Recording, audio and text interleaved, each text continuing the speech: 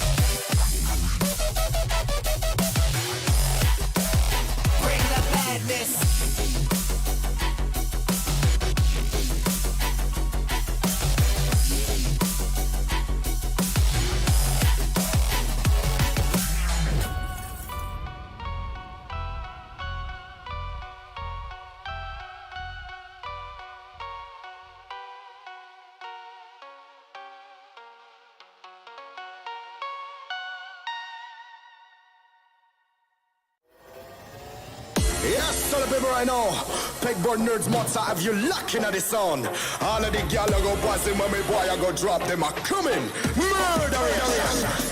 Me are the burning fire and natural born killer. When me bust into flame, watch out some mics. You better turn it, I am make the bad boy bigger.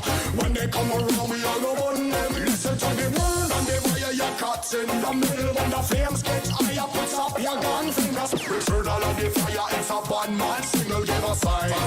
Pull your gun finger trigger. Gun finger trigger. Gun finger trigger. Gun finger trigger. Return all of the fire, it's a bad man signal, give a sign. Pull your gun finger trigger.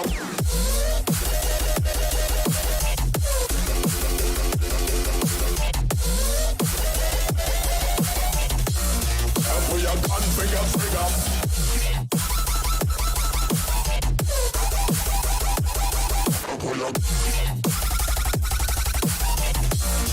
Pull your gun finger trigger.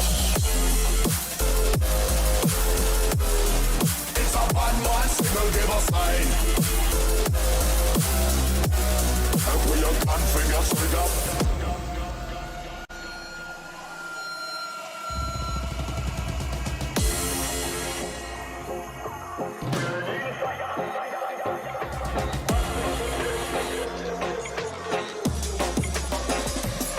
Me are the burning fire and natural born killer. When me bust into flame, watch out some mics. You better turn it, I am make the bad boy bigger. When they come around me, I go on them. Listen to the word and the fire you cut in the middle. When the flames get higher, put up your gun fingers. Return all of the fire, it's a bad man signal, give a sign. Pull your gun finger trigger. Gun finger trigger. Gun finger trigger. Gun finger trigger.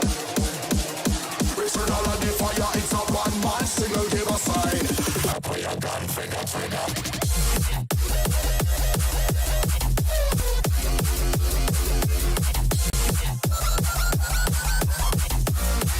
Pull your gun finger trigger.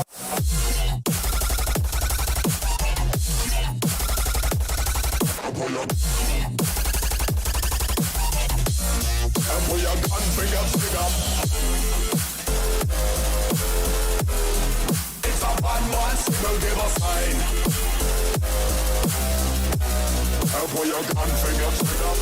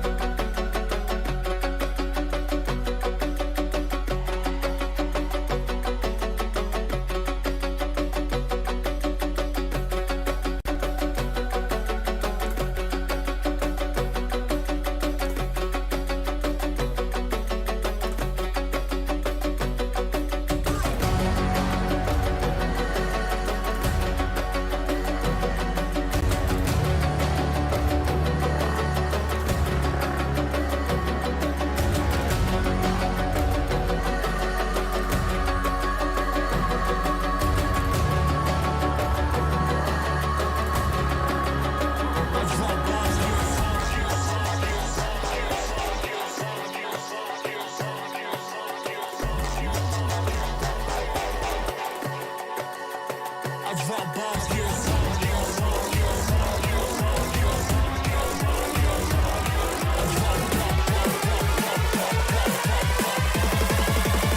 I drop bombs, yes.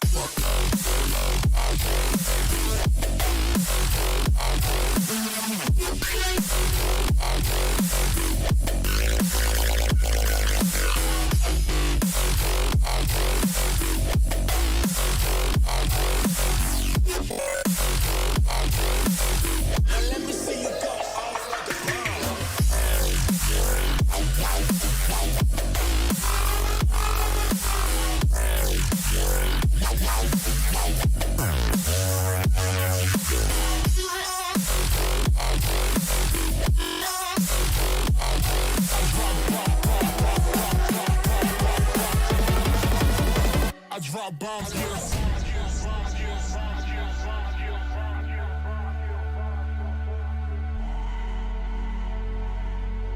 Now let me see you go off like a bomb.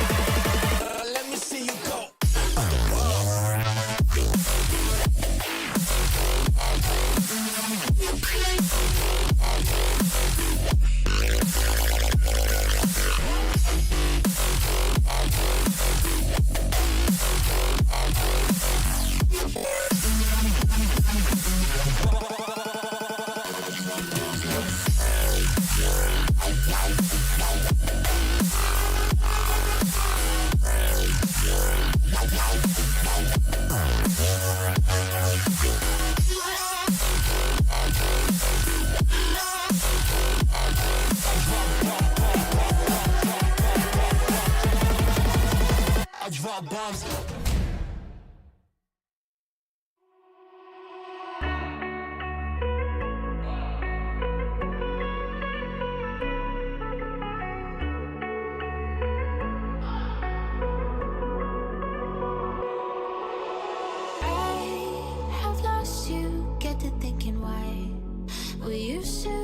So high in life, without you, I don't feel alive.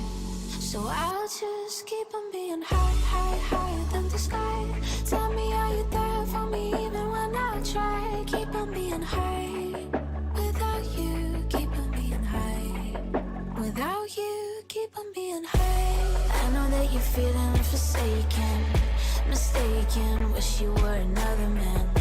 I remember feeling awakened, mistaken if you thought I'm in that place where you want me to be, but I don't want you back. So it's easy to see when I'm high all the time, 'cause I have lost you, get to thinking why we used to be so high on life.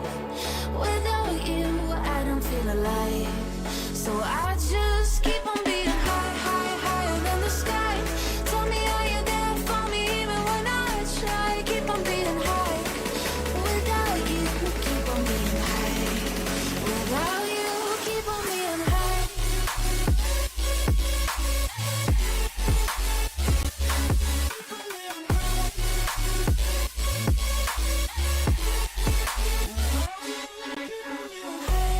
I know that you're feeling forsaken, mistaken, wish you were another man. I remember feeling awakened, mistaken if you thought I'm in that place where you want me to be, but I don't want you back. So it's easy to see when 'Cause I have lost you, get the thinking why we used to be so high on life. Without you, I don't feel alive. So I just keep on being high, high, higher than the sky. Tell me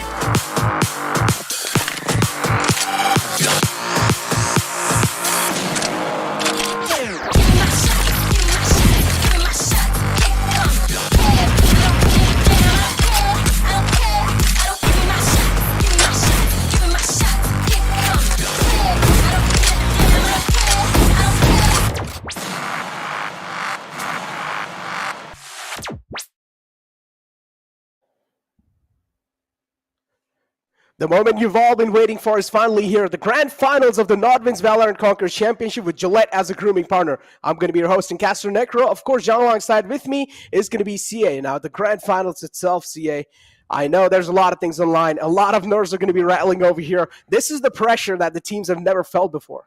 Exactly, that pressure, everything these teams have been working towards, everything we've been working towards is all in this weekend, and that lovely, lovely damn trophy. Yeah. It's all on the line right here, right now.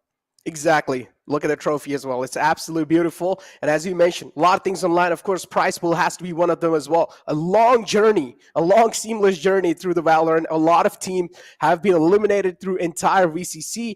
Of course, I am respecting all those teams and thank you for giving us your time. But now we're down to the top 4 teams over here, CA. And what are your thoughts on that? We're going to be kicking things off with a pretty much impactful match over here.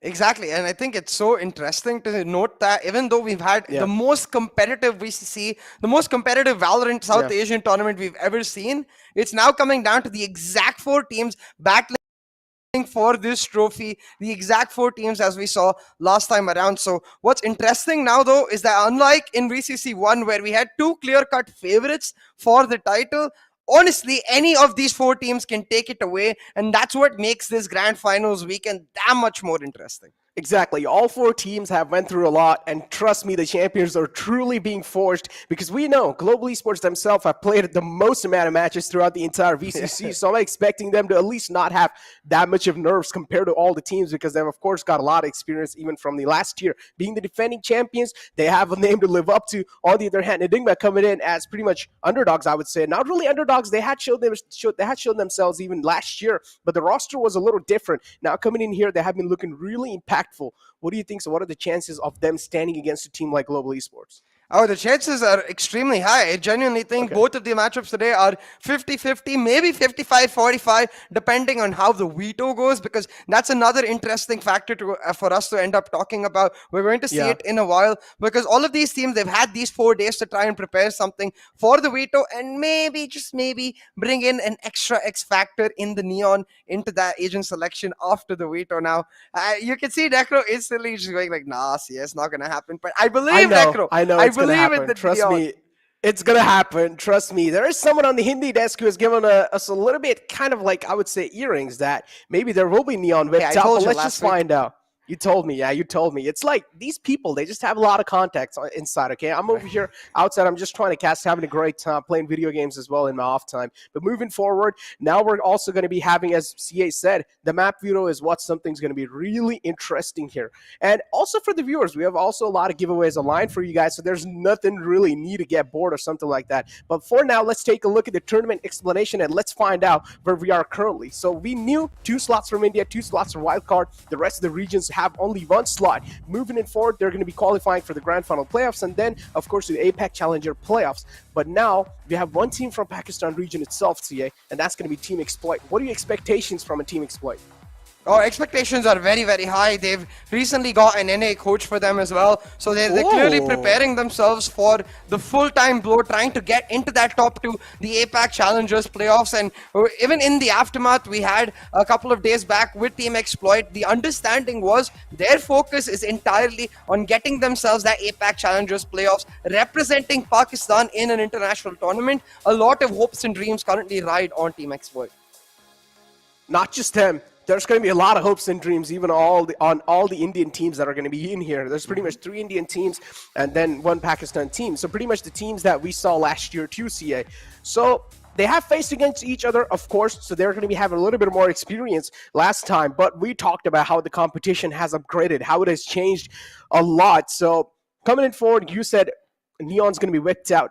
Do you think it's going to be whipped out from the side of Enigma Gaming or Global Esports? Oh, not Global Esports. I don't think. Okay. I'm expecting it from GE whatsoever because, as you said, right, they've had to go through a lot of trials and tribulations to get to this point. Even though they are the defending champions, they've had to really battle it out to make it to this top 4 mark. But all of this on the line, they've already secured a chunk of this massive prize pool that we have available for them. And I think from all 4 teams, we have certain players now eyeing that $1,500 prize and the $15,000 prize. It's all about the 15 in this weekend. Yeah, exactly. So $30,000 on the line, of course, and it's distributed between the teams. First place getting, of course, the most amount of money, and then it's going to keep on descending downwards. But the MVP of the tournament himself gets $1,500 in his pockets. Now, we did see there's a lot of players in the run-up for the MVP of the tournament, especially some players from Enigma Gaming. They've been looking absolutely flawless. What are your thoughts on that?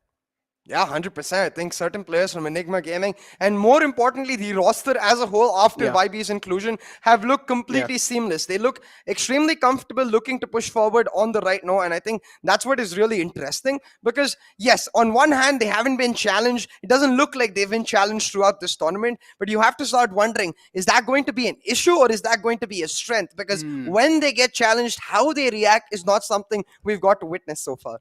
I mean, exactly. You said they haven't really been challenged, but that also brings in a little bit of X factor. The teams don't really know how they're going to be expecting them to play when they actually do get challenged. So there's like pros and cons. It's like a double-edged sword over here. So it really does depend, or it really does come down to how you're going to be executed. But I completely understand where you're coming from. When it's something that you haven't really tested out in an actual battlefield, there's going to be a little bit of second guessing, second thoughts, overthinkings as well. But let's take a look at the brackets of the grand finals and let's find out where we're going to be kicking things off in the first best of 3 series. As we mentioned, it's going to be Global Esports and Enigma Gaming.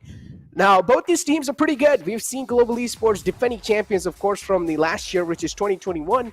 But coming in here, Enigma Gaming, they have been looking absolutely flawless. Of course, as you mentioned, the new roster coming in, some star players as well, and the coach adding on like an icing on top of a cake.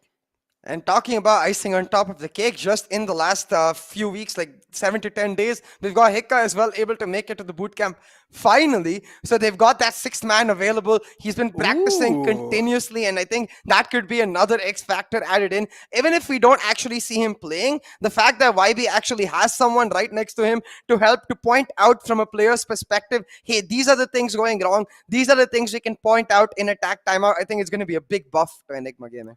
Exactly, but as we were talking about, we have some giveaway for you guys, so let's take a quick glance at that. Of course, exclusive merchandise for all of you guys. And all you guys need to do to enter in this giveaway is go out on your social media accounts. Make sure you subscribe to your YouTube channel, by the way. Go out on your social media accounts and pretty much make a post saying hashtag VCC and also tag at NODWIN Gaming in that post. Do not forget, tag at NODWIN Gaming and be a little creative. Get a little creative with those posts. You can do anything if you guys want. You can clip a certain legendary moment. You guys can post it. Anything. Be a little creative. You can also tag me and CA in the post for at least get a little bit of booster as well. But moving it forward, these are the chances, or at least this is how you enter inside the giveaway. So good luck. I wish you guys have a great time winning these giveaways as well, because in the end of the day, it does really come down to luck factor. But as CA said, and there's 4 winners whipped out every single day, so the chances are pretty much high. No, more than 4 actually, Necro. Because it's every single map. So you want to hope it goes all 3 maps. And if it does go all 3 maps in all series today, there will be 9 giveaway winners because we have 3 best of 3 series. But at a minimum, we're going to have 6 winners every single map. And an important note for all the viewers watching out there, irrespective of which platform you're on, it's important to note that this giveaway, of course, exclusive to the NODWIN Gaming platforms. The link is in the description below, as well as in the pinned comment, I believe. So you got to make sure you apply, you get in every single map, you have a chance to make it happen. And that's what we bring for the grand finals. All the hype, all the merchandise, everything on the line from our end as well as from the teams. And you guys also saw those cool bomber jackets on the screen. So all you guys need to do to order those is go out on gullyactive.com and make sure to order one of those. Because those, honestly, I'm not going to lie, those are some kind of fire merchandise. I haven't really seen those kind of merchandise out here in India. So I would not want to miss out on those. I've definitely ordered one for myself. So you guys can go ahead and order for you guys too. I'm pretty sure CA has this coming up too in the pretty much on the final day. So we're probably going to be wearing that and casting. But we never really know. Nothing's really going to be confirmed yet. But moving forward, man, the first matchup. So we talked a lot about about Enigma Gaming, I want you to shed a little bit of light on global esports.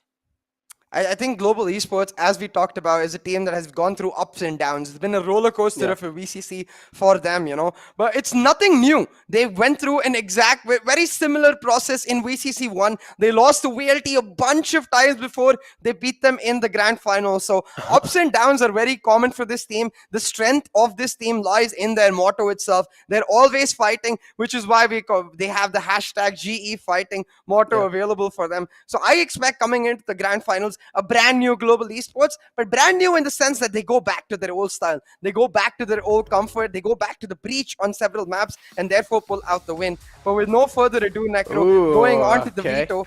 Very standard bans. Enigma, their comfort ban in Breeze. Global with their comfort ban on Fracture. Now, what is interesting, and this is something I was talking to you guys off camera about, is GE pick up the Haven. I think a strong reason for this is the return of that Breach Sova composition on that map of Haven. GE going back to what they know best. Exactly. Now, pretty much both these teams sticking to the basics, nothing really pulled out the box. But again, I want to personally see that Neon being picked out, so maybe that can be a pull. That can be something like that brings the anonymous factor in the game. But moving forward over here, as we do know, Enigma Gaming has picked up the map of Bind. We have seen they have been one of those teams that have been pretty much unbeatable on the map of Bind, so I want to see what Global Esports have in their bag. Now, it doesn't really... Okay, it's quite understandable if your Global Esports even does miss out on the first map of Bind, but second map of Haven, I feel like Enigma Gaming are pretty good on Haven too, so it's going to be a tough competition in the end of the day. Global Esports will need to keep up. Yeah, it's quite interesting too, right? Because Split was left up for grabs, and you think Global Esports would instantly pick up the Split because of their comfort on that pick, but they go for the Haven. I think it's a bit of a challenge, as well as a bit of a reminder to their team. Now, Haven used to be one of our strongest maps in the past. So now we want to default back to that. We want to play the Breach Sova composition, instill that fear that several teams had in the past going into Haven, man. If that Breach is coming along with Hellranger's Breach and Rossi's Jet, you've got something to worry about. Exactly. There's pretty much both these teams are equally skilled, but again, in the end of the day, it does really come down to the mind games and who's able to play those mind games even well. Let's take a look at the Asian pick rate on Bind. We certainly know that there's going to be a double duelist composition pulled out from the side of Enigma, and over here on the other side, on the hand of Global Esports. Now, Rossi's pretty much going to be shifting on towards Jet, on Raze, my bad. So, Raze being picked out from Rossi, of course, we know her utility is really good for close range clearance, and also those nades can flush out a lot of players from the angles. But again, do you think that's going to work out against a team like Enigma? Because we have seen one thing, is that Global Esports thrives on that bathroom control.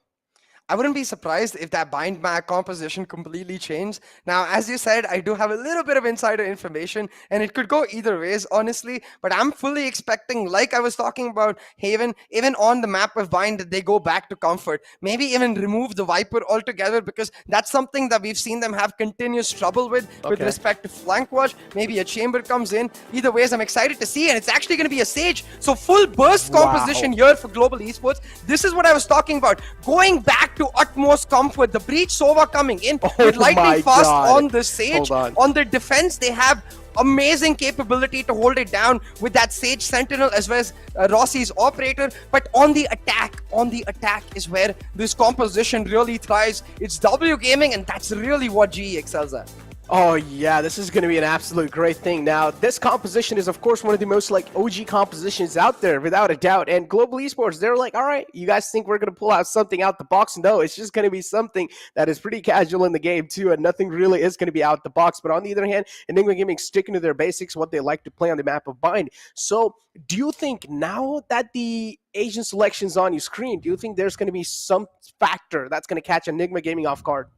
Oh, most definitely. They're going to get caught off guard because they're not expecting this composition to come through, right? They've been preparing for Rossi on the Raze, the slower style of gameplay that Global Esports like to play with the Astra Viper lineup. But this is simply the most, as you said, OG composition we've seen all the way back in the day. A composition that, for example, in VCT Korea last year, it used to dominate all the way through for their ability to continuously control power points like U-Hauls or control power points like Buhuka. And that's where the Breach really comes into play. Now, what I do want to see is, again, the lack of dedicated flank watch for Global Esports could be a troublesome point that EG could look to exploit. But given the fact that GE are starting on defense, and given we know how much both of these teams thrive off of the momentum factor, I think this defensive half, if EG is able to pull off even a 7-5 against them or even a 6-6, then they will be in a very comfortable spot going into their own defense. But I honestly feel like Enigma Gaming is one of those rosters that really does good even under pressure. So even if there's like a huge lead made by the enemy side, they have some experienced players, of course. Don't get me wrong, Global Esports has those as well. But Enigma Gaming is one of those teams that they just have a lot of star players under their sleeves that can pull off some solo plays pretty easily. For example, you have Exali coming in raw fuel as well. Then you pretty much have Antidote as well. If both these get shut down, then Antidote, we've seen him in the past. He used to play Jet and the Operator. He's really good at that too. So he excels also on some solo plays. So Enigma Gaming overall is, of course, like a stacked up team. But I like this virtual kind of like a thingy that NODWIN's made. Yeah, it's basically our step, and now we've got the players. Well, we cannot have. Is he sleeping? No, he's just relaxing. I think we got to talk to Rossi earlier into this tournament, and he loves just getting the focus on, a bit of a power nap almost, just to calm his nerves, calm his mind, and get into the game itself, because the composed nature of both of these teams is going to be crucial, Necro. First map of the Grand Finals weekend, Global Esports versus Enigma Gaming. And so far, Enigma Gaming, they've had the edge. They've had the lead. They've had the capability to shut down GE in every single way. Now, on this first map, the map of EG's choice, they've got to do it again. Exactly, and as always, Rossi's going to be pulling out the Sheriff without any doubt, without any two-side thinking. On the other hand, Enigma Gaming pretty much just sticking to the normal Ghosts being whipped out from their side. Now, Rossi has to be the playmaker in the pistol rounds, and Global Esports is relying heavily, as always, on Rossi, even inside here. But on the other hand, Enigma Gaming, now, we really need to talk about players like RVK and how much impact they had. We've seen RVK pull out some insane clutches, too, in the past, and I feel like RVK is one of those calculated players that really does take calculated risk. Absolutely. Talking about risks though, standard defaults from Enigma Gaming. Rossi going for the aggressive peek without any breach utility to mash him up, because you can see it's just the Sage Wall, the shutout hookah, denying that control, but Cali is expecting it on top of the wall, getting Enigma started off in perfect fashion, and that's expected, right? Because when you have that wall, the Sage is usually sitting on top of the wall right there. So Cali surprising the heck out of Lightning Fast, getting he actually heard the heal. He actually heard the heal coming through, so that got the confirmation that he's right there, and was easily able to shut it down, and nice headshots coming through the wall as well. But now here comes the recon from the side of Kappa too. Rossi as well gets shut down. That's not really a good thing. A lot of players getting strike down. Kappa on the side trying his best to hold things off. Now it's 2-on-3. Skills peeks out as well, but there's a lot of people to take care of. It's the final man alive. It's going to be the IGL himself, of course, the smartest man in the team. Left with the hardest clutch to make. Good flash coming out. Antidote's not really going to be taking those kind of risks. Classic isn't really that great in those ranges. Third Ranger will need to back off. Does have a lot of utilities available for sure, but that's not going to be enough to secure this round. It was definitely not. Just like that, a sound start for Enigma Gaming. They're here in a comfortable position already, and you can see Cali right there just waiting for the right moment, pops the head off. A beautiful read for him. Will make sure that Enigma is able to pick up this round, and even in this round you can see the key strength of Enigma Gaming on this map, given the fact that they're playing a no-flash composition, lies around the usage of teleports, lies around their ability to play around the rotations very, very well, and lies around that simple fact that RVK is dedicated to that flank watch. He shuts down Rossi, and because of that, they're able to go for the full rotate. But SK Rossi, he was the only player going for the buy in this round, went for a Marshall, got decent value for a 1-for-1 trade. I'm not so sure if that's worth for GE. Rossi got shut down. Still, the Marshall did make at least one impact on this round. Outranger peeks out too. Nothing really gone from that one. Rexy, we've known this man's really good at connecting those shots on the skull, so gotta watch out from a man like him. Antidote actually scratched that. Skills misses a couple of shots under RVK, so nothing really is going to be ripped out from that too. So this is, of course, an eco round from Global Esports, so not really a lot of things expected. SK Rossi was the impact player. He did get one frag, but instantly got traded out, so not really that great of a value, but still valiant effort Especially because like now that we're starting to see more of this standard anti-eco come out, where not every single player buys, is usually the Sova going for the save. So given the fact that it got traded out for just a pistol, now you can see it's gonna hurt SK Rossi. He's gonna have to stick to a Spectre himself, while Enigma go on a pure bonus. 5 Spectres carried all around, and already Enigma off to a great start. Now the key difference between this bonus is that they're going to look for shorter range battles. So you can see already Raw Fuel paired up with Rexy as he tries to pick up the Shower's control. Oh, that's a really good stun too, but nothing really is going to be picked up from that. And how is he able to get those 2 quick kills? Also gets the weapon upgrade. Cop on this side is trying his best to hold the flood, but the single man's not going to be able to do it. Now it's a 2-on-4. Global Esports just completely getting scattered all across, and they're being shattered into pieces. Now, should they go for a save here, or should they actually try and commit? SK Rossi with the Spectre can definitely go ahead and try and do something, or at least try and whip out some exit frags. But Global Esports, they're not going to back out just from that CA. Yeah, it's also quite weird that Skills goes for the fight right there. It's a tendency that we've seen a lot. And again, Rossi with the random spray trying to catch off RVK in the smoke. Gets caught out instead. So back to that point, right? Like, when you know the other team is playing on the bonus, you want to play a little more defensive. You want to play maybe even on the retake and give them that part of control, or re-aggress. But Skills instead goes for the solo peek, and Rafuel just shuts him down. A bonus win here for Enigma Gaming will obliterate the economy of Global Esports. And considering the fact that Rafuel was the only person who ended up dying in this round, I wouldn't be surprised if they just go for another bonus right here, knowing that GE is going to be on an equal pitch. No, these two frags. I don't know what was that, but I don't know. I honestly feel like those kind of frags should not be given away, especially against the Spectre when you have the ARs to play against, and those kind of frags are going to be hurting quite a lot, not just economically, also mentally, because in the end of the day, aiming is a factor that really does come down to the confidence. If you're not going to be having a lot of confidence in your peaks, then you're going to be missing out on a lot of things.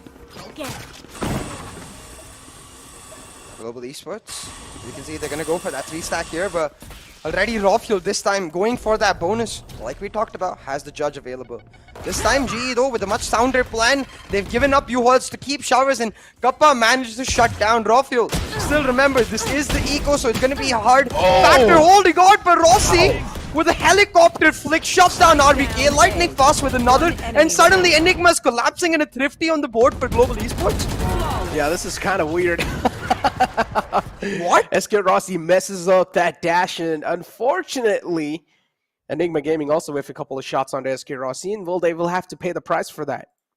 One missed bullet can change the entire outcome of a duel, and this is the prime example of that. Look at that. RVK missed a lot of shots onto Rossi. He did take him down to only 1 HP though, but that's not enough to shut down a man like him. And in the end of the day, of course, Lightning Fast is going to be the difference maker with the final frag. 3-1 is the score line, and we're also seeing the operator whipped out instantly from SK Rossi CA. I can't say I'm a big fan of this. Now, I do understand it's SK Rossi, so I think it's balanced. But again, I feel like the comp that Global Esports has, especially against the no-flash style of Enigma, where they like to take map control on every segment, you want Rossi to get proactive, and he's not necessarily going to be able to do it flawlessly without that, or with the tag of that drone. You can see Rexy trying to hunt Skills down, but the dancing shoes are on. Skills manages to dodge him out, and Rafuel gets caught out trying to hunt down Skills. Hellranger with the first pick, and GE, they're starting to bounce back Necro, and it's absolutely crucial they do it now. Yeah, it does really come down to these solo engagements, and they cannot really give away these duelists like that. There's no one really to make that aggressive push inside the site now. So Enigma Gaming, they're left in quite a questionable side, and they again peek out. Personally feel like Antidote should have at least shoulder peeked that and try and bait out the shot and then maybe get the angle control, but just went for that wide peek, that cop on the side as well, and it's going to be flawless round from Global Esports just to wrap things up. Flawless round picked off for GE, and at this point, things starting to get intense as now Enigma Gaming, I believe with this next round, they should be able to afford a buy, but it will be at the brink of their economy. So as you can see, not much credits left. They have to make this buy count, and now you're gonna have to take a look at the ultimates available to them. With the Viper Spit available on RVK, they can just go for a hard execute, knowing that GE, they're in a position to just try and play off of the operator, play those early defaults, figure out where Rossi is going for the operator. Instead, it's actually with the rifle right now, the flash and dash combo coming in, but he gets shut down. RVK also disciplined for the wrap coming around from Showers. Great trade. That's an absolute great trade, actually. Rossi knew that there's the Viper available all the time on A Shark, so he wanted to shut it down and deny that control. And in the end of the day, they actually did get the trade, so that's an absolute great trade, so it doesn't really matter even if the man did get taken out. In this 2v4 though, as you said, a huge trade, and it will mean that GE can't even play on the retake. Necro, Enigma Gaming, you thought for a second they'd get caught out by GE's proactivity, but instead, they're prepared, they're disciplined, and they're composed, and they shut down GE. Shut him down though. It's the final man alive skills. It's going to be really hard to activate himself, but he's still trying to do some damage. At least trying to get some guns off of their hands, and he's going to be able to at least get one gun off, but 3 players still survive. Enigma Gaming, this is going to be a successful take on the site. Yeah, and at this point, we've got to once again start talking about the storyline that we've got right here, right, Necro? These are the exact teams that we saw in the Qualifier 1 finals, the grand finals of the Qualifier 1, where it was GE versus Enigma Gaming. GE took that first map over there, but ever since that map loss, Enigma Gaming have looked absolutely flawless. They won the Qualifier finals 3-1. They went on to the grand final playoffs, just smashing every single team they saw, and it looks like they might continue on the same form. And the fact here becomes that where does Global Esports start adapting? Because we saw the aggressive play trying to catch EG off guard, but clearly the question we talked about in the pre-show, where EG haven't been challenged yet, how did they react? At least in this moment, it shows that EG aren't a team that's worried about reacting. They're just focused on their gameplay as a whole, and that's a big, big strength. Talking about big strengths, Enigma Gaming too have a strength in their hands. At least we're able to use it perfectly in the previous round, but this drone might just be a little problematic for Rossi. Falls back, no other option available. The Viper's Pit still available in the hands of Enigma Gaming, so that can be a little helpful in this take on the site. Blade Storm's available too on Rossi. Doesn't really come down when he's going to be deciding to use it. Still, Global Esports kept on their toes. Nothing really a lot revealed, but with this teleporter, this is going to be a lot of info revealed, and this wall is just causing so much trouble, and also bought a lot of time. Okay, RVK though. I think the entire plan for EG right here to let RVK go for the late lurk into hookah, given the amount of time they have, then to wrap back around into hookah and get someone caught off guard. Even with Rofio's position, you can see they're expecting someone to push forward and try to exploit the biggest weakness of the GE composition, where without this guy, without that extra initiator that gives you information, GE don't have as much info mid-round. Now, Hellranger trying to do exactly that, the flash and peek. Doesn't see anyone just yet, but Rossi misses the shot, and suddenly the execute on for EG onto the B side. Oh no, he's so lucky, just sees the dead body flying right on his face. Hellranger over here trying his best to hold on, but it's okay, now Rossi's activated himself. But Rofio with 2 quick kills and also a questionable peek coming out from Kappa. Right outside the smoke, a dry peek too. Keep this in mind, they have the Cosmic Divide available. That can be the difference maker in this retake. Skills needs to stay alive, his life is really important. Lightning Fast is over here to provide him some support while he's trying to use the utilities. He's trying to get the gravity well on, but he's 3 seconds off the cooldown, and those 3 seconds could make the difference. Oh, they can. And look at the Cosmic Divide he used too. Quite a lot of heavy investment from the side of Enigma Gaming, but nothing really pans out. In the end of the day, it's the round in the hand of Global Esports. Yeah, they also use the Cosmic Divide at the last second too. Exactly like you said, Necro. A ton of utility invested into this round, yet unfortunately not actually able to pick up the win. And it's really all down to Hellranger. The way he was able to hold on Belong over there with his position kept Rossi alive. If Hellranger doesn't pick up those frags, Rossi goes down, so does he. And suddenly the post plants as well as the plant position itself for the side of Enigma is so much better. But once again, the conversation comes back to these compositions, because if you remember the GE versus VLT matchup we had in the last weekend, GE were playing very defensive, left back in their sights, relying on Rossi to pull off these initial picks in the mid-round instead of the info. And that's where I think the strength again lies here against this Enigma Gaming comp, which has no flashes. Party's over. Oh, that's a quick pick on the start. We talked about they cannot really afford to give these picks, and still the controller peeks out. So yeah, that's quite a bold move from Enigma Gaming. Antidote. We talked about this man being a star player, and also we do see some showcases of him being an actual duelist, so there's a little bit of ego peak on the operator, but I personally think he should not have peeked out like that. But hey, as long as he's alive, that's all that matters. Yeah, exactly. I also think that Cali was trying to escape that drone which came through from that A-shot area from the TP. So he automatically assumed that if he can get behind the boxes, then he could escape the drone. But Rossi is expecting it, and that's where the combination of this breach sober, right, where they're setting up Rossi for these aggressive peaks, really plays into the strength of Global Esports. Talk about the strengths. This can be one of those Blade Storms. Missed a couple of shots in raw fuel, now left with only 2 daggers in his hands, CA. 3 wasted, 2 in the hands. And with those 2...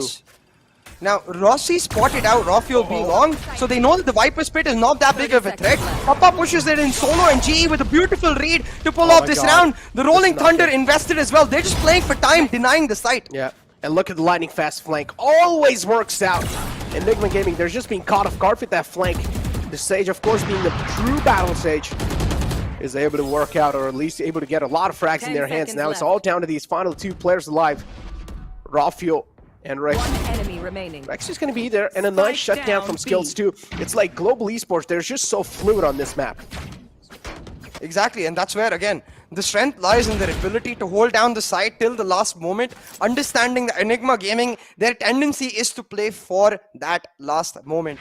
You can see every single player on the cam ready for it, and this is what I'm talking about. Like, as soon as he hears the drone, he's like, okay, I'm gonna go behind the box, maybe the drone won't check my angle. Either ways, I should be in a comfortable spot and not be exposed for whoever peeks out to the hookah. But he's not expecting Rossi to be already ready for that dodge. Rossi shuts him down, and again, a key ultimate invested and a round loss for Enigma Gaming. The round before this, it was the Cosmic Divide. In this round, it was the Viper Spit, and these defaults are starting to be broken by Global Esports. So I think after this round of the next buy, Enigma Gaming, they've just got to start going for more bursts, put the fear into GE that they can't play exclusively for site, and punish them for not taking map control proactively. Oh, they just walk in the site too. Easy site take. And Lightning Fast also getting the confirmation that the shower area is clear. Questionable wall too, yeah. Didn't really know what was that wall, but okay. Maybe just try and deny some angles, I guess. Peeks out. That's pretty much the first frag, but no, whiffs a couple of shots, it's okay. He's still alive though. The life is going to be more valuable than actually connecting the shots here. I think the idea maybe with that wall there to make sure that they don't wrap on him, knowing that it's EG's economy. So he makes sure that he doesn't give away a weapon. So I'm actually curious about that. We're going to have to ask Lightning Fast if we ever get caught to him. But right now on the retake is Global Esports. The weapon advantage available. They've shut one down. They've got the flank coming through. And from every single angle, they will wrap, suffocate, and shut down EG. Yeah, it's pretty much a Dunzo round for over here. The final man's quite low, and nothing really is expected. Rafiel still, though, made a skull crack through, but it's okay. Another round in the favor, or at least in the accounts of Global Esports, looking really strong inside this matchup. CA, did you expect this kind of an outcome over here? I wouldn't say I expected the outcome with respect to GE adapting so brilliantly, because that has to be the strength of Enigma Gaming. But I was just about to say, this seems like the perfect time for a timeout from YB, because he's seen the strength of these tactical timeouts. YB's ability to calm the team down, get them back to a comfortable position is extremely key. And you can see no agitation, nothing of that sort, just calmly talking to them. And we have to remember once again, right, it's 5-4 on the board. Enigma's on the defense attack right now. For them going on to the defense, even a 7-5 would be decent. So I think that has to be the calm for YB. Just calm down, get a couple more rounds, and we're Gucci. That is true, but it does seem like it's talking quite a lot, though. More kind of like he's just such a chill person. It's really hard to understand what he's saying.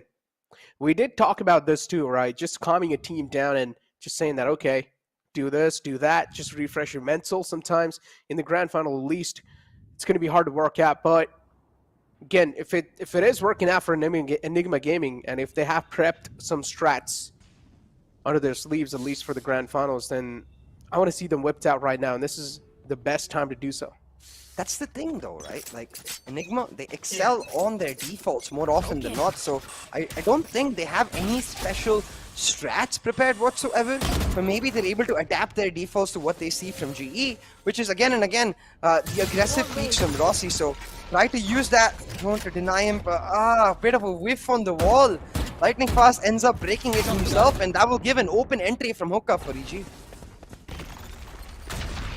The open entry is there. But again, this angle that is being held from him is quite interesting. This is where he also gets shut down. So trades are happening back and forth, and now we're left on a 3-on-3. There we go. Lightning Fast also taken down. So the entire side controls in their hand, but no scratch that. Skills denies that. As you said, RVK2, the flank's going to be important, but Rossi, it doesn't matter. This man has a 6th sense CA. And the spike is in control of him too. 6 cents with 5 daggers, Rossi shuts him down.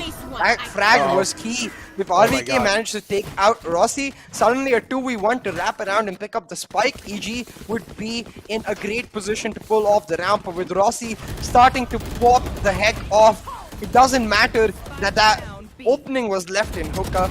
Global Esports, they pick up the win nevertheless. Now 6-4 on the board, Necro.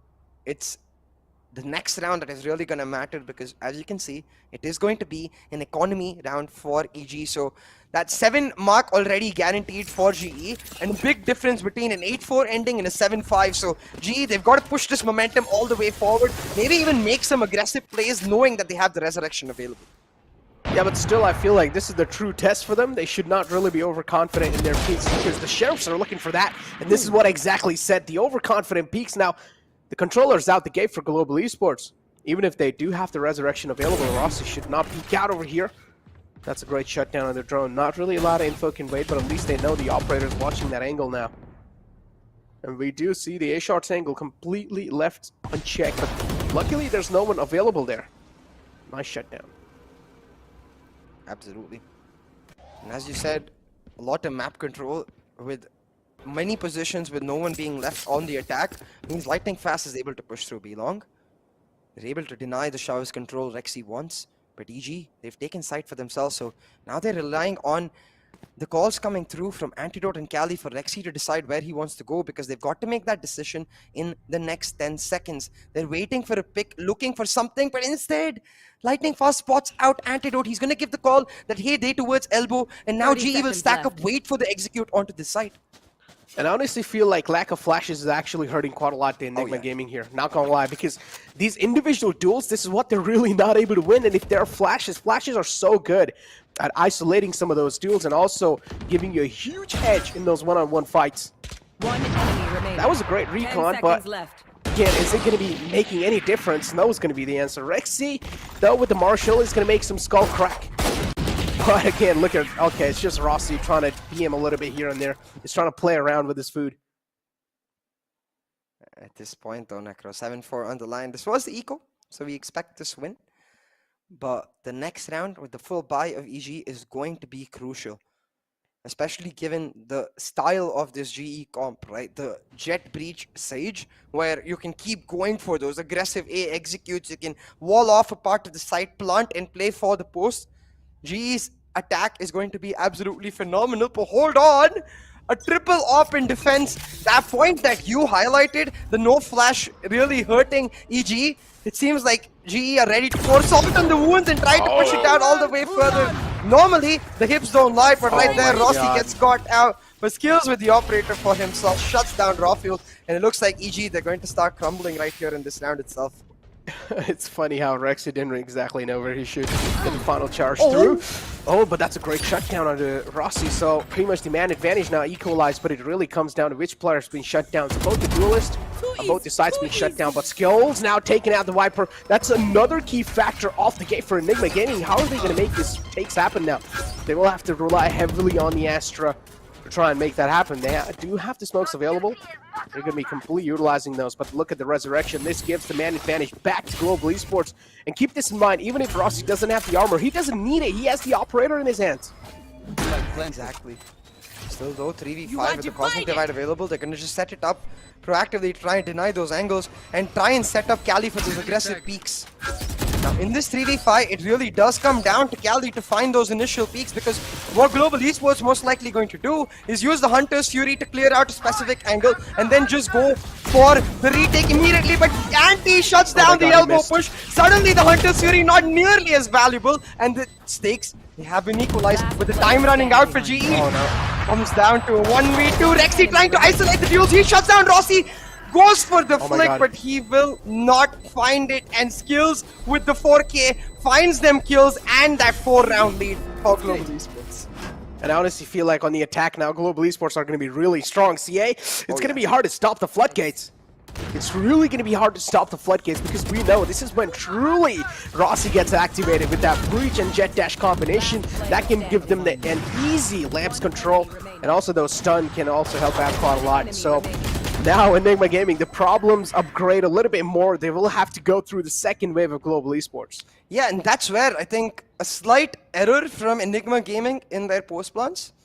I would have liked to see them, if they are going to play all on the site, then play with either Rexy plays with either Anti or Cali on the crossfire. Right? You know, the biggest strength of that Cosmic Divide lies in the fact that they can't flash both angles and enter, since the breach is only going to come in from one. And since Anti shuts down that breach early into the retake, if Rexy had the crossfire ready with Cali, maybe they pull it off. Or they just play the complete post plan from long, but not necessarily committed to one particular idea, ends up being the downfall for Enigma Gaming. But nevertheless, GE on the attack, you talked about the floodgates and they've already been opened.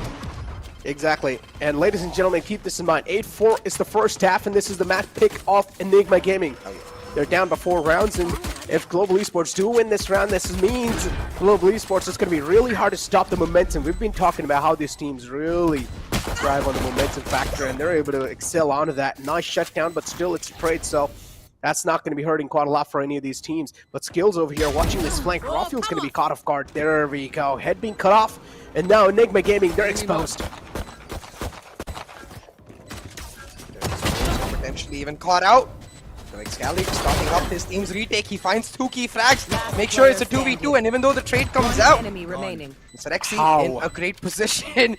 Like I mean, you say how, but now we've come to expect this off of Rexy. He has the best headshot percentage, but Rossi, calm and composed, like you said, playing for that time factor, able to pick up the pistol. And I know usually at the 8-4 mark, we always say it's a decent enough scoreline to build up a foundation and pull off a comeback.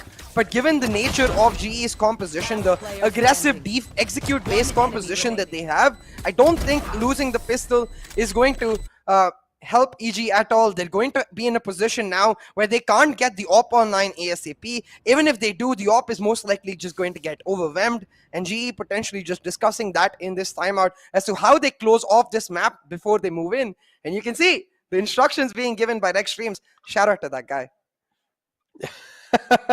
Of course, you give a shout out to him. He is one of his best friends. Yeah. Moving forward, though, CA, we need to talk about, and we need to highlight this man right here, Kappa. Have you seen those recon darts? That are giving so many informations, those owl drones as well, they're being used perfectly on times. And I feel like Kappa is one of those men that has been conveying so much information, at least in the defensive half, where the players are, like, at least, you know, situated. And Kappa has to be given the most, I would say, at least the biggest trophy when it comes to those retakes that being made happen in the Global Esports side. Because if Kappa wasn't alive right there, those would have been really tough, because he's the only one who's given a lot of information. You guys need to realize, being a solo, you have a lot of pressure on yourself to actually give those information, especially on the defending half. And if you're on the attacking half, you have a lot of pressure to give info on the attacking side. So being a solo is doing a great job.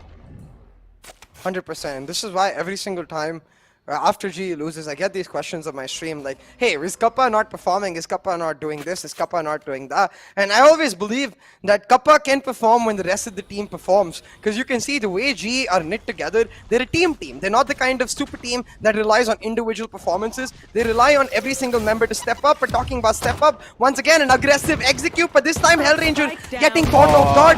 RBK with another. This is not affordable for GE, it's just their anti-eco.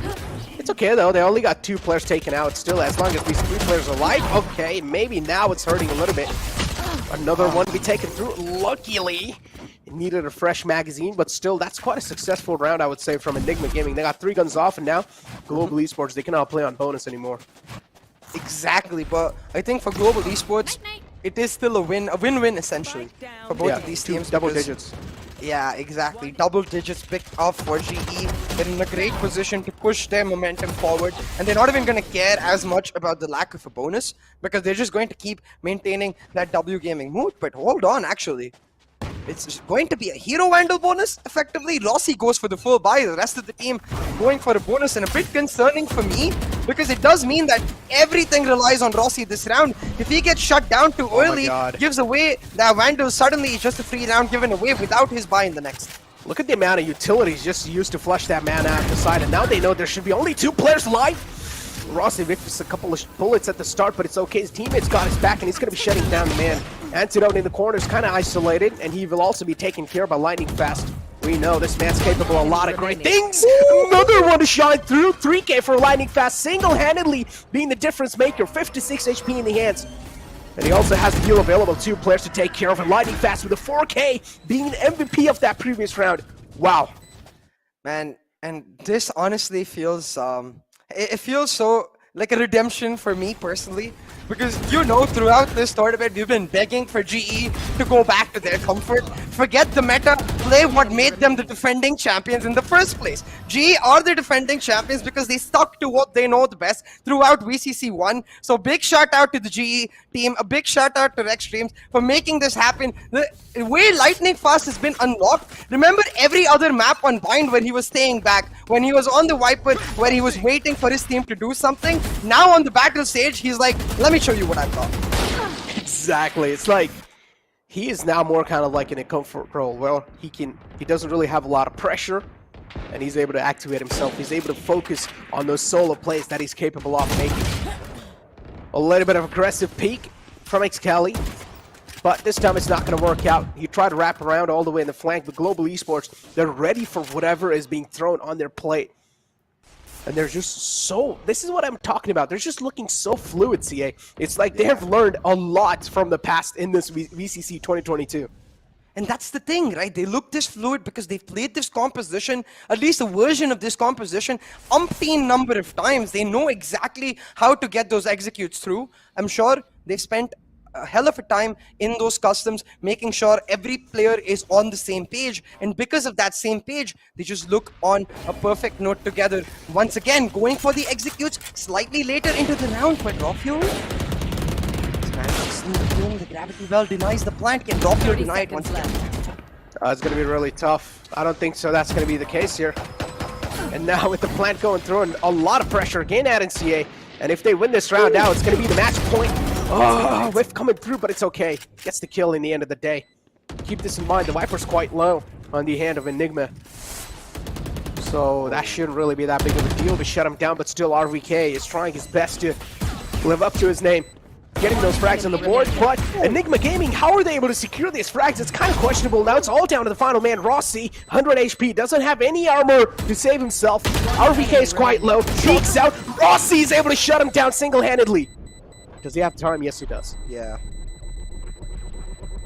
Oh boy, it's getting hella intense, but Enigma Gaming pull out a Thrifty, and like you mentioned in the middle of all of that, RVK was extremely low, but he still manages to take down Hellranger. With that threat of a flank, GE are unable to actually push through and get the wrap around, because usually with this plant, you want to get the A-shot control and have Hellranger coming on the late trap so he can take away pressure from the Shover's post-plant players and therefore ensure a seamless post-plant for their team. But with RVK's skill picked up, that wrap is not there, and instead EG, they pull out a Thrifty, and this is going to be huge because now Rofio's got his hands on an operator, and GE, they're back to defaults, which is quite interesting because you can see Rossi himself going for the operator, so you have to wonder, is slowing things down really the answer to what happened in the last round? Because the fast execute-based gameplay from GE is what we saw really work so far.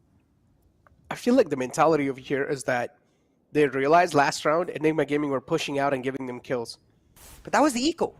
Yeah, that was the eco, but still they're expecting some aggression coming through. But Enigma Gaming too, they're just not going to let that happen. No aggression, they're playing really patient. So, CA, did they show the predictions? They didn't, right?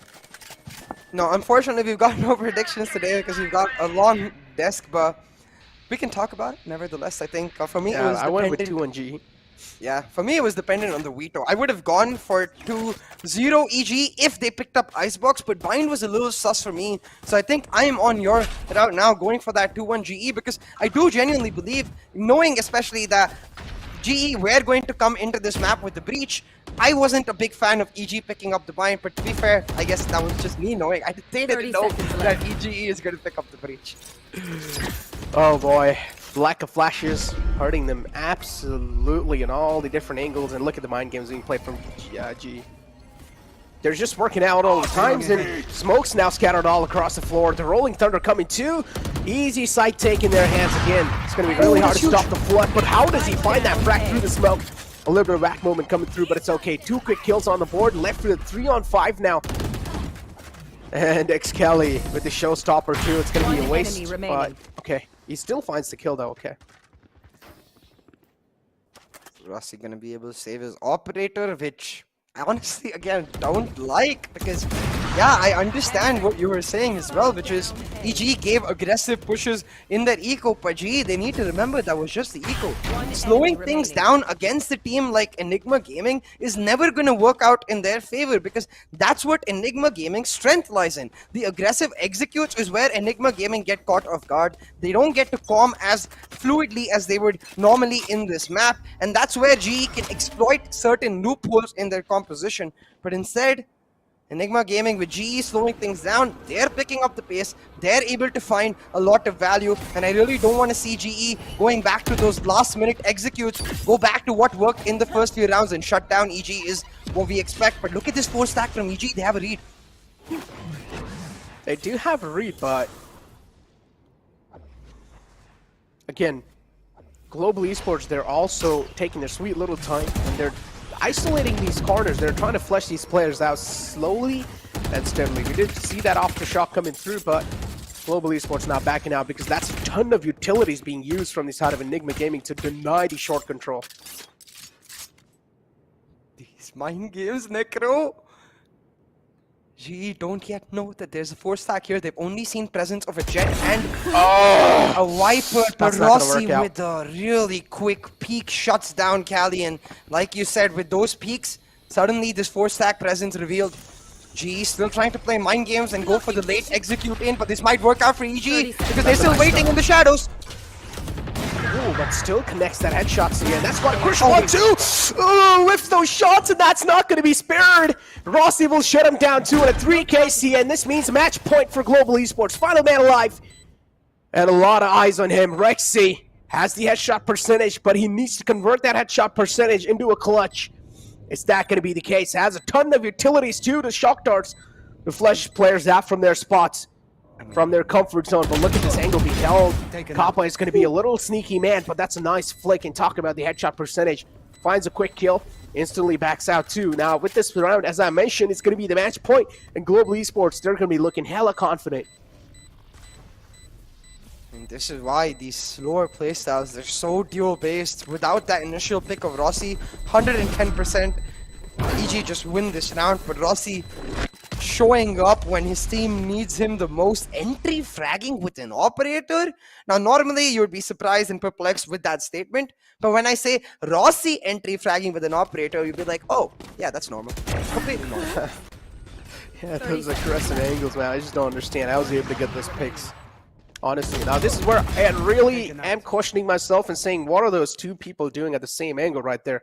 There's 4 players available. You could have tried to get some different angles for yourself. Maybe one guy plays on top of their trucks and keeps his position anonymous. It's a lot to do with mind games, right? Because in those angles, Raze never used her utility, never revealed her position. And I think Rossi is not checking for the Raze, he's checking for the Jet, who used the Cloudburst already. So as soon as that Cloudburst is used from that angle, I think Cali has to reposition. But now with the mixed buys, Enigma once again going for the aggressive place so they can find the trades, and it's exactly that. Even though Antidote whiffed a couple of shots in the last round, he more than makes up for it in this round. Finds 2 key frags and shuts down GE. It's not yet over, GE. You gotta push for the win. And in this 3v4, this round unlikely, but still they've got a big push. These kind of plays prove that Antidote used to be an actual duelist. Look at the amount of confidence he had in those peaks coming through. A great recon dart again. And we talked about how impactful Kappa can be, and that also gives them a man advantage. And not just a man advantage, it's a 2-on-3 CA. And those two players are on those two individual sites. That means to take a site control, 3 players can open the floodgates on a site. And it's going to be tough for a single man to try and hold on. And that's the operator spotted 2 all the way in the back. Nowhere to run! There we go. Just really coming out to clear a specific angle. Last player standing. Rafuel gets stunned and pushed 30 into seconds a left. corner, shut down, and let me take my words back because I thought 3v4 was not possible. Well, GE fighting most definitely make it possible. A 1v3 here for RVK, and don't get me wrong, I think RVK is a cracked AF player, but I think we have to just get ready for map 2 because GE, they're not going to give this away. And keep this in mind, Bind has been the map that Enigma Gaming has been looking unbeatable, flawless, and Global Esports pitting them in their own home is something that's going to be making a huge statement. So, Enigma Gaming, you got a lot of things to work on. To add on to your point, Necro, 100% agree. Enigma Gaming have been looking so damn good on this map. And again, to GE, I think they'll agree with me here. They've been looking so damn bad on this map. Throughout this VCC, they lost to GOP Particles. They had their longest overtime, but they bring in that key composition change when it matters the most. This is the reason this team is the defending champions. They turn up when they need to, not when throughout the tournament. They take all the info they've got. They come back to comfort and they slap EG in the face and tell them, sit down, guys. Let me show you why we are the defending champions. Take a seat. I got this. This is what Rossi literally said there. And Kappa 2 overall, the utility utilization, man, what just happened? It's like Global Esports. They were just cracked AF, even if they don't really have the star players, like all the players aren't really star players, but still, the utility, the teamwork that they shown here, it looked like that was absolutely unbeatable. The communications on point, the recon darts were used perfectly. Pretty much the controller too did a great job. Lightning fast with those lurks on the defensive half. It was unbeatable. Skills too was stepping up to the mark. Exactly. And this is what I always say about Global Esports. I think they're the kind of team, once the team gets going, every single player gets on a completely different level in terms of individual performances. And I think I do want to once again give shout out to a simple fact that I feel like changed this entire map for GE, unlocking Lightning Fast. I really feel that he was confiscated, almost like stuck in that role as a Viper where he couldn't make plays, he couldn't be his natural self. Now on the Sage, he can still be the supportive character, still offer the utility when his team needs it, but with that extra fragging ability, with that freedom, he completely goes ham and he's able to unlock the entire team along with him. Exactly. Lightning Fast definitely looked like a man who was absolutely unleashed from the cages, but on the other hand too, we saw Rafuel as well doing a great job. He did a great job. He had his pop-off rounds, but not as poppy as we expected. It's just overall a clean sweep coming through from Global Esports. Not really as clean, but I would still consider it a clean sweep, considering Enigma Gaming has been one of those teams that have been looking really flawless on the map of Binance, and Global Esports just comes through and just smurfs around them. Now, this is a statement that is being made in the grand finals. Now, I'm pretty sure the 2 other teams that are in the back, Exploit and VLT, they're watching this matchup, and they're going to be starting to thinking now, this is where Global Esports, they just come out of nowhere and proving that they are the defending champions and they are here to get their ticket back. Boy, oh boy, Necro. 13-6 on the map of Enigma Gaming's choice. Rafuel shut down. Excali, the X factor that has been for Enigma Gaming throughout VCC Qualifier 1, just made to completely disappear. But sheesh, Rexy, Sheesh. at this point, like, for every single player of Enigma Gaming, this is a test. They haven't been challenged. We talked about this in the pre-show. They've never been in a position where they had to rally back, where they had to live up to what GE's motto is in the GE fighting, and when they had to really establish a sort of momentum to try and pull themselves back, having lost the map of their choice, going into Haven, where again a similar composition for GE is going to continue out through. Question marks for EG, can they bounce back? Can they bounce back? Now it's all down. It all really comes down to the IGL Antidote himself and also the coach YB. What is he going to be telling them? What he noticed throughout this entire matchup? Are we going to be seeing some key default changes coming through? And this is what we talked about. This is the right time to whip out those secret strats if you have on these maps, because if you don't, that means your team's going to be hurt quite a lot, and they're going to be moving down to the lower brackets. for a team like Enigma Gaming, if they're going to be pushed down to the elimination brackets themselves, that's going to be quite a huge drop-off because none of us expected this. Yeah, exactly. I think most of us were certainly expecting Enigma Gaming to continue their flawless momentum, to push forward for the win, per GE making it count with their map 1 going on to Haven. I'm 100% sure they're going to be feeling even more comfortable, especially with the bind win picked up right here. And since on Haven, Lightning Fast is that much more comfortable on that lurking role with that Sentinel, he gets to have a lot more options to himself. I feel like the Sage itself was more of a band-aid fix, you know, where we didn't have Lightning Fast in his prime form, and with this band-aid fix itself, you could see GE was dominant. Going on to Haven, it's a standard fix where they go back to their oldest, strongest map. They go back to one of their best compositions. So, EG, this is a big test, and I wonder what Cali is going to play. Maybe it's time to pull out that Neon. We saw Team Liquid playing it on Haven. We know it works out.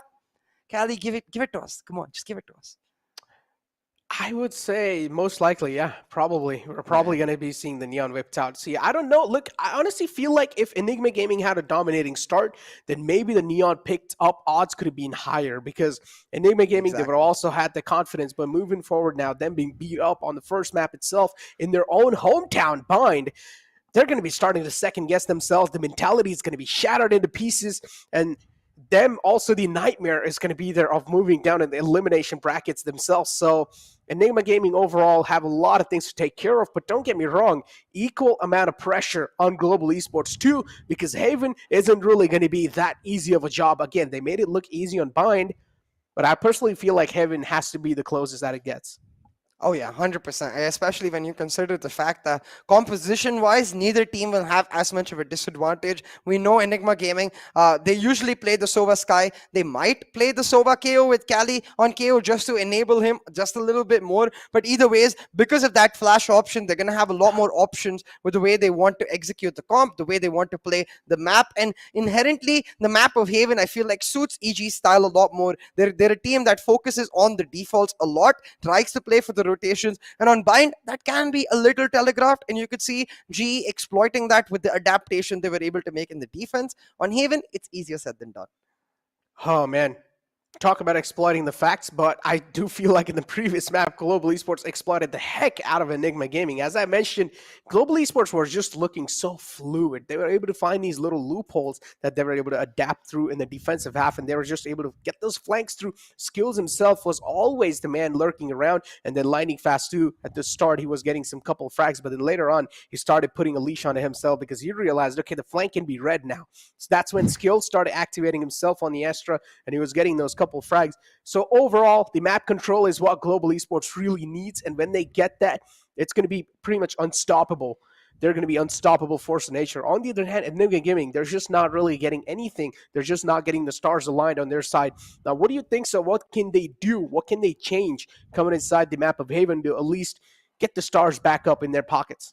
I really do want to see Cali on that KO pick or the Neon pick. I think the Sky is not going to work out against Global Esports because of the nature of the breach composition, right? The way GE want to play it is take proactive control of the map and then deny certain areas to EG, wait it out, and then on the basis of those mind games, move forward. Already we saw in these mind games that GE were a foot ahead. So I'm assuming if they play the Sky, then GE will continue that momentum forward. Yeah, talk about that, and also I also had a couple of talks about this whole thingy about the KO in the composition implemented, and okay, I'm gonna hold on to my word over here, but take a look at this replay right here, how they played it out. Global Esports, these first two picks that led to their demise. Exactly, right? And if you can pause right here, you notice that, again, the strength of this composition lies in, look at where RVK has positioned himself in that U-Haul angle. Look at where they've gotten Shover's control. EG, they like to play it slow, take parts of the map. Now, if we play the rest of this round, we're going to notice then once they've taken control is when they actually push into sight. Now, what's beautiful is we're going to see in future clips, the way GE adapted this is give it to them. They're like, okay, you want control, take it. Our strength in our composition lies on the attack, so we're going to turn defense into an attack naturally by playing for retake in those particular positions. Talk about retake. Valley. Now, we got to give it some props to that, man. Those nades are just so useful to flush out the man all the way in the backside. That also gave them a couple of openings, but it really came down to the second man of Global Esports. And we did see in a couple of clips that will be shown in the future where Hellranger was in an angle and a rookie mistake was being made from the side of Enigma Gaming to not check a corner, and Hellranger got away. One enemy remaining. Yeah, exactly. And again, we're seeing multiple examples of EG's strength in their ability to shut down particular angles, play it slow, and therefore adapt. And this is why, even when it was 11-6, 12-6 on the board, when GE slowed it down, it looked like once again EG had been activated.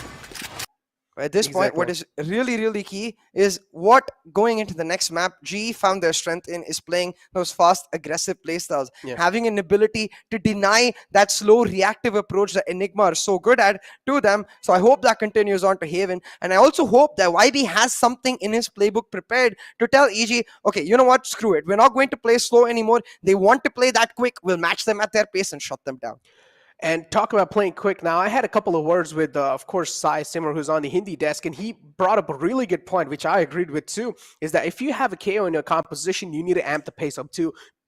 Because KO's utilities, that gives you a lot of impact for sure, but that doesn't really give you a lot of time to work around with. So that means you will have to amp your pace up, and if you do use those daggers to shut down enemies' utilities, you need to be quick on your feet.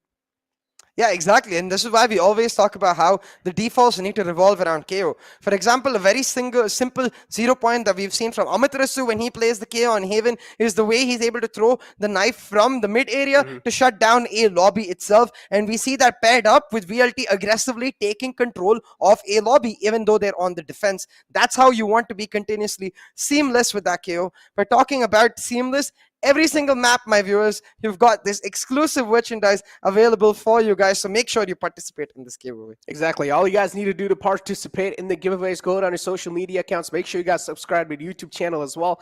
Go down to social media accounts, make a post saying hashtag VCC and tag at NODWIN Gaming in that post too. Make sure to do that and be a little creative with the post, and you guys will have a fair share chance for this giveaway. Moving forward, we have limited edition of these bomber jackets, and all you guys need to do to order these jackets is go out on gullyactive.com and make sure to order these. These are pretty cool looking, and you can also flex on some players, or flex on some, not players, people, or around your friends, you know, in real life, and be like, look, man, I play this game, and I've all got some exclusive merchandise for this game. Have you got it? Nah.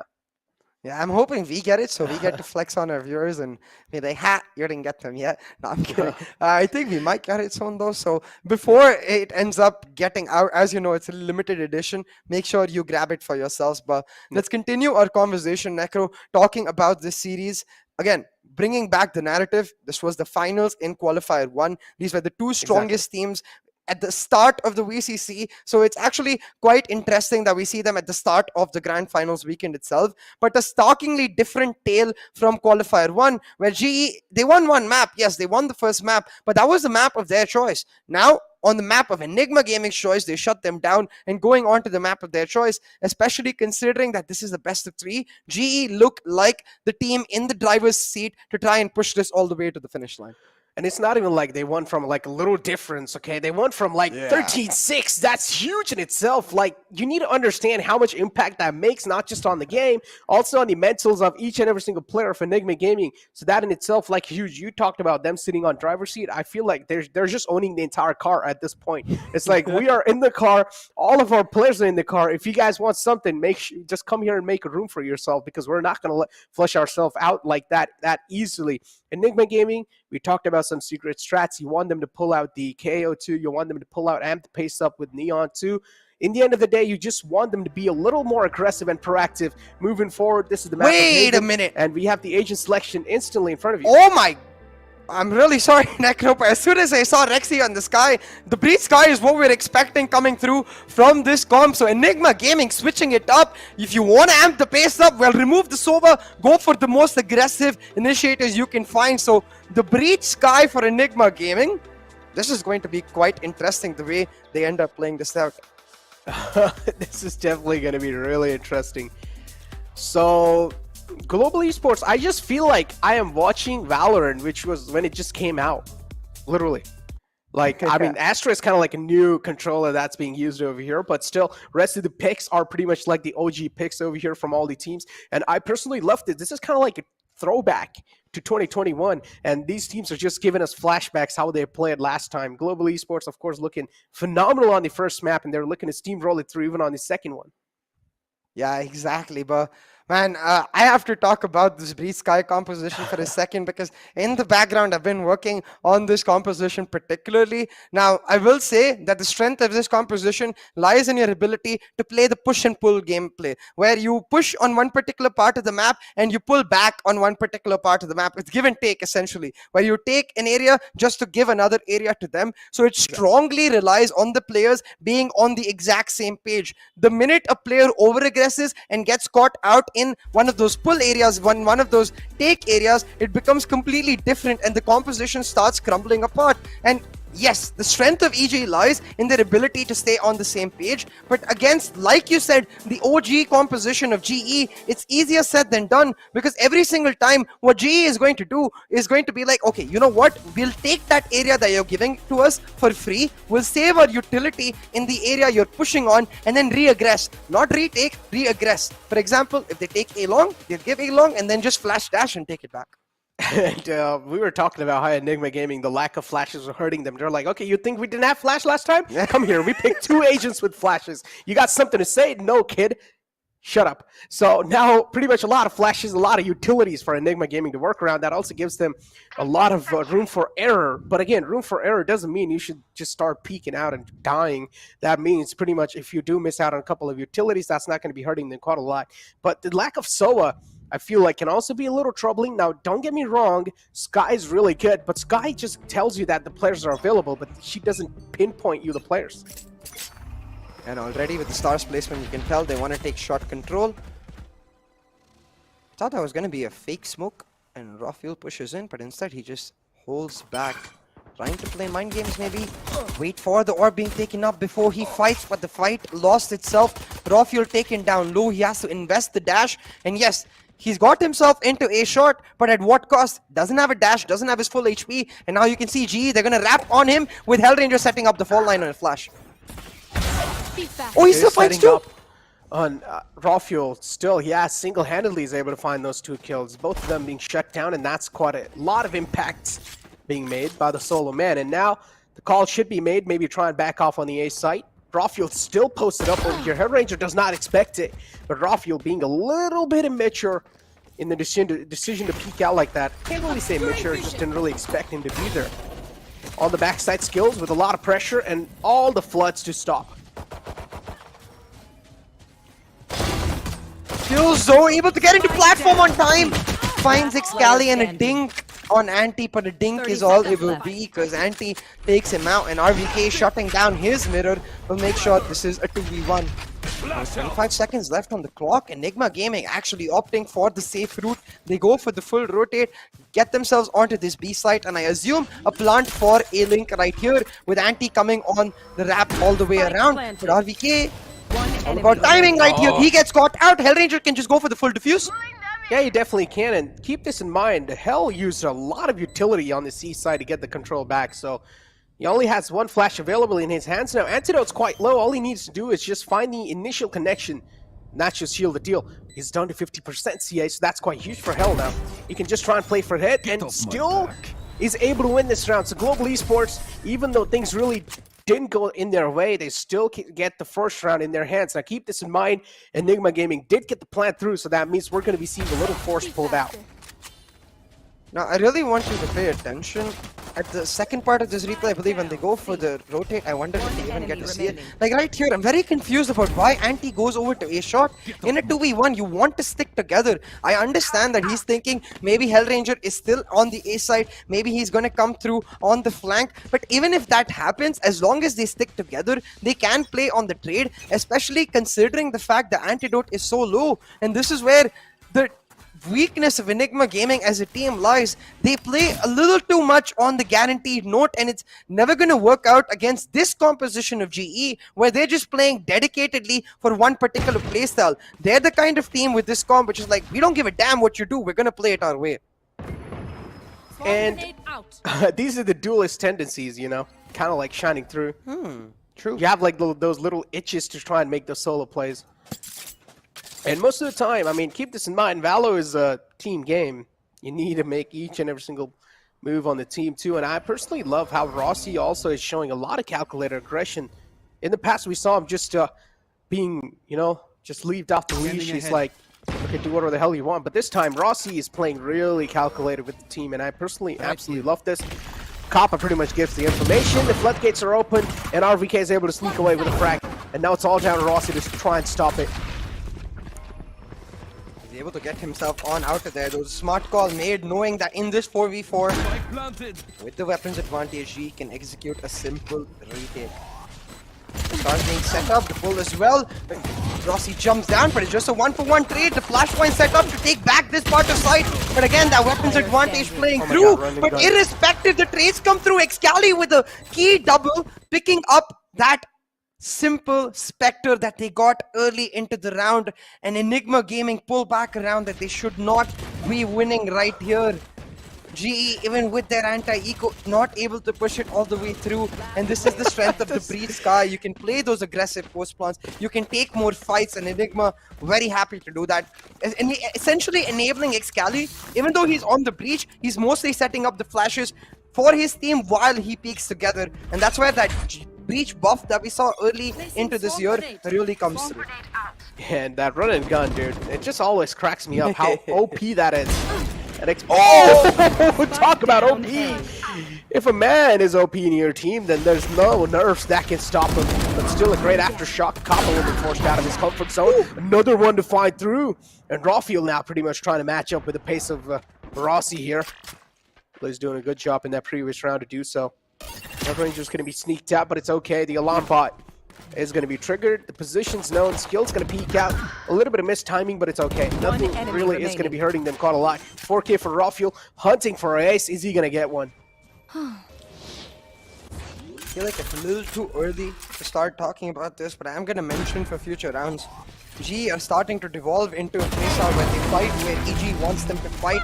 Rafiel with a huge ace, his champion's Vandal already lighting up. He's going to have a look at it and be like, this is what I came for. This is why I chose this skin. To make sure that everyone remembers that when I'm top fragging, it's going to be very obvious I'm top fragging. Oh, man. The music just sounds so badass, It just gives you, like, chills. It's like, damn, yeah, that's me. Who aced that? That's literally me. Just listen to this music. Yeah. So cool. I honestly feel like there should be, like, a little soundtrack for that music that can be played on the waiting screens, too. Personally love it. It's kind of like the John Wick theme song, Have you heard it? That gives you like chills too. It gives you a good vibe. Yeah. It gives you like you're just about to enter a game and just destroy everyone, but when you actually do play the game, it's you who getting destroyed. They're getting destroyed now, GE. Oh, that push and pull. They don't react when EG push in. Instead, wait for that turret contact, and Lightning Fast picks up two. One with his gun and one with his grenade. Easy peasy for Lightning Fast. Maybe make it 3. That's such a great combination of the Nano Swarm and also the Gravity Ball to try and shut down the entire push. And skills played into perfection. The communication we talked about, that's a huge key in the success of Global Esports. And the round that mattered the most, Global Esports take the control back, and now it's 2-2. Exactly, and again, talking about that push-pull playstyle, right? You see right here, they invest a ton of utility to hold them, delay them at the door, knowing that they're going to go for the early flashes and then go for the peek.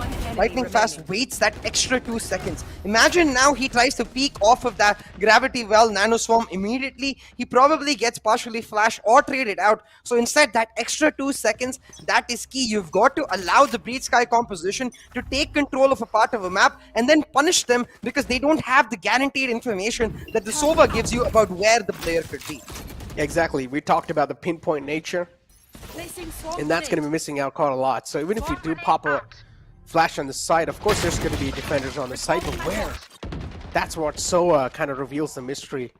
But moving forward now, Global Esports, as always, having quite a lot of map control, and Enigma Gaming having the seaside control, but with frags like those, Enigma Gaming will deny the entire control here, and the spike goes down.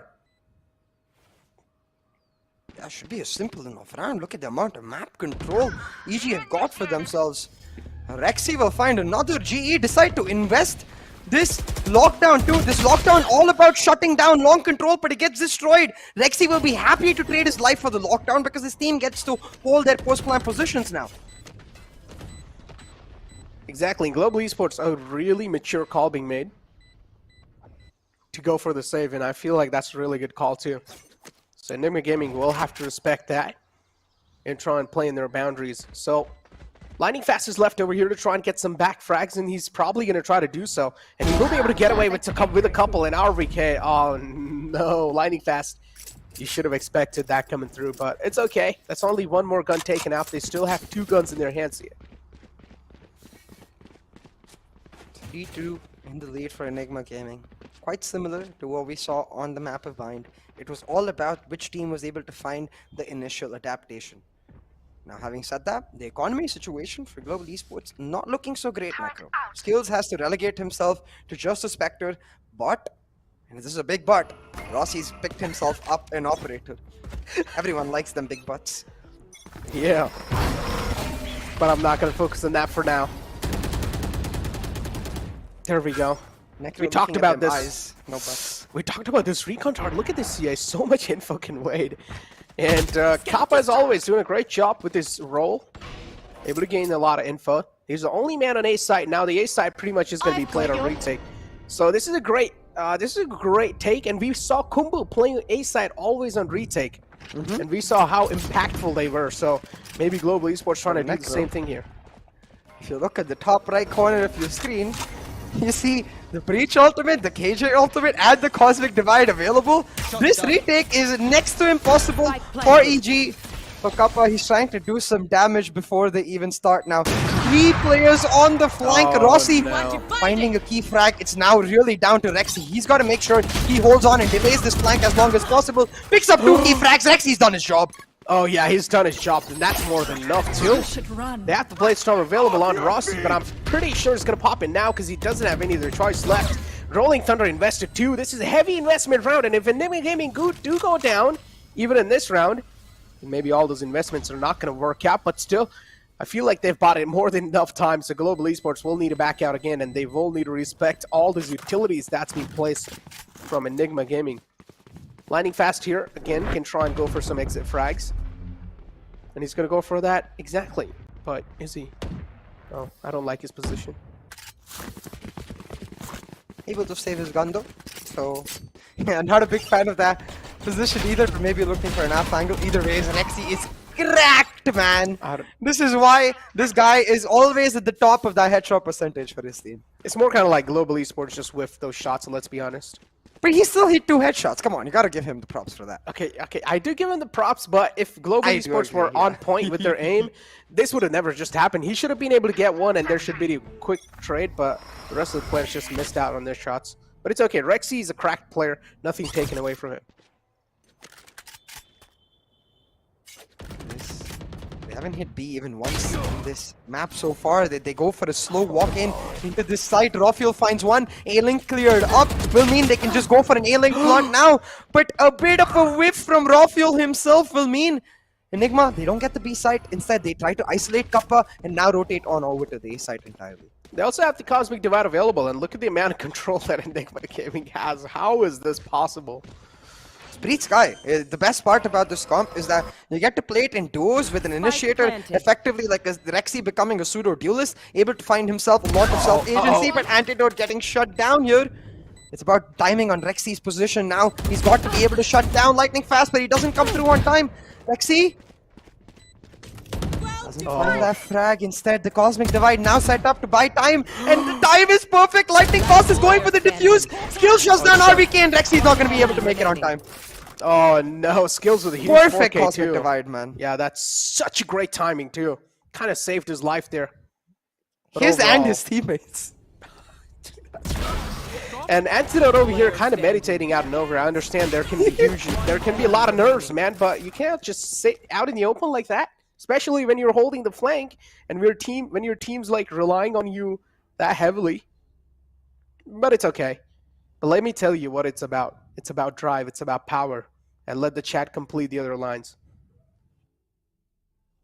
Because I think Anti was relying on Rexy's position there over at A short to tell him if someone pushes in on him. But for a moment, Rexy turned towards site, and that moment was all they needed. Anti was shut down, and Rexy was not able to take out Lightning Fast. Imagine, Lightning Fast was 12 HP. If the shot was, one shot was a second, not even a second, like 1/10 of a second earlier, Lightning Fast goes down. Suddenly, Skills is in a 1v2, and it's much easier on the retake for the side of EG. Retake as in, they're trying to take back the site even though they were the ones on the post plant. And in that situation, that millisecond, that timing factor plays such a big deal. Now with this timeout, I think it's all about GE trying to calm themselves down. Again, they're starting on the defensive side, even though the attacking side is going to be much stronger for them overall. So for them, it's all about getting a decent scoreline in this first half and then going to the attack knowing they're going to be much stronger. Oh man. Here. For now, this is getting a little too close for comfort, not gonna lie. And we expected this coming through, so I'm not really surprised, and I'm absolutely loving what's happening in front of me, what's happening on the screen too. But this glowing Vandal right here, absolutely great. Rossi will need to shut it down, and I'm pretty sure it shouldn't really be that big of a deal when Rafuel just makes a solo peak, because we don't really see the Breach playing that well with him. Now this is where he's going to merge through. The flash comes in as well, but Enigma Gaming, they're just holding the angles.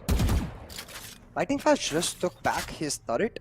He should have it available in the next 10 seconds or so, and I'm assuming he's going to place the turret for Garage, so then he can play on the full C stack and just leave Garage on that turret contact. So should be available in the next 5 seconds or so. Let's see if he goes for that. This recon dart just always is kind of like buying a little bit of more time. I know it's not really a lot, but in these kind of games, every single second matters a lot. And that's a quick pick as well on Rossi. So that's the operator out now, and instantly marks the op too. So 30 seconds left. they're pretty much going to be trying to secure it. All those flashes, all those utilities used, but still Compass going to be able to stop the floodgates. And Rolling Thunder comes through as well. Global Esports looking flawless on the A site. And it's going to be really hard to take the A side from their hands now. And the problem is the time's running away from their hands. Spike down. And the dreams of securing the op 2 are fading away a little bit here. 10 seconds left in the clock. The time's running away from their hands like it's sand. And RVK, with a decent amount of utilities in the hand, or at least the alarm bot, is going to be going for a save. And has the armor too, so that's a worth it save right there.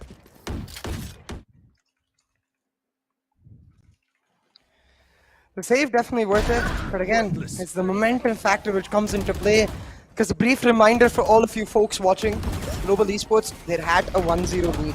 Every single round they get on this defense is that much more valuable to them, because especially with the Breach Sky, the attack is the dominating half. The attack is where you get to be insanely proactive, take parts of the map for yourself, and then play on the rotations if you want to. On defense, without that Sova, teams tend to get a little impatient with this Breach Sky.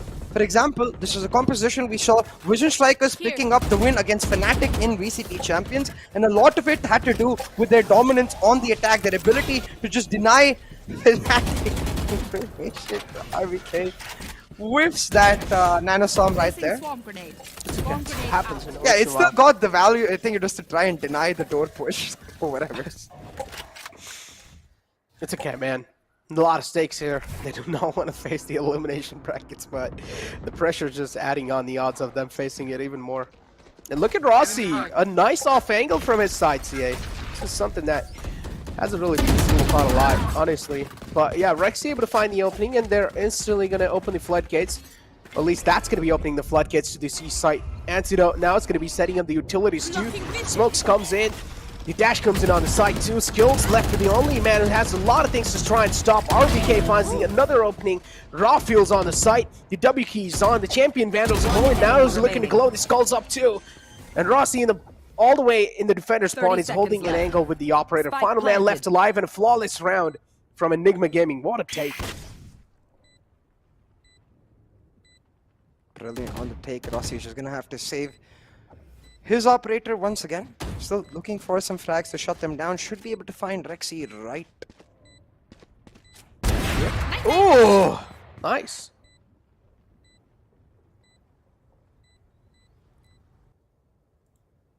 Oh, these two players, man. being really sneaky. Rossi senses it. We talked about this man having the sixth sense, huh?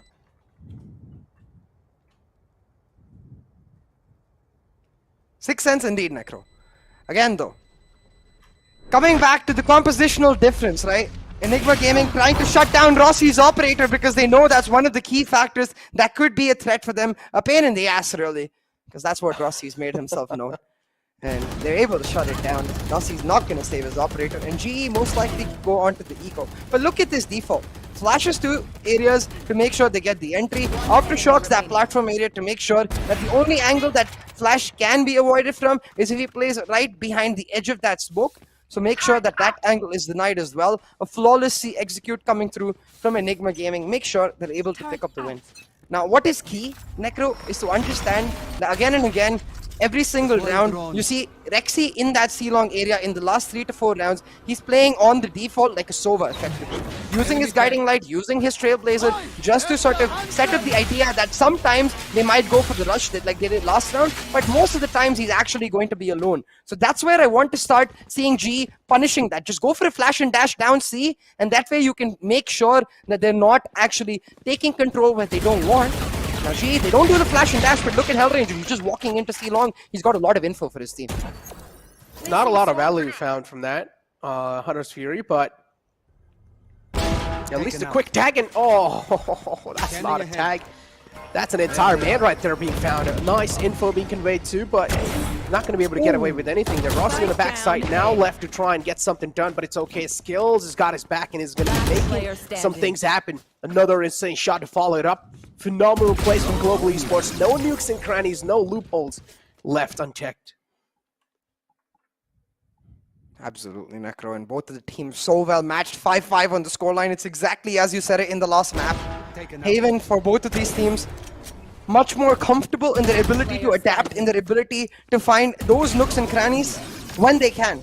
Right now, GE, they're not leaving any, but I'm sure with this tactical timeout called for YB, he's going to tell his team that, hey, you're leaving this area, you're not really punishing them here, you're not really able to calm yourselves down, and he knows how crucial these next 2 rounds are going to be. And it's really interesting. You see, it's actually RVK relaying a lot of information. So again, I think it has to be about the fact that for this Breach Sky, yes, they're able to create a lot of space for raw fuel to move in, but it's just as important while that Breach Sky is creating the space to get some space for RVK to start lurking, for him to start moving into corners, and that's not happening. So that's where I want to see maybe Enigma slightly switch up their defaults, go for a C execute again, allow RVK to take slow mid control, and then wrap around from Garage into C-Link. And that shot from Kappa, not gonna lie, impressive plays. And if he keeps up plays like that, then honestly, that's going to be taking down a lot of pressure from a man like SK Rossi. I almost called him SK Ruski there. Ruski buff Whoopie. Now that you said SK Ruski, watch, Rossi's going to pop off. I'm telling you, now it's tough.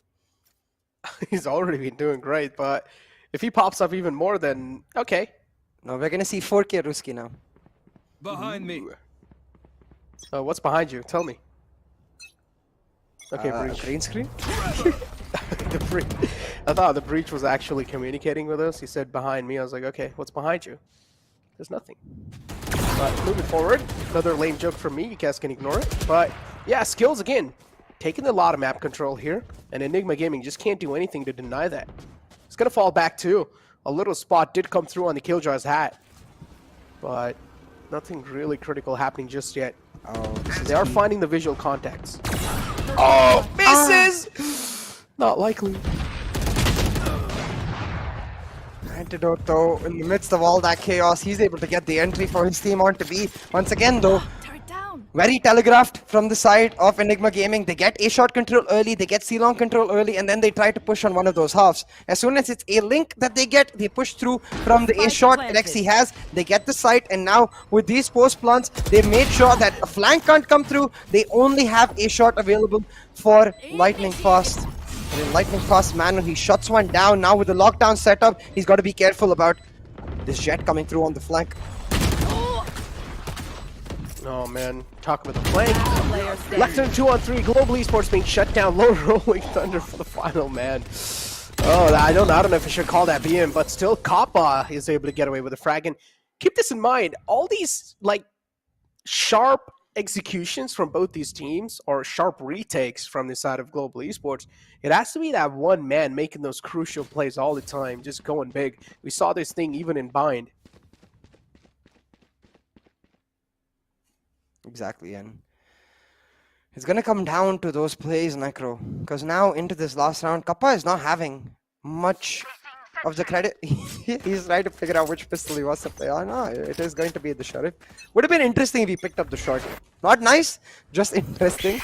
Once again, remember the C-long default they did in the last round? Trying to get raw fuel in an aggressive position. This time they do it with a lot of Sky utility. Invested Rossi gets caught off guard with a gun in his hand.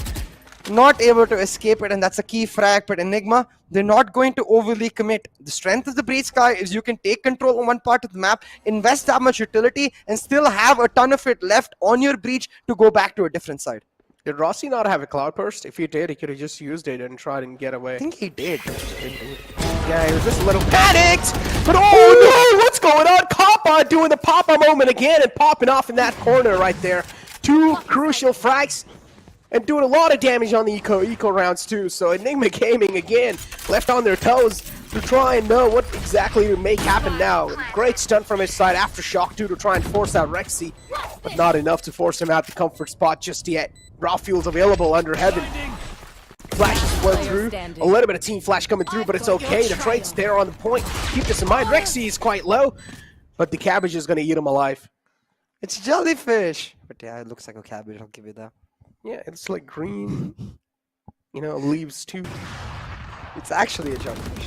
But again, it's a little weird. Yeah, it is a jellyfish. Australian jellyfish, I believe. Either way, Kappa's heroics will mean nothing as Enigma Gaming able to differentiate themselves. What we saw as continuously an even scoreline throughout this first half ends with a lead for Enigma Gaming, and this lead crucial because that Breach Sky, it excels on the attack much more than on the defense. Now, having said that, Rossi on the bottom is not something we're used to seeing, so I think GE now on the attack will look to really step it up, get the confidence back for Rossi by setting him up for success. With this Breach Sova composition, a lot more guaranteed information and still reliable play that you can make, but Rossi dashes into his foul line. Slight oof on the timing right there. Oh man. Okay. Second half though, CA. Ooh. Really nice Aftershock over there because Rossi, I think, notices the alarm bot as well as the nano swarm. Some util from the killjoy right there. Calls for the Aftershock, which, as I was saying, from the buff that was made to the Breach earlier, breaks almost every object in the game. So the Aftershock takes out the util and now leaves RVK in a panicky state where he can't really be sure when Rossi starts pushing up short. Interesting, yeah. Definitely a good call, and also make sure that there's no man just lurking around in those corners. So Rossi can pretty much make sure that those corners are unchecked, but doesn't really check his back. And this is where he will be shut down, but it's okay. Cop on the side is going to be the difference maker. Easy flood on the site. Not really a lot of problems. Enigma Gaming, though, keep this in mind. They also have the Breach available, but is that going to mean quite a lot? Excali left with a lot of angles to watch. Going to be a little confused with those puzzle peaks from Global Esports. And always this anonymous factor left in his hands. Antidote, not a lot of HP, man. And he will be shut down, too. And Global Esports having smiles. I know the jump classic play is very common. But lightning fast jumping on the sheriff, that was kind of scary for me. Still managed to pull it off though. Again, extremely key here from the side of GE. This pistol, like we talked about, of course, in terms of scoreline, it isn't as relevant because, yeah, of course, they get a chance to equalize it. But what's even more important is the confidence factor. Lightning fast popping off. They unlocked him on Bind and he's rewarding them on Haven. 14-9-2 on that Killjoy. Compensating for the space that Rossi is able to create for the lack of frags he's able to deliver. Lightning fast telling him, don't you worry, my jet. You create the space, I'll clean it up for you. But Rossi's saying, no, no, no, no, no. I want the $1,500, bro. I'm going to start pushing now myself. And I personally love it. Rossi, just keep the pedal to the metal, please. Because I feel like that's when you really do thrive a lot. But again, not a little bit too much. And how are they not expecting this? Because there's no one really to watch this out. And both of them just have their knives out. Hands are quite busy too. Rossi able to get away from a tricky spot, but again, the alarm bot's available, but it's also shut down, so it's okay. Final man alive, it's going to be it's going to be the Astra. So again, another round secured, as always, and Antidote is left with quite a lot of things to take care of.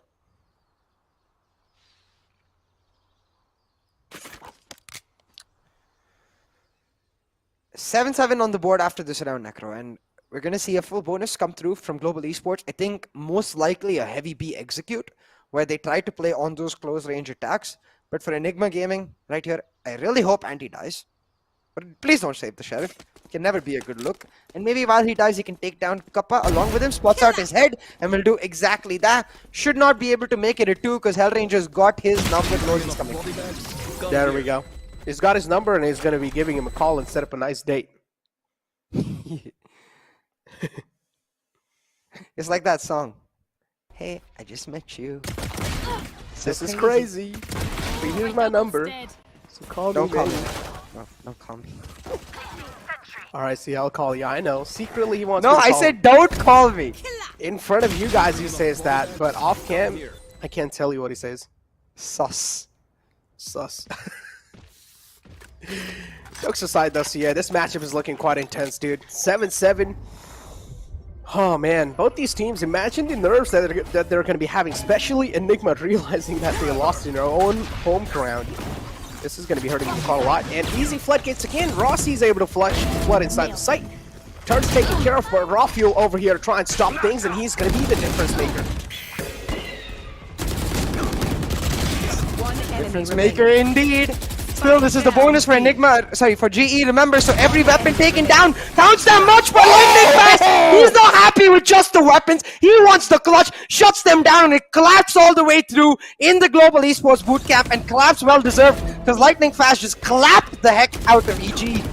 Sheesh, man, RNG is something that we've all witnessed, run and gun is something we've all witnessed, but that is just perfect spray control. Lightning Fast unlocked indeed. Oh, GE is the best way to say it. GG. GE. Or I literally just jumped onto my chair. Or maybe RNG, man. I feel like that can be another way to describe that situation. Because you saw Lightning Fast, he was just like...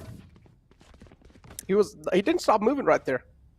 I mean, I do agree in the weapon aspect, but still, in a 1v2, knowing that they're going to push on you, knowing if you miss that spray, your round is over. Right there, right? So...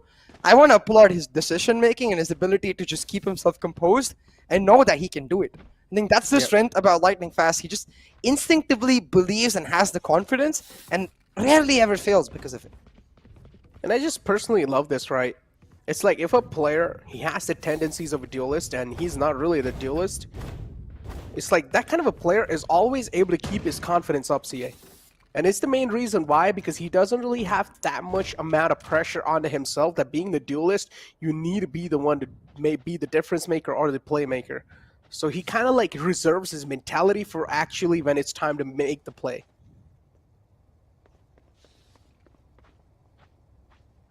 Talking about plays though. Right now, a little late on the ritualistic sacrifice, but we'll have it indeed. A couple of minutes lost to the technical break right here. As someone probably at the GE bootcamp broke their camera after Lightning Fast clutch. They're like, wow, just flaying their arms around.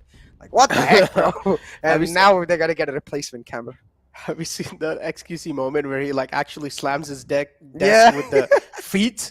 Something like that is like, oh my god, he just slams his desk with the feet. Yeah. The entire setup just crumbles down. But yeah, a great lead though. I mean, not really a great lead, but okay-ish lead to at least make sure that Enigma Gaming now are going to start to second guess themselves. This technical timeout will also give them a little bit of factor to get the side of reliefs in. And SK Rossi again, a man unleashed, is going to be pressing the WP, looking really unstoppable, realizing that the players are hurt from Enigma, and he's trying to just rub some salt on their wounds. Yeah, Necro, and at this point we know what G does after clutches like that. We know how crucial they can be to the momentum factor. So Enigma, they're trying to push through on this eco, try to pull some of it back, but I think it's next to impossible. G, they've got a taste for victory, and just like a shark in the waters, they're hunting for blood. They're hunting for this victory. Yeah, they are, and Rossi's all by himself. He's like, all right, go ahead, Rossi, you can try and get an ace for yourself. Because Rafael's got one, so it's time for you now. being the duelist, you need to at least get an ace onto your hands. And there we go. Gets another man too. 82 HP in hands. That's quite a lot of HP. Enigma Gaming now. Again, do realize there's our drone coming. They're going to wait for it to run out of time. So defenders spawn pretty much now. I guess Global Esports think that it's clear. So maybe no one's going to be checking it, but they still do. Nice stun to follow through. Rexy's quite low. But again, all he takes is one bullet on the skull.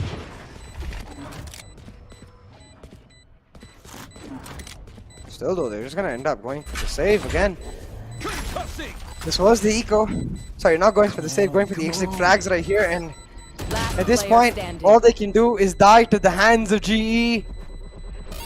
Running away with this map and potentially even the series, Necro. 9-7 on the board. We talked about how GE is going to evolve themselves and be able to step up the mark on their attacking side. Lightning Fast was the catalyst. He initiated the chemical reaction at this point. It's just all guns blazing for GE. The fuel has been mixed. The engine is ready to go. And GE, they're popping off. But Rafael, he's got himself an operator, a glass cannon operator, I will mention. But one pick is all he needs to just calm things down, to slow things down, to bring back some of that momentum that GE have most solidly in their favor. But not a chance given. A crossing smoke setup, the dash as well invested. A-shot control easily taken by SK Ross. But Rafael's position is still unknown, so he can get away with a frag there over Egal, but taking down only 60 HP. You should run. Stun follows it up too. Lockdown's invested. Global Esports do want the site control. But again, the lockdown isn't really covering the entire site, but it's okay. Yeah. This right here is going to be covering it. The Rolling Thunder to follow it up. The all-the-way man back in the under heaven is going to be shut down. Rafael with another pick on Rossi. It's okay. It's a 3-on-4, but the site controls in the hand of Global Esports, and they have all the players alive they need for a post plant.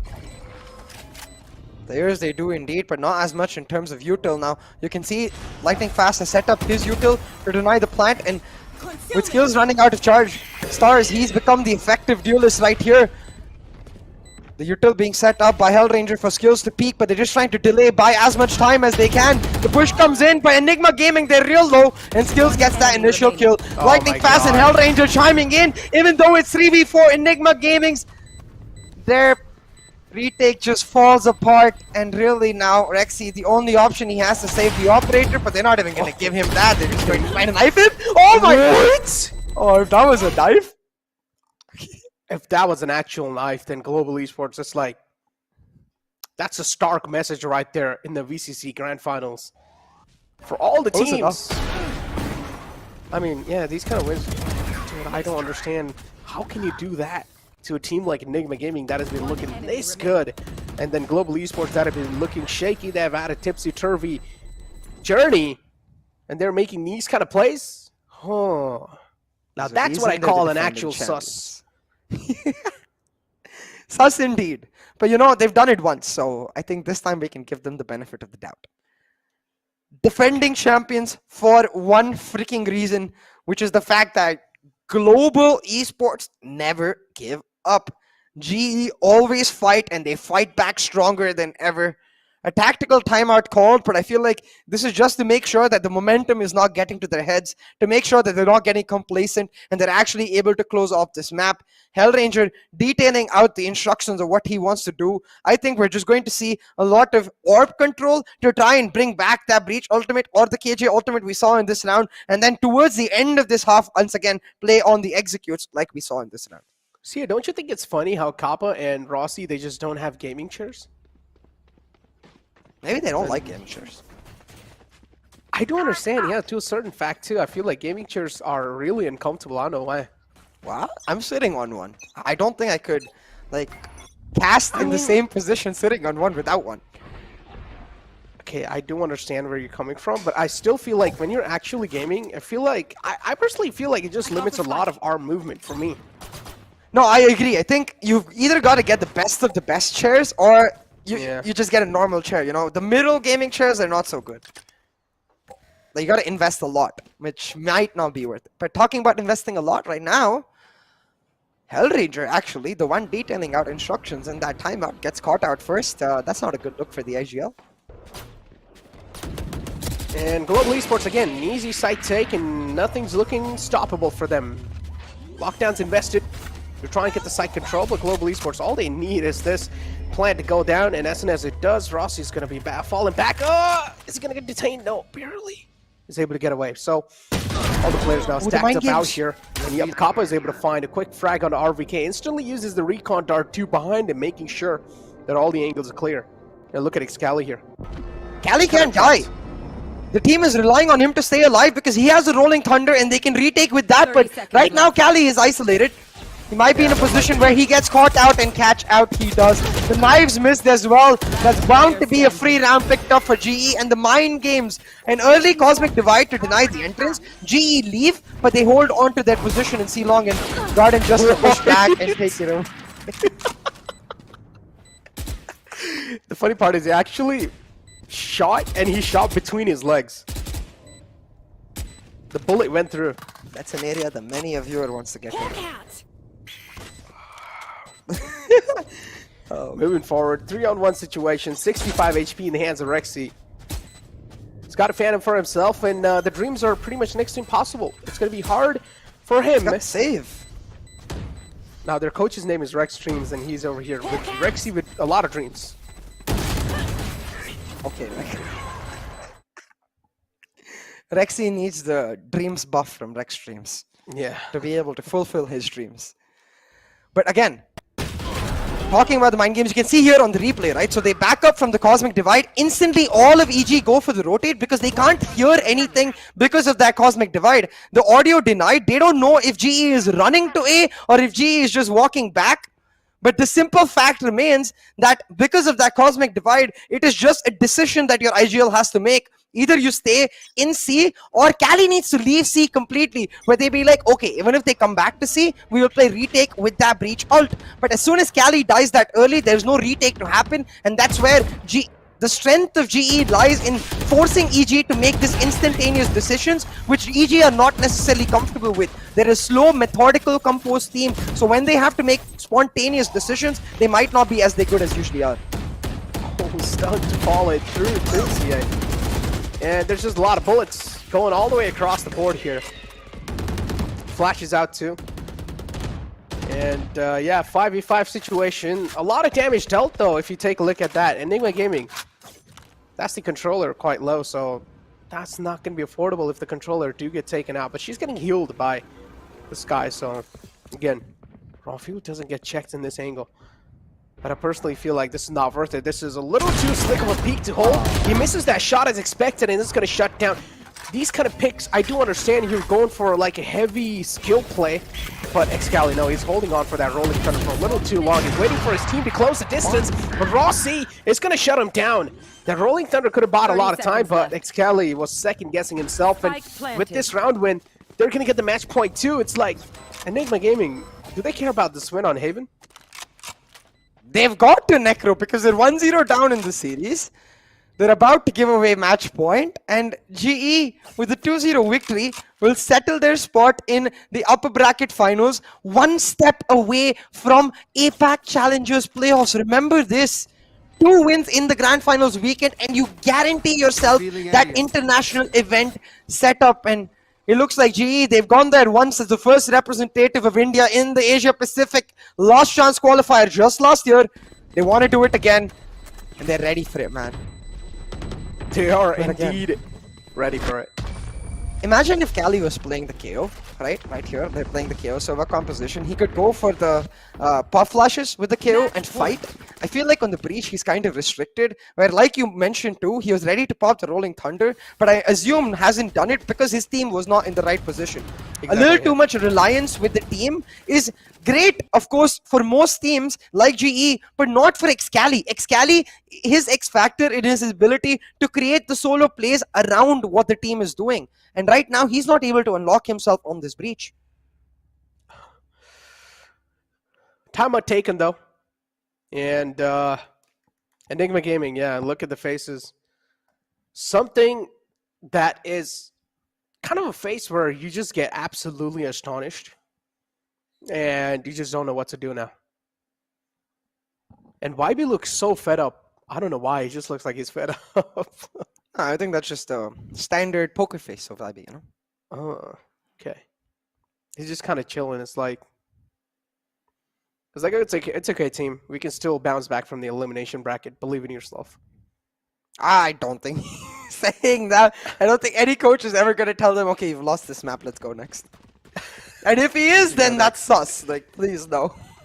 Because that hurts a team's confidence, you know? When a coach tells them that, nah, you can't win it. So I don't think YB is saying that. I think it's more along the lines of, stop worrying about the scoreline, focus round to round, because that's usually where we see the comebacks when teams are able to, round after round, just focus on that particular 1.5 minutes rather than focusing on the bigger picture.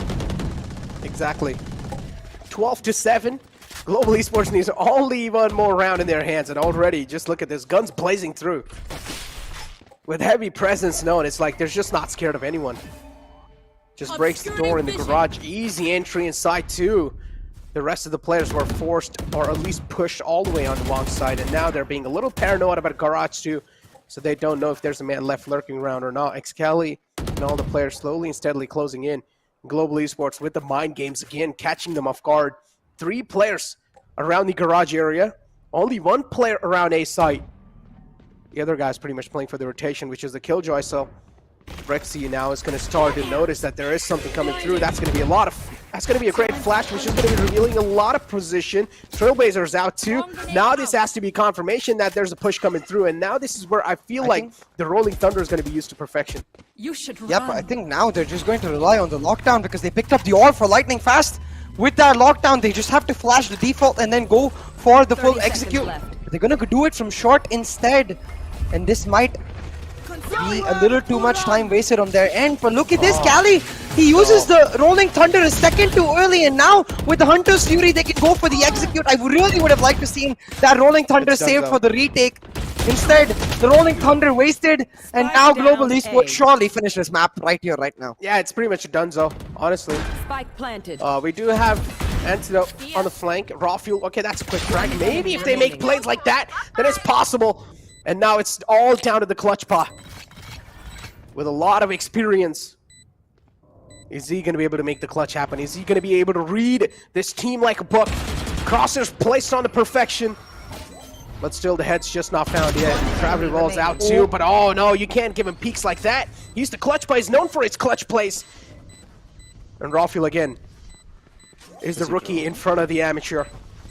Sticks the defuse through. Clutch bot peeks out. Rafuel's going to let it go through, but it's okay. Gets it down to 50%. And it's going to be the rookie who slaps down the amateur.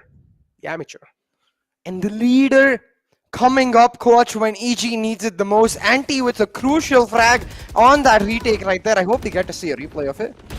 Because in this moment, when the Rolling Thunder has been used, it's a 3v2, it's almost always over. But Rafuel and Anti pushing through from either side. They get isolated frags on GE and put too much pressure on Kappa right there, to be honest. And I don't think he could have played that better. He did his best. Stood tall in that gravity well. Got one, but at that point, Rafuel knew that as long as he held the defuse, Kappa has to be the one coming to him. So, NT Kappa, but it's EG fighting back. Having said that though, Necro, a lot of weapons lost in that round will mean that Eco is still not in the greatest of position. So, GE, not just with a 4-round cushion in terms of finding the victory, but also with an economical advantage. And look at this, we got SK Rossi on the operator, anti-fragger operator for the win. Let's see if we can make it happen. The operator's there, but those smokes are going to be something that's going to be denying the vision. That means the opening frag.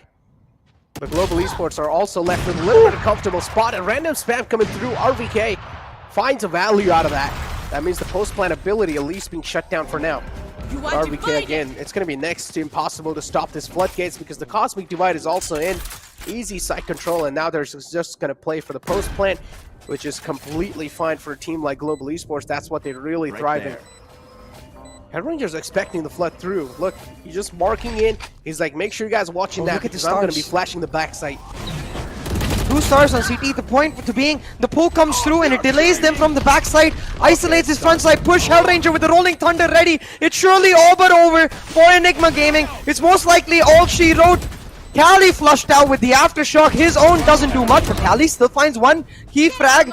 The trade comes through, and Anti now left in a 1v2. Has 3 stars, can smoke himself off and go for the defuse, but he goes for the dry one, and Rossi slaps him in the face to finish it off. Global Esports, your defending champions, will be the first team going to the upper bracket finals of this grand finals weekend.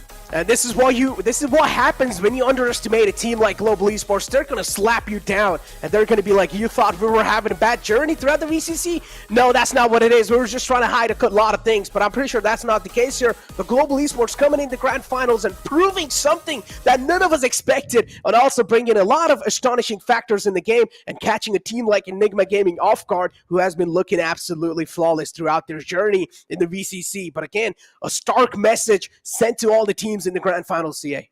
And you know what, Necro? I don't think it ends here. They only showed 2 maps worth of new stuff. There's Breeze left, there's Icebox left, there's Fracture left. There's even still the biggest contention that has been for most of these teams, which is Split, left on the table. Nobody has an idea of what G is going to play. Are they going to play their old comps? Are they going to bring in something new? Are they going to play their old comps? Too many questions for any team to answer within a matter of a day and prepare for GE. So right now, our defending champions look in a prime spot to defend their championship. Exactly. And again, I mean, overall, Global Esports doing something that none of us expected. Enigma Gaming. I mean, it's just really hard for me to wrap around my mind over here. I went with 2 on GE. I somehow knew that I somehow wanted GE to win, and I somehow knew that there might be just something that GE brings to the table, and they're probably going to be starting to pop off here. And that's what exactly happens, you know. Enigma Gaming gets shut down, but I at least expected 2-1. Not this good. I think, again, the biggest question we had for Enigma Gaming in the pre-show was the simple fact that can they adapt when they're needed the most? Can they, fight back against different compositions or bring in something new of their own?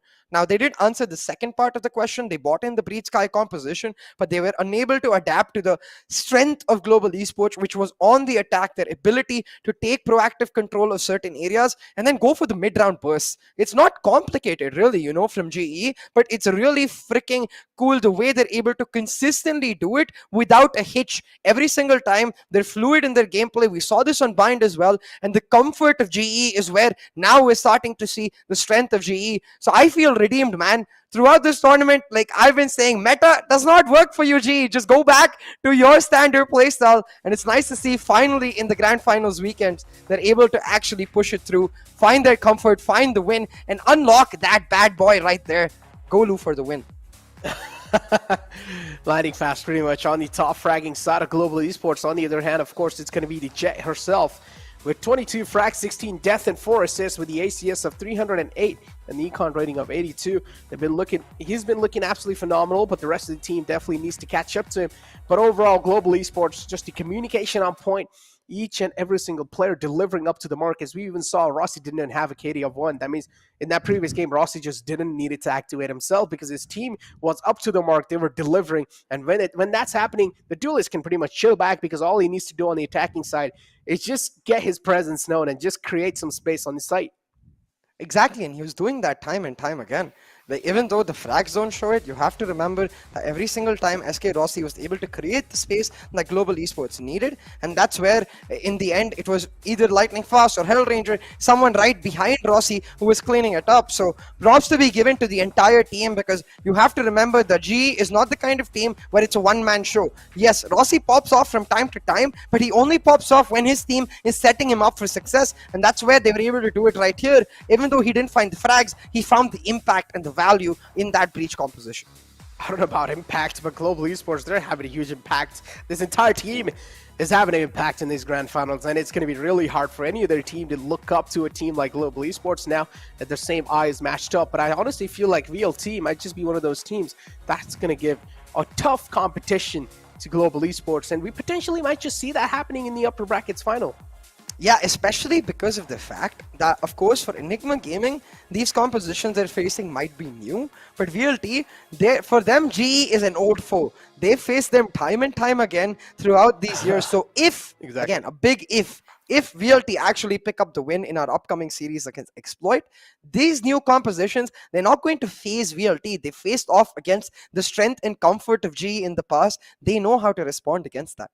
Exactly. They know how to respond, but again, moving forward is going to be the matchup between Exploit and VLT. Now, that's another matchup that's going to be quite interesting. Last year, if you remember, Exploit defeated VLT and surprised us again, astonished us just how Global Esports astonished her over here. They astonished pretty much everyone over here, and every single viewer in the chat became a fan of Exploit. Again, is that going to be the case or not? We'll be able to find out in the next best of 3 series of the day. Before now, let's take a look at the MVP of the previous best of 3 that just happened. It's of course going to be Lightning Fast with the consistency, delivering it up to the mark. And I'm so glad that Global Esports took him off that Viper on Find. Because honestly, at this point, it was starting to build up a bit of trauma for us ourselves, Necro. Every single bind map we saw where they got flanked lightning fast, got caught out in those moments, it felt like the player was being restricted, the team was paying the price for it, and together they were not able to find their strength. But now, even though it's a band-aid fix with that Sage, they show the strength in their comfort. Lightning fast picking up the MVP and starting to get real close to Rossi for that $1,500 MVP prize battle. Oh, I don't know about real close. That's 644 right there. That's a huge difference. Sure. But still, it's okay. I mean, you talked about the MVP, and you didn't really say that it's going to be counted on kills. So no, it's on average. So it's on average overall. But still, I would say Rossi has a little bit of edge over Lightning Fast in general. But moving forward, Global Esports, the entire team card and how they looked like throughout the VCC. Now, we talked about how they have played the most matches in the grand finals coming in, so we talked about the experience as well, just a level added over all the other teams. Take a look at the brackets too to find out now what has happened. We talked about this, the upper brackets final, Global Esports moving in forward, and then now the next best of 3 series is going to be between VLT and Team Exploit.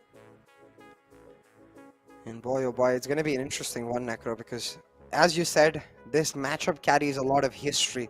In VCC 1, Exploit took down Velocity Gaming and were able to get themselves into the upper bracket final, but that was the end of it. They lost in the upper bracket final, they lost in the lower bracket final, and they ended in that 3rd position after beating Enigma. Now, if Exploit win this, they once again find themselves in the upper bracket final and a chance at redemption to try and get Pakistan that APAC Challengers playoff spot. Exactly. I mean, HSB has been dreaming for this moment for a year now.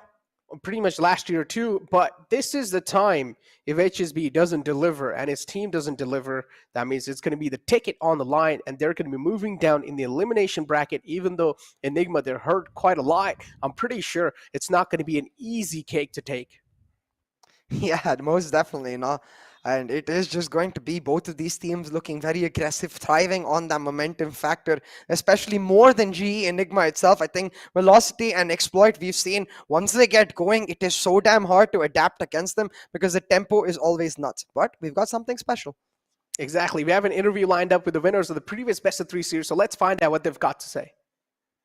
Wild card में गए, फिर वहां से धीरे-धीरे आपने अपने आप को पिकअप किया. सो वो माइंडसेट क्या था टीम का? नहीं, सो हम लोग का माइंडसेट पहले से वही था कि it does not matter how we get there as long as we get here.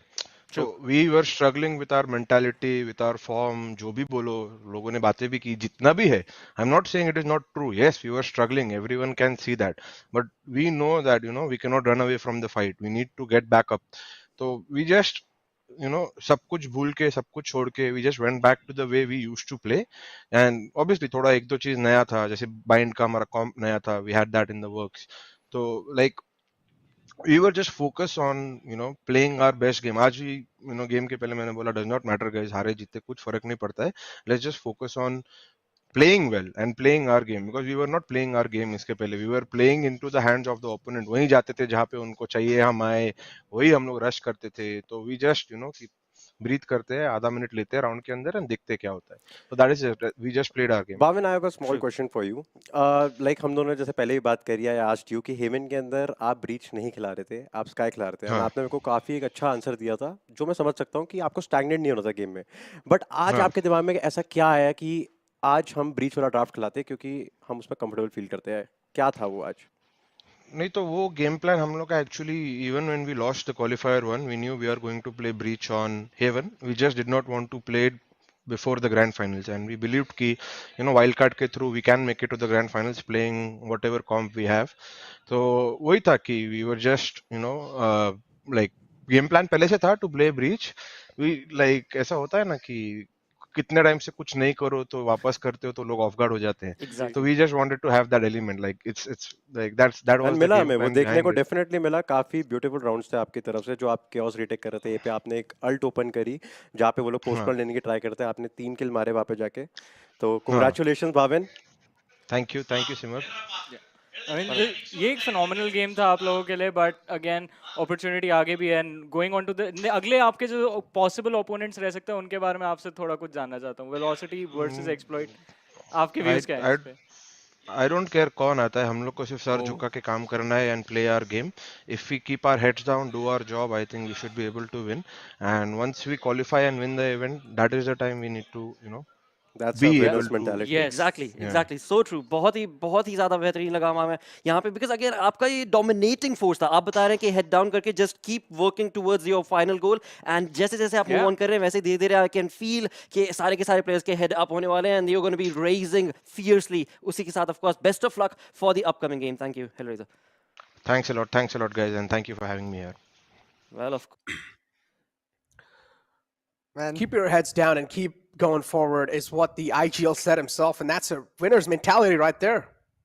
It just genuinely feels like Hellranger is trying his hardest to not burst out with joy, because he knows that, like he said, it's not done just yet, but he can see the finish line now because he's proud of the way his team played today. A 2-0 victory against Enigma Gaming, especially considering the fact that GE, not for a second did they compromise on their playstyle. Every single round that they won was because of their nature of gameplay. I think Hellranger feeling that spirit come back that he felt in the first VCC 1 Grand Finals, where he knew his team had all they needed to take it all, and I think he's feeling it again. You can see it on his face. He wants to jump with joy and start celebrating already, but knows it's not the right time yet.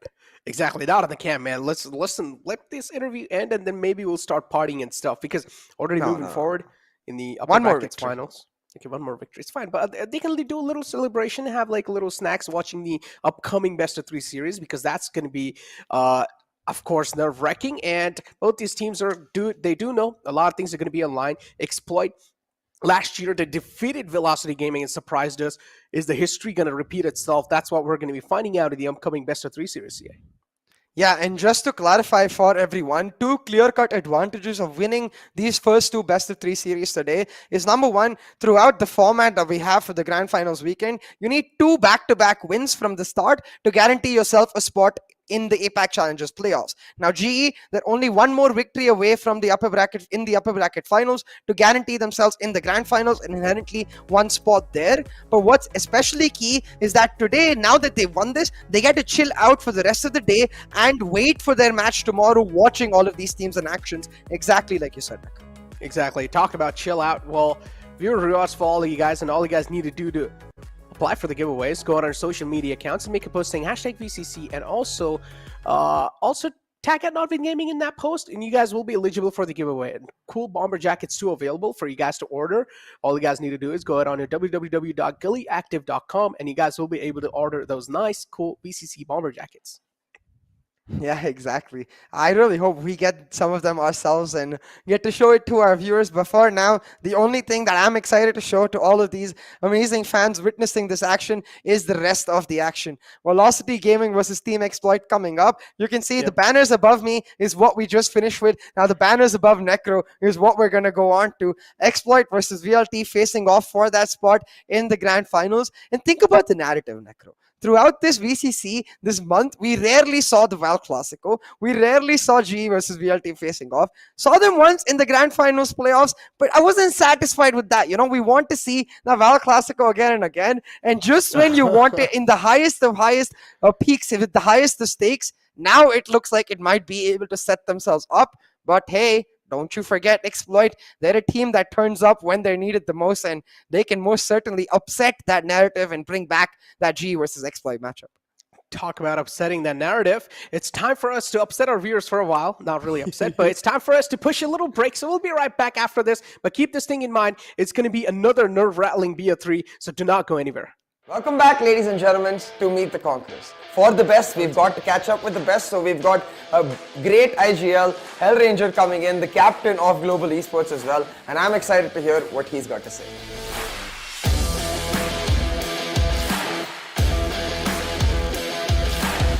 Hey Hell Ranger, how are you? Hey Shay, I'm good. Thank you for having me here. Yeah, it's an absolute pleasure, but with no further ado, let's get the questions started, and I think the first question is potentially even the biggest, so let's get the elephant out of the room. Is there an increased dependence on SK Rossi? No.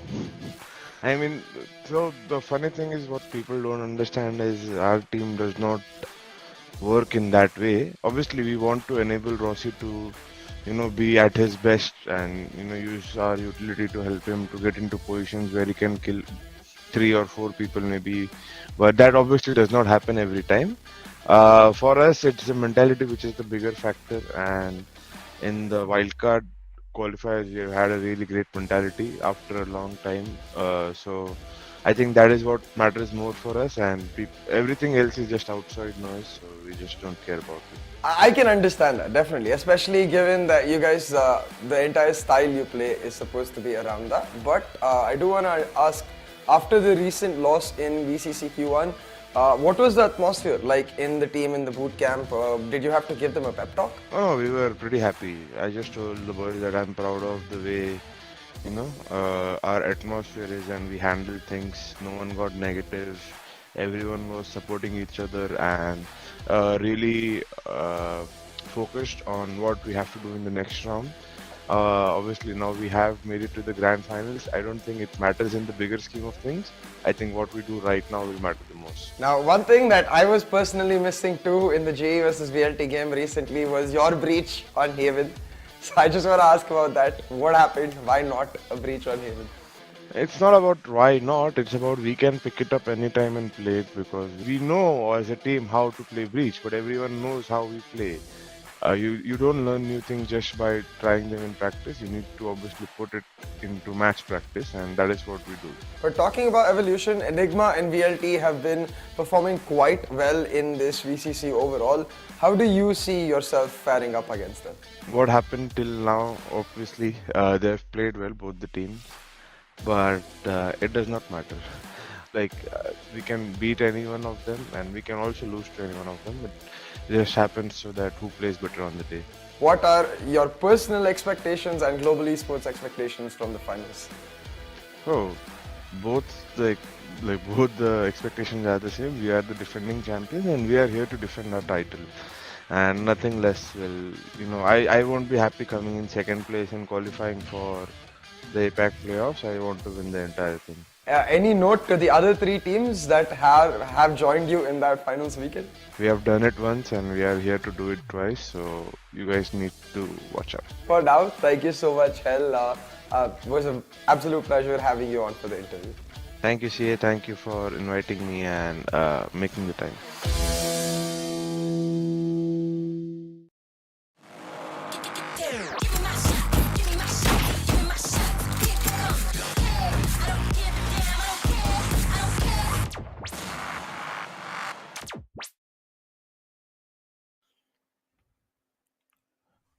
Welcome back, ladies and gentlemen. After the first BO3 CA, it has been looking quite an astonishing day itself. I mean, an astonishing year itself. It has been looking through the VCC 2022. But moving forward now, the second BO3, what are your expectations? Yeah, I couldn't say it better, Necro. It's been an astonishing year, and the funny thing is, it just started, man. We're in our second month of the year, and already the action has got us pumped up. I'm really feeling it. All of this effort that teams have put in for the VCC over the last several months, all of the effort we know we've put in the background coming down to this weekend. Now, we saw GE picking up the victory as the defending champions, solidifying their spot in the upper bracket finals, and we'll have to see, can Exploit do the same, or is it once again going to be WoW Classico? Oh, is it once again going to be WoW Classico? I'm not going to lie. The way VLT has been looking, they've been looking really clean in VCC over here. This year, at least, they have been looking absolutely clean. But let's take a look at the map video to get a clearer picture and to find out how things are going to be really looking like in the second tier 3 of the day. So, of course, a send ban coming through from VLT, but then instant ban from Team Exploit on the Haven. The first pick is going to be Breeze, and I personally feel like, again, a questionable peak I mean, not really pick, but Team Exploit, I don't know why they let Breeze slide through like that. Yeah, it's really weird because we know that as soon as VLT get the map of Breeze, they instantly pick it up. But I guess Exploit, you can see going for the comfort ban. Haven is a map they've never played throughout the VCC, and to be fair, I understand. It's not a map you want to play for the first time against a team of VLT's caliber. So instead being like, okay, VLT, you can take the Breeze, because Exploit themselves, they're not that bad on that map. King gets to play his chamber and usually does pop off. So we'll see, maybe Exploit is able to show us something that no team has been able to show so far, a weakness in VLT's Breeze. Weakness in VLT's Breeze. I mean, we have known Exploit, and their name itself suggests that they're really good at exploiting teams' loopholes. And if a little loophole's been given away, I'm pretty sure VLT, they're going to be exploited the heck out. But again, it really does matter. And we've seen VLT, that how good are they when it comes to the map control? Breeze is a massive map, and still VLT, it looks like they're in control of each and every single angle, each and every single nook and cranny. But I now want to see how things are going to be looking like, because take a look at the Asian pick right over here, CA. Yeah, very obvious, of course. The Jet and Viper, especially, a must pick, in my opinion, on the map of Breeze. The Sova, the teams find it a must pick, and I understand why, because especially when you're playing with a professional team, he can give you guaranteed information. But that's where the Sky, again, is going to be something we're seeing a lot. The next two agents is where the teams end up differentiating themselves, where Hellfighter likes to go for the Cypher, King likes to go for the Chamber. It does mean the Hellfighter gets a lot more individual agency to find the lurks, exploit the areas that Exploit themselves leave open, whereas on the other hand, King really gets to pop off, especially as the youngest player of Exploit Storm. For him, if he's able to pop off on this map of Breeze, it's going to give him a huge boost of confidence. And I like how funny it is to have like Euro 5%. If you remember the matchup that happened in the past ones, all 5 teams, Euro is still there with a 5% pick rate. But of course, Euro's not going to be picked over here. There's no chance it's going to be picked. So overall, both these teams already showing the glimpse of being really comfortable. So that's what we're going to be expecting even in the composition. So anything off the gate you think is going to be happening over here? Any curveballs being shown from the side of Team Exploit? Now, in the aftermath, they said they feel Neon is trash, so they're definitely not going to pull out the Neon, and that does mean I doubt they're going to change up much besides that. Their composition right now itself suits the map of Breeze and their playstyle very much. It does, though, mean that when they are on the attack, they rely a little too much on those duels for players like King and for Shooter to pop off because they're playing the Chamber. So I want to see new strats with the way they're able to utilize the Rendezvous, because their key positions, for example, you can go for the elbow push and have the Rendezvous set up for mid control. So while you go for the elbow push, if your team takes mid control, suddenly instead of a 3-stack, they can convert into a 4-stack and a mid to a execute. And those sort of seamless transitions is what Chamber really excels on. But it's not something we've seen in South Asia just yet.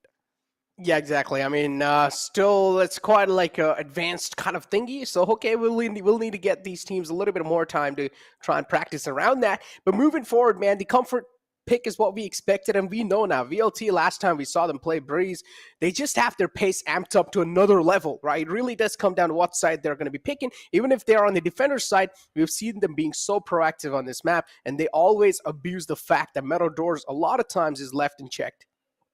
Exactly, and for VLT, again, it's all about map control. As you said, they take away portions of the map, play anchor on the other side. Usually on their defense, it's Hellfighter picking up the anchor role, and when teams start reacting to the proactive push that VLT is doing on one side of the map, that's when Hellfighter gets unlocked. He starts going for the aggressive lurks himself. So it's very much a give and take style, where when Hellfighter knows that his team is making the push, he's going to take a step back. He's going to make sure he plays it slow, plays full anchor setup, and that's where I think the strength of VLT lies, in their ability to clearly identify individual roles in their team comms. Every single player knows what is expected of them, especially on the map of Breeze. Talk about expectations, man.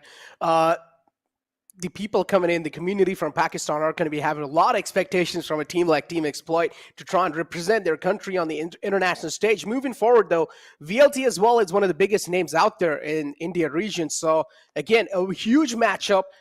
And honestly, it's really hard to conclude anything at this point in time, because VLT has been looking clean AF. Last year, Team Exploit looked really good. Even in this VCC, I feel like Team Exploit hasn't really showcased a lot of strats from their side. So it's really hard to say how Exploit is going to be looking like too. Yeah, and one of the discussions we were having in the aftermath, that one of my questions was, hey, for Exploit, I think one of the biggest reasons they took down VLT last year was the aggressive nature of their team, right? They were able to continuously overwhelm VLT, not really give them a chance to react. But now coming in, we've seen Exploit, for example, beaten by God Particles in the recent Grand Finals playoffs. And it all came down to the fact that when Exploit slowed down, God P were able to continuously take advantage of that to capture parts of the map and leave Exploit feeling like they were suffocated. Now VLT, as you mentioned too, they excel at taking those portions of the map. So I wonder if Exploit continues playing that slow playstyle. I don't think VLT is going to be challenged whatsoever. They're going to welcome it with open arms and be like, okay, we love playing against slow teams. We're only a little bit scared when we start playing against the SEA style full W gaming. Yeah, exactly. The W gaming is something that a lot of teams are scared of coming inside the VCC 2022.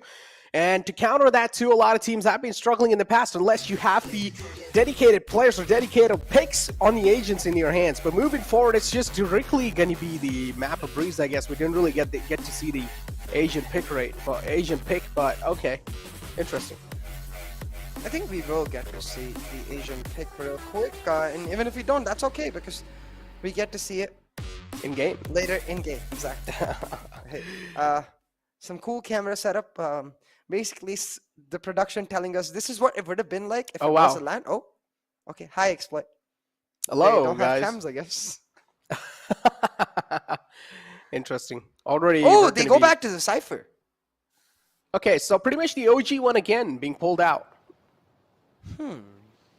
The Soa Sky combination too to play. So the OG composition over here from Team Exploit.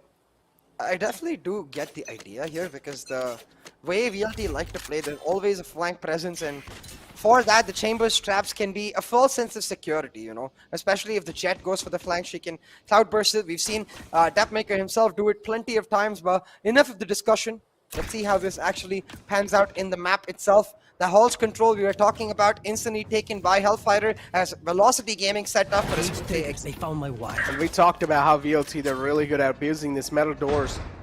And they do that again. They show the presence in metal doors, making them think that, okay, now there is a metal door presence available. But look at how the man's wrapping up from the back, and these kind of shots from Vibor, they're going to be causing a lot of problems. There was a man also wrapping around from the back. LFF would have sealed the deal anyways, but now we're left with a 3-on-3. Both these teams doing equally good in this pistol round, and they're able to shut down players back and forth. Shaka over here on the site definitely going to be having a lot of expectations onto himself. Even if he gets this plant through, or even if he gets this diffuse through 50%, that's going to be huge. HSB being the difference maker, and VLT, they just let this diffuse flow through like that. Yeah, I feel like the 3 players on site for VLT kind of just turned off. Focused too much on the flank, which you can see Vibor and Hellfighter are protecting, but they lose that 3v3 battle in the site itself, and Shaka just holds it down. A little weird, because it's a bit of an anticlimactic round over here. The Vibor was able to find himself a 3k. Very well done by Exploit on the retake to pick up the pistol. Very well done indeed. But yeah, as expected, technical break flows through. Always gotta give these gods, you know, the technical break gods, their own time. It's kind of like a little ritual that we have in VCC, so we don't really want the match to be stopped when it's the actual good moment going on, because it just breaks a lot of fun. So we don't really want any other breaks for you guys. So you guys will have to go through this little ritual for a while, but we'll be back soon with the matchup, I'm pretty sure.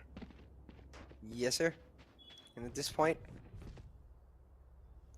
VLT, I don't think they're going to be happy about the way the first round went, but it's just one round. And hey, look at that. The pause timer is already flowing back, so the technical break is done. We're going to get back into the matchup. Dapmaker picking himself up a Marshall. Going to go for the investment right here. Actually, I don't think he bought it. I think it's Vibor who bought it for him, because he has 1900 credits, so I think he just brought the light shield and Vibor bought him the Marshall. So let's see if this pays off. Interesting. Shooter's over here with the Marshall too, so his counterpart pretty much on the Jet. Peeks out, but oh, this time it's going to be Deathmaker who shuts him down with a clean crosser placement. Understandable, Shooter had to check a lot of angles too, so was moving his mouse quite a lot, so the crosser placement is definitely not going to be on point. But HSB with a forehead camp is looking to connect those foreheads, and he is going to be doing so with the help of Soul. Or actually, it's just going to be Soulmate who makes that happen. And now pretty much the Viper wall coming through as well. This, of course, this round's expected for them to win, and how is LFF able to flow through like that? Questionable loophole being given to VLT, and they're going to exploit it. Oh. And this is what we talked about, the map control that VLT is able to get. Now he's got himself a Spectre. King is running through in front of him. He's gonna shut him down. Hellfighters Lurk being a nuisance for Exploit, and maybe the reason they end up losing this anti-eco round. A Thrifty on the cards for Velocity Gaming, and both Right to Ace and Hellfighter trying to shut down HSB. Here's Right to Ace who makes it happen. They get the eco victory. They're pumped up, and you can see smiles on every single face. They all started off with this brilliant shot from them. Yeah, it all kicked off with this one. And then the double KO as well, and LFF. This is the problem right here. How is no one checking the mid like that? Again, questionable things happening for both the sides, but it's okay. At the end of the day, the scoreline's equalized, and now it's Team Exploit who are forced on an eco.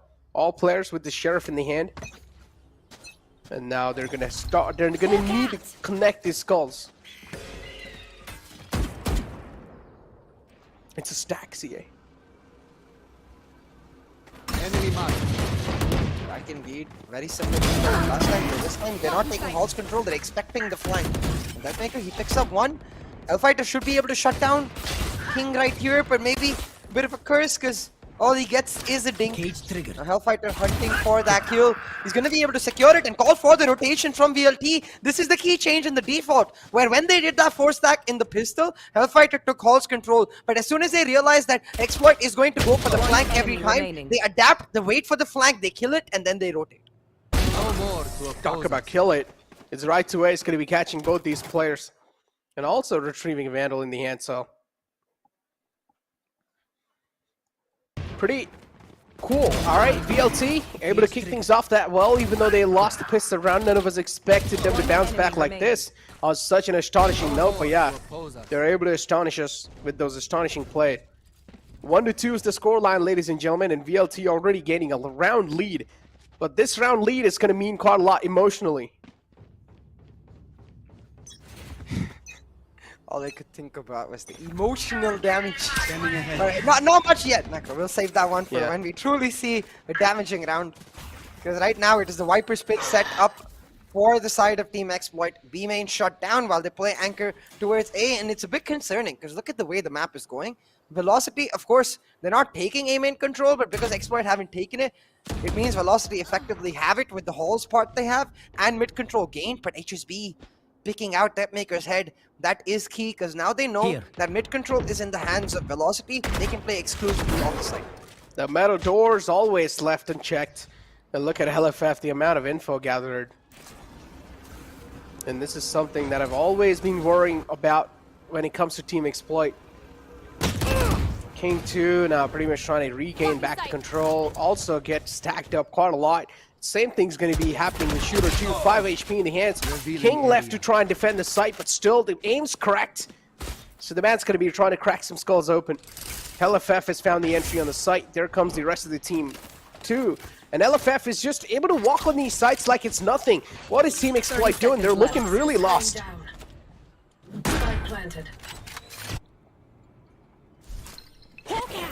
Again, look at that base position. Enemy down. Gets revealed by the guiding light, but guides HSB instead to his grave.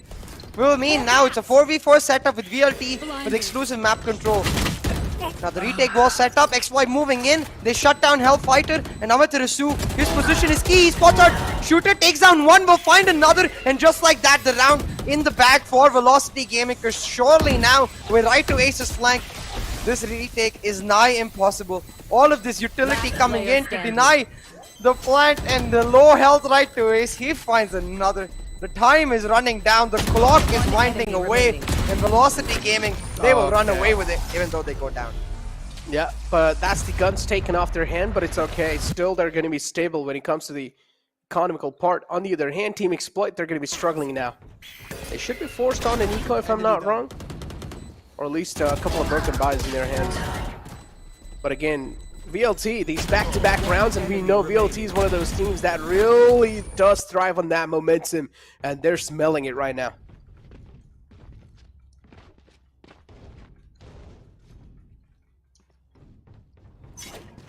Talking about smelling it, Necro. Right now, what I'm smelling is an execute for Velocity Gaming, because look at the ultimates they have available. Maybe won't invest early though, because they know it's an eco for Exploit. So they're instead waiting for Exploit to get aggressive, and they get rewarded immediately. King peeking out a little too much. You have to wonder, if he's playing that aggressive, why not the chamber over the Cypher?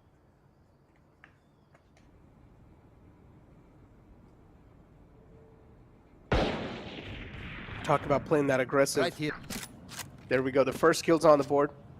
I've got your trail. And Seeker's out too in the mid, so that's going to be revealing a couple of info. There we go. Seeker goes all the way in the mid. Shaka's able to get away with a kill, so that's going to be a huge kill too. HSB's over here with the Marshall to try and stop the floodgates even on the A side, but I feel like Marshall is not the likely weapon for these kind of stop plays here. He will be forced out of his comfort spot. The recon dart too, give it a lot of info, but Shaka too is going to try to make a counterplay happen. Euro Theft most likely to come in here from Hellfighter. One enemy Actually remaining. not opting to do so because they know where HSB is. So instead just pushing on through, saving the Ball Cypher buff for another round.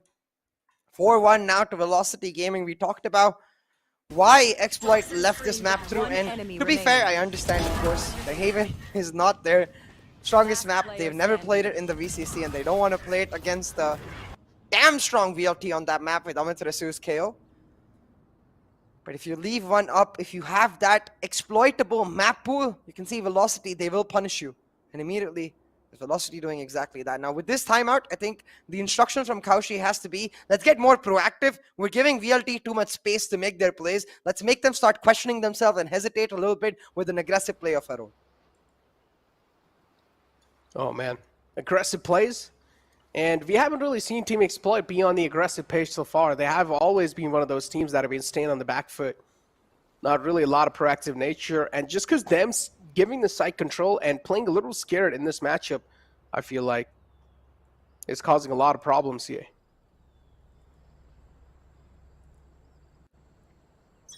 Most definitely, Necro. Most definitely. And I think the immediate area I want to see them contest is the mid default. Like, for example, you can set up a Sova in halls, use the recon to get A lobby information, set up your Sky in mid doors, and have your jet pushing in from the B elbow area. It's a default we see a lot of international teams doing, just to take mid control from that elbow area with the puff flash that the Sky does, with the wall coming through from the Viper. Instead, they're just going to go ahead for a push from both players right there. The op turns away with the recon just perfect from right to ace. And a 1-for-1 trade is worth it for them, because now the neural theft comes out. They know exactly where all of Exploit is, and they're going to look to shut them down. Trade for VLT is most definitely worth it because they get the site in return. Spike down. Oh, the Hunter's Fury out too, and Shooter now has the site control with the Operator.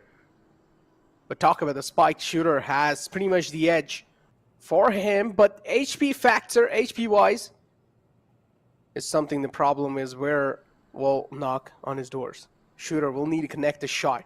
One opportunity in his hands, and he will need to deliver. Has to Blaze Storm too, unless if things go south. It doesn't exactly know where Right to Ace is. Right to Ace doing a successful job in playing those mind games. Now finally gets spotted and misses that opportunity. That one shot doesn't come through. Yeah, and you can see the crouch coming through. Just in case Shooter was able to pre-fire on the quick flick, the crouch would make sure that he would not be able to shut him down. And again, these trades are not worth it for Exploit on the defense, especially when the Operator playing. You want those advantageous peaks. The Operator not secured. Interesting. Yeah, they're not able to save. Shooter goes down. They have to go on the eco. And we talked about how Velocity Gaming are sharks in the water when they smell the blood. They're not going to let go. They're going to come rip you apart into pieces and shred you into just easily biteable nifty comps. Oh. Netmaker doing that though. A nice trade from Shaka. Yeah, that's a really great trade, and now that's kind of worth it. Here. But still, Deathmaker already doing some damage. Gives the position away too, that the second man's available. King getting spotted with the cam. Will be forced back from that. No other option left. Bubor and Matarasu able to flood away with these two quick frags, and now they're left on a 2-on-4. Broken buys coming through from Team Exploit, as we all know. One enemy Someone over remaining. here on this little proactive nature will be shut down too, and now it's all down to King to see a fancy Sheriff skin to try and make some fancy plays happen, but the likeliness is pretty less. I like the way that rhymed. Hold on, talking about rhyming. King's gonna have to find some nutty nature with that Sheriff, but is not able to do so. But that's the Sheriff I've been telling you to buy, Necro. I got to access it during early access, and for a player like me itself who doesn't necessarily pop heads on the Sheriff a lot, I was able to do it, and it felt really damn good. It's the skin buff. Yeah, dude, it felt so comfortable and so fluid, you know? I think it's a good contender to the Ion Sheriff. And it comes down to what kind of vibe you want. The Ion is a lot more futuristic, smooth, while the Protocol is a lot more like reverb-like.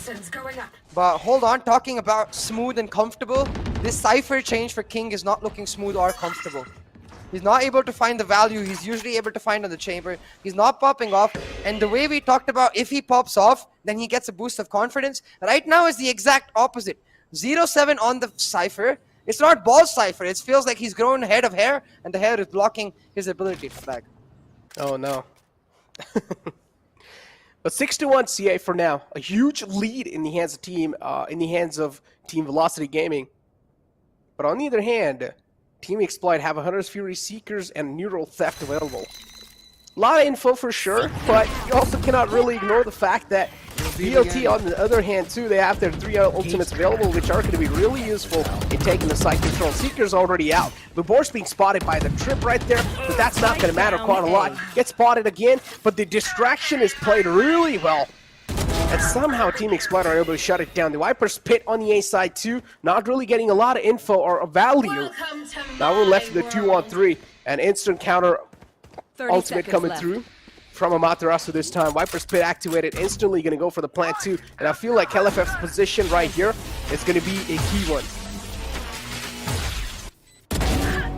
Necro Hellfighter able to pick out one already. Has the camera to check for the flank, knows no one's coming in, and is going to wait on that container angle to look for another. But I think the call's coming out from Amaterasu to make sure the Hellfighter is able to distract as long as possible, because then this Viper can clutch it out in the Viper's Pit. Amaterasu, though, his location, but is still going to hold on to it. Catches out Shooter, and Velocity Gaming are running away with this map, Necro. They are running away. Isolates that 1v1, leaves it to just Amaterasu, goes for the jiggle, spots out the half defuse, but doesn't let it go all the way through. Did not buy enough time. Shaka with a clutch play. I thought the half defuse wasn't done, but just in the brink of time, he actually got it done. Exactly, he definitely does get it done, and Shaka stepping up when his teams need him the most, and Amaterasu, I feel like he should have been able to shut it down, you know, especially when he did the first shoulder peek and he realized that Shaka is not really leaving the defuse. He should have just went for a wide peek on the second time, but Shaka got given enough time to get comfortable on that clutch right there, and he was able to get his mentality back in check. But it's okay, still a little cushion available for VLT, and also a decent economy left over, even if they do lose out on this round. So VLT, nothing really being hurt that much, but Shooter now back on the operator. He can be the difference maker, and we've seen a little glimpses of that in the past. Connects the shot, but he gets instantly shut down. It's okay, that's a fair trade. Fair trade in terms of man covers for sure, but an operator down for a rifle, that's going to hurt Exploit a lot. Now Soul does manage to shut down Hellfighter. I will make sure that King can just go back. I want him to go back to that body so he can pop that Neural Theft and get all the information about VLT's positioning, because they haven't gone for the plant just yet. They do that just as I was saying. So, and now with the Seekers instead of the Neural Theft Exploit, they go for the retake, and they're able to do it in a prolific fashion. Talk about a prolific fashion. Look at those frags coming through from Materasu. Oh, another one on the table. Oh my God, what is going on? It's the IGL stepping up when he needs them the most. Oh my! Final 1-2 to shut it down. Exact reaction that we're having right now too. LFF just drops his headset. He's like, all right, I'm done. I am done. bro. What were those shots, man? I'm gonna stay quiet. Let's just appreciate the shots. Moment of silence for all the players. F's in the chat for Team Exploit. Head after head after head after head. He just drowned all of Exploit's hopes and dreams. Sheesh, man.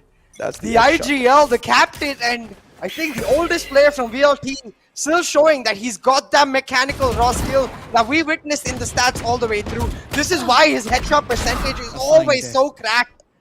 Velocity Gaming, with that round win, surely they just finish off the map from here.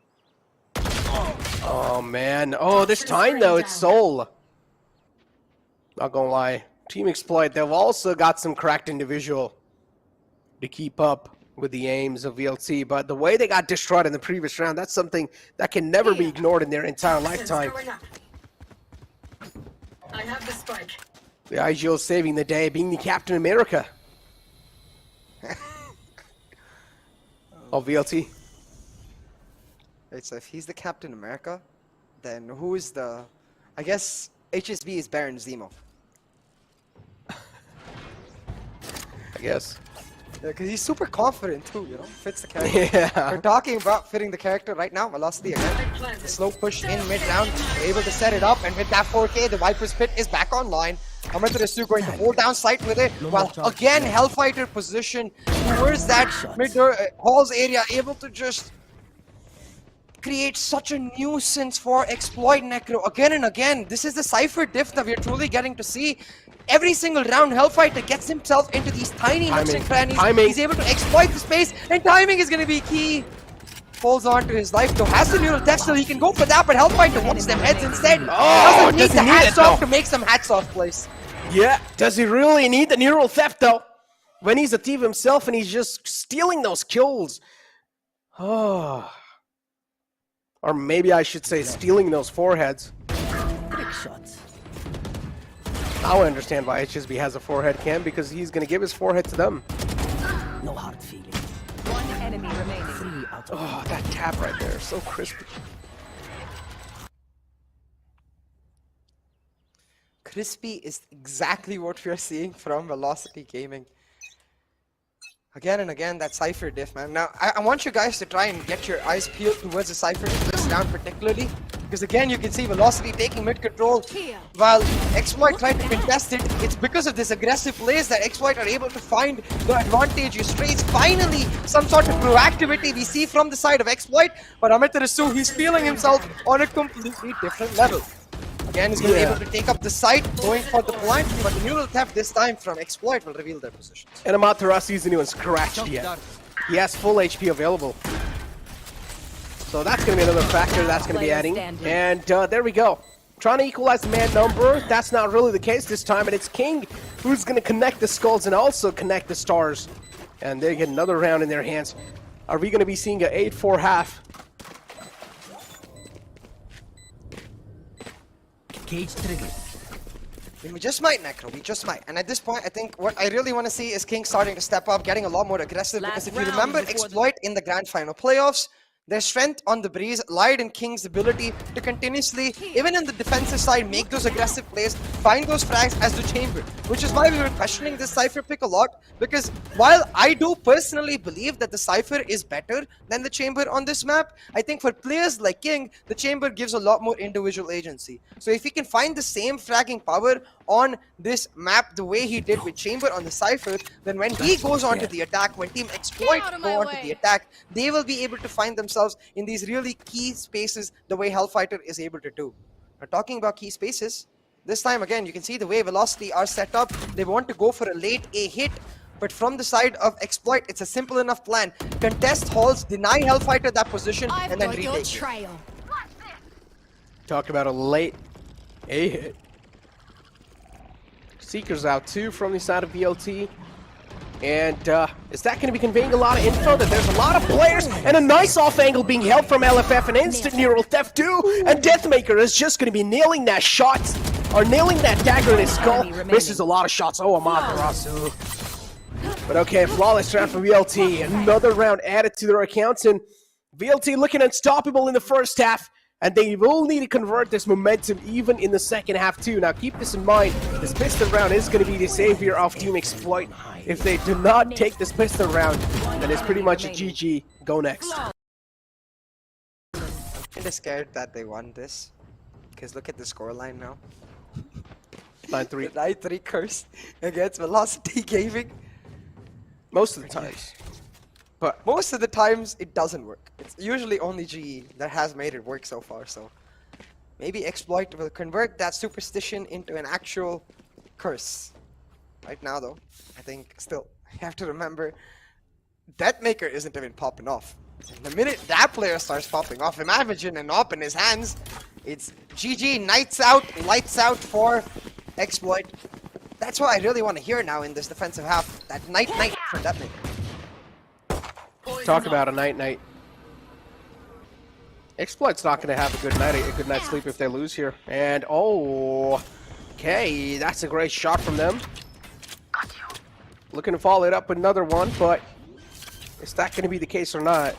Pretty close to get the second one too, but Team Exploit, they get the site control with a man down, which is okay. Now they can just try and go for the post plants. On the other hand, VLT, they're going to be having a lot of pressure on this retake. Be faster. But Deathmaker, with him popping heads like that, it does become a lot easier because look at the health bars of Exploit. They're all down low.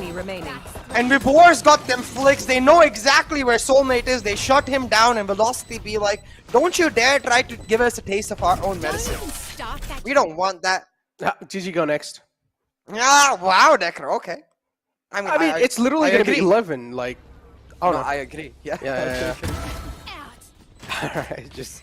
This point, just skip the rest of the rounds. I just want to see the next map. But yeah, this shot right there, it's like a little pixel too that he's trying to aim on it. It actually does connect it to. Vibor is just a cracked individual. Like, oh no.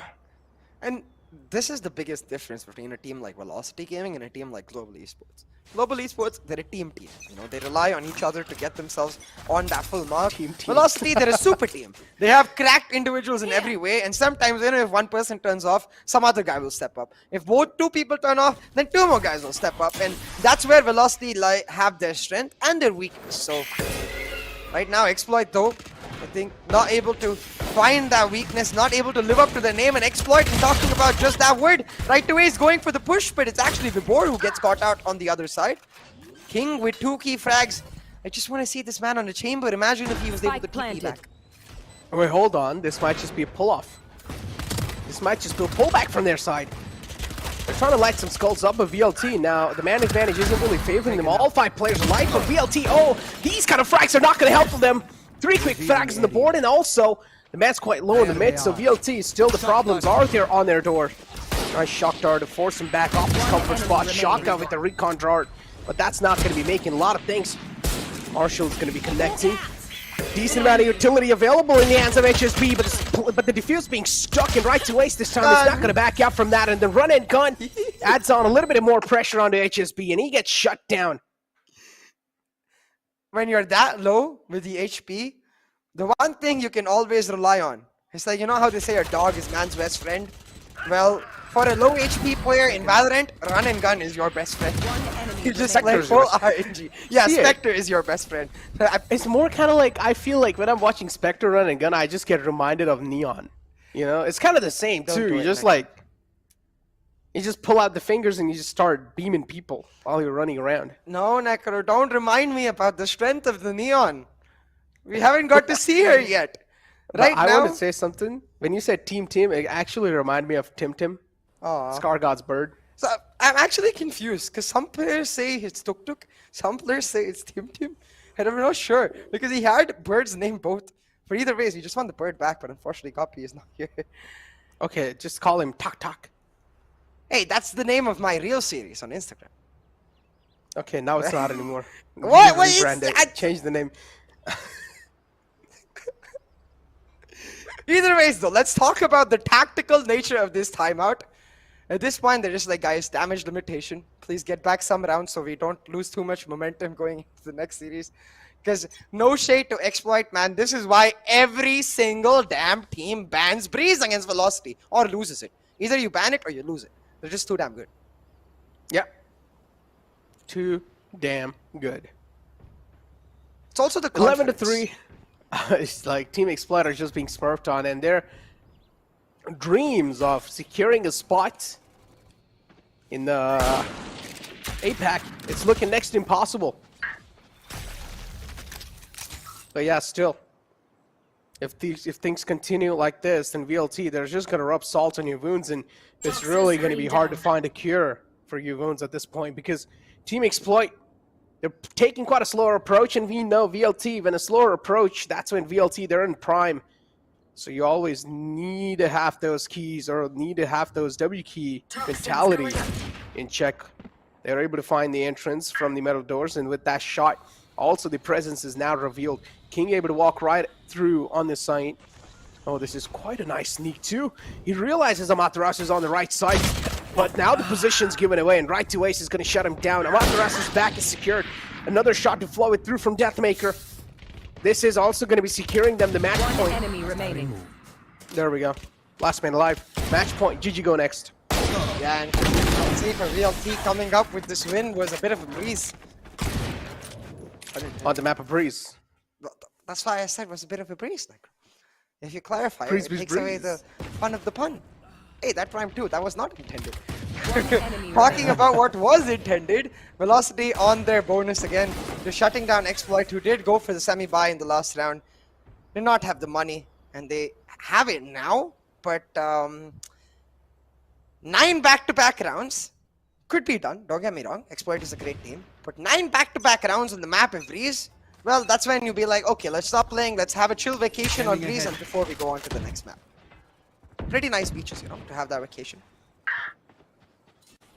Hell yeah. But now, Shooter, look at this man. As always, this man really does thrive on that mid control, and it's going to be doing the same thing again. HSB also detects out the tripwire. LFF getting tacked up a little bit right there. 72 HP in the hands, but it's okay. Shooter from mid is going to be the difference maker. But the team of VLT, they've just got each other's back all the time. Right to ace, popping skulls like that with the Sheriff, even though he doesn't really have the suitable gun to work with. But if he's going to start to pop skulls like that, then they're not really going to be needing those guns. They're just going to be good with the Sheriffs. Another one to fall it through. And now it's all down to the final man, Shaka. The clutch master himself, is he going to be able to do it? No is going to be the answer. The Hunter's Fury will seal the deal. And look at the excitement in the face of Right to Ace. Clearly, this is what is needed, because they realize this is as big as it gets. Ladies and gentlemen, the grand finals of VCC, a lot of dreams on line. To be honest, I wasn't really looking at their faces during that end, because the Hunter's Fury was going on. We get to see in slow motion how Sova sets up the Hunter's Fury. So it's like he's taking like a advanced shock dart and putting it into place, and it turns into a laser beam. I have to do more research into that and how Sova's arrows actually work, because at this point there's not much to analyze with this map. This is called don't ban VLT Breeze, you lose VLT Breeze. Simple. Exactly. Analysis done, go next. Did you go next? Move on forward to Split. But again, I mean, Split is another one of those maps that we've seen Deathmaker just being really good on. He's able to flow on fluid. In this map, Deathmaker wasn't even playing that good. He wasn't even being that impact fragger. But overall, it's just the entire team of VLT showing that communication. And I literally mentioned this before the start of the game too, is that VLT, they've been looking really clean in their VCC journey, and they're clearly proving that here. Exactly, man. And if we are to actually try to break down what happened in this map, we kept talking in the pre-show about VLT's strength in their ability to take proactive map control. In the first few rounds, Exploit just gave it to them. There was rarely ever a moment where they were trying to proactively either contest their map control or take another part of the map for themselves. The only effort we saw was from King's flank, which VLT instantly adapted to. They knew King was going to come in on the flank. They knew he's not playing the chamber. He can't really peek and TP back the way a Jet can, for example, and they caught him out every single time. Needed to see some mid executes, like mid default plays on the defense from the side of Exploit, have a 3-man push come and use that Sky pop flash to take mid control, or even stack up and deny Hellfighter that area he was able to take time and time again. But instead, they just fold it over, bend it over, and let VLT slap them away. Talk about bending them over. Team Exploit over here with only 3 rounds, as we know. It was 13-3, big difference. And pretty much at this point, I would just call it a flawless win too. Team Exploit, of course, Shaka with only 11 kills in the hands, 13 deaths and 2 assists. On the other hand, Amaterasu just unmatched with 19 kills, 8 deaths and 4 assists. He's looking absolutely flawless, and that went on 4 clutch right after himself, making it happen on the B site. It was insane. It was something that broke down Team Exploit's mental, and also it broke down Team Exploit to even make that comeback happen. Because we've seen those kind of clutch plays, it not just activate that single player right there, it activates the entire team. That was a pure 1v4 too. It's not like he didn't use any utilities. Yeah, exactly. It's not even like he out-thought them. They can think, okay, fair enough, Amaterasu, big brain, IGL, he just was a step ahead of us. No, he just smacked them in the face, slappity slap, and just put them back into their graves. And man, I can't get my head over that, because the way he popped heads, I think I felt the bullet in mine. Oh my God, that's quite deep, man. Yeah. But moving forward, CA, it's like that's going to cause some emotional damage to Exploit. Oh, dude, emotional damage.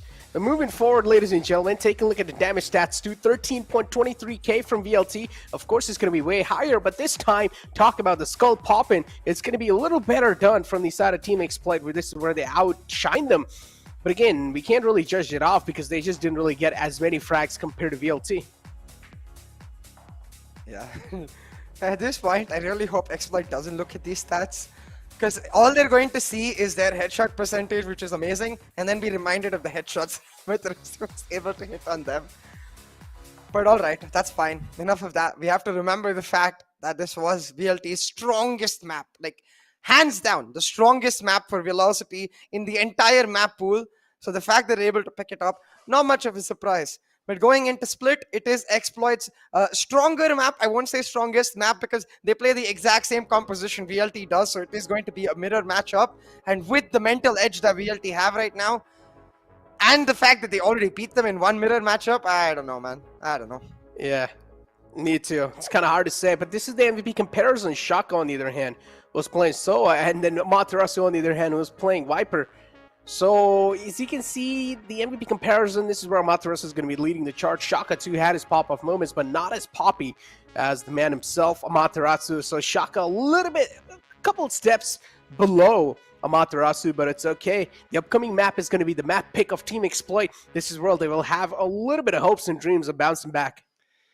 Hopes and dreams are exactly what they're going to have, because right now, Velocity Gaming, they're living up to their name. I can feel the velocity, Necro. I can feel the tempo and the pace with which they want to set up a matchup with their oldest, their most formidable foe so far. GE waiting in the upper bracket finals, and VLT, they want to get there real quick so they can find redemption.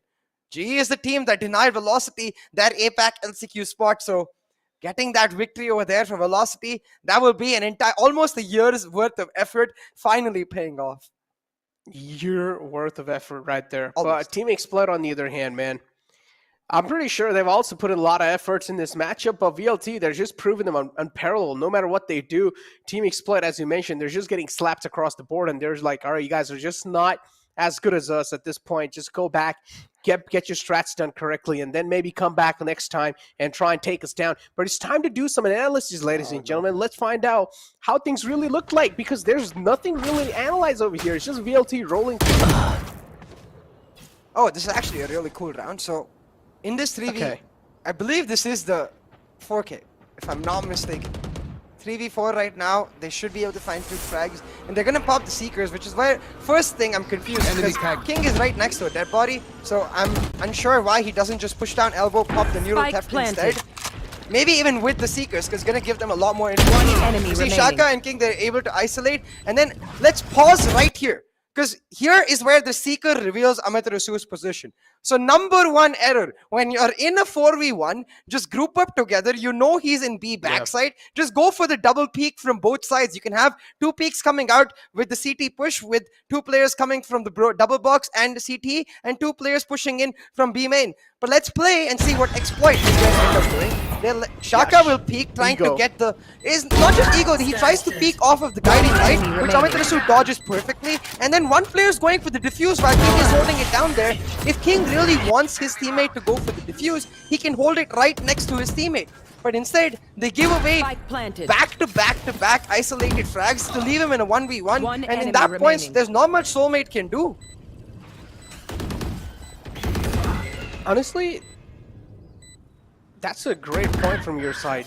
Because Last as they player realize standing. Amaterasu is pretty much isolated over here in this corner, I feel like King should have played right next to Soul. Yeah, If he exactly. played right next to Soul, there could have been a little advantage where even if Soul is not really able to get the diffuse through, at least he will be able to get the trade as soon as King dies right there. But overall, if King should have realized he is isolated right at the back. Amaterasu is isolated right in the back, and if he steps on the platform too, he has a little bit of a high ground to compensate for it, so he can throw his crosser placement off guard. But no, that was not the case. Instead, he tried to go for a little bit of ego peek, and as you perfectly pointed out, those isolated duels is what secured them the route.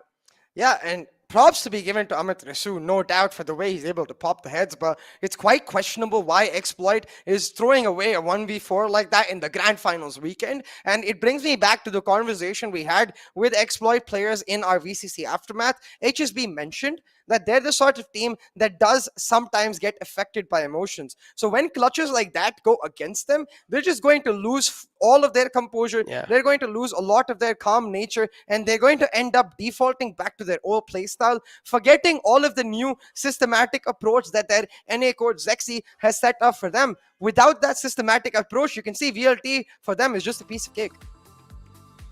Talk about a piece of cake. This is pretty much a piece of cake for you guys too, to try and win the viewer rewards. All you guys need to do is go ahead on your social media accounts and make a post saying hashtag VCC and also tag NODWIN Gaming in that post. Be a little creative with it, and maybe you guys will have a fair share of chance to try and win this exclusive merchandise. Keep this in mind. We also have some cool bomber jackets available for sale, and all you guys need to get those exclusive, and those are limited edition bomber jackets. All you guys need to do is go to www.gullyactive.com, and you guys can go ahead and order those nice VCC bomber jackets. Yeah, and hopefully we'll get some of them for ourselves. But right now, I think our focus was definitely on this second map.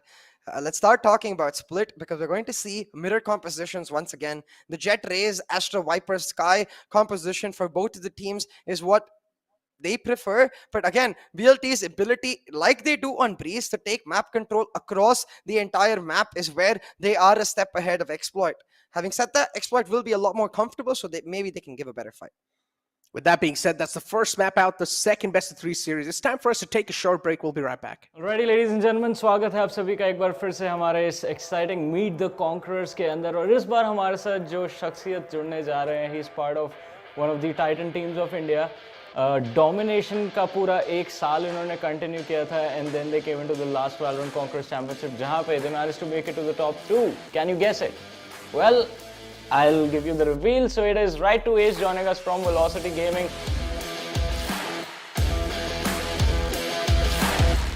Right to Ace, congratulations on making it to the top 4. कैसा लग रहा है आपको? Thank you. Like अच्छा तो बहुत लग रहा है. Like we struggled in the qualifiers 1, but qualifiers 2 like sort of went, you can say, थोड़ा easy. Like I think didn't drop a single map in the qualifiers, so we are quite proud about it and excited for the main grand finals. इस बार जो velocity हमको नजर आ रही है, it's very very clean performances that you have delivered. तो वो जानना चाहूँगा कि पिछले VCC से लेकर इस VCC तक आप लोगों ने कैसे figure out किया कि चलिए ये गलती हुई थी और इनको fix करते हैं, इस बार ट्रॉफी जीतनी है. So for the old 2021 VCC, we had MW1 as our substitute back then. Jetmaker team में नहीं था. So the दोनों का jet का you can say gameplay थोड़ा different था. And the team environment भी different था. Like everything was sort of different. Even Mazes was playing as the 5th in the team when Vibor को हम लोग ने bench किया था. Coming back to this VCC, when the new year started, we had couple of, you can say, trial and error ki what lineup we should run for the VCC, and we came up with the current lineup, and it's going smoothly now. Is there a possibility of seeing Marzel play in the finals? Unfortunately, like हम लोग ने जो अभी lineup run कर रहे हैं with Vibor, that will be our main lineup for this grand finals. So sorry for the fans who are expecting Marzel to come in the playoffs जैसे last VCC में हुआ था. It might happen अगर if like guaranteed नहीं है, but we are sticking with the lineup for now. We don't want to change the plan. Yeah.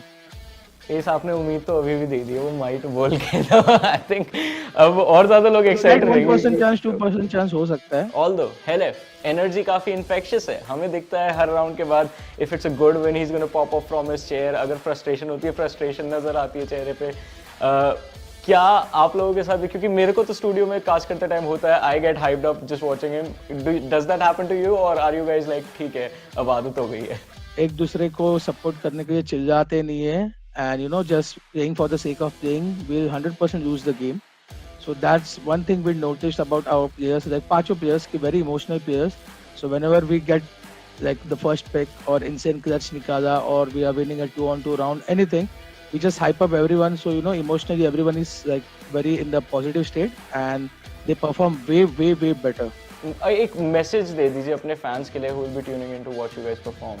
I know कि qualifiers 1 में performance अच्छा नहीं था, but we did our best. We qualified to qualifiers 2 and showed a domination, like dominating performance दिखाया.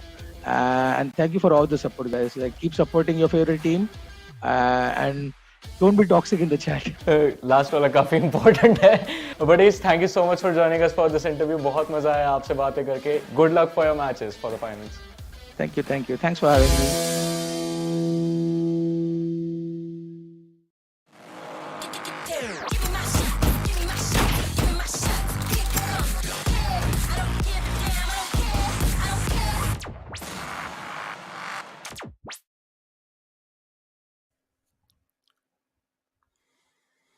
Welcome back, ladies and gentlemen, to NODWIN's Valorant Conquerors Championship. First best of 3 series is out the gate, and now second best of 3 series. First map is out the gate too, and the results are looking pretty clear up till now. This is the map pick of Team Exploit, and this is where they will need to try and bounce back, or at least this is the last glimmer of hope for them in the upper brackets. Exactly. Velocity, meanwhile, trying to set up the Val Classico for us. As we talked about, we've got the mirror compositions on both sides, the double duelist, double controller with the Sky coming through. And given the way we saw every single player from Velocity popping off, especially with Hellfighter now on the Astra, he's so damn good with his ability to control the entire map. I genuinely believe he's the best Astra in South Asia right now. It's going to get that much more difficult for Team Exploit to find this win. But hey, I doubt it's going to be a 13-3. Surely not, right? Talk about things getting more difficult, man. Yeah, I also doubt it's going to be 13-3. Maybe it's going to be a 13-6, but moving forward, take a look at the trophies too, man. It just looks absolutely nice. But moving forward, CA, as you mentioned, I doubt it's going to be 13-3. Me too. I do not really want this to be a steamroll. But for what just happened in the last map, I feel like this also has to be a steamroll. Maybe it's going to be 13-4, 13-5, 13-6.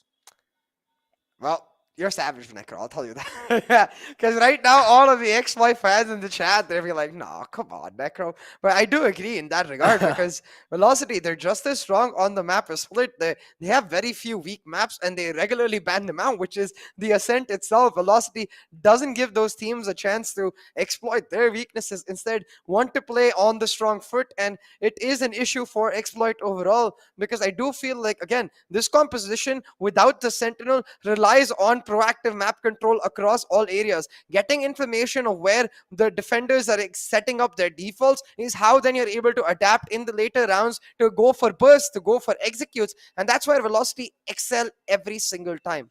Now, having said that, I do think King himself, a key player for Exploit, will be a lot more comfortable on his Asian pick of Raze now than he was on the Cypher and Breeze.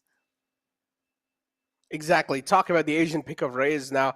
Overall, King, we've seen this man pop off. He's, of course, one of those poppy players without a doubt. He has those individual and mechanical skills for that. But moving forward, as you mentioned, Raze is going to be activating himself a little bit better. Now, on the map of Split, Team Exploit has been looking pretty phenomenal. But are they going to be looking as phenomenal as VLT? We talked about the mentality. We talked about the emotional damage. But moving forward, is that emotional damage going to be carrying forward in the map of Split? Or is that mentality going to be carrying forward in the map of Split? Because you mentioned a big point, which cannot really be ignored here, is that HSB himself mentioned that his team can sometimes crack under a lot of pressure. Exactly. And at this point, we have to see which team is able to reset themselves even better, because even for Velocity, if they get complacent from their easy win on Breeze, if they give Exploit a taste of victory, let them bounce back with the Split win, that would be that much more difficult for them to close out that third map, because I do think both of the teams get equal on the decider map now. Having said that, Exploit, you can see, seems to be smiles on all of their faces. They have the positive mentality, so the question of whether they're going to be able to reset themselves certainly looks like they can. But looks like. We don't exactly know yet. Are they going to be able to not? But it just looks like they can. Yes, sir. But VLT, they don't really need to reset themselves. It's kind of like pretty chill for them. You know? Team Exploit, though, they definitely need a reset. Because this is where the comeback mentality should be in. The champions mentality should be in. Right there. But yeah, LFF is trying to go for the aggressive peek again, but is instantly going to be denied with a snake bite, so we'll need to fall back there. Shooter able to flood inside the vents. That's going to be quite a lot of map control already, so Shooter, if he even gets a single frag at that spot, that's going to mean quite a lot for Team Exploit. Oh, most definitely. It's all about mid control right now for Team Exploit. They've taken it, and that map control we talked about, keep your eye on that A main hold by the Astra. Shaka expecting some aggressive default, but Amitrusu not giving it to him. Now instead, on the other hand, Vibor's got himself into mail room. He's going to surprise King, but King with flick. This is what we talked about. A lot more comfortable on the raise, a lot more comfortable leading the charge for his team. King starts it off for Exploit. Yeah, it definitely does kick it off for Exploit. HSB2 to follow it up on Deathmaker. That's a big one too. LFF on the site left to make some King plays happen, but that's not going to be the case. It's Shooter who's able to activate himself from the grave. And now it's all down to the final man alive. There's a huge flank coming too. Amaterasu, is he going to be able to slap him again, just like how he did, and show them a little glimpse, a little flashback of what happened in the past? No, it's going to be the answer. Shooter closes things out, and now Shooter needs to activate himself in this game.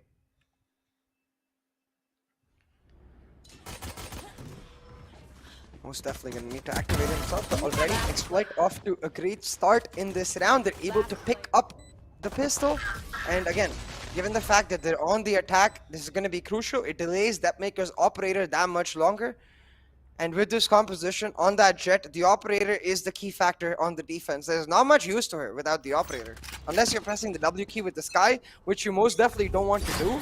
Is the operator that does make the big difference on the defense. For Velocity with the read right now, over the 4-stack onto A, might catch Exploit off guard. Talk about catching them off guard, and yep, VLT2 though, with some equal traits to shut it down. And the entire aggression now, it has been amped down. And it's just going to be LFF who's going to be exploiting these ropes, but it's Team Exploit who's going to be shutting him down. As you said, he's got the Vandal too, and he can actually go for a fair share chance right here, because it was just like an eco round for them. So Deathmaker, I'm pretty sure he's not going to go out without a try. Sold with a really late flank. It's a little too late for comfort. So Deathmaker is going to be finding himself that comfort spot for now. Vandal in the hand is looking to glow some skulls up. Is that going to be happening or not? Because both these players, they have a crossfire setup on the defender spawn. Yeah, no util available for Deathmaker to try and isolate them. He's just going to have to show off his cracked aim. Goes for the shoulder peek and gets spotted out. And Soulmate now starting to run through aggressively on the flank. The guiding light as well, just to delay him out. And HSB and Shaka, they backed up. All three players giving respect to Deathmaker, acknowledging that he has the Vandal. But they need to make sure they take him down and pick up the Vandal, otherwise it will be a big loss. And Shaka doing just that. Soulmate will be able to get it through. Yep, I think so. Explosion. Oh, okay. He's able to get away, and Shooter will get his Vandal back, so man should have his happy faces back up. But still, Team Exploit looked quite good in that previous round, or at least quite decent, I would say. But 2 guns taken off their hands. That means the rest 2 players, are they going to be going for some save buys or broken buys? No is going to be the answer. Instead, they opt out for a full Spectre play. Still a bonus round for them.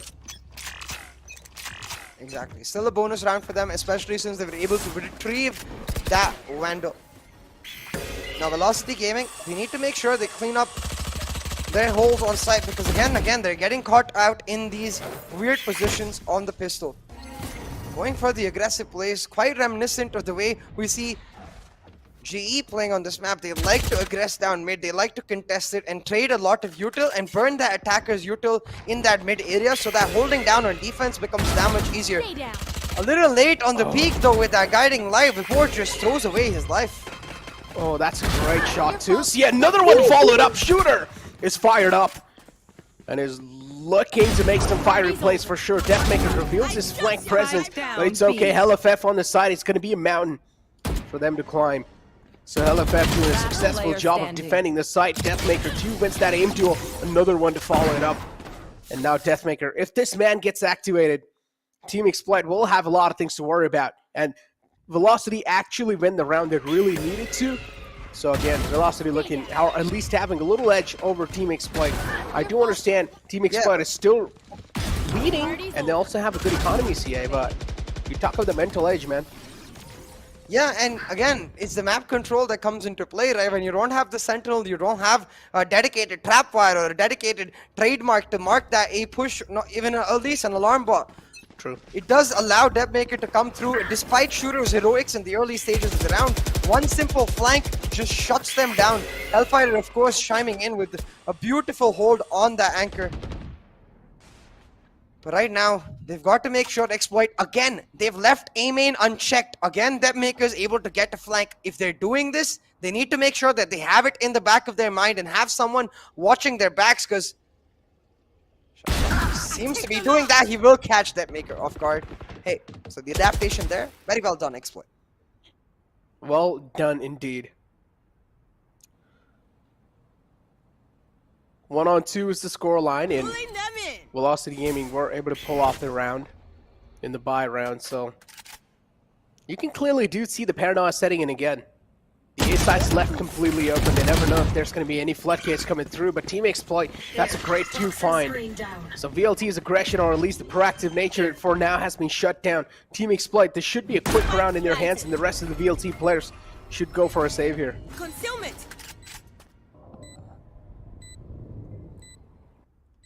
They are going to go for the save. And really did come down to that flank. Velocity Gaming relying on Deathmaker to not just give them information, but also find value on his flank. We're not able to do so. Now, the Vandal will be retrieved, but that's all it is going to be for Velocity in this round. Already, Exploit looking much, much more comfortable as they did compared to Breeze. And it will mean that we get a closer map in this. Map was split, especially with King starting to feel himself. A nice flick right there. And I'm really glad that King is on that race. But it makes me wonder, Neko. What if we saw King on Chamber in the first map? What if we saw King with a basic ability to continuously play his comfort, play his aggressive nature? Maybe Breeze would have been a lot closer. Maybe Exploit could have pulled it through. But that's all it's going to be for now, just a bunch of maybes. Yep. A lot of maybes indeed. And I honestly feel like they should have just stick to their comfort zone. That's not what we see, though. Before now, it's going to be Team Exploit with a little bit of safety cushion for themselves. And Team Exploit, they're looking to exploit that cushion for sure. But again, as always, now this time they have the Viper watching the back, so they're not going to let those flanks through just like that. Deathmaker's creating a lot of space, a lot of map control in their hands, but Team Exploit 2 getting equally that much amount of map control, so it's okay. Man's already sneak past through. It's going to be Shooter himself who's going to try to make some difference, but we already do see Rapport is right there, and he's watching it. He's not going to let the ropes slip by just like that. And there we go. King finds the opening on the Amaterasu. Key opening as well, because with that Viper gone, without that wall, it's so much harder to hold mid down. I think the call has to be made now for Velocity Gaming to just give up mid control, play to hold on to B Heaven, and then hope to retake from that B Heaven angle with the CT push coming in late. Doing exactly that, B control given up, but Soul finds a huge frag onto Ace, and surely this round is lost as well. It was just the eco for Velocity Gaming, I will say that, but round after round going away from them will mean that the momentum starting to get picked up from Team Exploit. They're going for the same scoreline that Velocity was able to pick up in Breeze. And that's a great shot too. One enemy remaining. King now follows it up with another one. But again, a clear man advantage in the hands of Team Exploit, and they're looking really unstoppable. A great shot from Soul to shut him down. And Team Exploit actually looking really strong in the map of split.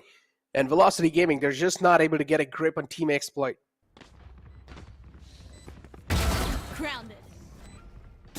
Again, like, look at the way Velocity is set up, right? I think they need to start getting a lot more aggressive. For example, towards B main, take that area and then just sit there in a crossfire and allow Exploit to force themselves towards the A side where they have the anchor. Now instead, they're trying to anchor down mid with the Amaterasu and Vibor holding down from Vents and Mailroom respectively, while Deathmaker, who has the op now, will hold down B side. There's a lot of pressure on Deathmaker. We'll have to see if he can live up to it. Let's find out though. Heavy presence from both the side on mid, but this time it's HSB shuts it down. Vibor shuts down another one too to follow it up, but again the problem is the HP factor, which is not working out in the favor of VLT just for now. Vibor's down quite low, not really a lot of HP that he can rely on, but that's a nice sneak through coming in, and LFF is able to get the timing right with that push through the wall. And Team Exploit, they're being exploited right here. Spike's down, and that's a known fact, and it's going to be really hard to deny that.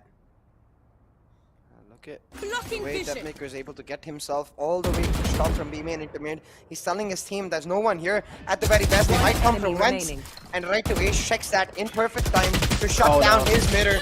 King though, missed, feeling himself right to Ace with a bit of a whiff. Will mean that King now gets to go for the spike plant. Now, Vibor is very low. As you said, Necro, the showstopper available. If he's able to isolate Vibor with that gun and then use the showstopper, shut that maker down, maybe he can pick it up. But instead, he shows himself. I don't think he needed to show himself there. Could have just waited for the contact from deep in sight and then used the showstopper.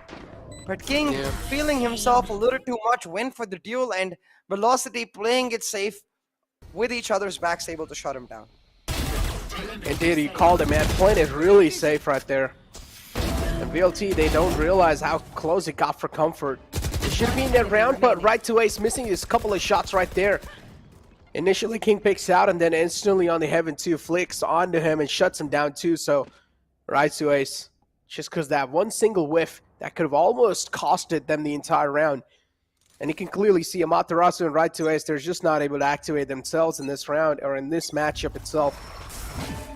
The shooter, on the other hand, he's able to pop off and he's able to get this popping moment. So much info can wait. So Team Exploit now, there's going to be a little sign of worries for them. I know worries indeed, but Exploit, they're stacking up now. They have all 5 ultimates available on the table, so it's going to be the showstopper to bring the party to Velocity, but hits the wall instead, and the Seekers pop through, will not find much. Instead, Hellfighter with the opening frag. Now the Cosmic Divide set up to create some space for right to Ace, and a whiff coming through from Exploit. Key ultimates invested for Exploit, they're crumbling in every single way, and the true party comes through from Velocity. But hold on, Shaka with some frags, Necro, able to make it a 2v2. Spike down. Exactly, but Wimpor's able to shut down Shaka now. It's a 2-on-1. HSB have a lot of pressure. Duels isolated. Solo peaks coming through, but it's okay. Deathmaker's got the cross, and HSB, a clear sign of disappointment. Had no other choice too, man. It was really hard for him to actually cross that too. Position was known. HSB had to take that shot or take his chances to try and cross through. But Deathmaker's so quick with the flick, he's going to shut him down. But Team Exploit overall, they're doing a really good job in the map split and actually making us know that this is their map pick. But VLT, they're not really far away. They're really close. It's 3-4. And Team Exploit, they cannot let any more rounds slip by. Most definitely cannot, especially with Deathmaker being the only one able to save, hold on to his weapon there. The Operator, though, the best weapon to hold on to in those circumstances, so I'm sure they will take it. Now Velocity themselves, knowing that Exploit invested all of their biggest ultimates. The Seeker's gone, the Viper's Pit gone, the Showstopper gone for Exploit. They know they're going to play on the defaults again, so they use their own Viper's Pit to shut off mid, while the Operator anchors down B main. Oh, that was so close. Deathmaker trying to use the audio cue of the Trailblazer coming through to find a shot, but he did not find any. So he's going to back up and try to hold on to site. Talk about trying to hold onto the site. There we go. Man peeks out, but it's still Soul who's able to neutralize the duel, or neutralize the threat. That's a big threat too, taking out the game. That's the Operator off the board. And an easy stroll on site. The board's able to take care of mid, so making sure no one's going to be flanking through this time. 3-4 is the score line in VLT. They still have a decent chunk of the site control. There's a man lurking around an A, but not anymore. They don't have the site control anymore. Amaterasu standing. will need to pop off here, 30 but that's going to be seconds left. denied as well. So much potential denied from Team Exploit. And VLT, again, left, guessing themselves. And the biggest difference you can notice for Exploit is in the way that we're winning their rounds and losing their rounds, right? Where the Exploit we know from last year would be at their strongest. 10 seconds left. It's actually the executes where they're starting to fumble now. Clearly seeing the impact of their new coach Zexy, because when they play slow, when they play defaults, they're so systematic and so damn good. He was able to shut one down in this 1v4, but I think that's all he's going to get, despite Shooter. The initial shots now. Oh my god. Low. Putting himself into sight. He's getting pushed from multiple angles, and the jump peak from Shooter is a distraction. Now Soulmate needs to shut him down. It's a back and forth, Necro, between these teams. Neither team really willing to give up any sort of front, any sort of full momentum. No team able to establish a win streak yet. Talk about establishing a win streak, but this shot right there, a great one too, CA.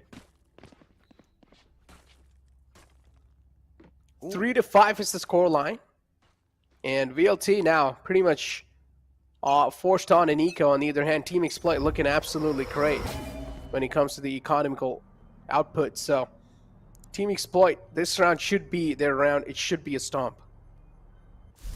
I like this stack from VLT, but yeah, they need the board who is made to at least show some presence, so Exploit don't realize that this is just free B site and a stack. The guiding light does reveal someone's presence in Wentz. They don't know it's Vibor just yet, but it will mean that maybe Exploit just go for the full rotate with the A main control they're able to get and try to go for a split A execute. Now the Trailblazer coming out, this is crucial. He doesn't check B heaven, instead it goes towards Wentz, it spots out Vibor, and with that they're going to go for the A rotate. Imagine if that Trailblazer had gone towards B heaven, realized it was empty, they would have just gone for B. Instead, this might work out for VLT, necking into a stack Exploit. Yeah, they're straight up walking into a trap, and there we go. The first lap comes through, and it's a banger one too, but Team Exploit, the kills are just flooding away. Even though a lot of damage is on the board, but they're not able to convert that damage into kills. And there we go, another round of the board for Team Exploit. That's going to be adding a little cushion. And look at HSB, just trying to motivate his team too. Be like, all right, guys, it's all chill. We got this. He's also chewing a chewing gum. That's kind of like, you know, sign of a badass player, I guess. I like me some chewing gum myself.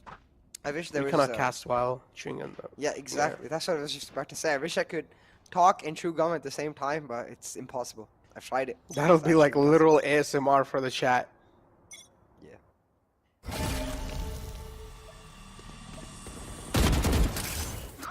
6-3 on the board though.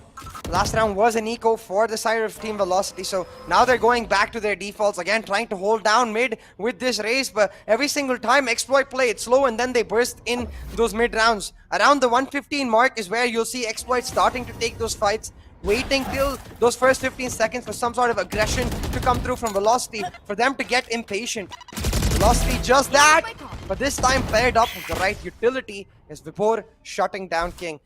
Mid control denied, forces Exploit to go over to B main where we've got Hellfighter's anchor bait. Talk about pairing up with the right utility. That's a great pull too. One enemy remaining. 3-on-5 situation in VLT. They're just lining them up. They're stacking them on top of each other. And a flawless round. What a great read coming through. Just fundamental Valorant from Velocity Gaming. Instead of just a free peek from the board, he tosses up the nade first. With the information coming in from the Trailblazer, he's able to easily shut down his copy. The flawless round picked up for the side of Velocity Gaming ensures that this operator gets to continue. Now, we've seen this tactical timeout be a big difference in the GE versus EG matchup. So it didn't really make a difference in the first map, but given the nature of this map so far, how close it is, I'm sure Kaushi will be able to make an impact on Exploit. But something's got me concerned, Necro. I see all of Exploit stacking up on this A site, going for the execute. And if this was VCC 1, I would just write this round off and say Exploit's going to win this. But so far in VCC 2, they haven't looked as great on the executes as they looked previously. Okay, so Kaushi is their coach? Kaushi is actually their manager / analyst. And Zexy is their coach. But Zexy is from NA, so I don't think he's in the lobby or available during the matches. Okay, makes sense. So he's just going to be there in the call with them. Trying to coach him, I guess. But yeah, moving forward, that was a quick time I pulled out too, so Team Exploit now realizing that their strats are being easily read by VLT when they have the guns available. And you also see the operator pulled out from Deathmaker. Fact to add on a little bit of more pressure and also to create a little bit of more difference in this round. Yeah. And Deathmaker himself, the name itself creates a difference. It's quite interesting that this time VLT have decided to set up the operator to hold down mid, because it's one of the hardest things to do as an operator given the amount of utility you generally see towards that mid area. But it's almost like they have a read that there's going to be an aggressive execute on one of the sites, so they double stack the sites, putting the operator in mid, having that defensive utility to shut down and execute. So again, Velocity Gaming with these reads able to stay a step ahead, but the question is, will they be able to turn the reads into an actual valuable round? Because without that, reads don't matter. Yeah, reads indeed don't matter. But that's a great frag from King to open things up, and that's going to be opening a lot of opportunities to CA. That's the snake bite out. And that was also quite vulnerable to damage, so we'll need to back off at least for now. And HLFF, yeah, HSB might just be caught off guard, but no, it's going to be the answer. That's a quick shut down HLFF instead. And VLT, they're just losing these individual duels, CA. Oh, VLT get impatient, Necro. I think they just needed to wait in their positions.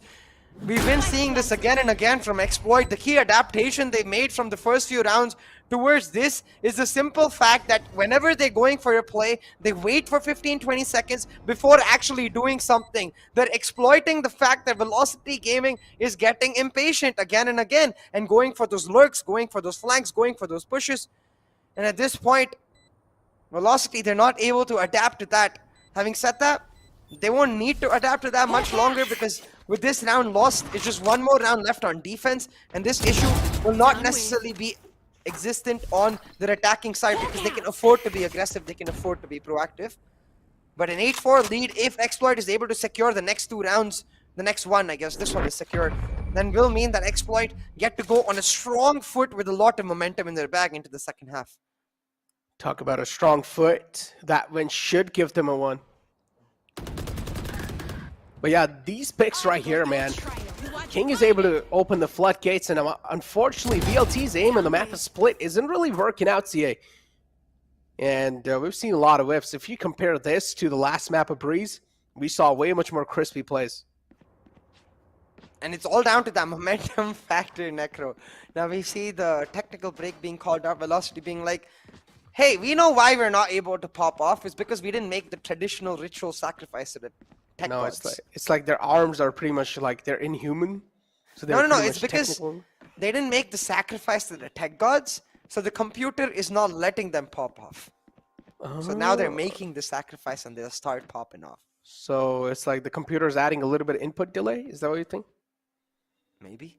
It's a ritual, Necro. It's a mystery. No logic to it, exactly. It's in the tech gods to give them that buff. Ooh, I believe in the tech gods. Do you? No. Then why are you talking about the ritual, man? Huh? I said Velocity believed in it, not me. All right, dude. Okay, now he's just pointing fingers at VLT. I see. Yeah. But yeah, for now, CA though, this is another fact that cannot really be ignored, is that Exploit, they're running away with a lead.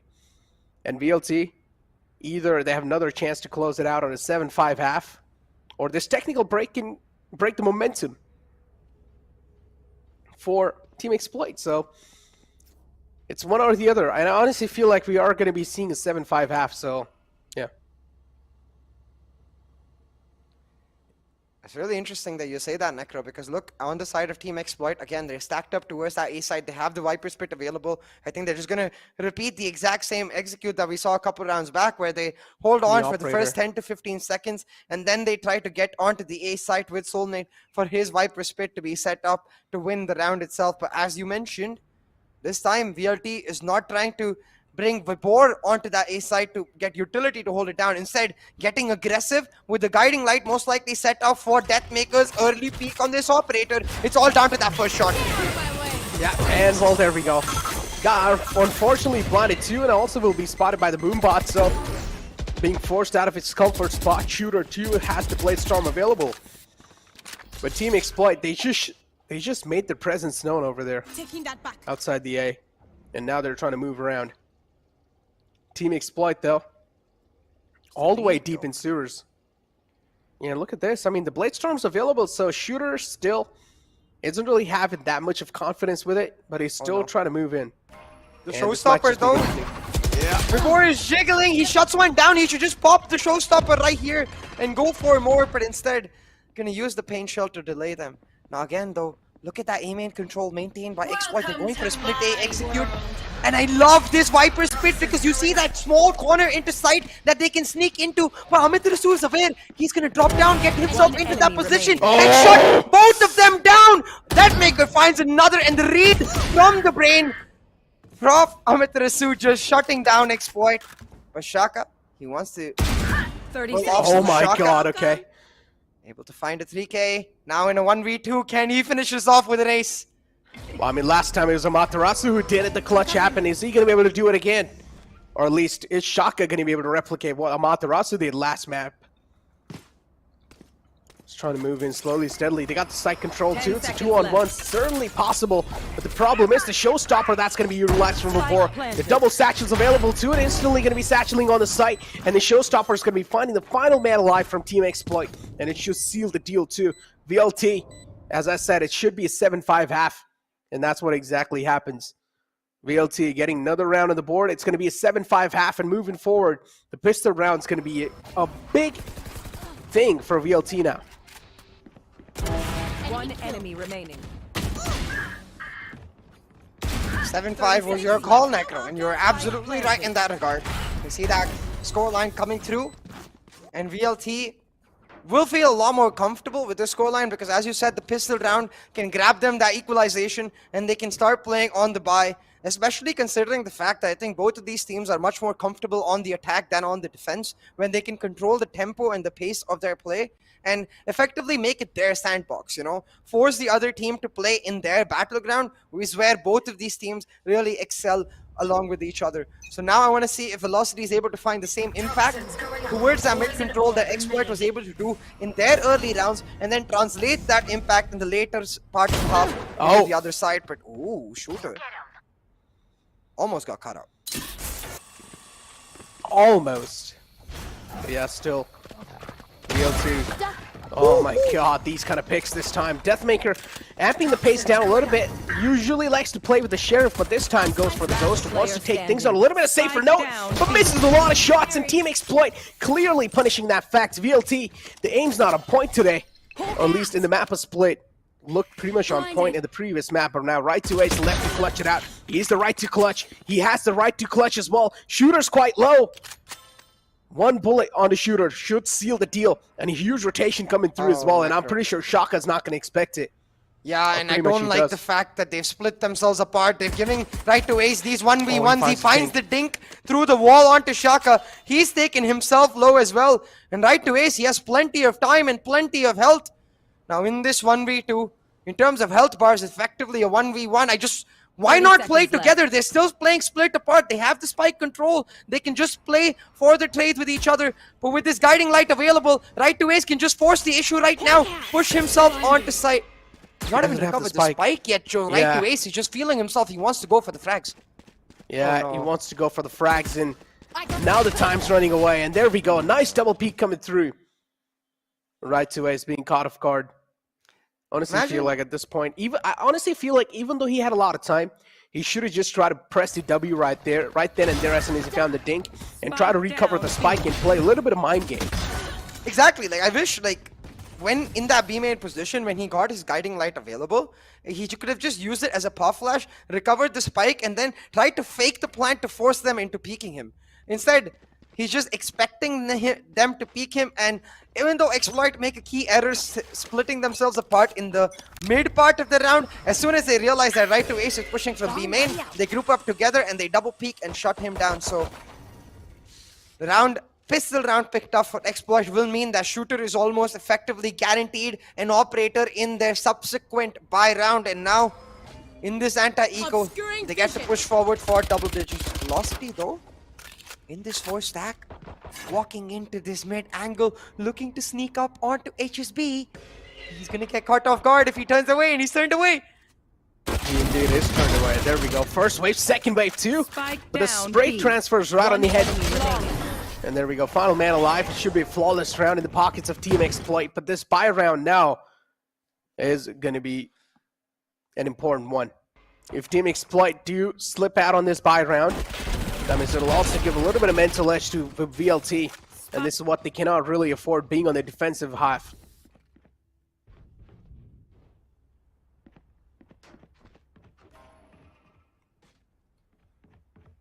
You'll have to see Necro, because now with the buy round available, I want to take a look at how you see Velocity's placing their stars, right? So they haven't really gotten aggressive towards that A main or B main angle yet, but this time with the same stars, they're doing the B main. What I mean is that you see 1 star placed in mailroom, 1 star towards B heaven, and 1 for mid control near that vent for the smoke, but they don't actually pop it. Instead, they go for B main, expecting to catch Exploit off guard, and they almost were able to do that. But almost is not good enough. Shaka able to step back, now has his own guiding light to retake that B main control, and he's able to make sure that Velocity doesn't get a free entrance. Hellfighter getting caught in that A main. Velocity now just need to pick up the pace and execute right here, right now. Otherwise, if Shooter gets the rotation on, the man advantage truly comes online. With the man advantage though, Shaka is quite sneaky with those kind of plays, but he's only able to get one. The trade's there quickly. VLT, still the spike's not on the B site, so Matarasu has sneaked all the way up till back site. And we're over here, Team Exploit having no clue where Matarasu is. Maybe King somehow is expecting the push coming through, but VLT, as soon as the presence is known on the A side, I'm pretty sure none of them are going to be expecting Matarasu to be so tucked in that little corner. And look at the timing factor, Sue. Did you see on the minimap? Yeah. He was able to sneak away with the timing. And Deathmaker makes his presence known on the elbow. Now, the plant will go down for right to ace, but as you mentioned, Amaterasu, being so sneaky right now, should be able to wrap away from mid and catch these rotations. The timing is key. Catches HSB, forces Shooter to turn back, and even though the man advantage was there in the early parts of the round, completely nullified because of Amaterasu's luck. Now that Maker able to push in onto screens, catches King off guard in a round that should never have been won. But Velocity looks like it might go their way, but they line up for Soulmate. Yeah, no, and then Amaterasu just doesn't expect Shooter to watch the flank too. Didn't realize that there could be potentially 2 players on the flank, so Shooter heard him run. Unfortunate factor adding up, and we need to understand this is also a bonus round for Team Exploit, so it's a win-win situation for them. They're looking absolutely great. You can see in HSB's cam, I think he was facing some tech issues himself. Seems to have resolved it real quick with the help of his players. Who, by the way, I believe all of Team Exploit is in HSB's house. So that is their boot camp right now.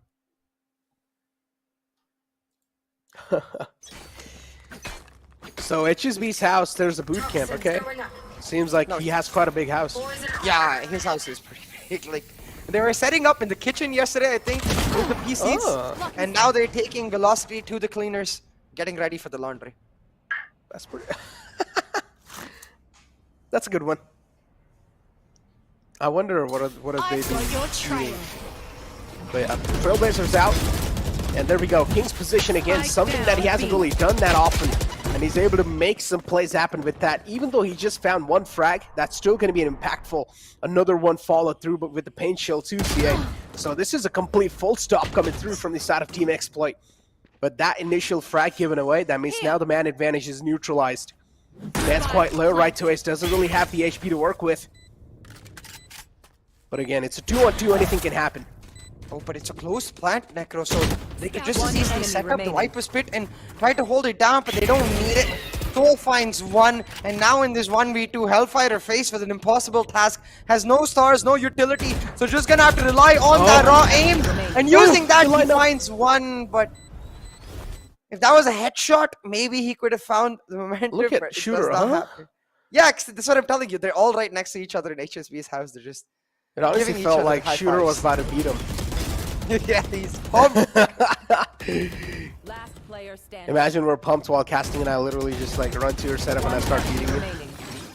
And be like, I'm pumped, man. One enemy remaining.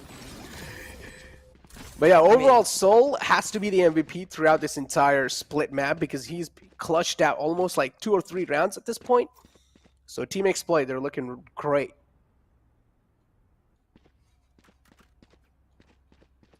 Most definitely.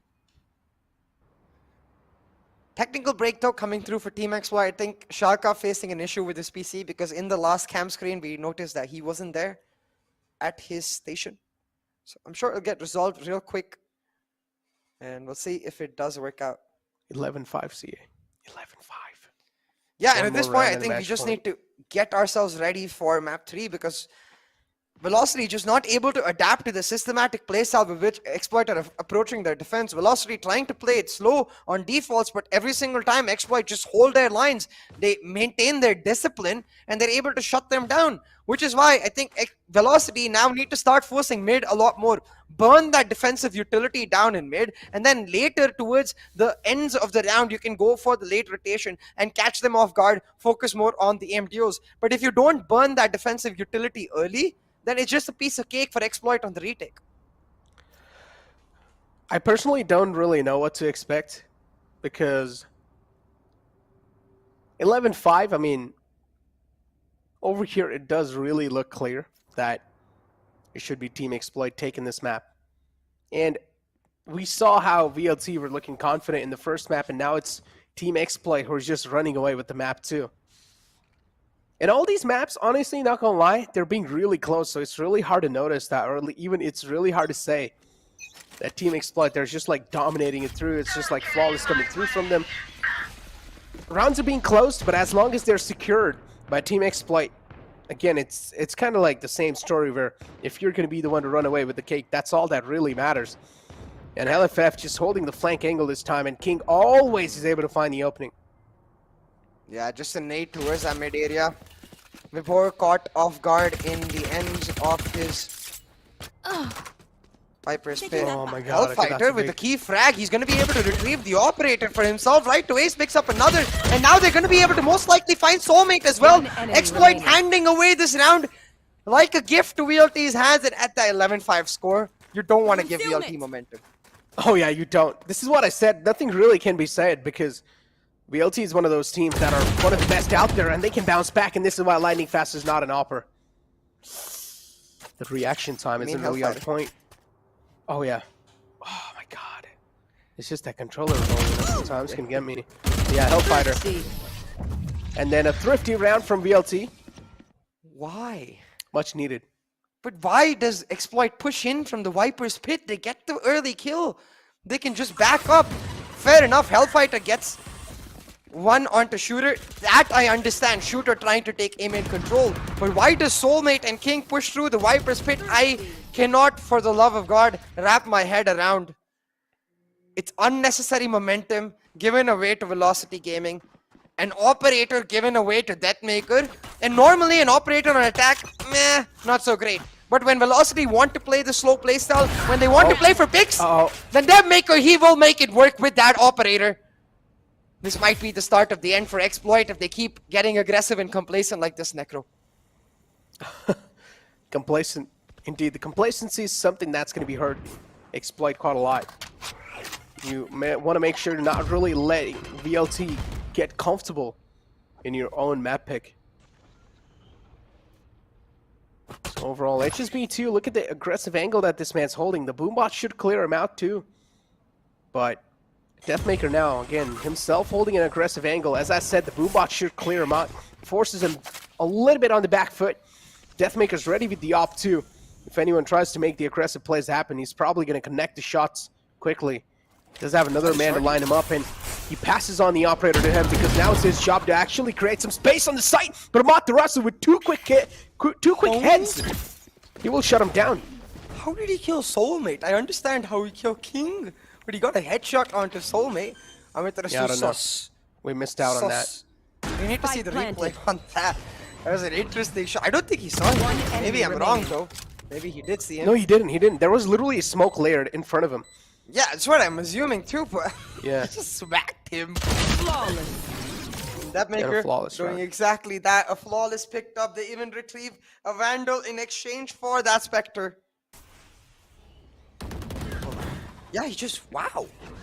Yeah, I think Okay. so. There's a One little enemy lucky there. remaining. I mean, yeah, but that's why, Yeah, wow. that's still I never impressive, get luck yeah. like that. Yeah. Stuff there. I mean, those kind of luck you only get when you're actually good at the game. Wow. Okay, Necro. You never get luck like that either. Ha. That's true. Yeah, I'm not as good at these players. Yeah, nothing taken away. Yeah, True that. that is true. Yeah. So, but yeah, a timeout pulled out again, and we've seen all the time. Whenever there's a timeout from Team Exploit, they're able to at least stop the momentum that VLT has gained. So, is this timeout going to be the same thing that's going to repeat, or is this time VLT going to read them like a book again?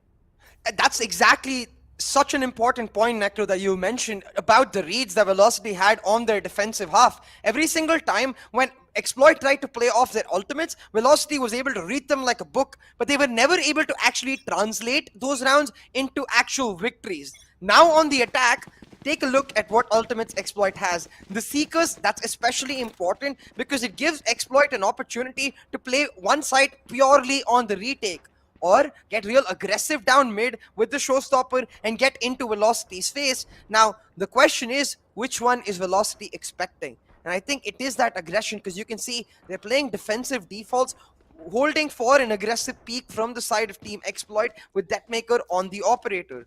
Now, Shooter himself, he's got himself an operator. So all Exploit really need to do here is play a 1-3-1 where they stack up mid with 3 players, they play the operator on A or B to anchor it down, and then just wait for Velocity to hand the round into their hands or retake in whichever side Velocity hits on. This timeout right here, CA. It's like there should be a fresh start for Team Exploit. As I said, it should be, but a VLT, they do get the read on what's happening in this timeout. What kind of switches did come through? Then Team Exploit, again, the problems will be there. And VLT will keep on knocking on your doors with those problems. They will just keep on abusing that fact. But on the other hand, though, is that a little technical pause coming through? Not really sure. I think so it is. Because we see HSB kind of... AFK has also been having a couple of issues with the face cam, so it's okay. It's probably fixing that, but 7-11 is the scoreline. As you can see, Team Exploit also, they're going to be running out on money. That means if they lose this round, they're going to be completely broken. Again, forced on an eco. VLT should be gifted another round. Again, though, the Stars placement from Velocity should really give their game away. From the pistol to this round, they've got that double star towards the mid, but they've rarely ever been super aggressive. So really, Exploit need to start understanding that VLT are just relying on defaults and Exploit's mistakes to pull off rounds. There's not much proactivity being shown from VLT. There's not much aggression to try and burn the defensive utility of Exploit. It is just waiting for the impatience. And it's quite comical, Necro, because when you consider the fact that when Velocity was on the defense, this is exactly what Exploit was doing. They were not getting aggressive. They waited in those first 15 to 20 seconds in the round for Velocity to get impatient, and they almost always did. So now it's funny that both of these teams are exploiting the exact same mistakes that they each other made and getting value out of that. It's just a matter of one team realizing, wait a second, we're doing exactly what they did. We should stop. I mean, an intense matchup, CA. And in this kind of an intense matchup, it's really hard to understand your enemy team sometimes. You need to realize there's going to be a lot of factors going in back of your head. And when you're actually playing in the game, it's really hard to get your mental back up straight and trying to think like a normal person. So overall, I would say VLT, they're doing a really good job in reading. And of course, this is where the experience is flowing through. On the other hand, Team Exploit, this map is really needed for them. And if they don't get this map in their hand, that means Team Exploit are going to be moving down against Enigma Gaming. And we talked about Enigma Gaming. We know how good they are. Yeah. But again, Team Exploit, they do have a little cushion in this map. And all they need is one more round for the match point. That's going to be pushing VLT down a little bit more when it comes to the mental. I see Sexy, the coach, coming through. Didn't get to see his cam yet, so thank you very much, production. Ooh, that's cool. Look at the board, too. What is that written? I'm trying to read. Goal for the week. Passport. Yeah. Homeostasis? What is that? He is a multi-talented individual. HSB was mentioning. He's like part-time MMA, part-time motivational speaker, part-time coach. Does it all. Huh? Yeah. How, man? How do you get so much time? Well, it's part-time. Part-time. Does he have a girlfriend? I mean, he's an MMA fighter, so probably has more than one.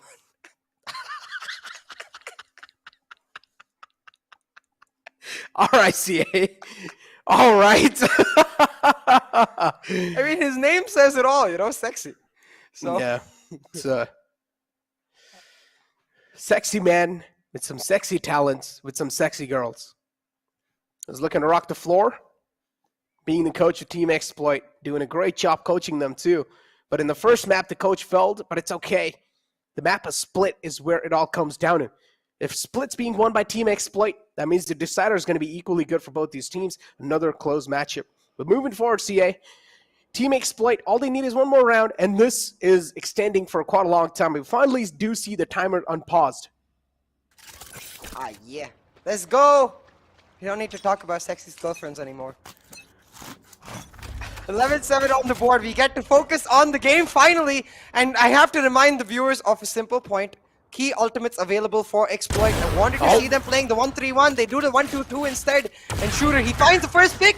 Immediately rotating on from Heaven. Almost finds the second, but has created the bait here for King. But King turns away on time. It's the timing that screws him off for Metarasu with the trade and the Ramps control now. Velocity just need to hold on for dear life. And they can get the A-side execute. Yeah, Shooter's still holding that aggressive angle. Gotta give props to this man's. He's got some big balls for sure. But now right to H is Jiggle peeking over here in the garage. If he peeks out this time, he's going to be caught, and there we go. Peeks out again. The shoulder peek this time. It's going to be converted into a white peek because the peek was pretty much played to perfection from the side of Team Exploit. Amaterasu out too. The Seeker is going to be revealing a lot of intentions. Now they exactly know the entire VLT is going for a B take. You are divided. They're going to try to rush it on through, but they've already lost the man, and while trying to force this slide, they're going to find themselves at the front end of a 3-stack from the side of Exploit, ready with the pop flash on the other side of the Cosmic Divide. Viper's Pit now set up for VLT, but the Trailblazer pushing them out of their own Viper's Pit. VLT are stuck in a corner, but look at Hellfighter. He's got himself on a huge flank. The Shooter is marking that flank, but it's all about timing once again. The Cosmic Device set up as they look to retake, but Amitarasu, he finds one, and with a random flick, shuts down another. A man on a mission, Amitarasu, the leader from the front, shutting down Exploit's hopes and dreams, and now in a 1v2 with a pincer from either side. Surely HSB doesn't pull this off. Surely. Oh, man. Oh, there we go. He doesn't. Yep, the HP is a factor that he's missing on. And we talked about this. That means now Team Exploit are forced on an eco. They're going to be completely broken when it comes to the economical part. But this pick right here, this is all it came down to. The opening was found, but still somehow Team Exploit screwed things up. And Amaterasu always just being that difference maker, even in the previous round. What? And these frags, yeah, that was just some... That's just like, if we call like some Sixth Sense play, that we won't be able to understand, CA. Yeah, it's just galaxy brain from Amaterasu. He's the IGL. He knows the positioning. I mean, don't get me wrong. It's all obviously down to the fact that he expects players to be pushing in from left and right. Just the idea that he instantly flicks and finds a headshot. That's what catches me off guard every single time. Amaterasu, I want to know what this guy had for breakfast today. We got to call up Mohan. Mohan is their cook, by the way, in their boot camp. We got to call up Mohan and be like, yo, what did you feed Amaterasu today, man? Is Amaterasu like a healthy guy who likes to eat healthy stuff, or is he just kind of like, yeah, I can eat whatever? I think he's a whatever kind of guy. Oh, that's cool. So maybe he probably had some like normal Indian breakfast. But talk about that. HellFF has definitely had some bullets right there. So he gets taken out. That's a sheriff one too. So Skull being cracked. You cannot really afford to get frags like that. VLT being a little complacent, and that's what's kind of helping Team Exploit on the defensive half. But another frag to follow it up. Shooter! This time he's gonna light them up like it's nothing. And he's like a Minecraft torch right now, which is creating a lot of light for them. But again, the rest of the players too, moving in from the events area. That's going to be another frag being found. And Team Exploit, what a read! And this should be a thrifty round secured for them. Oh my lord. And it's Shooter, who's being the difference maker, again, beating the F out of his teammates. Shooter is pumped up, slicing and dicing. Hellfighter as well, getting caught by a clean shot from Soul. That was the last of the daggers from Shooter. But with the return, he makes them count. Match point right here for Team Exploit. But they've got to make sure they calm down. They've got to make sure they don't get aggressive, they don't push in, because we've seen what happens when they start going all the way through and start giving away certain rounds. It's all down to this round right here, because again, for Velocity Gaming, I feel like Icebox is going to be completely equal between both of these teams, so they need to find something here. They do find some damage, but that's all it is. Instead, Shooter able to create a huge bait. I don't think they're going to expect King on the left. Yeah, that's the match point too. King again with that same positioning that he's had in the past, and I'm pretty sure this time VLT should expect him to be there, unless a lot of distractions being caused by the rest of the players on the site, which can be Shooter potentially to try and get all the attention onto himself. But Team Exploit still doing a really good job keeping the mid presence for themselves, keeping the mid control in their hands, because mid control can be something that will help them out quite a lot. Deathmaker misses the initial dagger. It's just a little shoulder being peeking out. But again, now goes for the peek, and this time it's going to be Soul with a quick flick on at Deathmaker's head, who's going to make his death happen. Soul looking to get Vent's control back up, and he will be able to do so. Team Exploit looking really promising on the map of Split. I really think Velocity should be going to try and shut Soulmate down. He's a top fragger as well as a Viper playing solo in Vents. If you're able to isolate that Viper, then you can go for the rotate. But instead, they're walking into a stack. Amaterasu sure, he picks up one, but the instant trade's taken out will mean that Hellfighter, he's got in a solo position. The nade will find him, and we're going to map 3, boys. A ruthless victory for Team Exploit as they shut down Velocity Gaming and their momentum. Let's freaking go on to Icebox. Yeah, we're going to be moving on forward with the map of Icebox, and both these teams are equally good, so that's why it's a decider map. But still, as I mentioned, a promising performance, a promising show-up coming through from this side of Team Exploit, and proving the reason why they're here in the grand finals of the VCC, and these are the well-deserved 4 teams, and I'm really happy because the champions are truly being forged, CA. Oh, yeah, exactly. Every single team going through the grinder as they try to find their best run of form. And so far in this matchup between Velocity Gaming and Team Exploit, both teams have shown glimpses of excellence.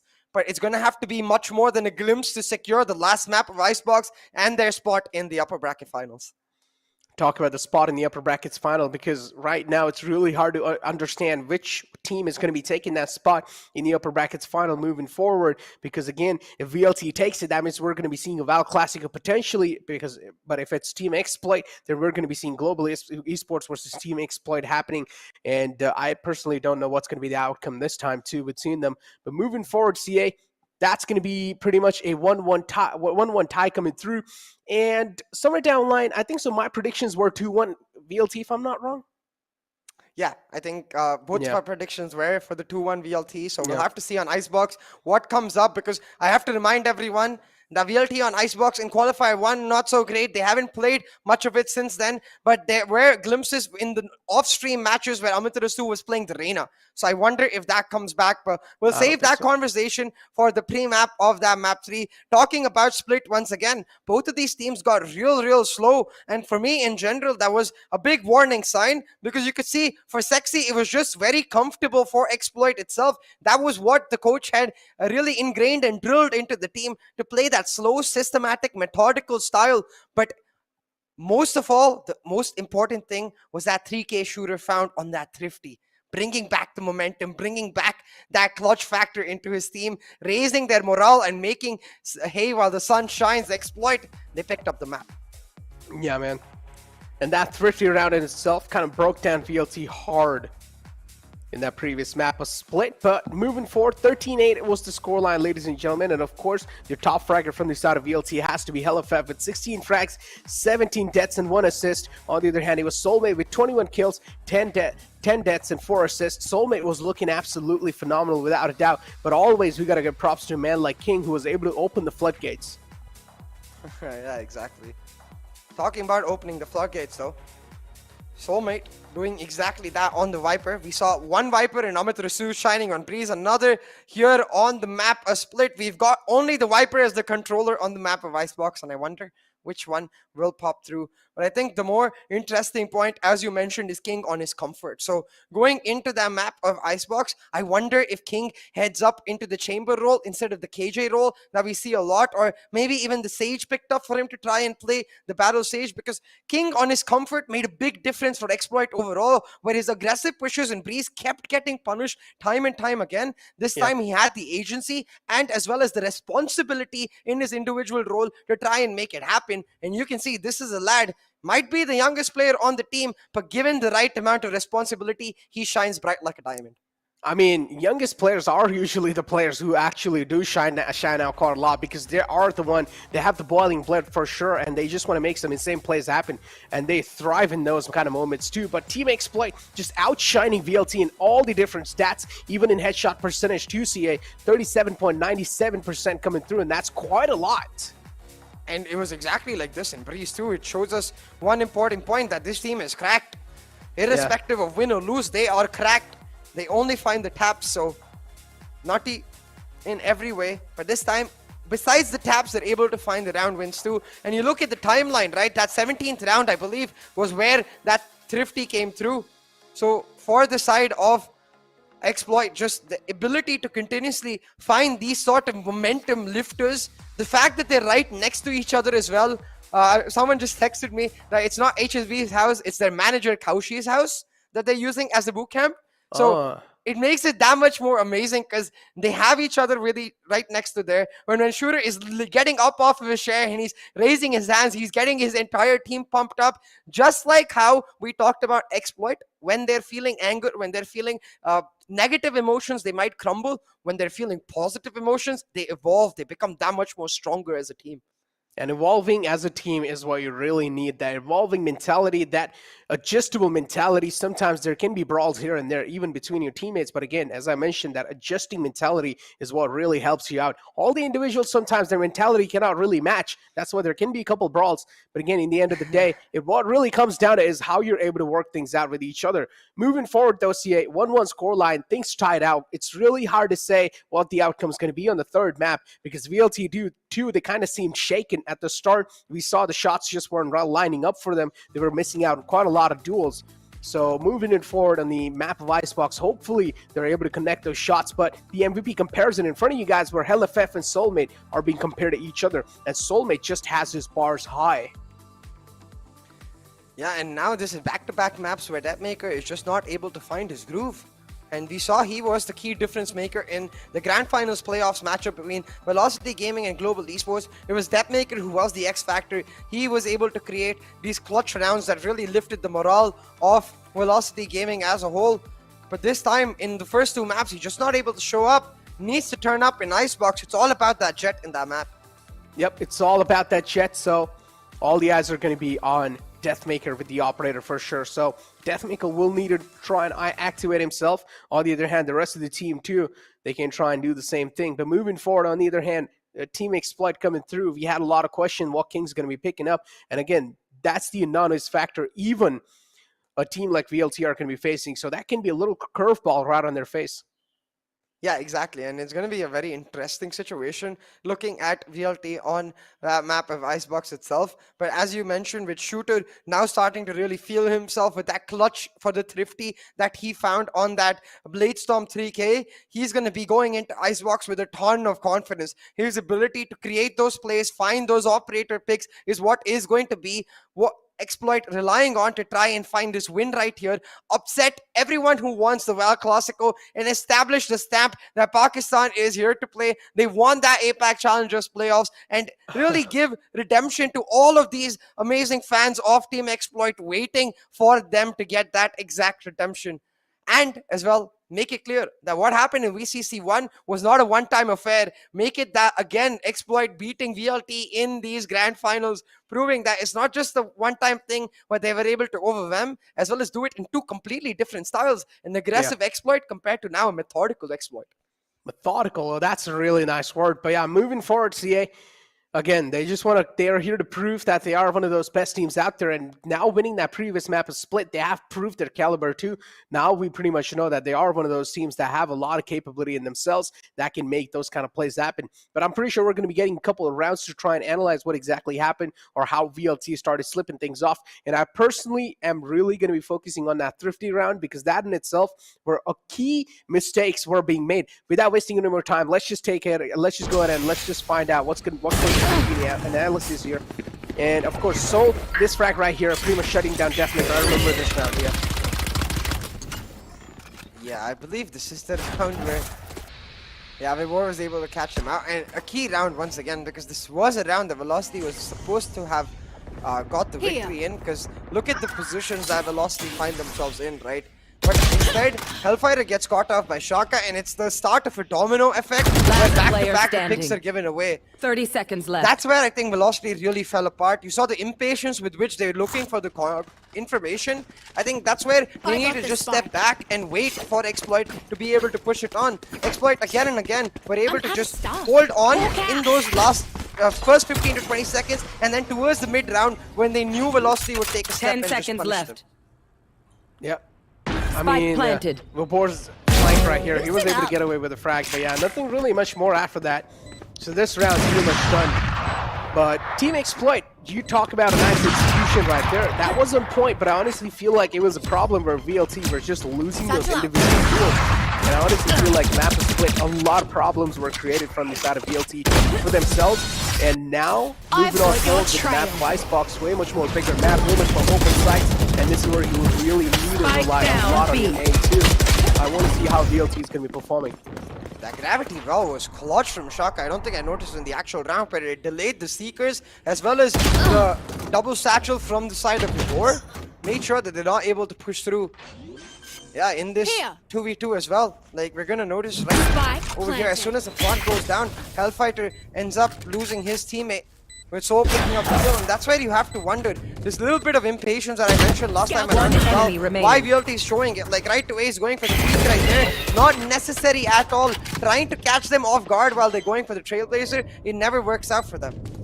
Yeah, never really works out in the telephone right there. Left to cross situation, but Soul peaks out in the end. Pretty much well played. You talk about teamwork being played to perfection, and it's Team Exploit who have their aim factor, who have their mechanical factor on point, and also the team communication right really on point. Yeah, it was absolutely great. And yeah, as you ask for a pause, go ahead and explain. No, I'm just saying, like notice in this position, right, imagine right to ace doesn't die there. Instead, he waits for the contact of Hellfighter when they push in onto site and then has a wrap around them. The round would be completely different. And I agree with your point that they lost these key aim duels. If he'd won the aim duel, maybe they weren't able to pull it off. But when you're 5-10 down, why even give the chance for those aim duels is my question. That is true too, but again, this is where the mental factor does hit in quite a lot, CA. And yeah, the nerves as well sometimes. As you are personally, when you're in the game, it's really hard to think without even like any kind of mental pressure, especially when you do have the pressure to perform. That's when you're gonna like start either like leaving those little loopholes here and there. So this is where you can't really, just doubt the players. You can't really question the players. You just need to let it flow through. But yeah, a couple of mistakes made, and those mistakes cost them that map. Moving forward on the map of Icebox, there's going to be no room for mistake. Yeah, exactly. Because Coming into Icebox, both of these teams 1-1 in terms of the set scoreline so far. Velocity picking up their map of choice, Breeze winning it in a dominating fashion, and then Exploit shutting down all of that momentum on their own map, a split, able to really make sure Velocity crumbles apart and put a bit of fear into their minds, because as you mentioned, again and again, Velocity, they kept going for the aim deals, they kept trying to establish their dominance, but Exploit just slapped them out, and that headshot percentage that Exploit had showed that in terms of aim, at least, Exploit are 2 steps ahead of Velocity Gaming today, which is why coming into Icebox, I want to see a lot more conditioning from Velocity. They had the right reads on this map, but they were never actually able to translate them into rounds or values. Maybe if they're able to change that simple factor, they can pick up the win. Otherwise, I think Exploit, they've got too much momentum, especially with Shooter popping off. And again, I feel like another question can be really valid here is that, are you going to be seeing an aggressive VLT, or are you just going to be seeing that complacent VLT? I want the Reyna for Amaterasu. I think personally, I'm not a big fan of the Jet Reyna. I think you can play the Jet Neon, for example, even though Neon is not necessarily, is like probably her weakest map, Icebox. But at this point, just for that aggressive playstyle and the stuns, you can pick her up. But Reyna on Amaterasu, for the simple reason that today he really does seem to be feeling himself, has popped off a lot in these specific rounds where he's able to turn it around himself. So with the Reyna, he'd get that much more freedom to try and go for the aggressive plays. But then the question becomes, if your IGL is on a duelist, does that affect the calling? Does that? Yep, and I feel like that should affect the calling, not gonna lie, because IGL on duelist is something that I'm pretty sure not a lot of teams have done. And moving forward, though, taking a look at the Asian pick rate on the map of Icebox, things are looking quite great over here, as we do know. Of course, that Reyna also can be flowing through, but still no confirmations just yet. But overall, the first 4 Asians have to be the normal pick. Yeah, at this point, Icebox, one of the most one-dimensional maps is what I'll say. The only change we've seen in terms of compositions is the utilization of the Reyna, Killjoy, or Chamber. I really want to see the Chamber come through for the side of Team Exploit. I don't think they need the Reyna. I think they're able to play that single duelist shooter style very effectively and give King that semi-duelist where he can work as an anchor and can still be an aggressive initiator for his team. Create the space the way he was able to do on that pick of Raze is the best of both worlds, really, which is why I really love the Chamber on King. I mean, Chamber overall, I mean, as you mentioned, he can also be a really good lurker catcher. I would honestly just call him a lurk catcher because the utility that he has, the kit that he has is really good at doing so. And overall, Chamber is pretty much like another duelist in your team. With the utility he has, the kit that he has, the headhunter pulling out, the tour de force pulling out. The tour de force itself can just bring in so much value. You can pretty much have a double operator setup if you really want, if things are going really bad for you. But moving forward, the Asian pick right in front of you guys. And yeah, pretty much nothing really out the box. But on the other hand, Amaterasu, as you said, Reyna pulled out CA. Yeah, the Reyna for Amaterasu, that's going to be the key factor here. King sticking to Killjoy. Now, don't get me wrong, objectively, it's the best composition for this map. But if he starts getting a little too aggressive, if he starts getting caught out the way he was on Breeze, it's going to become a liability real quick. So we'll have to see if King is actually able to hold on to his horses and play defensively on this Killjoy pick. Talk about playing defensively, man. On the other hand, VLT's composition is completely W key, or at least that's what I want to see. I want to see them W key the heck out over here because the way they have the Reyna, of course, the Leers are going to be there on point. But at this point, when it's 2022, the Reyna Leers are not really a blind thing. It's just something to distract the player's aim off. It's just something to throw the player's aim off. So Reyna Leers pretty much do win those initial engagements to throw the aim off, and then pretty much you can just try and make the entry happen on the site. Unless if the player doesn't really go for the Leers, then the flash can work out. Yeah, it can also be used to set up some sort of conditioning. For example, imagine on the attack, Amaterasu Leers 3 times a row B long, but only goes alone every single one of those times, tries to look for individual aim deals while his team takes control in a different part of the map. 4th time around, he does the same Leer and they just W key and take full B control for themselves. It can be a very important point for the team to try and find value off of that Leer by setting up the mind games. Because as you said, as a flash, it's a bit iffy. It isn't really great, especially when you're playing these competitive matches where the players have dedicated roles. Like there's someone to always break the recon, there's someone to always break the Leer. They know that innately within themselves. Exactly. Or usually, even if they do not really have the dedicated player, usually in that push, if the push is being happening, there's usually a call being made. Okay, if there's a Reyna layer pulled out, instantly please shut it down for me. I'm going to go ahead and try to get some picks for our team and also try to get an early man advantage. But moving forward, man, double duelists, as I mentioned, VLT, they need to be proactive with the composition they've got. Yeah, exactly. They need to be very aggressive with this composition. Amit Rasool needs to be at the forefront, continuously finding picks, and we'll have to see if the calling itself is affected. Now, VLT themselves, Amit Rasool, he used to play the Phoenix on Haven back in the day, the duelist, was always able to make sure that it did not affect his calling or his fragging, continuously got the top frags while still being able to be that top tier IGL. But that was way back in the day, so we'll have to see if he's able to replicate that same level of form on Icebox. This is going to be a huge change in the pace for himself too, because he's been playing quite a lot of support role, and you saw him. You said that on his stream sometimes he's been locking that Reyna in on the map of Icebox, so I'm expecting him also getting a decent amount of practice even in some pro scrims. So coming in forward over here, he shouldn't really be kind of like back turns against the wall against the pro teams. He will need to try and utilize the Reyna a little bit in a different manner than how he played in scrims too, and how he played in an actual compy game, because this is the pro game. This is where scrims also sometimes can throw you off guard, because in scrims teams are not going to be utilizing their main strats. Yeah, exactly. And that's where, even in the qualifier 2 round of 16, he did pull out the Reyna, but that was off stream. We didn't actually get to see it happen. So we can't be sure what kind of strats VLT pulled off, if any. But I don't think there are any special strats right now, Necro. Going into the map of Icebox, we're going to see very basic, fundamental Valorant from both of these teams. And that's where, at least compositionally, Exploit do have a bit of an edge. That Killjoy is going to play a huge role in plant denial with her ability to use her nanoswarms to just shut down certain plant positions, while then on the attacking side be the perfect agent to pull off these rounds in the post plant. But right away, you can see the motivation is on. He's pumping up his team, and they're going to need all of that motivation if they're to pull off this win right here in this map. Oh, they're going to need every single bit of it. On the other hand, Team Exploit 2, they need it desperately as well. So you can see Team Exploit going for the utility a little bit more. They're preferring the utilities too over here. So that's going to be a little interesting factor, CA.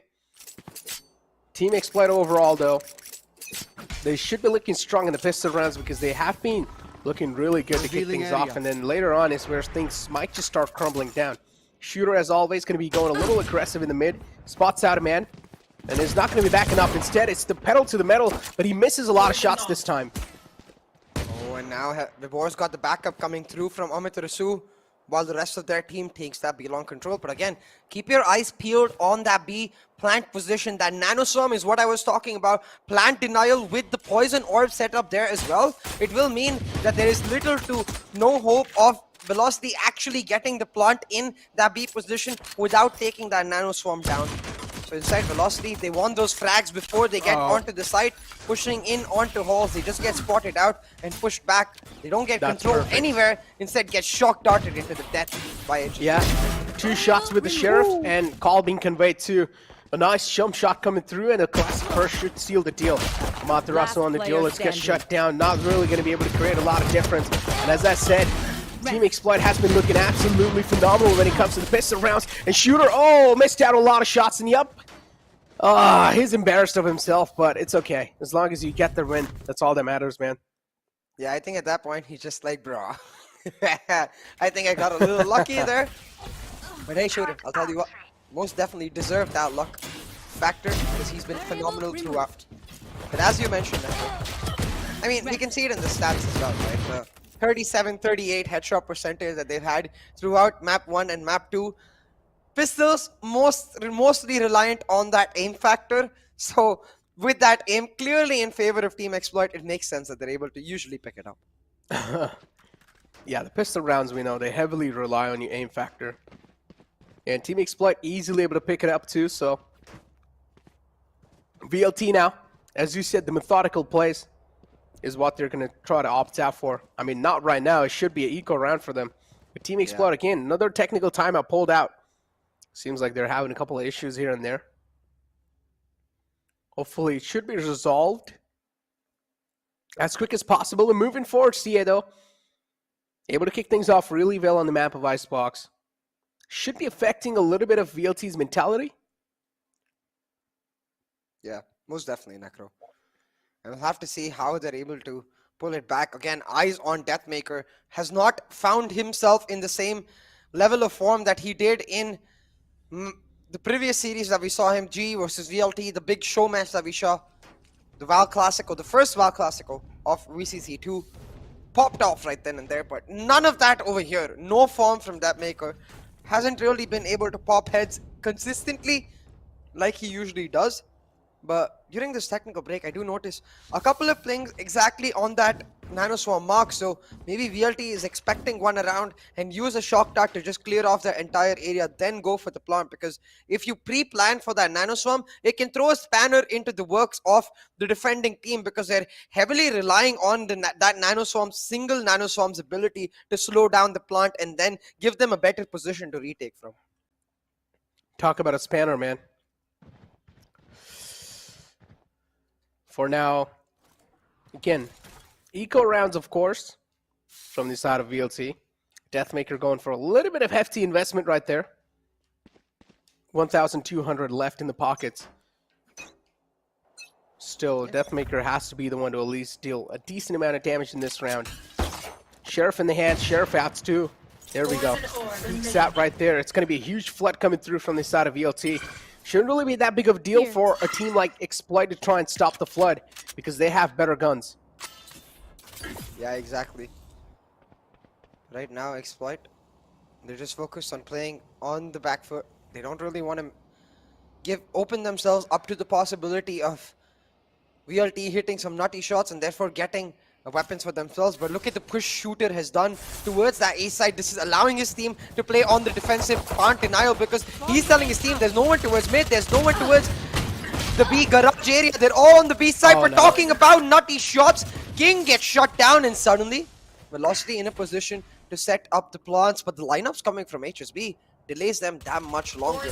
I wonder if now Velocity can just back up, try to shut down Shooter, and then go for the rotate. Talk about trying to shut him down.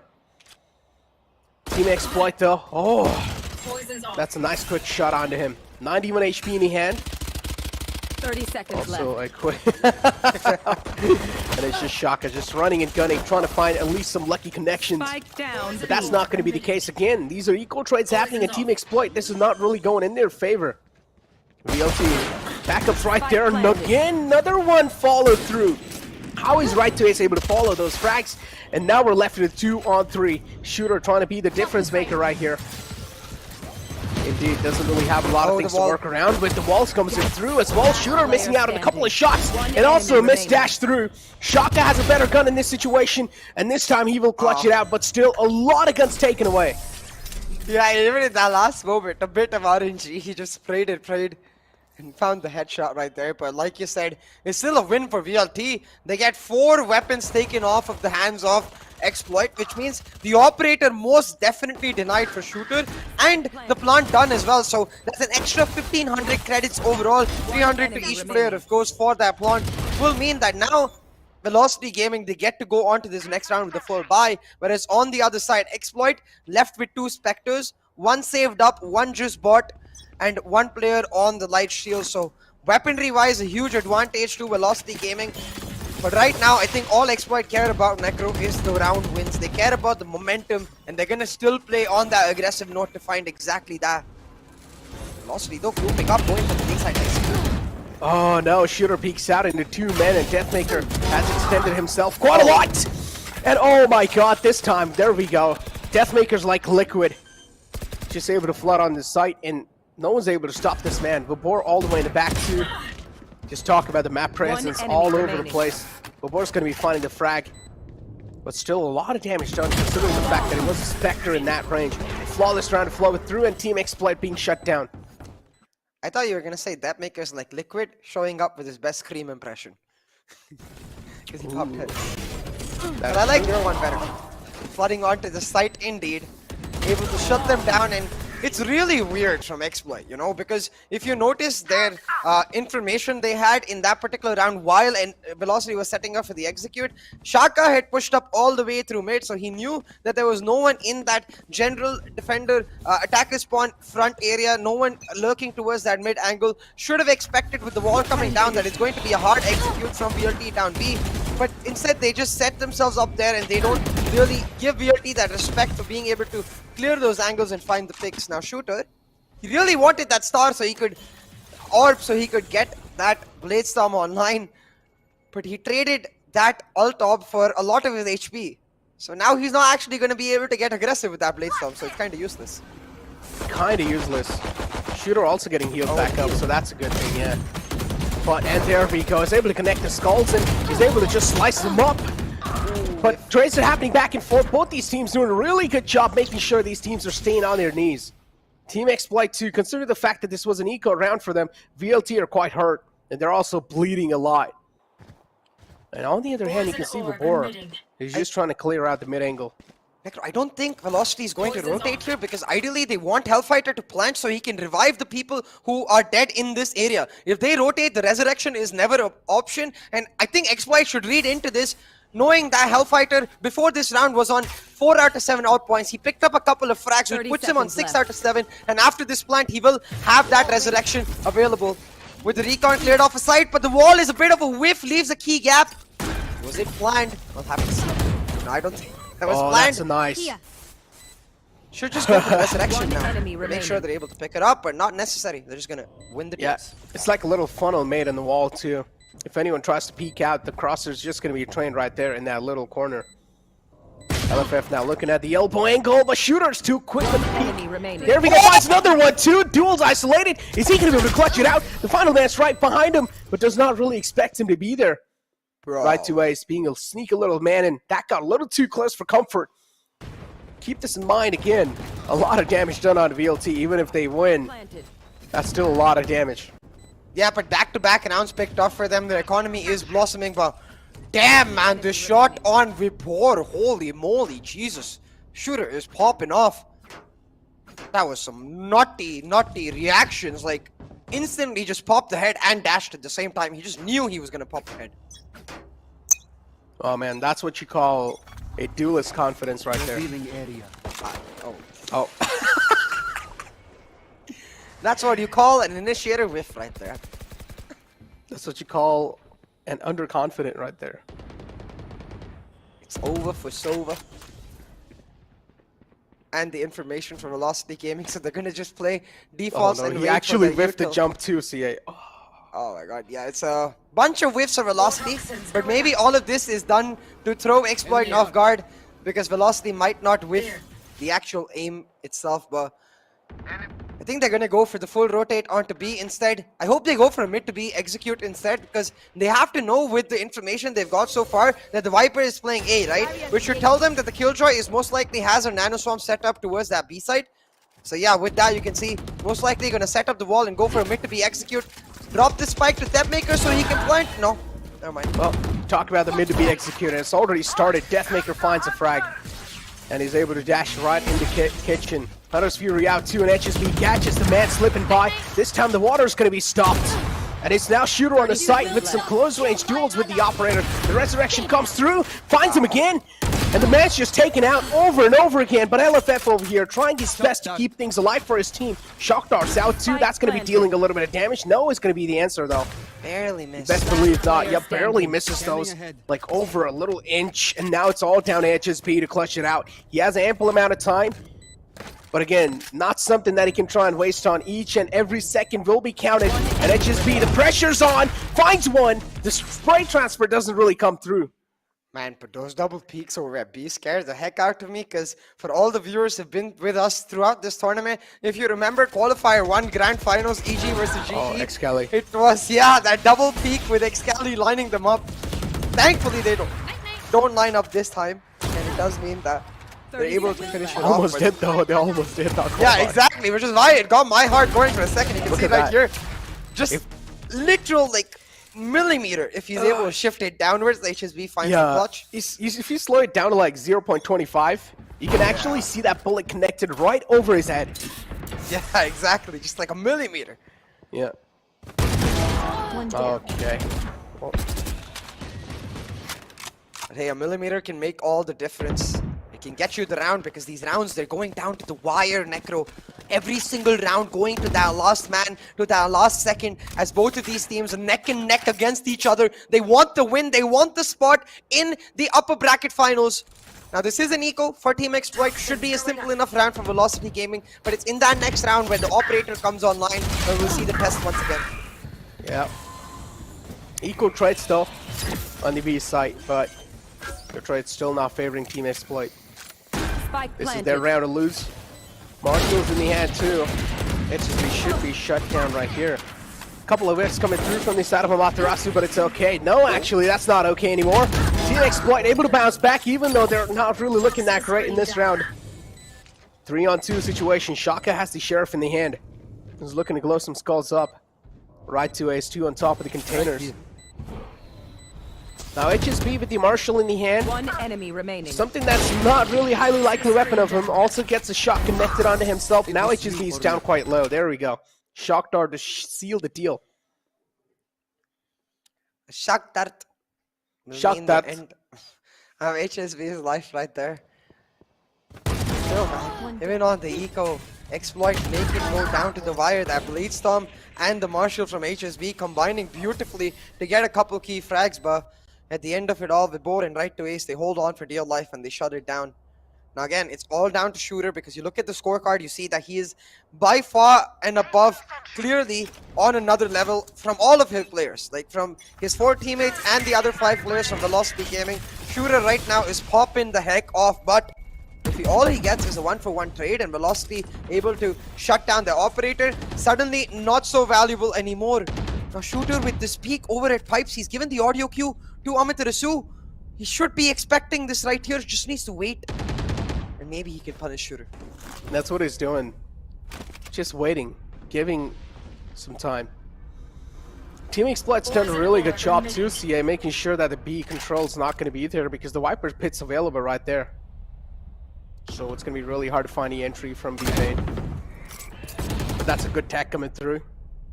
Again, VLT taking this 8 site in their hands, not going to be that easy of a task as well. So I feel like they should just try and go for mid to B because No, I think they're going to sealed. go mid to A because that way Interesting. they can have Vibor wrap around. No, actually, it's just mid to B, which is quite frightening. Oh, what? Oh, I was going to say there's a 3-stack available, but with shots like that, it doesn't matter. VLT, they are on another level of form themselves. You thought Shooter was popping Yeah, up? they're- Vibor says, sit, let me show you how it's done. They're indeed on another level, man. And Shooter's just tearing, he's just ripping them apart.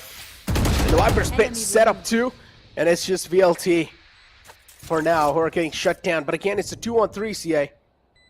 Yeah, I think this round is just gone. They have to Yeah, save. it's pretty much done, yeah. Team Exploit, they will have to try and go for a save. Shaka, though, is being blocked off with this wall.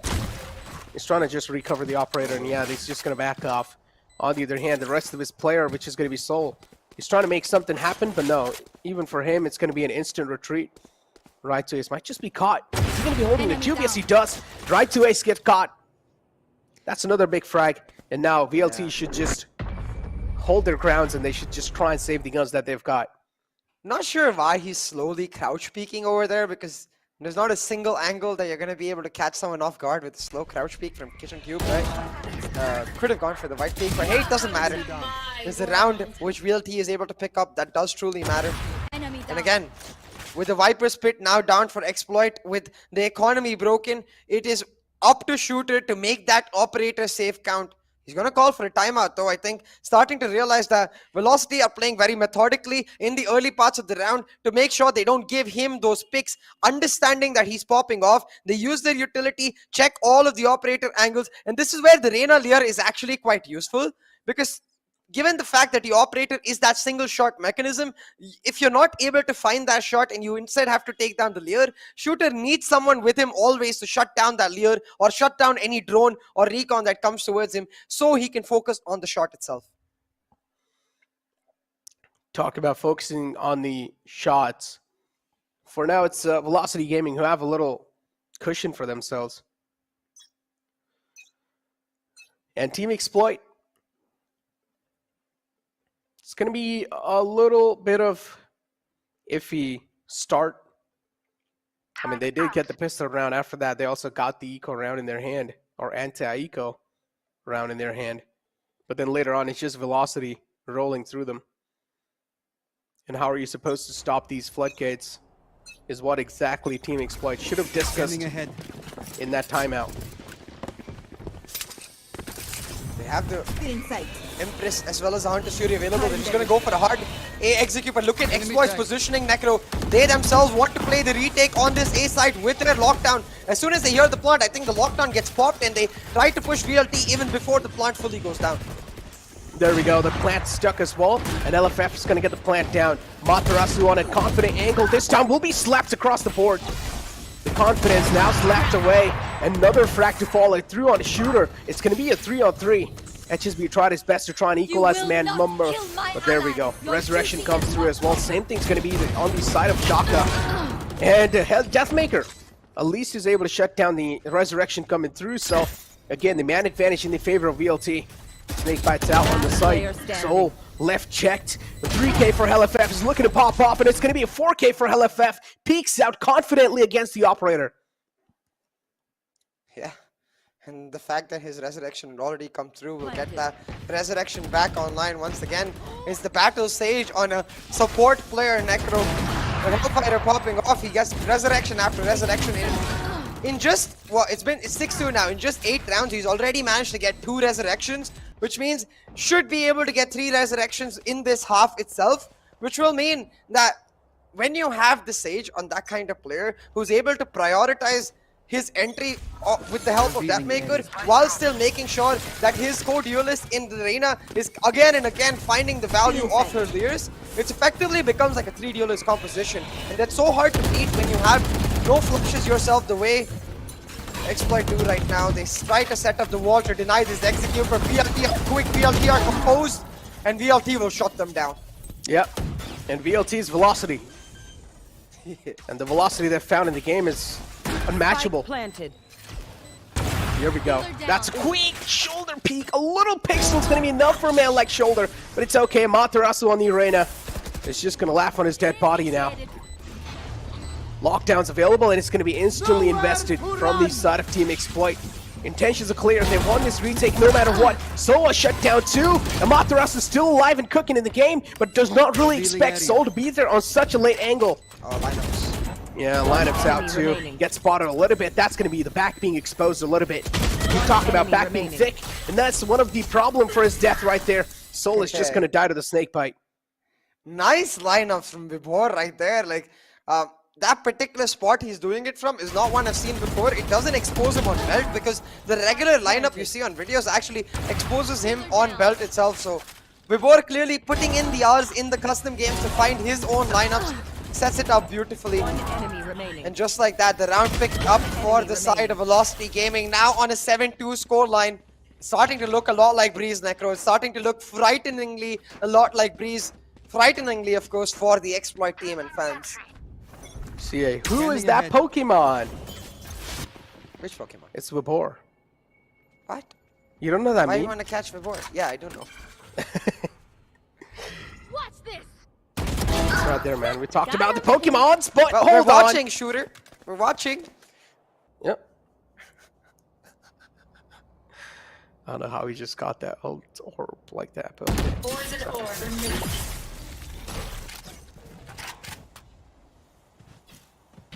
Snake bite set up to just delay that plant a little bit longer, or maybe a little too early. It has created enough time for King to come through, and a huge shot from Shaka. Shuts down Deathmaker. HSB with a random shot. Finds Amitarasu as well, and it's the exact same reaction for me as well, Necro, because now suddenly, in a round that you started off with Shooter being shut down, the top fragger being gone, Right here. Exploit, they might just turn the tables around. They might. 7-2. If the half is pretty much 9-3 and pistol rounds won by VLT again, just like what happened in the first map, it's GG go next. Hunter's Fury out too. But the Hunter's Fury being shut down, okay. This time, but still the man advantage is in the favor of Team Exploit, and you cannot really give these kind of aim duels to them. because Team Exploit are really flawless when it comes to the aim duels. The mechanical skills, something that they really heavily rely on. But for Board 2, he's been popping off recently, but this time he's not going to be able to do so. A thrifty round coming through from the side of Team Exploit, an unstoppable force in nature. And really, I have to give props for HSB to make that happen. That random shot, man. Got him. Yeah, I know. Enemy remaining. Yeah, That how does one he hit tap. that? It wasn't even a headshot. I assume Amitarasu was either DK'd or low. I think he was DK'd from the poison orb. Thrifty. But damn. I don't know. Something happened and he died through the smoke. Yeah, I or think he through was the wall. DK'd because the poison orb was set up for the plant. But still, he hit it through the wall. HSB just pure insane game awareness. Now 7-3 on the board, Necro. As you mentioned, 9-3 was what we saw in Breeze. And if that happens again, I don't think the 9-3 curse is valid anymore. I think Velocity will just be able to secure this map in the bag. So really an 8-4 is the minimum that Exploit needs to persevere for. Now a bunch of pings towards that orb area. I think the way they're set up, I think they want to go for the mid to be execute while but first they want to take slow mid control. But what's interesting is the way Wibor has set himself up. He's going to go for the B wall. Normally for the mid to be execute, you see the Viper wall that cuts through mid as well as kitchen, denying that Killjoy utility, the peak, the turret, the peak from that area. Hold on, maybe they're expecting it. He just repositioned the turret. Huh? How does he know? Oh my god, Deathmaker literally placed his water bottle in front of the camera. And now I want to drink some water too. Oh yeah. Hydrate. Hydration is important. Hydration, yeah. Ladies and gentlemen, you guys have been watching for a long time. So go ahead and hydrate. We've been talking for a long time too. We need to do that as well. But after this map, yeah. Or maybe when I just give the throw to CA, I'll do that. The thing is, if I start drinking water in the middle of this intense map, I'm sure some random play will happen. I'll just spit the water out of my mouth and spoil my PC. That's why you gotta be quick, man. You gotta have skills like me where you just like gulp it. Go. Yep. Well, I want to say something, but I feel like it'll be a little too rude, so I'm gonna stop myself from saying. Instead, you can see that slow mid control that I was talking about being set up for velocity. They're gonna get found out by this Alampa though, but the peak is unnecessary. Instead, the Reyna now over heal. She's able to cause a huge amount of nuisance to the players over at CT while she goes for the wrap all the way through the Soulmate's position. They're not going to expect he whiffs the shots, no. Yeah, he does. Okay, and got there we lucky Amitarasu running out of bullets. And it's just frags for Team Exploit now on the site. The plant goes down for VLT, so that's going to be a little good news. But Shooter will be tagged with the recon drone. No, he doesn't. So the position is still kind of unknown. And there we go. Shooter finds the opening still before. Should have expected the man to be there because he was running, if I'm not wrong. The defuse coming through as well. The shock darts out. He's going to try to force him off the spike. And that's what exactly is going to be happening. No scratch that. He doesn't find the frag in the end. Did he actually get the frags though? That's what I want to know. I think he found one and then got traded out. No, I think so. He should be able to find the second one too because he attacked the second man quite low. Find out in the next round. Either ways, Exploit, they don't give a damn. They care about the round. And Shooter with that ninja defuse. Yeah, he just found one. Was able to close it off, make it 4-7 on the board, and they've achieved their goal. Remember, Exploit as a team, in general, much better on the attack, and this Jet Reyna composition also much better on the attack. So if Exploit are able to actually secure this 7-5, it will mean Velocity lose all the momentum they had, because the scoreline was 7-2 Necro. Take flight. Now Shooter having found that first blood, Deathmaker shut down, setting up that Jet diff for real. Yep. Talk about the Jet diff. Recon drones out too. Going for the resurrection, should be there without a problem. Deathmaker. In the end, the aggressive play is not really working out, and we talked about how this man's not able to activate himself, which is completely fine. When your team's delivering sometimes, you don't really need to step up to the mark, and Amaterasu does not expect the aggressive peak coming through. So that's why VLT now, the rest of the players are just going to be flooding on the site. Easy floodgates open. They also go for the plant, and they will get the plant on the board. And there's no other choice left for the players of Team Exploit than to expect the plant coming And there we go. Shooter is able to find a nice 3K on the map here. This is going to be leaving them in a huge man advantage. It's a 3-on-5 situation, CA, and Team Exploit, they're looking unstoppable. And Velocity have little to no utility, but they still managed to find the frags. That 5-on-3 has turned into a 2 versus 3. The fake defuse. They wrap it up right to ace. What? Huh? No, come on. Doesn't know that the defuse is going on through though. He'll peek around. No, man. No. Right to ace. That's nasty, bro. That's nasty. What the hell is happening? Like, these are some kind of these are some kind of frags that my mind isn't really able to grasp around. Wait, hold on. I'm just... What is this? Are you kidding me? No, I think King shot. And right to ace either heard it or got the call from Deathmaker that he shot from that position. So with the bullet tracers, he's just able to instantly shoot near the yellow mark and get the frag. So I think that's what happened. But in the first moment, I was like, I'm going to have to check that PC real quick. What the hell was that, though? Even if you do hear the sound, to be that precise, it's... No, I think it's the bullet tracers that Deathmaker saw telling him that this guy is just on the edge of yellow. And you could see right to ace just shot on the edge of yellow. It's not like he shot in a random space. He's just trying to effectively create a distraction where Deathmaker is able to get back into position and he gets the kill. So a little bit of luck combined with some great comms is what I'm assuming. Yeah, probably. Yeah, there should be the luck factor there, though. HSB 47 HP in the hand, but it's okay. They've already found the opening frag, and we talked about how VLT, they really need this opening frag to at least get the second half on the board for themselves. LFF with the cracked team is going to be securing that. VLT on the defensive half now. They're looking to make some impossible stuff happen. LFF in the mid. Spotting out a couple of players, but the frag this time is going to be in the favor of LFF. Now it's a 2-on-1 situation. King on full HP, but the wall is something that's going to be denying quite a lot of info for him. Floodgates open, but there's a little nuke, that's little nuke and cranny left in the wall, and that's going to funnel him out that spot. Again, man, these walls, they're just brilliant. They're leaving those little funnel gaps open.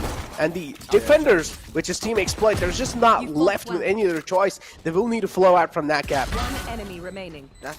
Very well done by Hellfighter. Picks up the 3K for himself. Trying to be that difference maker. And I will say, with those shots especially, that maker is starting to set himself apart. Get close to Shooter's mark on this map. And get close to his operator. For this round though, all he's got is the Marshal as Velocity Gaming move on to the anti-eco. Try to get the double digits online. What? What was that, Necro? I don't know, man. It just came out of nowhere. Like, I did not really expect that. I don't know. That's something like... Oh, another one. Okay, VLT. It seems like Deathmaker now. I was saying that he's not really able to activate himself, and look at this now. You know what that sound reminded me of? What? Panda, the song. As a kid, you know, I used to run around making sounds like off a car like that. I used to just run around the house. Oh my god, yeah, I know what you're talking about. Wouldn't it be a bike though, Necro, not a car? Yeah, a bike. Yeah, exactly. A bike.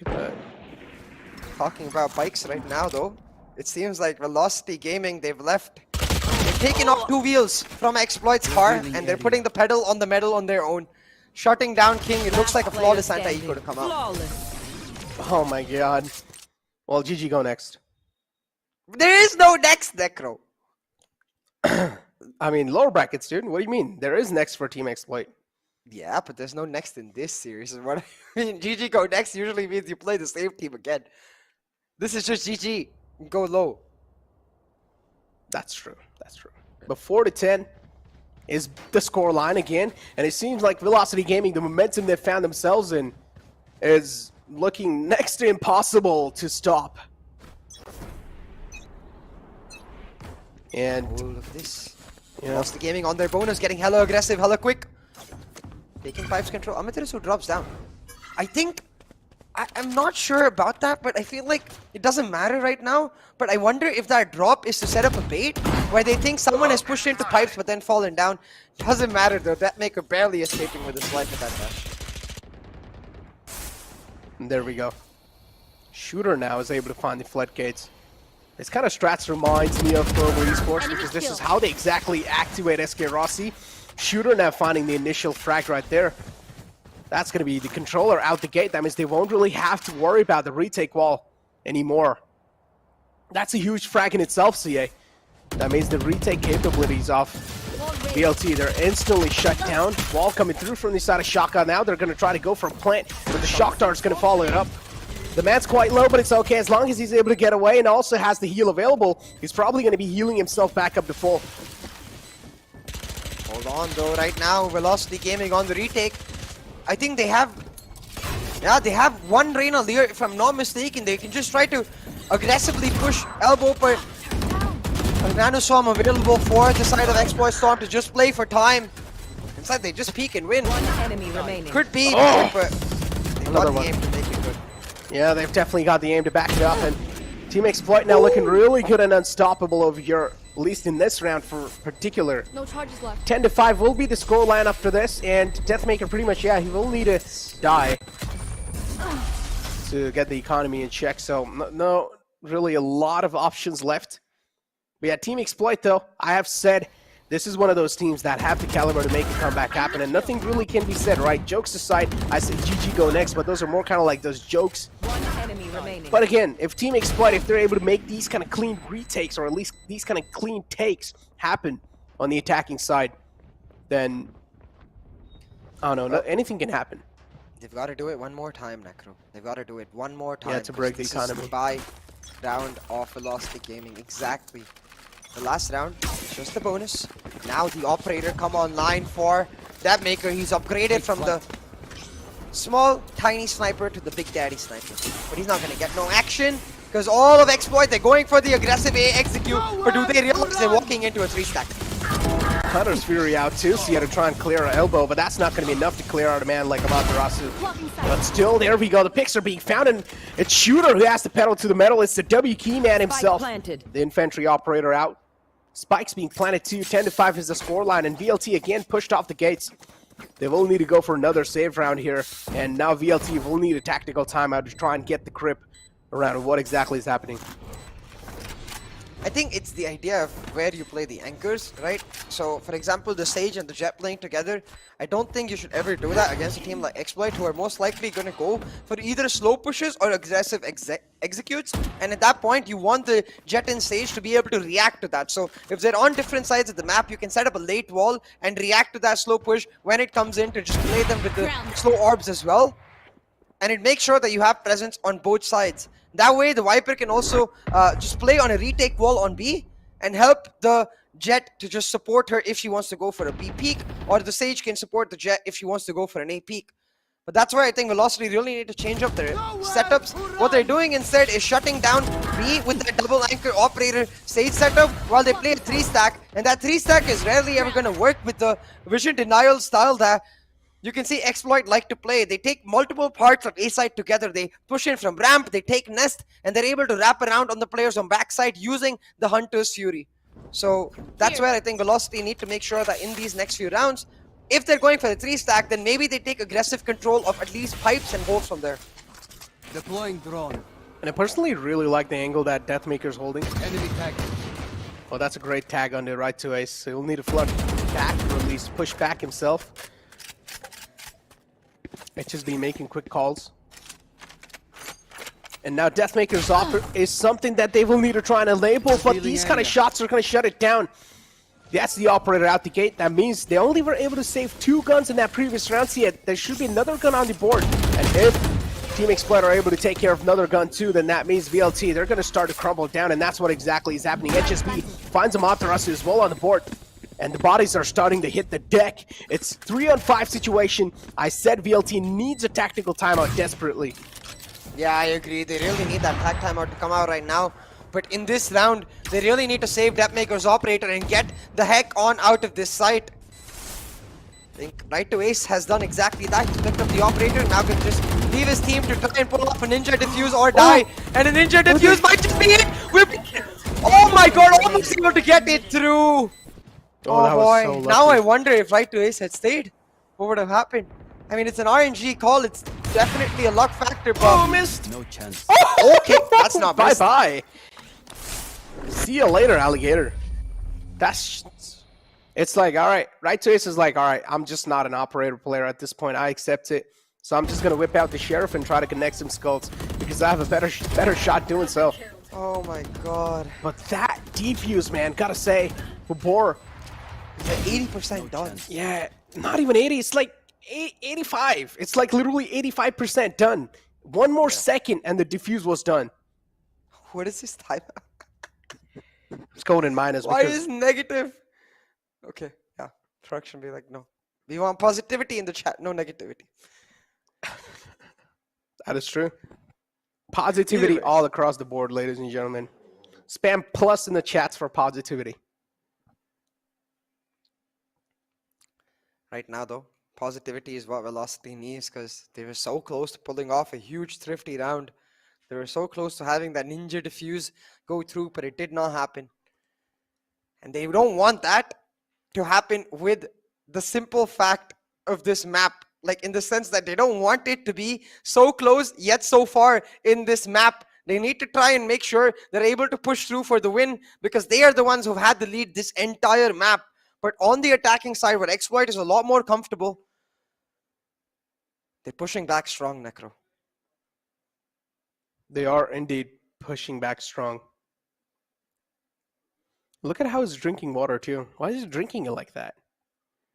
Oh, because he doesn't want to move his mic. Come on, have you never seen pro players? This is how I used to drink water when I played League of Legends on LAN too. You like open up right side of your mouth a little bit and then you slurp it, like slurp. How do you slurp it? Can you make the sound? Oh, we've got a positive timeout now. Yeah, positivity. Let's go. But yeah, VLT, the momentum, man. It's being stopped, and we know VLT is one of those teams that really do thrive on momentum. And once the momentum stopped, this is where VLT are really struggling. I honestly feel like this tactical timeout should have been pulled out in the previous round. But it's okay. Now they're going to be having the rifles on the board, so now is probably the best move. But still, VLT overall, they're still looking in sync. They also have a little cushion to work with. As I said, it's only little, and I honestly feel like they should not work off of that. But still, if things do go south, even in this round, they will have another chance. We'll have to see what the discussion here from Velocity Gaming is, because remember, without that Killjoy utility, without that Killjoy lockdown, playing on retake is very, very hard. So it really does come down to key frags. Hamid Rasu on the Reyna so far, he's not able to find the impact that he found on the first two maps, and I wonder, maybe Reyna was not necessary. Maybe they could have gotten a chamber even for him, so he could still be aggressive while having that utility. Either ways, though, it can be the Reyna that makes that difference. As long as he's able to pick up one key round the way he did on Breeze, that's all his team needs in terms of the momentum. That's all his team needs in terms of the pushback. Technical break, though, now will disrupt the momentum exploit to a large extent. That is true. But CA. Yep. I had a really silly question. Would you ever want to give a kiss to the chat? I might want to in some situations, but why now? Just asking, because you have a lot of time. Look, it's a technical break. Because after the technical break's gone, the time's going to be gone too, because the matchup's going to be quite intense. But why would I give one now? Why not? I feel like it's the right time. Interesting. Would you ever give a kiss to the chat? Hell no. So much for it being the right time. Either ways, technical break should be over real quick. Hopefully it will be resolved. We made the sacrifice, tech gods. Come on, this isn't fair. That is true. Why is it happening again? It's all the time. It's team exploit. It's the reason. Moving forward, though, I don't know what is wrong with Team Exploit. It seems like the boot camp that they've set up, at least for now, a temporary boot camp, is having a lot of issues. And they will definitely need to try and fix it.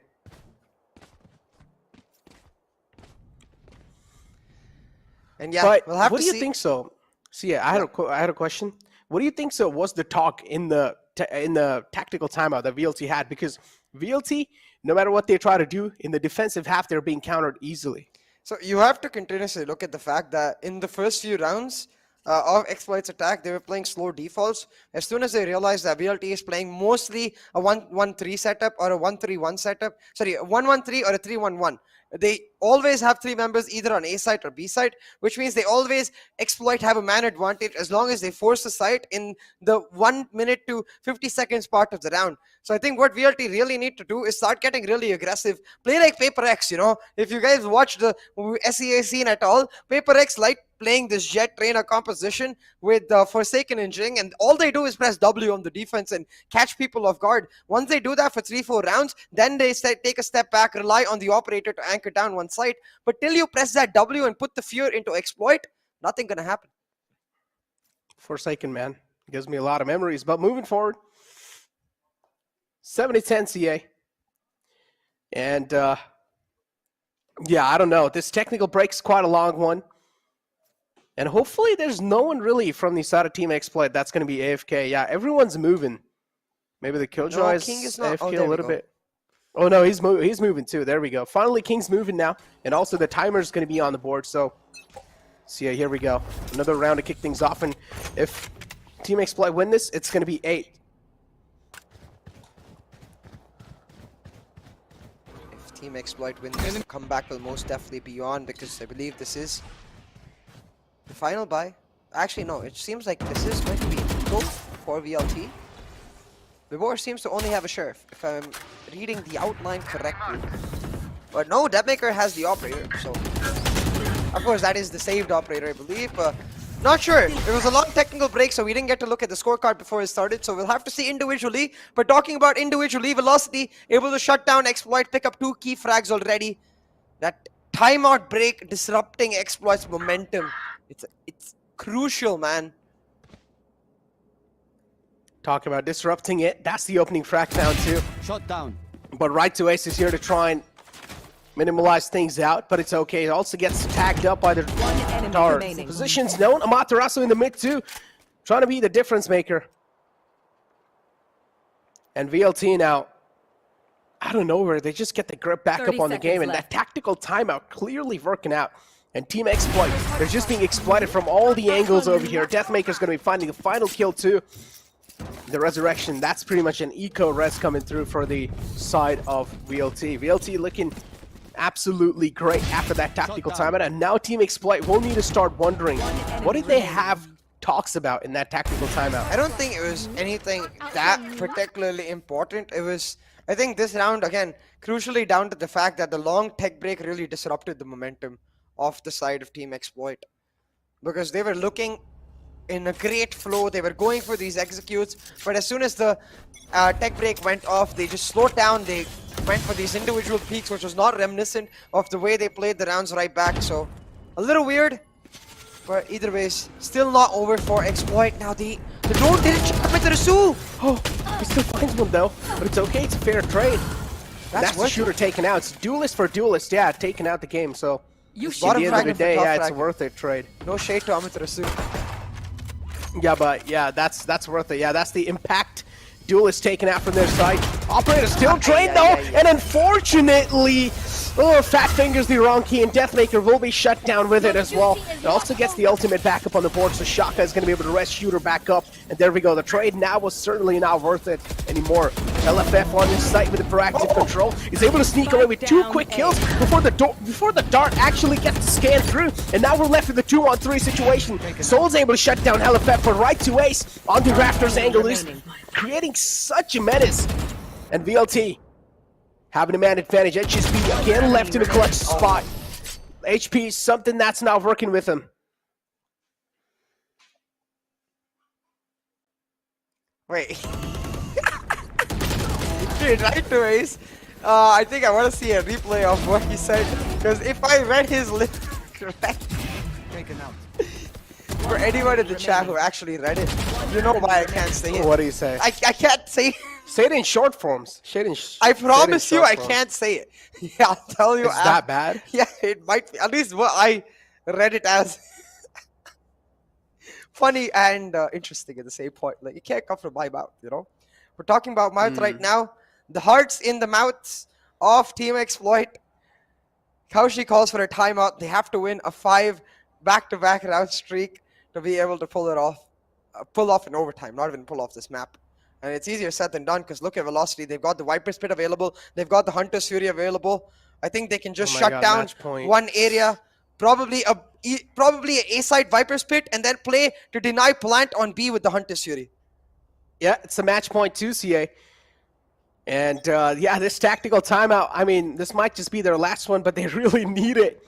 Team Exploit's just been taking a lot of timeout. At this point, it's timeout. Team timeout. But yeah, 20 frags on the hands of HSB. Weapons. Do you see? Yeah, a Guardian, a couple of Vandals, and then 2 Spectres, most of them on light shields. So, Get out of my way. big yikes right now. I think it's most likely GG go next, but there is no next, so Exploit will try to just make that next happen right here, right now. Bit to be executed, but the Reyna, again, finds a 1-for-1, shuts down the Sova. That's more than enough. Amaterasu definitely isn't really being that impactful with the Reyna, but it's okay. At least he's able to get the trades through. And sometimes those trades can be worth it as well. Deathmaker peeks out for the another frag. Viper's Pit inbound and pitcher, so that's going to be giving them a lot of control. Deathmaker caught off guard. Did not really expect that aggressive push to come through. And King again, delaying his push on the site for so long. It's just Team Exploit catching VLT off guard. And they're just barely alive on the skin of their teeth. It's and so weird. Another round. Because Velocity Gaming was one of the first few teams in India to pick up the Fnatic mid to be execute, which this is, to put the spike on the Jet, have him updraft and dash on over to Nest and get the plant through, and then the Viper or the Killjoy takes kitchen control. The fact that they don't expect someone to be lurking in kitchen or mid and get caught out like that, that's what is really weird. I honestly feel like they should have expected someone to be in kitchen. Yeah, exactly. And it's literally fault of Deathmaker to not expect that too, because he actually saw the Viper's Pit coming through as well. So you're supposed to always keep an eye on that, or either just flush yourself out of that spot, because that spot's a little too dangerous. If you're going to be in that spot, you have to watch out from a lot of angles at the same time.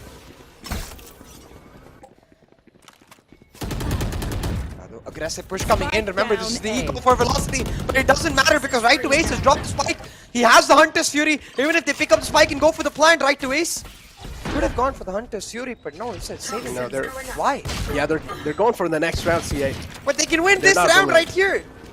Yeah, they can definitely win this round. They should have realized that, but they're just maybe not confident in their ability. They're able to find these frags in. They're just maybe not expecting the consistency coming through. Hunter's Fury out from the side of HSB. The counter Hunter's Fury 2 out, and it's pretty much a GG game. GG go next for Team Exploit. They are going to be shifted down to lower brackets, and that's it. HSB is not going to be able to pull off anything else. And yep. Arvinder is so holding down the 4 button, or his diffuse button with his left hand while he celebrates with his right hand. Yeah. Yeah. Okay, that sounded kind of weird. Celebrates with his right hand. Moving forward, though, ladies and gentlemen, that's going to be the second best of 3 series of the day, and it's VLT, Velocity Gaming, who are here to make their mark in the Apex, and who are here to secure the second slot. Moving forward, though, Team Exploit hopes are still not over. They're going to be moving down in the elimination brackets with a team like Enigma Gaming. Now that's what I'm going to be eyeing out for.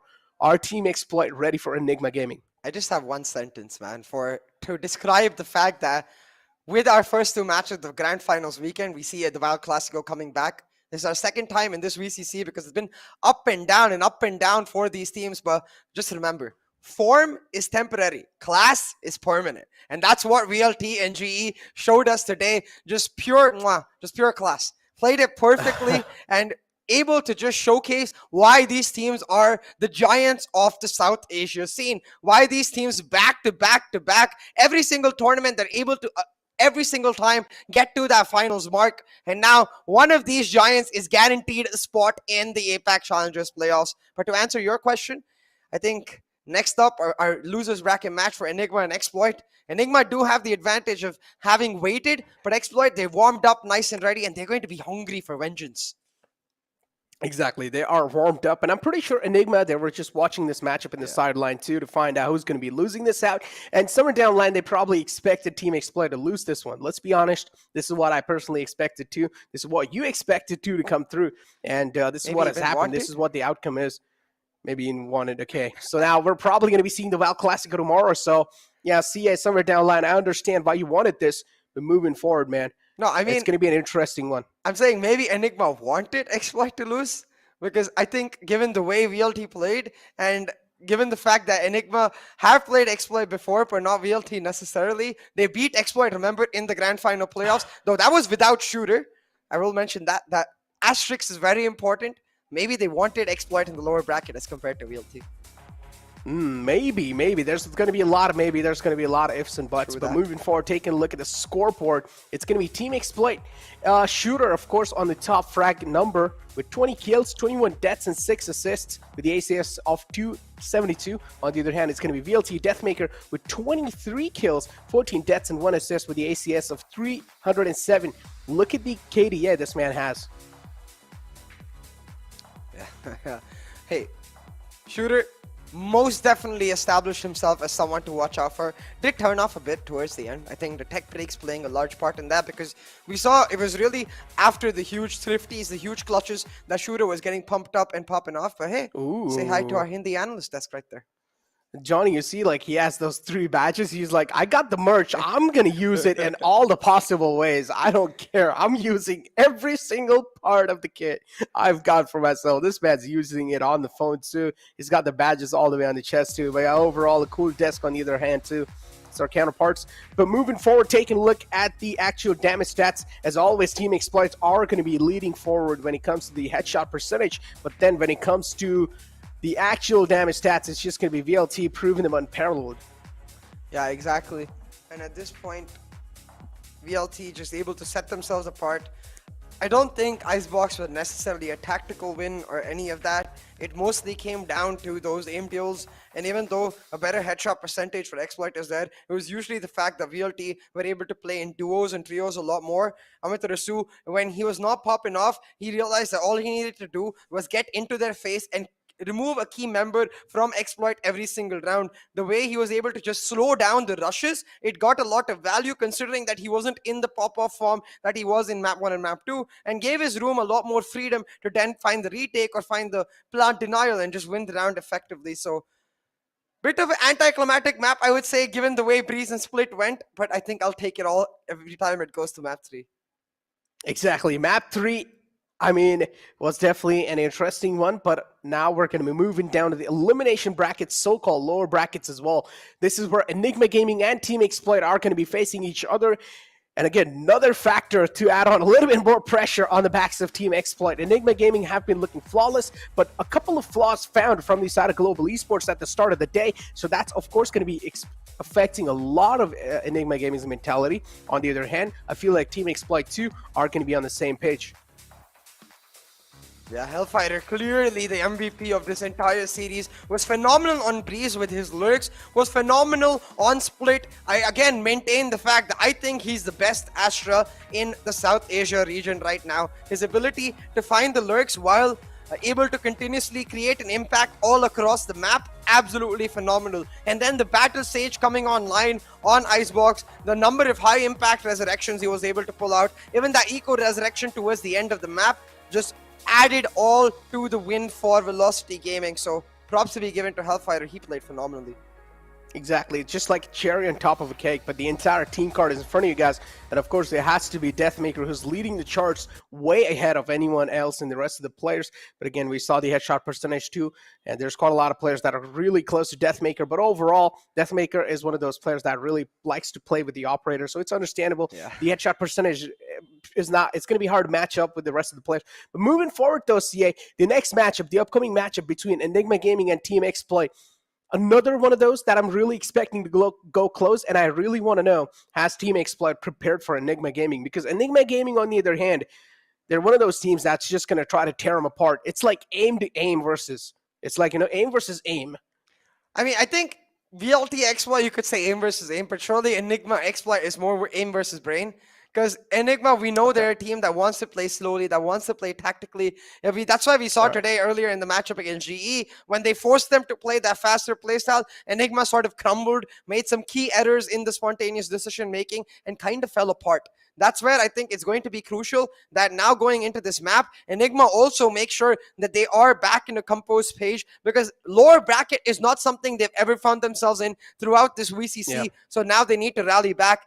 Exploit, on the other hand, Necro, this is a situation they've been in before, so they'll try to push them back, because fun fact, in the last time around as well, in the lower bracket finals of VCC1, it was Enigma versus Exploit to try and get to the VLT versus GE loser, and then Enigma ended up losing to Exploit, but this time they've got an upgraded roster and an upgraded coach.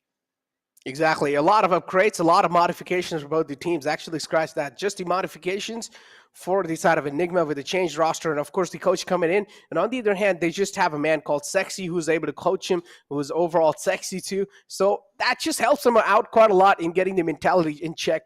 So overall, Team Exploit versus Team Enigma is one of those matches up that we're really expecting to go close, or at least we want them to go close, because today has been an, of course, insane day. But at the start, Enigma just got steamrolled through by Global Esports, and their mentality somewhere down the line is going to be looking shaken. And they know Team Exploit is capable of a lot of things. And I feel like Raw Fuel and Shooter, these two players are going to match each other. Yeah, most definitely. It's going to be exciting to watch and see if either of them has run out of steam just yet. I hope they've got gas left in their tank, because their team needs them to give it their all.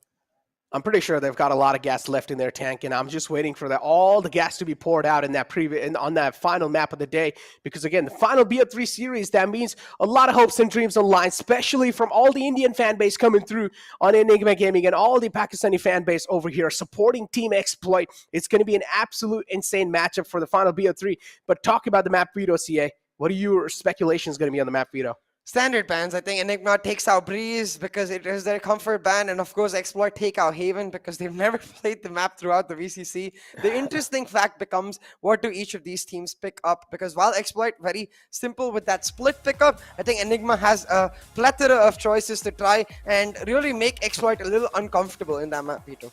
Yep, take a look at the brackets too, CA. Enigma Gaming and Team Exploit, of course, they're going to be in the lower bracket semifinals, which is going to be another best-of-3 series, and whichever moves in forward, of course, they're going to be moving forward to another lower brackets best-of-3 finals, which that means the upper brackets final, whoever loses that, they will be shifted down, and they're going to be facing Enigma Gaming or Team Exploit in the lower brackets, whoever wins this final BO3 series of the day. That means tomorrow 2 BO3 series will be concluded, and then after that, it'll be an actual grand finals. Yeah, exactly. And actual grand finals, and at that point it will be mostly for bragging rights, and of course double the prize pool, because both of the teams will have secured their spot in the APAC Challengers playoffs. I'm sure seeding also really matters, because the number of, you have about 20 or so teams going into APAC playoffs, so you want to be in a better group so you get off to a better start. But hey, all of that is a little too far. We still got plenty of amazing matches to go before we actually get to find out. The Val Clasico itself we get to see tomorrow, but for today we get to find out which team is going to be leaving VCC with a heavy heart on the first day of the grand finals weekend. Oh, yeah, that's something that I really forgot to mention, because one team over here will be kicked out, ladies and gentlemen, from the elimination brackets. Either it will be Enigma Gaming or Team Exploit. So make sure you guys are getting your prayers up, and make sure you guys are praying for all the teams that are supporting, or at least either Enigma Gaming, be it Team Exploit. Before now, I'm going to hold on to my words, because we have a little interview with the winner of the previous Best of 3 series. Let's find out what they've got to say. 13-3 का जो score काट रहा है, and then second के अंदर थोड़ा सा it became a little tricky. What was the reason? Second game में लाइक वो लोग हम लोग को थोड़ा मैप में घुमा रहे थे, और हम लोग उन लोग लाइक अडेप्ट नहीं कर पाए थे, उनको रीड नहीं कर पा रहे थे हम लोग कि वो लोग क्या कर रहे हैं. लाइक वो लोग जो भी कर रहे थे, हमारा बाउंसर जा रहा था कि वो लोग किधर है, हम लोग को कुछ लाइक इन्फॉर्मेशन के लिए बहुत डिप्राइव कर दिया था उन लोग ने हमको. तो we were like always confused in the map what to do, where to rotate, and like उसमें ही पूरा like confusion में ही पूरा वो सिटी साइड का हाफ चला गया हमारा, और उसका अटैक में हम लोग ज्यादा राउंड से निकाल पाए. अटैक में कमबैक शुरू किया था हमने, बट बाद में हम लोग एक थ्रिफ्टी राउंड हार गए, उसकी वजह से वो भी उधर खत्म हो गया. Exactly. मैं आपसे क्वेश्चन पूछना चाहूँगा विबोर. यस, पहले एंड सेकंड मैप जैसे हमने देखा है ना, आप बिल्कुल करेक्टली कह रहे हैं. थर्ड मैप के बारे में बात करते हैं, आइसबॉक्स के बारे में. आपके टीम के अंदर ऐसा क्या चला कि आप लोगों ने सडनली सोचा कि हम रेना पिक करते हैं? क्योंकि इतने टाइम से मैं आप VLT को हम देखते हुए आ रहे हैं, सब ने देखा है, इतनी ज़्यादा बार हमने आप लोगों को डबल डुअलिस्ट कॉम्प उसमें नहीं देखा. आज सडनली ऐसा क्यों? नहीं हम लोग लाइक लास्ट 1 मंथ से हम लोग यही कॉम्प से प्रैक्टिस कर रहे थे हम लोग ने लाइक जो भी टूर्नामेंट्स वगैरह थी उसमें भी यही कॉम्प खेला था I don't think it was a surprise for Exploit also and that was just what we were gonna go with anyways so it was not like a surprise pick for them or anything like that it was just what we had practiced and we just went with that all right Johnny I mean ये आप लोगों की एक impressive run रही थी but कल जो सामना होने जा रहा है that's against your I wanted to ask that. like rivals of sorts कल कुछ surprises कल के लिए बचाए हैं या फिर you're gonna stick to your guns वो तो आपको कल मैच में ही देखना पड़ेगा सरप्राइजेस है या नहीं well X कोई कुछ factor reveal नहीं करता है कोई बिल्कुल भी नहीं again I mean definitely हमें ये जरूर पता है that one thing is certain जब ये team of course going against their rivals they will be bringing the A game performance and उसका of course there's no two ways about it right yeah so definitely congratulations Vibhor of course to you as well as your team and best of luck कल के game के लिए thank you so much thank you for having us definitely thank you and उसी के साथ में of course यहाँ Tomorrow's game is going to be mattering quite a lot, ladies and gentlemen, and even the host said himself on the Hindi desk, and we all do know that too. Tomorrow's game, the Val Classico, is going to be mattering quite a lot because whoever wins that is directly going to be securing their spot, not just in the grand finals of the VCC, also is going to be securing that spot moving forward in the APAC too. So that's going to be a huge thing in itself, CA. So tomorrow's matchup, as big as it gets, it's also as risky as it gets. Yeah, exactly. I doubt both of these teams right now after this are going to be watching our third series. Their focus will be on each other, mostly going back to the WODs of each other to figure out where they can punish each other in these particular maps. I think velocity on Icebox, like Vibhor said, the Reyna has been something they've been consistently picking up all the way from Qualifier 2. Qualifier 1, they played the race, but since Qualifier 2, they've been playing the Reyna on Amaterasu, and the only difference being, of course, we didn't get to see it on stream, but we did see it in off-stream matches. But what I'm interested to see is maybe a KO comes out for Global Esports, because internationally, we've seen a lot of KO come out to counter those double duelist comps and to really shut them down, because then it works beautifully in his ability to just sort of be that secondary duelist while providing that extra utility. Exactly. Talk about being the second duelist too. Now, as you were talking about pretty much the expectations, what are going to be happening moving forward in the map, and Enigma Gaming are one of those teams that they don't really like to go for some fancy picks, right? They don't really want to go for the newer maps. They're one of those teams that do like to stick to the basics, that do like to stick to the comfort. But moving forward now, what's going to be the map veto? What's going to be the agent select? We're not really going to be revealing it just yet because we don't know ourselves. So we're going to be pushing to a short break to find out.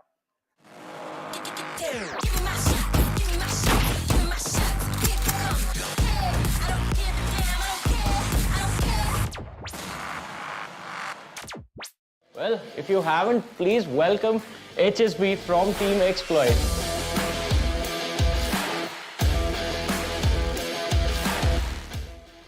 HSB, first of all, congratulations on making it to the top 4. How are you doing, buddy? Thank you so much. I'm doing good, and we have been practicing a lot recently, so we are feeling strong as well. From last VCC to this time, there was a major change in Team Exploit. One of the key players, Torax, left your team and you brought in Shaka. So I want to talk about that replacement. How did that work out for you guys? So ever since Torax left, we were looking for an IGL, and we came across Shaka.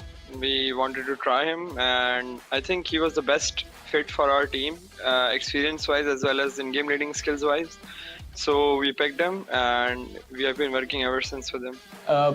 From what it looks like from this side of the camera, this side of the PCs, in fact, is that you also have evolved in your role within the team since the last VCC. So I want to know about that a little bit more. So in last VCC, I was relevantly quite new to Valorant, and I was still learning. And I think I wasn't ready at that point to be on like a completely another level. Diverse role the सबके team में, and now we have static roles, so I think we can work on our roles more, and that makes each and every player comfortable in our team. Now tell me, how did you went about getting a coach and then making sure like, all right guys, we have to adjust according to this new person? So we were looking for a coach for quite a time, and we had some coaches from Europe, some from Asian countries, but we were facing language barriers, so we went with Sexy, and I think he is the best addition we could have found in such a short time. And I think he's working with the team. He's fixing a lot of mistakes. He's supporting us throughout, and it's amazing. I mean, it clearly does. It's such a pleasure to see you guys perform both in and outside the game. And for the people who follow these lads on their socials, it's just incredible the journey they have and the fun that you guys have together. But HSB, one question that I have to ask you now is your thoughts on the other three competitors that are there with you in the top four. So I think that the top four this time are going to be quite balanced because every team is capable to beat another team. So we can expect anything. We can accept. I wouldn't call them upsets, but we can expect a close 50-50 games throughout the whole playoffs. I mean, the fun is going to be there. Also, my next question was a message for the fans, but I guess you already said that. Grab your popcorns and enjoy the action. Or is there something else that you would like to say? Yeah, there's something else I would like to say to the fans. They have been supporting us a lot throughout, even after we left the organization. So I just want to thank them, and I just want to say that they should keep on supporting us in the future as well. And we're going to grab a spot for our country this time. Alrighty, ladies and gentlemen, स्वागत है आप सभी का एक बार फिर से हमारे इस exciting Meet the Conquerors के अंदर और इस बार हमारे साथ जो शख्सियत जुड़ने जा रहे हैं, he is part of one of the Titan teams of India. Domination का पूरा एक साल इन्होंने continue किया था and then they came into the last Valorant Conquerors Championship जहाँ पे they managed to make it to the top 2. Can you guess it? Well, I'll give you the reveal. So it is Right to Ace joining us from Velocity Gaming.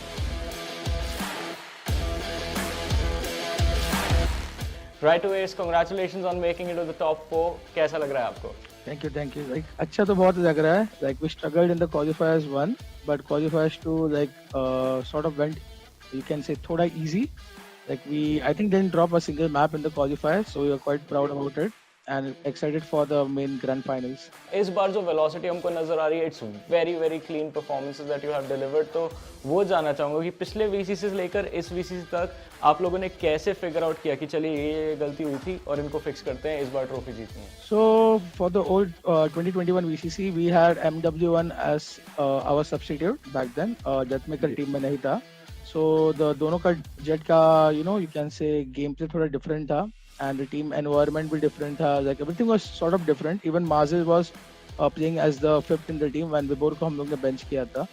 Coming back to this VCC, when the new year started, we had couple of, you can say, trial and error ki what lineup we should run for the VCC, and we came up with the current lineup and it's going smoothly now. Is there a possibility of seeing Marzel play in the finals? Unfortunately, like हम लोग ने जो अभी lineup run कर रहे हैं with Vibor, that will be our main lineup for this grand finals. So sorry for the fans who are expecting Marzel to come in the playoffs जैसे last VCC में हुआ था. It might happen अगर if like guaranteed नहीं है, but we are sticking with the lineup for now. We don't want to change the plan. Yeah. इस आपने उम्मीद तो अभी भी दे दी है वो माइट बोल के तो आई थिंक अब और ज्यादा लोग एक्साइटेड रहेंगे. 1% चांस 2% चांस हो सकता है. ऑल्दो हेलेफ एनर्जी काफी इन्फेक्शियस है, हमें दिखता है हर राउंड के बाद if it's a good win he is gonna pop up from his chair. अगर फ्रस्ट्रेशन होती है फ्रस्ट्रेशन नजर आती है चेहरे पे. क्या आप लोगों के साथ भी, क्योंकि मेरे को तो स्टूडियो में कास्ट करते टाइम होता है, I get hyped up just watching him. Does that happen to you और आर यू गाइस लाइक ठीक है अब आदत हो गई है? एक दूसरे को सपोर्ट करने के लिए चिल्लाते नहीं है. And just playing for the sake of playing, we'll 100% lose the game. So that's one thing we noticed about our players. Like pacho players, very emotional players. So whenever we get like the first pick or insane clutch nikala or we are winning a 2-on-2 round, anything, we just hype up everyone. So emotionally everyone is like very in the positive state and they perform way better. एक message दे दीजिए अपने fans के लिए who will be tuning in to watch you guys perform. I know कि qualifiers 1 में performance अच्छा नहीं था, but we did our best. We qualified to qualifiers 2 and showed a dominating performance दिखाया. And thank you for all the support, guys. Like keep supporting your favorite team and don't be toxic in the chat. Last वाला काफी important है. But thank you so much for joining us for this interview. बहुत मजा आया आपसे बातें करके. Good luck for your matches for the finals. Thank you. Thanks for having me.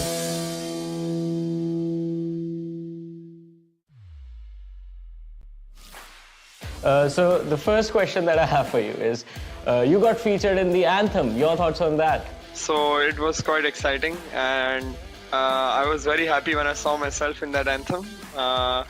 and it was fun. I was happy. I was surprised as well. I was excited. I never expected that something like this would have happened since the last VCC. But yeah, it was amazing. Do you think they got your beard right? They got my beard right, but not my hair, I guess, because I have curly hair and they got it straight. Sometimes I blow dry my hair, but it's not like it's me all the time. So yeah. Alrighty, HSB, if I was to ask you to build a fantasy team around yourself, but you can't pick players from your own region, what would that lineup look like? So I would pick, firstly I would pick Deathmaker. Second I would pick Right to Ace. Third I would pick Helef. And fourth I would pick Hellranger. You like to travel a lot, first of all. I mean, I think you're an avid traveler, so any sort of embarrassing moments during those travels that you would have encountered? So yeah, in the last tour we had to Spain for Red Bull Campus Clutch. Last night there was a guy, there was a Spanish guy, and he was a thief. He pickpocketed my phone from my pocket at 3 AM of the night on last night, and I figured after 4 or 5 seconds, and I turned around, he was running away. Me and my friends followed him, and we ran very fast at the middle of the night, and he got scared, so he dropped my phone on the road and he ran away. That was the most embarrassing moment of my life. One thing I want to know, one memorable moment that happened on stream. So one memorable moment that happened on stream was when I was breaking down our demo from China against Order Esports. So I was breaking down that demo where we made mistakes, how we could have fixed them, and I had the most viewership. I peaked viewership on 150, and I never have 150 viewers on my stream, so I think that was the most memorable moment. And that is just the beginning of personal success for you, HS, because you have made waves as far as the Valorant scene in South Asia is considered, and Pakistan as well. You guys are doing quite a lot to bring your scene to the forefront of Valorant esports in South Asia, and not just South Asia, all over the world, man. Thank you so much for joining us, HSB, for this wonderful interview. Good luck for your matches in the top 4, and hopefully you guys make it, lift the trophy, and go to APAC challenges for your country. Thank you so much.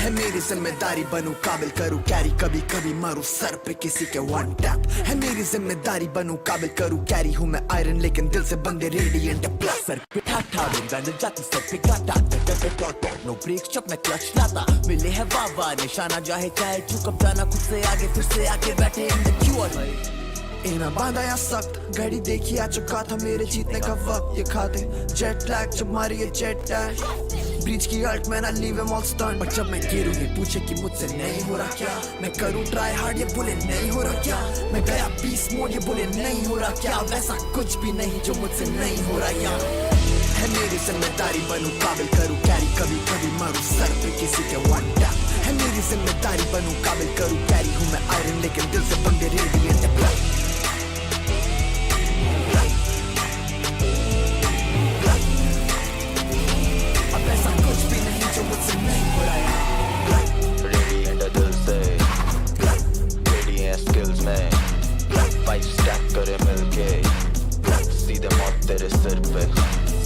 आने में लगा था वक्त पर आया मैं जब से बुरा नहीं नाम कोई आया मैं लेनी तक जो करी है शक कभी देहदात वही हूँ तेज में पहले से बहुत मेरा एम बहुत इम्पोर्ट है मेरा एम लॉक के डॉट्स है मेरा गेम मोड ऑन बहुत fire win top 5 and gods आए फिर वापस लौट आए कंसिस्टेंट और हौसला है टॉप फ्रैग पे टॉप फ्रैग मेरा क्रॉस देर सर खोलता है फ्लैट प्लेयर्स में बोलता है मेरे सर पे घुमा रहा है जो मेरे सर चढ़ के बोलता है जब मैं गिरूं ये पूछे कि मुझसे नहीं हो रहा क्या मैं करूं ट्राई हार्ड ये बोले नहीं हो रहा क्या मैं गया पीस मोड ये बोले नहीं हो रहा क्या वैसा कुछ भी नहीं जो मुझसे नहीं हो रहा यार है मेरी जिम्मेदारी बनूं काबिल करूं कैरी कभी कभी मारूं सर पे किसी के वन टैप है मेरी जिम्मेदारी बनूं काबिल करूं कैरी हूं मैं आयरन लेकिन दिल से बंदे radiant blood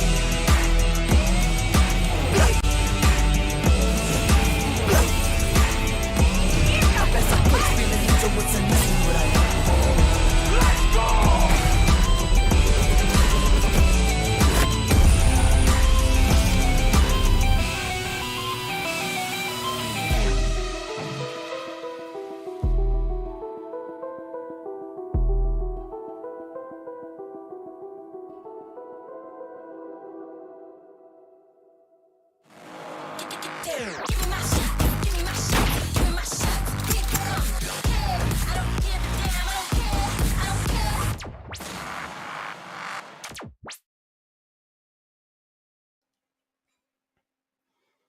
Welcome back, ladies and gentlemen, to NODWIN's Valorant Conquerors Championship. 2 best-of-3 series out today, and 2 teams that have secured their spot moving forward.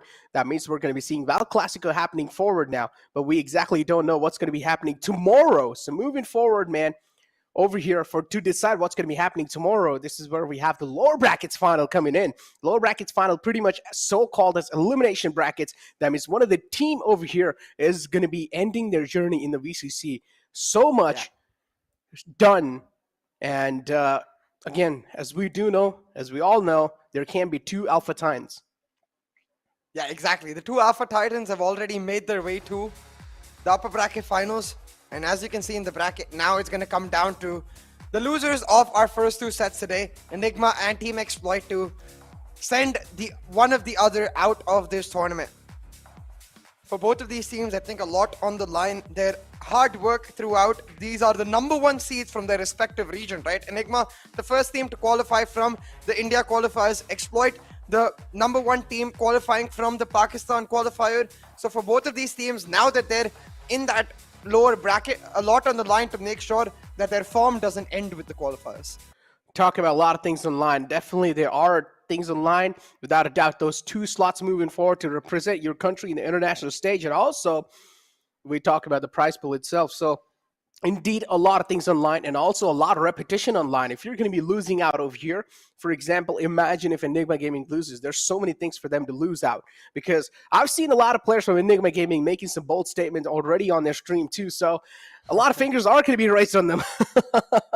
Yeah, most definitely, Necro. I think if Enigma Gaming are not able to find the win, it's also the matter of when they last faced off against Exploit, Shooter was not there. They demolished Exploit. If it now ends up being close, we'll surely see that Shooter diff starting to come onto the table. But I'm excited to really see the veto and talk about it for a second too, because the bans, they're quite obvious. Breeze and Haven likely to be banned out by Enigma and Exploit respectively. But that's where the picks come into play. I think Bind is a very strong map for the side of Exploit. So I don't think Enigma should go for that as their opening choice. Rather, maybe go for something like a Fracture, maybe, to try and catch Exploit off guard and show that they have indeed put preparation into that map, because rarely do we see Enigma actually banning out Fracture. They just never play it. So it's a big question mark for us what they pull out. And I'm not gonna lie, a little biased because I want to see Fracture. So maybe, since it's a new map for them, maybe they pull off the Neon. Give me the Neon. Neon being played or not, I honestly had a little bit of insights from Sai Simmer himself. He said we're going to be seeing that Neon being whipped out, and we did not really see that happen in the first BO3 of the series. So maybe in the lower brackets, this is where they will whip out the Neon. We never really know is that going to be happening or not. But hey, look, just because the first BO3 series where Enigma Gaming, they got slapped hardcore on the first map, that's why they weren't really able to whip out the Neon, because again, that means they're going to be stepping out their comfort zone. But again, against Team Exploit, if they're able to get a nice steamroll through on the first map, then maybe in the second map, we're going to be seeing the Neon pulled out. Yeah, I think it's only specific maps that the Neon will come out on, and Bind and Haven are not the maps that Enigma is likely to play it on, considering that we've got, I think for me as well, having seen Excali throughout the last week, spamming Neon on his stream, I assume it has to be maybe Split or the map of Fracture, where we actually see that Neon come out. So jacket. Yeah. Sick jackets along with a sick giveaway. Make sure you go grab it at gullyactive.com. Exactly, but the giveaway, you're not going to be able to grab it on gullyactive.com. All you guys need to do to apply the giveaway is go ahead on your social media accounts, make a post saying hashtag VCC, and also tag out NODWIN Gaming in that post. Also be a little creative. Now that out the way, taking a look at now we were talking about the map veto itself, CA. And without wasting any more time, I just got the call from the production, so we're going to be revealing the mysteries over here. So the first ban's going to be Haven, without a doubt, as Team Exploit are going to be going our ban. And as you said, Breeze is going to be the ban from Enigma Gaming too. So Split, the first pick, and then Enigma Gaming on Bind. I want to see something new, Necro. This is so standard from both of the teams. Haven and Breeze, fair enough. But Split and Bind. Split, of course, we 100% expect Exploit to pick it up. But Bind, I thought maybe Enigma would change it around after the devastating loss that they were pushed to. global esports changing up their strategies, but I guess against the side of Team Exploit, they've played that map once before. They feel confident on the map, and I guess right now it's not new strats that they want to pull out. It is just the simple victory to make sure they guaranteed their spot at least in the top 3, if not a chance for the grand finals and the APAC Challenger itself. So fair enough, they go back to comfort. Exactly, fair enough if they do stick to comfort. As we mentioned, and Team Exploit, realizing there's a lot of things in line for them, they need to represent, or at least they want to represent their country on the international stage. So for them, it's kind of like a lot of stake on line, because you can clearly see all the other teams are Indian. 3 teams Indian, and then there's only 1 Pakistani team coming in through. So that's a huge statement in itself, CA. And being the only Pakistani teams, that means you also have a lot of things on shoulder. You also have a lot of things on line in itself. So it's understandable the amount of pressure these teams are going to be feeling. And moving forward, Team Exploit and Enigma Gaming being slapped hardcore on the first BA3 series of the day, they don't really want to step out their comfort zone, trust me. To be frank, though, I think Enigma, like you said, they were just caught off guard by the change of G's composition and then slapped because of their inability to adapt.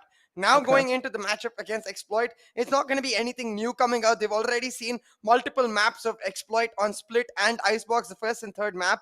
And Bind is something they innately feel comfortable on. So I think this will be a case of Enigma going back to comfort and just playing their slow playstyle, especially since that's what Exploit like to do nowadays. The systematic, methodical approach is what Enigma really feel comfortable against. So if Exploit have seen the GE versus Enigma game a lot, I think what they need to do is step up the pace the way GE did. Yeah, just W Gaming on the way. Yeah. And Team Exploit, I honestly feel like that's not going to be the case we're going to be seeing. Maybe Shooter himself will try and step out the boundaries, and we'll try and go for something else. But Excali, wow, Neon being pulled out, CA. And clearly CA is definitely happy, but Neon at the cost of Raze, is that going to be worth it? 110% Necro.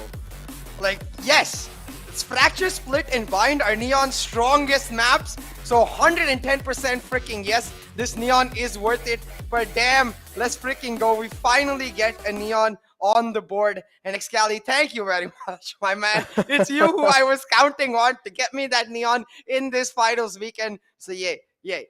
Now, if you win or lose, I don't finally pulled out, man. CA has been asking for this since like almost 2 weeks now. And finally, we're seeing the Neon being whipped out. He was asking for it even in the wild card, but no one really actually went for it. Not in the wild card, my bad, grand final playoffs, but no one really whipped it out. So, but now, fortunately, it's Excali who's going to be making his dreams come true, who's going to be making his wishes come true. So finally, Neon being pulled out now, and it's going to be an interesting one, trust me, for sure, because this is going to be my personally first match ever that I'm going to be casting with a Neon in it. Yeah, same. But at this point, I think I've watched a lot more Neon internationally, especially. So I'll tell you a reason why Neon is this good on the map of Split, right? A simple fact being her stun, the bounces are so damn good on Split. For example, if you're going for a B-side execute or even a B-side retake for that matter, you can clear off B backside with just a single stun. You can clear off that under heaven area as well as the behind box area with a single stun. The amount of value you're able to create with one single utility makes Neon so damn good. But we'll have to see if Excali is actually able to get the execution on that. Again, I mean, the aim's there. The execution is what we're looking for. The utility utilization is what we're really looking for. And the Neon can definitely pay it off. And okay, we're seeing Raw Fuel turning on the AC. Dude, it's already pretty cold, man. Why do you need the AC? I mean, I need the AC, Necro. Yeah, not gonna lie, these days it's actually getting hot, so it's understandable why he needs the AC, because last night even I turned on my fan. But moving forward... So you were sleeping before without the fan so far? Yeah, I was, dude. It's cold. No, it's not that cold, is it? It was pretty cold in the past, but yeah, I just never really felt the need, and also wanted to save a little bit of light bill. So moving forward, though, let's not focus on that. As always, we're going to be kicking things off in the pistol round, and let's find out what's going to be looking like, because I'm pretty sure pistol round, Neon should be pretty impactful with the amount of momentum or with the amount of movement she's got. So, yeah, the aggressive angle already being held. There we go. Oh, this time it's Rexy. The headshot percentage coming through. Second man's quite low, 16 HP. 4v4 on the map now, and Again, my eyes are going to be a lot on the Neon right here. Another reason that she's really good on this map is the way she can combo the stun in that mid area. Basically, smaller maps, better combos on the stun, as well as more damage that you can get on her wall makes her that much better. But I think attack is where she'll really thrive. So for now, eyes on Team Exploit. Got the aim in control, but now holding on to mid, expecting the aggression from B main. They shut down Antidote, and now without that controller, holding on to side that much harder for Enigma. This is such a great adaptation from Team Exploit. They realized Enigma are being really proactive on the pistol round, so they're just going to let them flood through. And those quick kills being found, so HSB overall making a great call out for his team.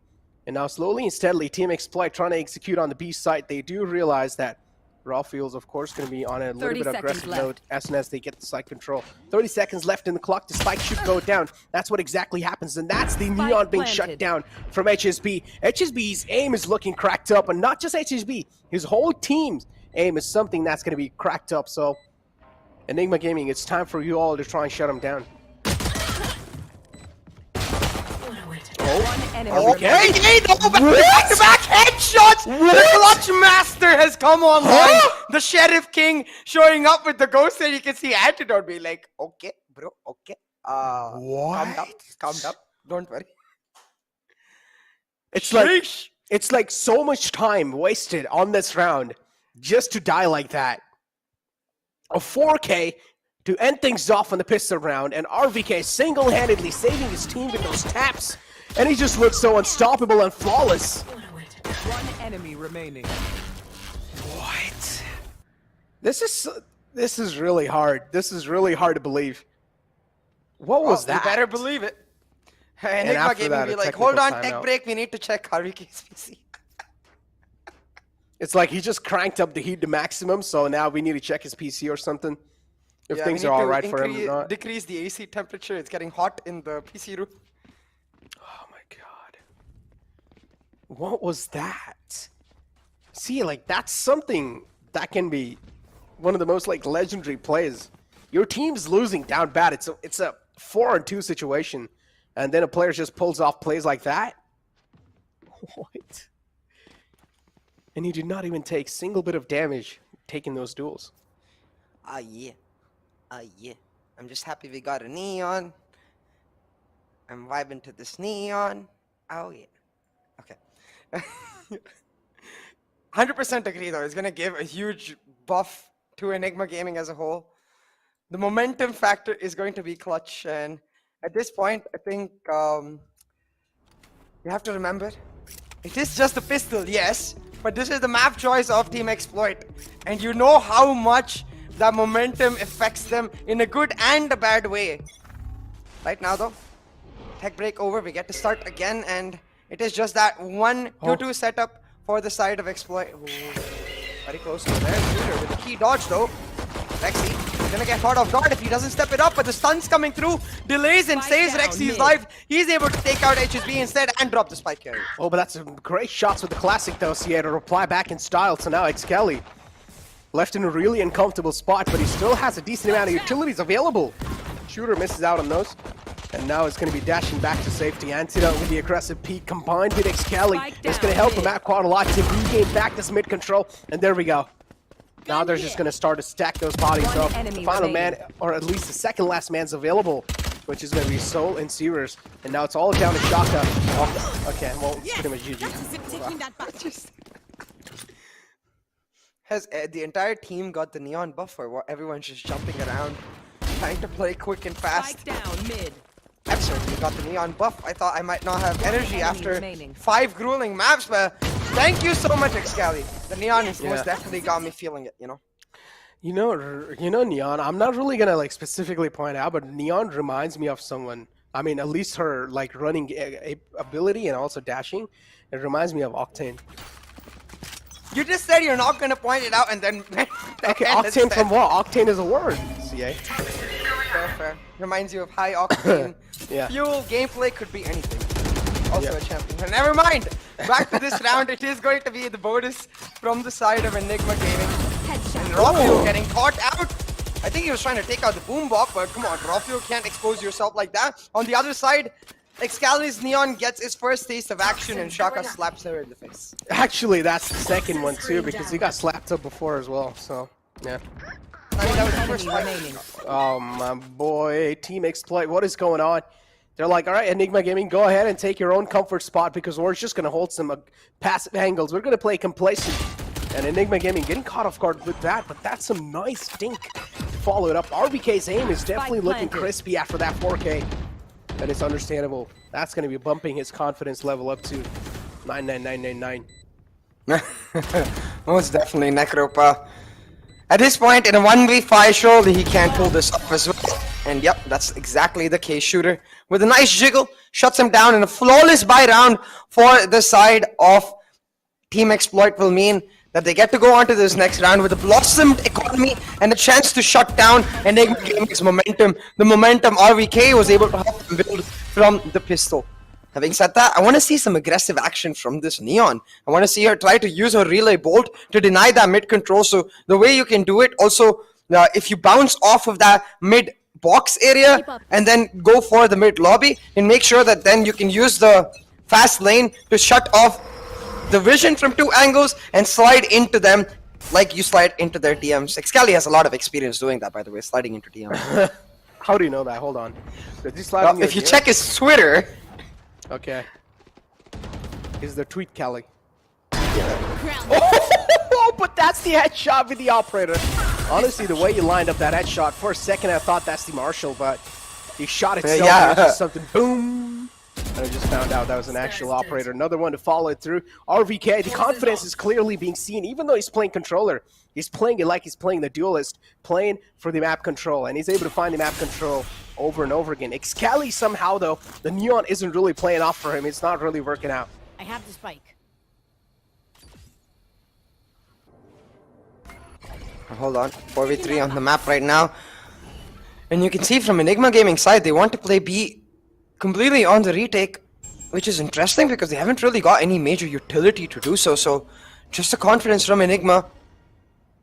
Giving the call that they're just able to hold on. Anti lurking in this smoke. 30 seconds left. Doesn't know that there's a Viper on his left. The smoke should fade away very, very soon. It's going to be replaced by the Viper Poison Cloud instead. And this retake is hard because look at Shaka's positioning. He's going to from CT shut down Rexy, and now all of the presence towards that player. But instead, Anti trying to push in and shut down Soul. Soul hears it coming, and a bit of a collapse for Enigma Gaming. They were 4v3 in this round, but they gave away key areas. They gave away B side for free. They allowed Shaka to come through from CT. Unnecessary map control given to Exploit, and they take full advantage of it. Yeah. And Rafael left with his operator to try and make something happen. It's going to be tough for Enigma Gaming too, because we've known Team Exploit is just absolutely great on the map of Split. And they showcased a little glimpses of that even in the previous round, or in the previous matchup. So yeah, it's going to be a little tough to shut down a team like Enigma Gaming. As you mentioned, rightfully so, is that they got the early control at the start, but still just a lot of map control given to Team Exploit, and they're able to find those little loopholes. Yeah, it's a little weird, but hey, it is what it is. It is what it is. Excali, though, not able to get into the high gear. The high gear is what the signature ability of Neon is called, the slide and the run ability. He needs to get himself up in that top gear, so be able to push it off. Now you can see though, Enigma Gaming in this round they are on the eco, while Raw Fuel has his operator, but it's actually the small operator, the Marshall, that makes the first impact. Rexy is cracked. He is indeed cracked. And there you go, King to follow it up, and Shooter will just try and strike back with another one, and it's just Team Exploit playing back in style. Talk about the style now, it's Enigma Gaming's Neon. It's just not being activated. Excali, somewhere down line, is not able to use the Neon, and this is what we talked about. A lot of teams are just not comfortable playing on that Neon pick. And this is clearly being seen. The reason why they're not picking the Neon is because, again, normal comp games are something different, but a pro play, it's just something way different that you're not going to be playing like a comp game. So the Neon to activate herself, He has to play always on that WQ factor. Shooter misses out on quite a lot of shots, but it's okay. The whiff comes through, but it's still a 2-on-1 situation. RBK is quite low. You do not need to give this man some clutch moments, and they won't. Yeah, just playing it safe to Exploit. A bit of a whiff from Exploit over there, but that's okay. They're able to pick up the round, and at this point, they don't care about the damage, Necro, because they've got 3 back-to-back rounds in the bag. Their economy is blossoming. They've managed to take the operator away from raw fuel, and suddenly, like you said, that Neon is just not able to find her impact. And I'd like to talk about that point for a second, because as you said, like doing it in compy is one thing. In pro play, you really need your teammates to step up around you, which is why I want to see him using some aggressive fast lanes, like set up the walls, for example, in mid, take control of a particular area, force the team to fight you in your area of choice, rather than playing it like a self-sufficient fragger the way you play a Raze maybe, because that's not what the strength of the Neon lies in. The Neon is great in combos, not by herself. Talk about the strengths. And Team Exploit, I mean, they have 3 of their ultimates up.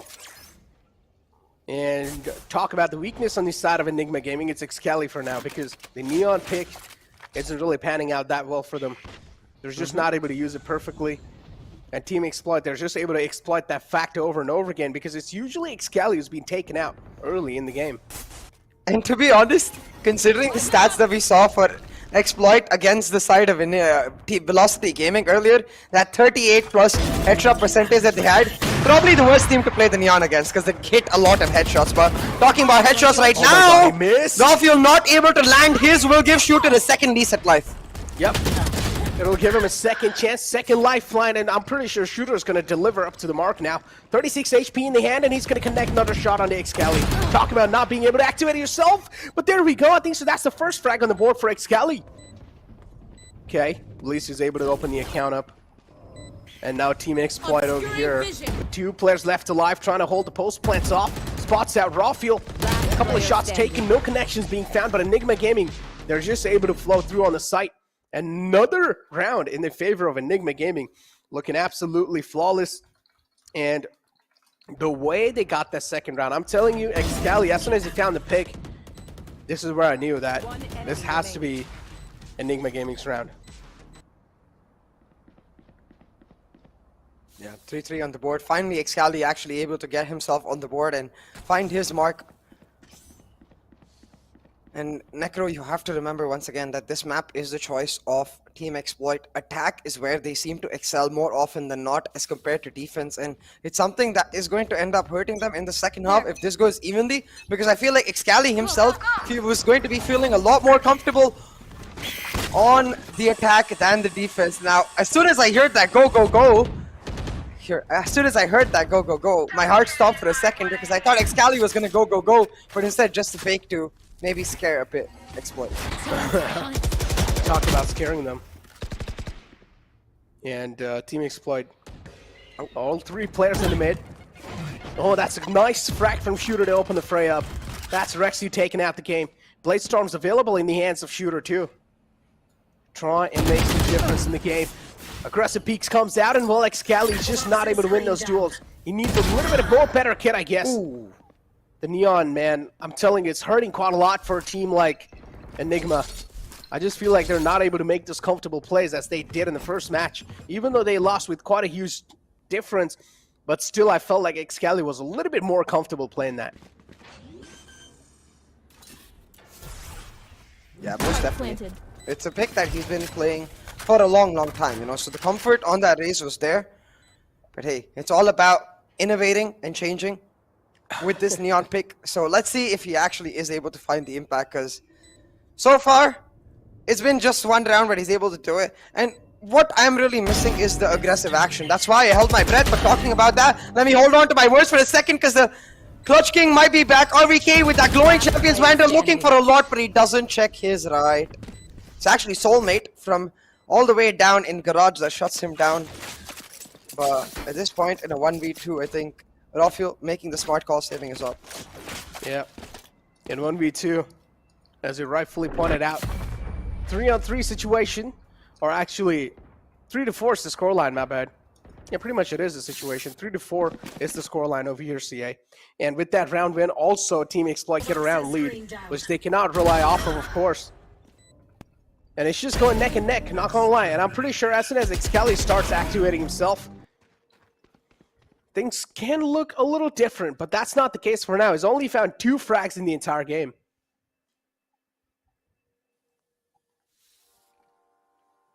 Yeah. Has got his overdrive already though. I believe that's what it's called if I'm not mistaken. The ultimate available, it is like the Jet, a great economy tool where he can effectively use it as a weapon in these eco rounds, but hasn't popped it just yet. And usually you want to see that Neon popping that overdrive once her entire battery is over, her energy is expended, because the overdrive just resets the entire energy bar. It does, and there we go. Double satchels out. King's going to be shutting down Antidote. Has the pain shields available. Just going to be utilizing that quickly. And as I mentioned, it's 3-on-4 is the scoreline. And 5-on-4 is the situation in this round. 4-minute life for Enigma Gaming with also not really suitable weapons to work off with. Have some sheriffs in the hand, and now they're trying to connect some skulls up. Neon peeks out, a little bit of wave coming through, but it's fine. Excali is finally able to get the 3rd frag on the board. The ultimate's on the board too, CA. Let's see what these fingers can make it happen. Here we go indeed. The relay bolts now set up. The sun's coming in, but it's actually Rafiel who picks up the first one. Now the run and gun is on with this overdrive. He misses a lot, but all he needs to find is one. Takes out Shaka, and even though Shooter finds a trade, now Rexy can go for the defuse while Rafiel holds on. Slaps out Shooter with that frenzy, and here we go. The Neon is finally activated. I don't know if that activated, okay. Just found one Hey, kill. he got a kill with the overdrive. Counts. Okay. Counts, I guess. I honestly understand it's Even called landed the overdrive, stun. but I actually call it myself a finger gun. You know, when you were a kid, you actually used to, like, you know, point fingers and be like, yo, listen, man, I got a gun, dude. Nice. It's just that Neon Finger actually... gun.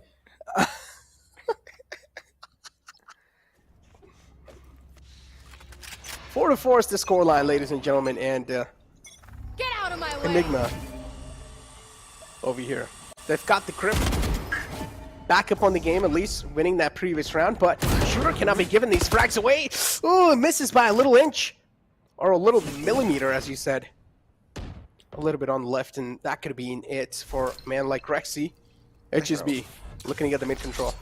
Toxins going up. An inch is 2.5 centimeters. A centimeter is like 100 millimeters. Poison's off.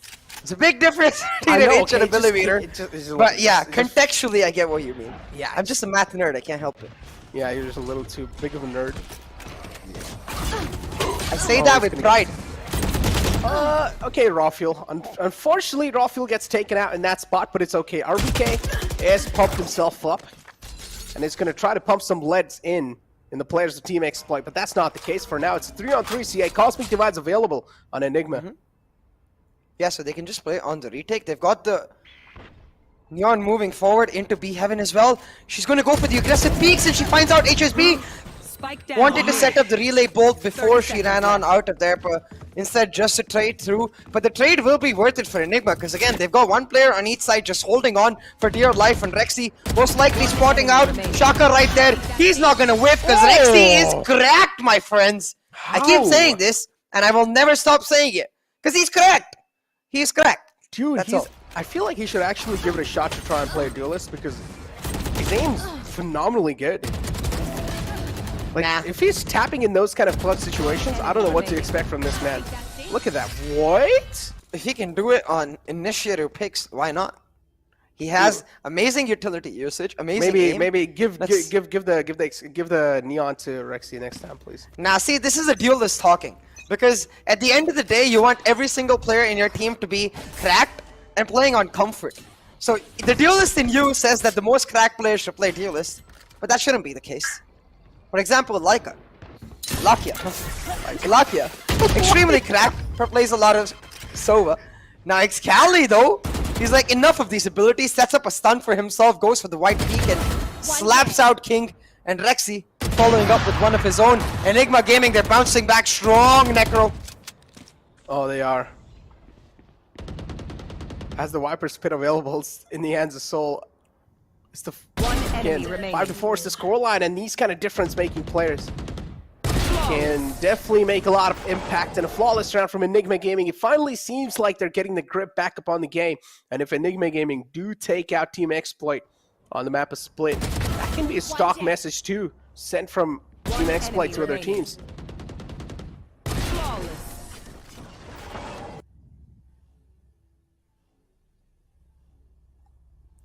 6-4 on the map right now. And at this point, what is especially important for us to realize is, again, with this way the map is going, we know Enigma love playing slow. We know they love playing on the rotations. But what we don't know is how good this Neon is going to be on the attack. I think a simple example would be, if you look at Team Liquid's recent Neon on Haven, much better with Soulcast on the attack than it was on the defense buff. Right now, Exploit, they picked up the pace, they went for the heavy burst in for the mid to be split, and they shut down Enigma. It's all down to Anti. Can he find some key frags? Well, there we go. Finds the first spot. Not going to be able to chain it through on the other, which is completely fine. Now it's 2 players alive. Excali on the Neon, who hasn't really been able to do that great so far. Maybe this can be his pop-off moment, and if it is, then maybe can be something good, but no, scratch that. That's not going to be the case for now. Rexy left in a 1-on-3 situation, has the aim to do so. It's going to be using the Seekers too, so he wants to go for this one. He wants to give it a shot, and he's going to give it all he's got. Great flash. Rexy kind of isolated in this corner. Finds first that shot, but the second one's not going to come through. It's HSB who's going to put an end to his glimmer. Rexy almost making us concerned for Exploit for a second. You know, that was when when Amaterasu found that clutch on Breeze against Exploit, and you knew the map was over right then and there. If Rexy found this clutch, I'm pretty sure you think this map is over right then and there, but no. Exploit, they will not repeat the same mistake 2 times. They don't give away too many isolated kills. Just they trade for their first player, and they're able to pick up the win and make sure that the scoreline gap is not significant. Now again, I was really hoping to get to talk a lot about the different combos Excali would do with the Neon, but so far he's played very passive. But Shooter is not playing passive, he just walks into the off. Great stun. Oh my god, Excali, how is he not able to make the difference right there? Gets shut down too, has all the advantage in the world as well. The man needed to pull out the gun, but still it's just Excali whiffing a couple shots, and the Neon pick is kind of making him nervous. The nerves are clearly rattling. And look at Rexy, the amount of confidence he has. Even though he's getting tacked up, still peeks out. HSB on the site, the rest of the players pretty much on the site. Antidote now has landed his feet too. Full HP in the end, and it has RVK to back him up. Enigma Gaming looking really confident with the plays they're trying to make here. Antidote finds the opening, and that's all they really need. Shaka's able to shut down RVK, and the King with the 3K secures the round. 6-6 on the board in this first half, Necro, and at this point, both of the teams very well matched. Despite the resurgence of Excali and Enigma with these early picks, it is Team Exploit going back to one of their most comfortable playstyles, the way they used to play back in VCC 1, just flooding into sight and overwhelming Enigma. And we had a question for Exploit. Have you watched the GE versus Enigma game? Have you realized that Enigma not necessarily as strong when answering these executes, when answering these bursts? And the answer seems to be yes, Necro. Because normally Exploit don't go for such aggressive plays. I mean, 6-6 is the half though. So Team Exploit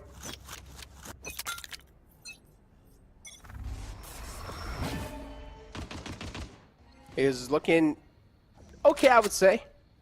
But this is getting a little too close for comfort.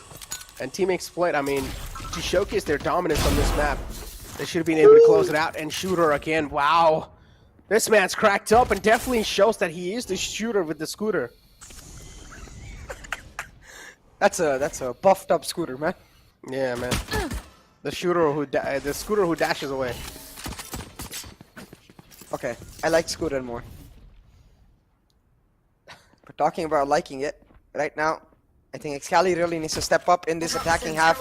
Needs to find some lined up relay bolts on the stun and try to really exploit the heck out of this Neon, because on the defense he was not able to find nearly as much value as the Neon can.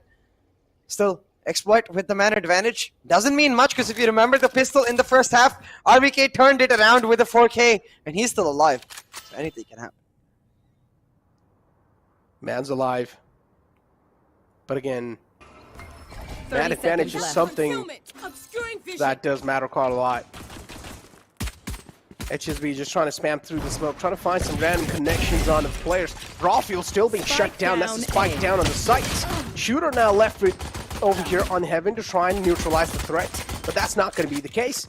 He's not able to shut down the players, and now the plant's going to go through. Is he going to be able to shut down the plant? No, it's going to be answer. 7 seconds left in the clock, and the plant should come through. RVK is down quite low. Shaka finds an entry on the site, and that's a nice shot to follow it up. Rexy is, I mean, it's, yeah. RVK this time is not going to be able to make the play happen. Yeah, and the round picked up this time for Enigma Gaming. That shot from Shaka especially. If he loses that duel to Antidote, suddenly RVK becomes a nuisance in the retake for the side of Exploit. And Anti had the stars to be able to play on the post plant, set up the smoke for him to lurk. Spike planted. But Exploit picking up the pistol, they pick up the lead themselves, and just like that, they put themselves in prime form to get Shooter on an operator. You can see he's going to start off with a small boy sniper. Wait, never mind. I'm going to save his money instead. Wait a minute. Sus. Keeps changing his mind. I'm going to wait till the clock goes down to decide. Okay, he's not going to change his mind now. Small boy sniper it is. Marshall for the anti-eco right now. Shooter building up towards the operator. I mean, at least he's got the biggest one in the team.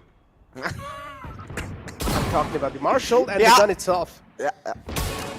Oh, misses a second too. It's okay. Just play with the sheriff, man. You really do thrive off on that, and this is what I'm talking about. It's okay sometimes. Small guns can work too. Toxin screen down. Oh boy. Still though, this Poison eco for orb Enigma could go either way because look at RVK. He's slowly going to try to sneak into this B site. And it comes down to timing for the side of Shaka. Just smoking off this B main angle again and again. And RVK just waiting for the full fuel so he can set his wall up and then go for the execute while his team fights mid so that distraction is there. It's Rawfield who a 1-for-2 trade, so make sure it comes through. RVK with the sneak, Shaka will be able to check the angle, but he doesn't spot him. Shaka hasn't spotted him. RVK hears the jump coming through and he should be able to take out Shaka. Rewards himself with the Spectre and a plant. Can RVK flush this out? Planted. I mean, has the capability for sure, and we've seen a little glimpse of that. All he needs to do is find this headshot, which is impossible.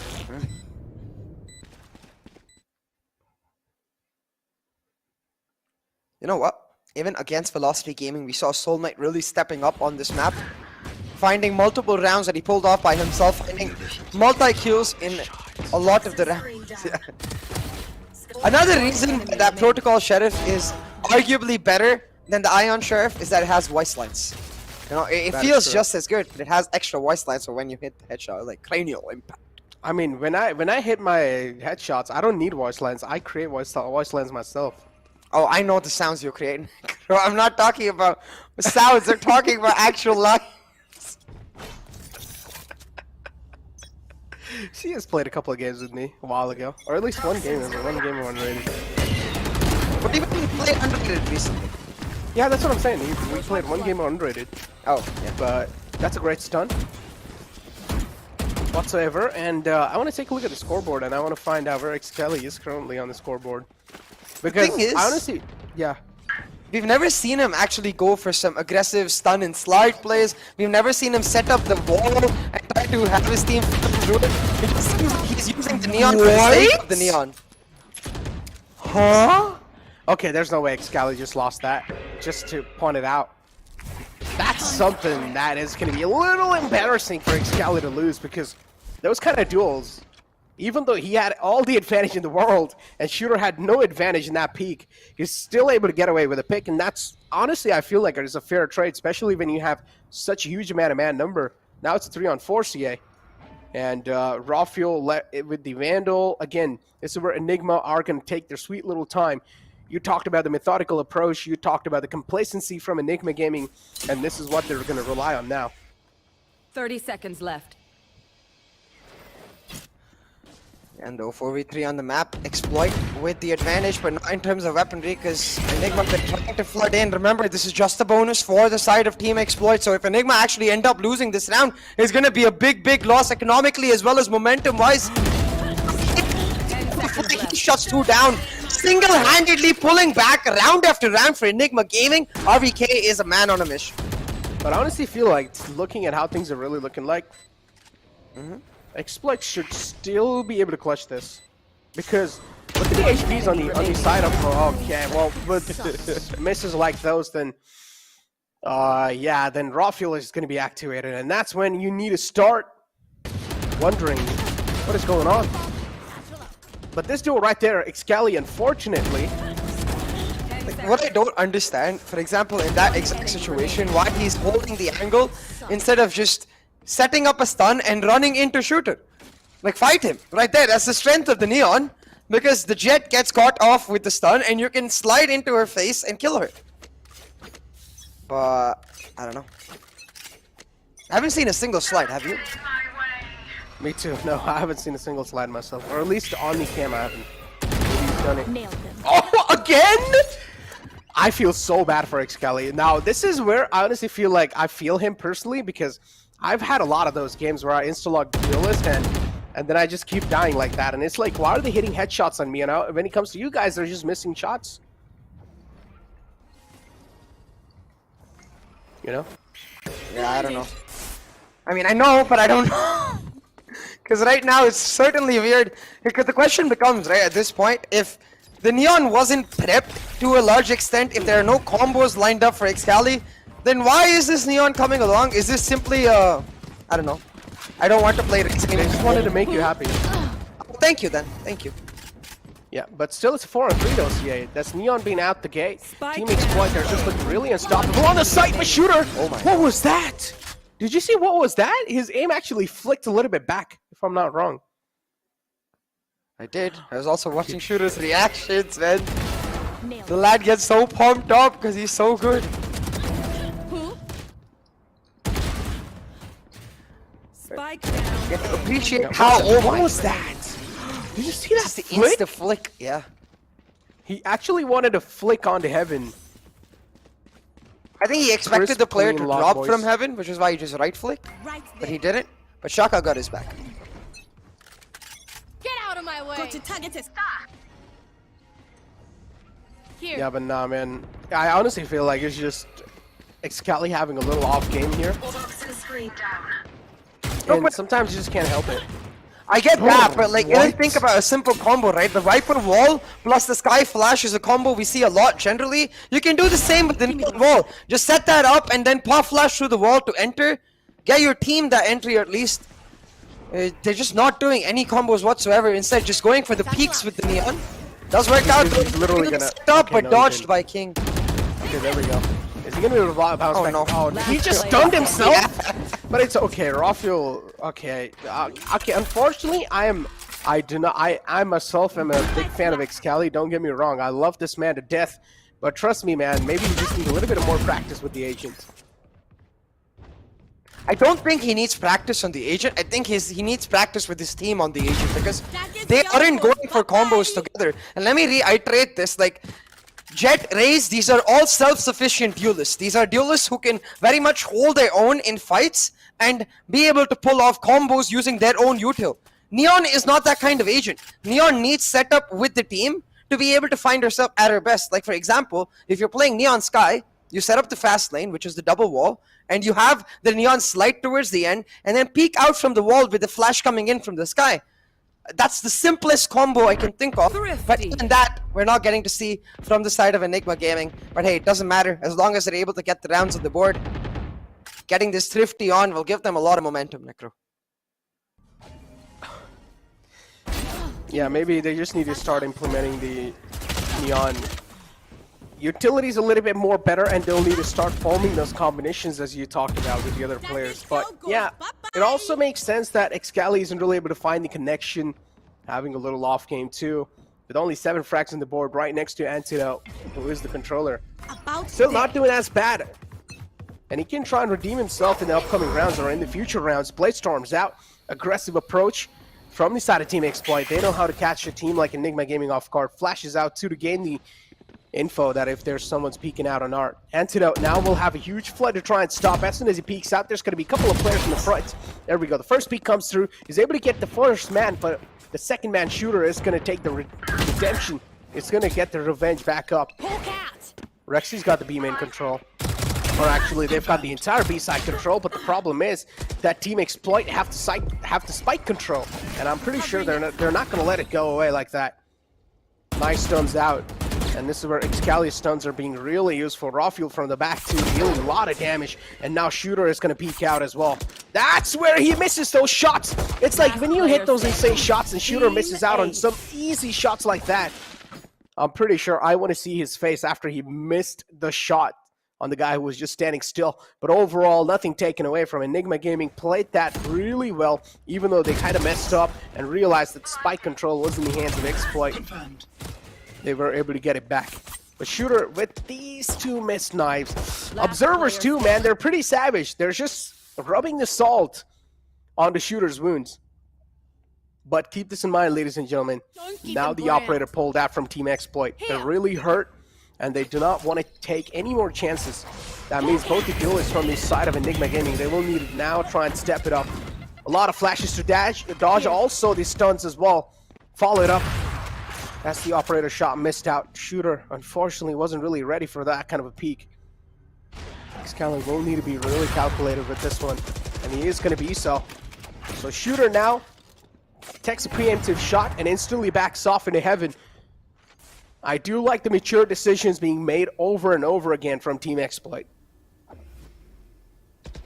This round is a crucial test for Excali Necro because the entire point of Neon, one of the biggest strengths of Neon is her ability to counter an operator, to be her ability to deny these specific angles to the operator. Oh my God. But it's actually Rafiel's lurking, insane headshots which make it count. 2 key frags picked up, and that's the A site opened up for Enigma Gaming. That should be a comfortable round for them. The lead taken away as Exploit go for the save. Spike planted. They also get the plant down, and Rexy is now pretty much going to be playing for the post plant. 3 players from Team Exploit going for the save, but these kind of peaks, man, they're just so unaware of the fact that there might be someone lurking around, and Rawfield single-handedly might just shut down and take the ace in his hand, and he's looking to do so, but Shooter is not going to let that happen. Shuts down his hopes and dreams and peeks away in the nick of time. Excali peeks out. There we go. We finally saw a dash coming through, CA. Yeah, finally, right? Rafield shots right here. The correction on that crosshair, man, just absolutely nutty. Yeah. It's like he's not panicking at all. Yeah. He's taking his time.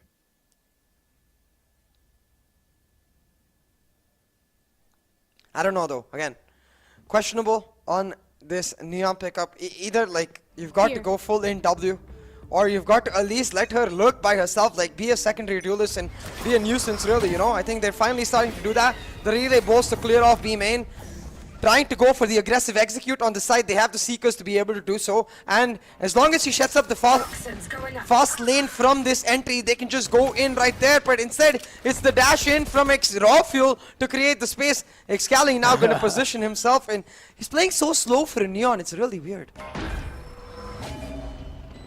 He is playing really slow, but I feel like it's just that he's not able to get his confidence up today. And it's understandable, especially when things are not really working out, when you're having kind of like an off game. Nice pain shields out. That's going to be isolating Excali right there, and I don't even think so he'd try to move from that angle. So he got shut down by the pain shells. Quite questionable plays coming out from his side, but Team Exploit, they're just giving these easy picks, and they're going to try and shut him down over and over again. Snake bites out from RVK, but he's being isolated in B main, and King is just going to try to shut him down with the Judge, and there we go. It comes through. A 4K for King, saves the day for his team, but is that going to be enough time? It's going to be really close for Comfort. Is it going to be? Is it going to be? Oh, I'm telling you, no. Nope. But yeah, like you said, by the skin of their teeth, Necro, 57 milliseconds, sheesh. I think one thing that is very obvious though is on the cams, right? Excali, normally he would be laughing, he would be vibing. Right now, he's got his back straight. He's focused into the match because he knows he's not had the greatest of performances. Even earlier today, Excali was kind of turned off. So I wonder maybe it's just an off day because given the nature of this player, I feel like he really thrives on confidence. Doesn't seem to have a bucket load of it right now the way he normally would. Talk about the fuel in the tank, man. Both these teams have a lot of it. And they're pouring out some raw fuel on the map of Split. They're trying to fill the sievers up with fuel. Recovering it.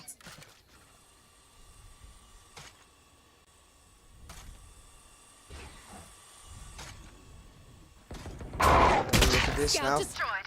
All of this a fake default with the Trailblazer to try and grab some attention towards that A side by Enigma Gaming.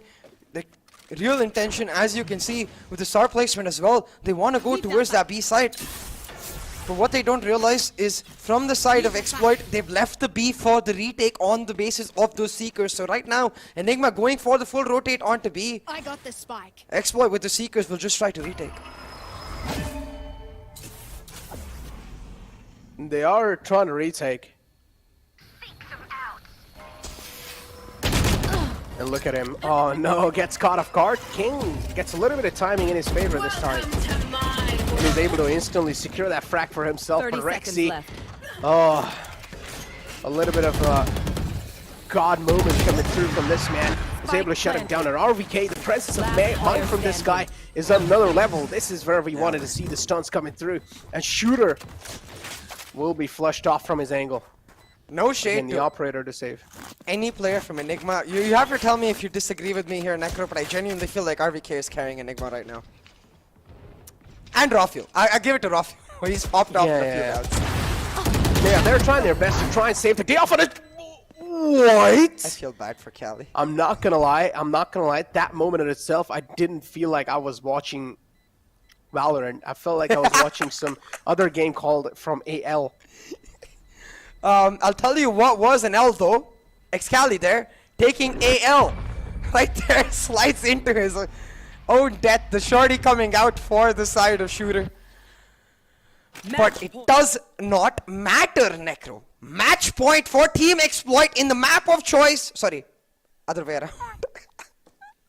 Match point for Enigma Gaming in the map of choice for Team Exploit. My brain is scrambled because honestly it's the first time seeing a Neon, so it's like a tinge of excitement mixed with a tinge of RVK popping the heck off mixed with a tinge of that Neon just getting slapped in the face. I felt that in my face as well.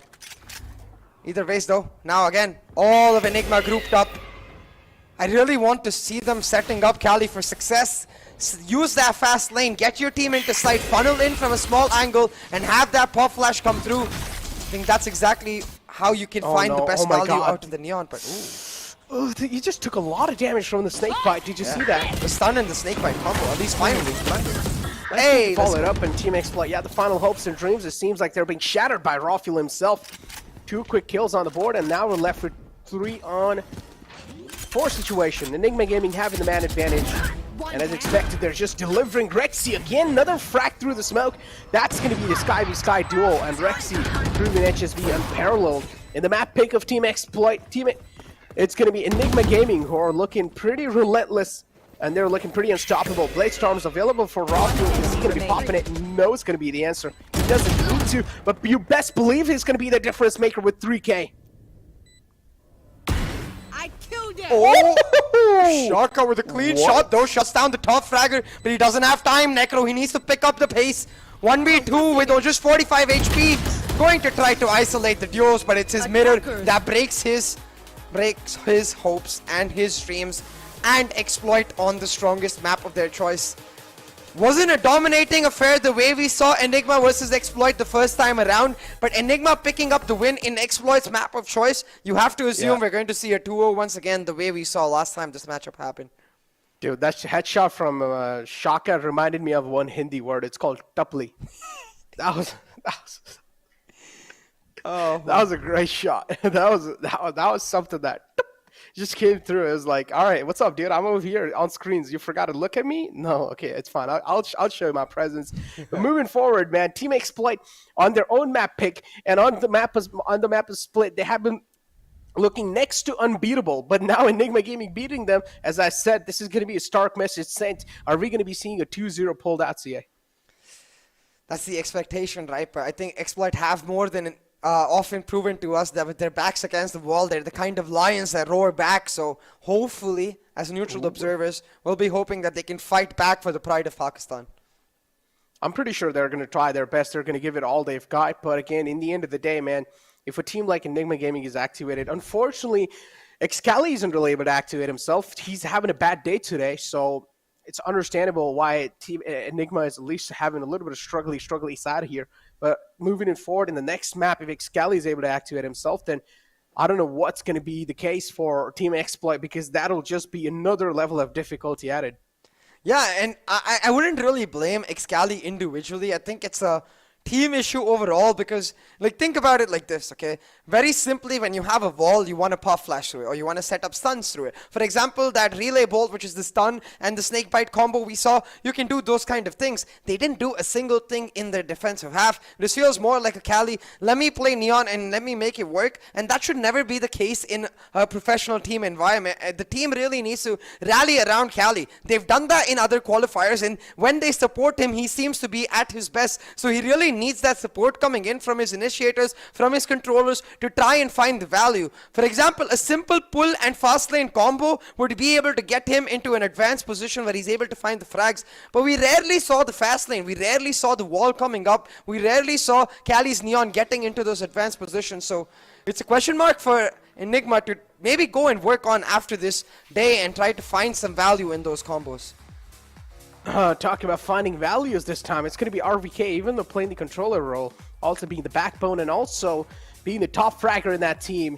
You said RVK was carrying it. That 4K at the start is what really helped him to just absolutely pop the heck off on the entire game. But on the other hand, Shooter, as always, is just going to be the top fragger on the other side. So Shooter has made quite a lot of difference. And we talked about this, CA, how when Shooter was not really present against Enigma, how Team Exploit really struggled, but now that Shooter is here, we're seeing at least things being taken a little more closer. Yeah, it is much closer, but the result is still the same, which is frightening right now for Team Exploit, because just a reminder to everyone, this is an elimination match. The loser of this match will go out of this tournament altogether, and Exploit, they don't want that, especially considering that they beat Enigma the last time around. It was Exploit number 3, Enigma number 4 in VCC 1, but Enigma, they're hungry for revenge, not just against Exploit. They want revenge against GE, they want revenge against VLT, they want that APAC Challenger spot, and they're on the hunt to make it happen. Exactly. I mean, Team Exploit pick was split, and now they lost in the map of split, so that means moving forward it's going to be the second map pick of Enigma, and they're going to be having a huge advantage over Team Exploit, because we want to see them pull out some insane plays. Of course, maybe a couple of anonymous card too, as we did see Excali on the Neon, but that wasn't really that difference maker. Moving forward though, taking a look at the damage stats, of course, pretty close to each other, not gonna lie. Nothing really differentiating here, and the headshot percentage too pretty much matching. Yeah, exactly. Not much of differentiation, but the headshot percentage very close, and I think that sort of told the tale of the entire matchup. And again, just to clarify what I meant by RVK and Rafuel really picking up the burden, it did feel like the team had turned off for a second, and the reason that they pumped up back again was because of those rounds that RVK and Rafuel were able to pull out of the bag, the multi-kills they were able to pull out like a rabbit out of the hat, and it did give, like we've seen this across every single team in the top 4, right? Those kind of rounds just lift the entire team up and make them really feel strong about themselves individually. So huge props to be given to RVK, because damn man, look at those highs he's able to achieve. Yeah, I mean, the pistol round itself, the first round to kick things off, and look at that, 4K, and then instantly after that, on the couple of rounds, is just looking unmatchable. But Shooter doing a great job trying to keep up the pace with RVK, but considering the fact that RVK needs a lot much more props, that he's playing on a controller role, and also popping the heck off like that. And this is why now he's here showing that why he is in a team like Enigma, why he's gotten himself a slot in a team like this.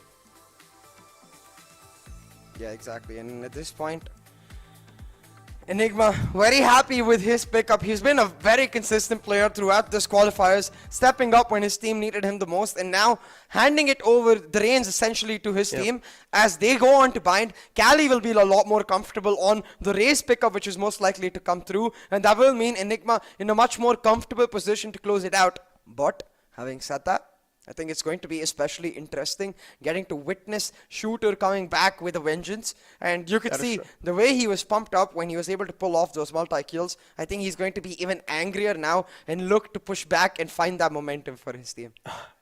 And I wanted to ask you like a little question. I mean, this is something that's really, I mean, not really that important, but did you see the sleeve? Did you see the arm, like athletic arm sleeve in the hand of RVK?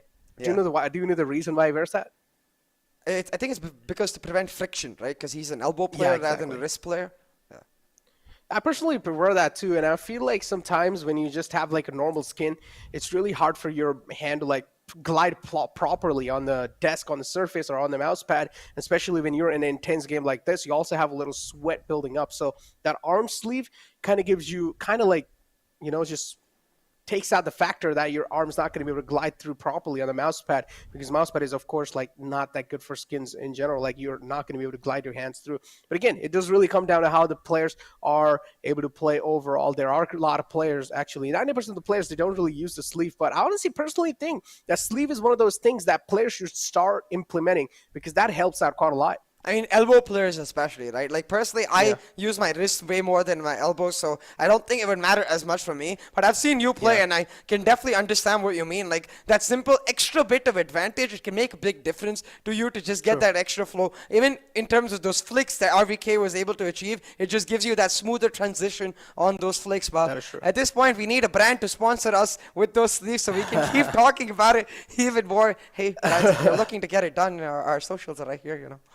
Yeah, exactly. You guys can contact us, but I don't know if we can take the deal just like that. There's a lot of process that we need to go through, man. Let's not reveal it over here. Moving forward, CA. At least get the process started. Exactly. That's okay. That's going to be the first match of the final BO3 series, ladies and gentlemen. And the map pick of Exploit has been destroyed on by Enigma Gaming. Moving on forward is going to be the map pick of Team Exploit, or Team Enigma, my bad. To find out who's going to be winning that, we'll have to go through a short break, so we'll be right back.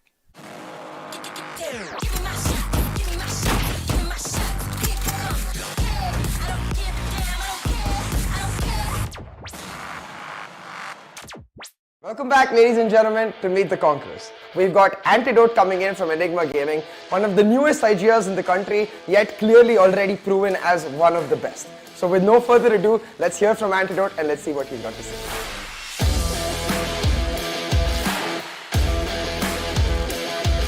Hey Auntie, how are you? Hi CA, I'm good. How are you? I'm great, Auntie. Thanks for asking. Well, let's get straight to the questions which we're here for. Enigma has really turned the tide from VCC 1 to VCC 2 now. So what was the reason behind this? How has Enigma done this? Your hard work. Like, we have been putting lots of hours in the game. The performance are only the outcome of the practice and the hard work you put behind the scenes. So I think that's the key. Talking about hard work, recently you're one of the first teams to get a coach into your lineup, YB's addition. How has that influenced your team? How has his leadership affected the results you've got going on? When he retired from Counter-Strike, and immediately I asked him, like, will you join Valorant and join my team as a coach? Back then nobody believed, because he never played a Valorant ranked or never seen a Valorant pro match. But I believed in him because I know that the guy, like, whatever he brings in the table is insane. Like, his work ethics, that is the thing I wanted in my team, and I'm glad that he is a part of Enigma. But talking about something new coming into the team, Excali has been a firepower addition, like instantly making his mark. So what was the thought process behind getting Excali on board? In my mind, I always wanted a sixth guy, you know, a six-man roster squad. So you need those fresh legs sometimes, because players are getting fatigued, players are getting tired. So you need those fresh legs, you know, to join and play a couple of matches for you, and that's good. And also, if you have a sixth guy, or you have a six-man roster, all the 5 players are, you know, they know that if I don't perform, somebody can switch me. Previously in India, people wish to play double initiator. So why not play double duelist and play on our strengths? So yeah, that's the thought process behind making Xcali the double duelist thing, and making the composition like that. I think Rofu's impact, we saw it in VCC1, we're seeing it again in Q1 and then Grand Finals playoffs. Do you think he's starting to get the attention he deserves, or do you think he's still underrated? I think whatever attention he's getting, he deserves it. He's a star player, plus he's playing for the team. So that is the very good thing about him. I believe it's very easy to work with, and he has done an amazing job till now, and I hope he'll keep doing it. And he's young, so yeah. Do you think Velocity is currently your biggest threat to the trophy overall? I think all the three teams are very buffed, and I think we need to look out for everyone, not only Team Velocity. But on papers, if you see, and on if you see the current performance, I think yes, Velocity is the biggest threat right now. A note from you to all of these other three teams you're going to be facing later this weekend. Either we will get surprised, or either you guys will get surprised. So yeah, something new will come. Definitely. Thank you, Auntie, for making the time and coming in here talking to us. It was a pleasure talking to you. Thank you so much for having me, CA, and looking forward to the grand finals now, and looking forward to hear your casting as well.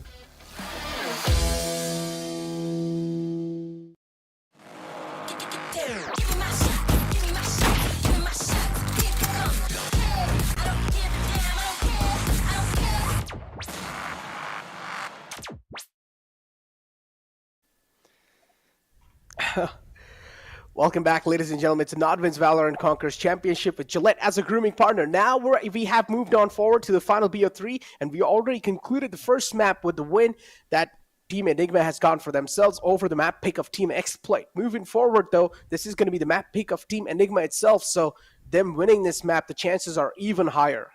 Yeah, exactly, and that's where I think it gets real hard for the side of Team Exploit. They got to find all of their reserves, all of the fuel they've got left in the gas tank to push back, because right now going into bind, Enigma, they're sure to be feeling very, very comfortable. Talk about feeling comfortable, man. The other team that's not going to be feeling comfortable is Team Exploit. And what can they do to bring in that comfort factor? Now, they do have a coach themselves, and as you said, he thrives in a lot of things. He thrives in a lot of different things. He's also really good at calming players down in itself. So if you're the coach of Team Exploit, what are your words going to be, CA? I think it really does come down to how they play tactically. Yes, a motivational talk is necessary just to make sure that they're not turned off, because remember, these players have now played 4 maps in a row. Their physical stamina itself is going to come under the test, but more importantly, it's going to be that mental strength, their ability to just focus in on a particular round is where their test is going to truly come through. And I think that's where the simple fact that what a coach can provide is clear instructions, like to keep it simple for Team Exploit. Now they're going to run the Jets over Sky. Oh, hold on, never mind. They're going to run the Raze here on Shooter with Chamber coming through. I thought they would go back to the Sova Sky, and with HSB on Sky and King on Sova maybe, to allow Shooter to play his comfortable Jep. I don't know about this, Necro. I personally like it. But he can't op Shooter. I mean, okay. Yeah, that too I understand, but I don't know. Maybe Shooter isn't really feeling that confident, because you saw it, right? Shooter was definitely playing with the operator, don't get me wrong, in the previous map, but he was able to make a lot much more impact on the rifle rounds. Yeah, but even if you think back to his sheriff shots, even if you think back to the rifle clutches that you saw in those last map, or even in the series against Velocity, it was the availability of that tailwind that gave him the freedom to go for that push, right? Without that tailwind, he's just relying on 1-for-1, and don't get me wrong, like normally a 1-for-1 would be great, but when you're a player, is the star player of a team, when you're the player who's popping off, finding multi-kills, that's why I thought maybe they changed their comp, because this is their regular comp. This is what they played in the grand final playoffs as well. So I assume they change up their comp to let Shooter play on his comfort. But hey, maybe it is the case of Shooter just being like on bind. He just prefers the Raze overall. Either ways, I think it's going to be a tough matchup against that double duelist composition that we're seeing from Enigma, the Jet and Raze coming through. Because Raw Fuel, he's going to have just as much freedom as he did on Split. Exactly. Talk about just as much freedom, though. And Raw Fuel, yeah, the Jet is always going to be enabled, but I want to see what Xcali is going to bring to the table now. Him being deactivated since a long time throughout the day, that's hurting quite a lot to Enigma Gaming, but it's okay. At least their teammates are able to step it up. And him being deactivated even in the first BO3 series, that hurt them quite a lot too. So I don't know what's going to be here on the table, how the outcome's going to be looking like. But moving forward, though, CA, we talked about how this is going to be hindering quite a lot, the race speed coming through for Shooter. And I personally think so. They probably have played with this composition a lot of times, even in some pro games, even in some competitive matches. So they will have something lined up. I'm pretty sure there was some kind of game plan will be played around that race.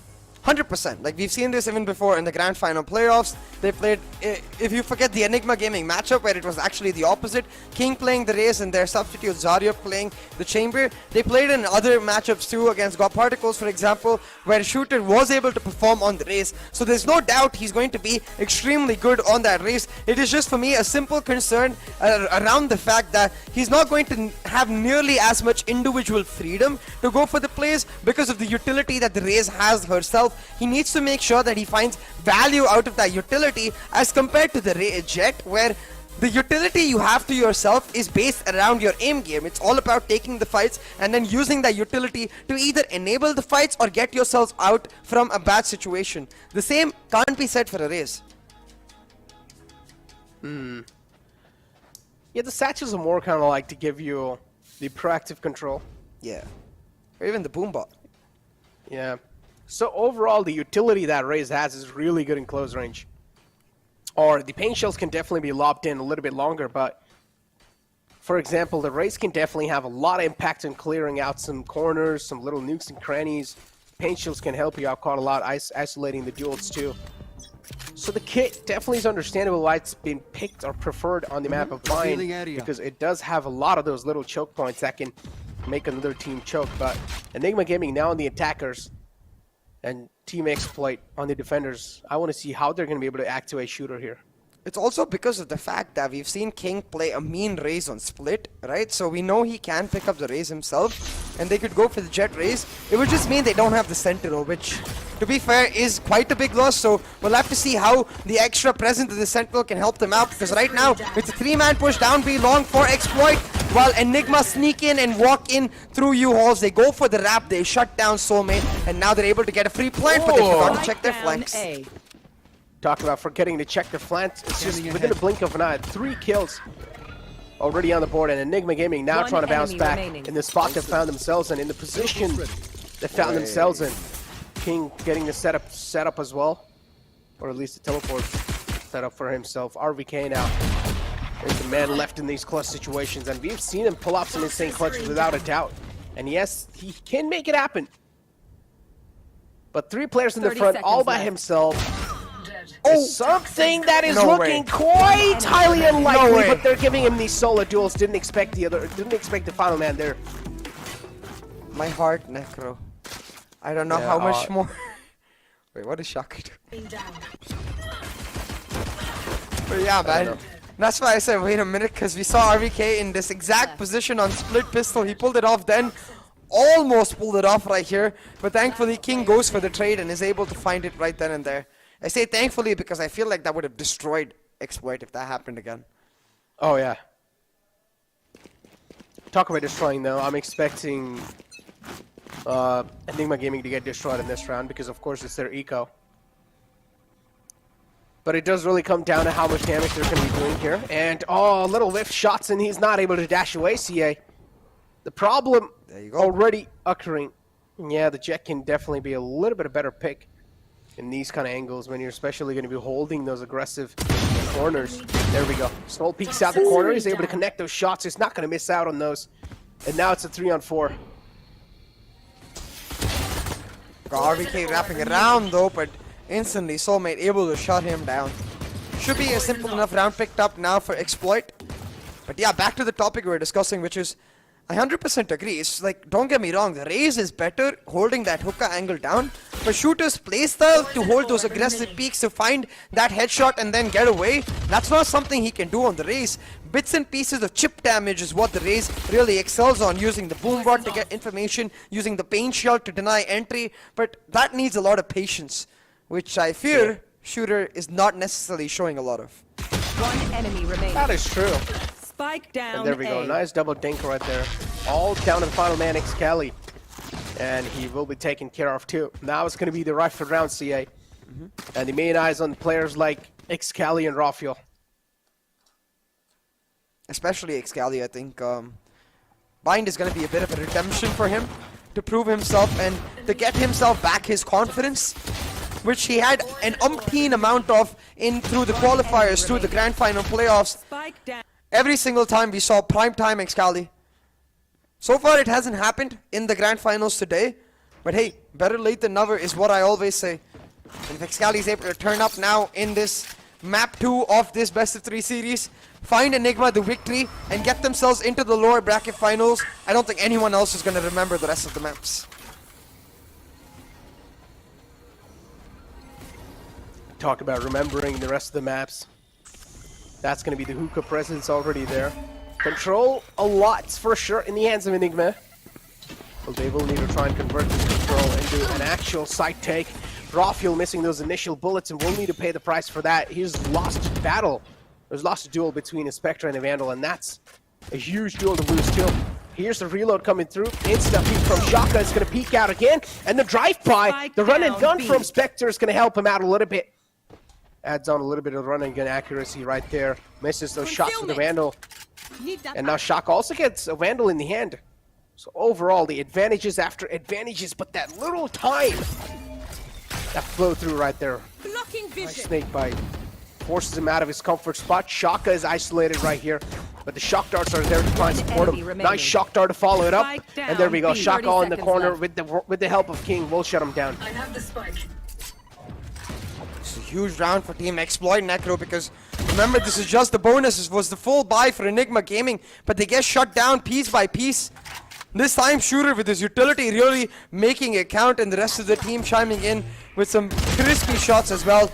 The satchels coming through. Shooter mows down RVK, and you know what? We expected Enigma to be a lot more comfortable on this map, but they're falling prey to the discipline of Exploit. For example, in this round, of course, a bit of a whip from Rafuel, don't get me wrong, but instead of just going for the hard rotate, Exploit, they make sure they fight Enigma right here, right then. Don't give them an option. Don't really allow them to react, and that's where Enigma falls prey to their own tendencies, where when things are that slowed down, they're expecting to win those duels to then be able to think after and find a response, and I think Exploit able to take full advantage of it.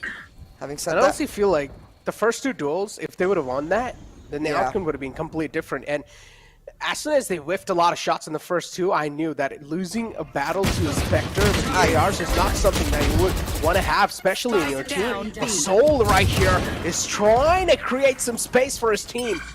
But Enigma Gaming are going to retain it back, so again, 3-on-3 situation. Meanwhile, RVK able to sneak up using his narrow Viper wall. Take control of U-Haul, should be able to catch Shooter off guard, but he's not gonna... Oh, is he? He's gonna check the angle with ski shots, but he's able to correct in time. Yeah, exactly. It's completely alright, because now, with the entire site cleared up, Excali able to set up the plant, and RVK's Viper Spit available. They're gonna use it to cut off the entry and the retake itself. You can see the way Rexy seems to have positioned himself as well. He's gonna watch the flank, and I think he has lineups ready to make sure they're able to get off the post plant. I don't know if you noticed, he actually gave the Phantom away to RVK because you know RVK is in top 4. It's in top 4 and right now. Excali's really low. Yeah, and Excali's really low too, so RVK has to be the best man to use the Phantom right now. With his ultimate too, Excali's not really looking at the right place. I don't know why he's looking on left side right there, especially when it's covered completely with the Viper's Pit. RVK finds HSB, another one to come through, and it's going to be a 3K for RVK and a thrifty round for Enigma. Look at his face, man. Just poker faced. No smiles, no emotion. RVK is just... He's ruthless, just like his agent. Cold, calculated precision from the Viper helps Enigma Gaming secure this round. But, of course, all on the back of the chaos created by the team in that 2-for-2 trade in hookah. Allowed RVK to get the push on with the help of his Viper wall and get that lurk through to shut down Shooter. Now, once again, first round picked up for Enigma Gaming. Exploit still have an amazing economy on the back of the 3 rounds they've won back to back to back, and most of their weapons in the last round were just carried over from the previous. So still not gonna hurt Exploit as much, but will put a spanner in the works of the momentum Exploit was starting to garner and give Enigma a chance to now play defaults and try to bait out the defensive utility And that's exactly what they've done. The Viper split set up for Exploit on A main. Now Enigma are going to try to make their way into that hookah angle while RVK tries to get his lurk on. Rexy just spots a little glimmer. Position instantly given away, and the smoke also comes through. King with an aggressive pick right here. He's relying heavily on his teleporters. And there we go. The rendezvous definitely not being used just yet, but he doesn't really need to because he found a kill with the X-ray vision.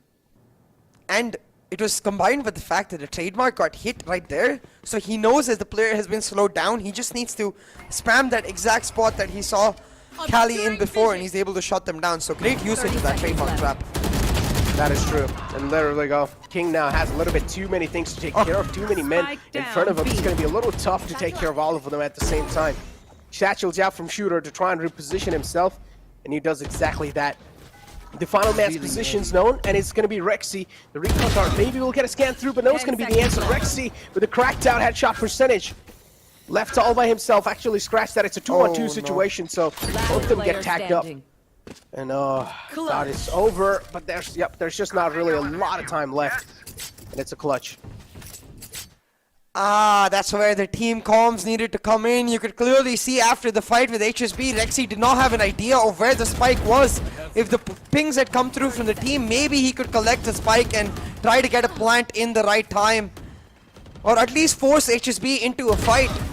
But without the spike, without the plant, HSB, you can see he just runs away and gets the down for Exploit. So that's where the team needed to ping the spike, man. Or at least tell him, spike on hookah, spike on hookah, go to window.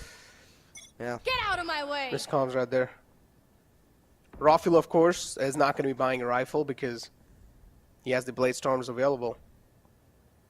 Interesting. We're not really seeing anything on the map. It's just the scoreboard. There we go. Finally, it's going to be the Hunter's Fury activated from the attacking side, which is going to be Enigma Gaming to try and find the entry and the first pick on the site, but it's going to be Excali and Raufil just lighting things up on the A site, making it look like a goddamn graveyard. And it's all on the back of Rexy's ult. He gets 2 key tags, uses it effectively as a recon weapon, where he's able to tell Raufil, hey, there's one player backside cubby, there's one player showers. Raufil shuts both of them down, and Enigma Gaming, after a disappointing loss in the last round, they bounce back with utmost precision. I love these combos, man. We've seen them in so many maps. Rexy using the Hunter's Fury proactively. He's always able to find a tag and help Raufil get into those advanced positions where he's then telling him, hey, you know what? That's where you need to push. That's where you need to find the value. And it just works out so well. Like, look, he tags out Soulmate right there. Not Soulmate, sorry. Tags out HSB right there and tells him he's backside cubby. So Raufil knows where he needs to have his crosshair placed. Yep, and Antidote too to follow it up on the final man. Yes, sir. 4-2 is the scoreline, ladies and gentlemen. 4 rounds in the favor of Team Exploit and 2 rounds in the favor of Enigma Gaming. A nice rendezvous set up to follow it up. Ooh, the crosser was there right on the skull, but it's Raufil's aim, who's going to be trained to perfection. Operator versus Vandal. Raufil had all the odds stacked against him, but it's okay. If you have a man like Raufil activated, all we need to do is just connect that headshot. Cosmic Divide used too from the side of Enigma Gaming now, having a huge man advantage. They were relying heavily on that Tour de Force. Tour de Force being shut down. Enigma Gaming floodgates are open, and it's going to be next to impossible to stop them.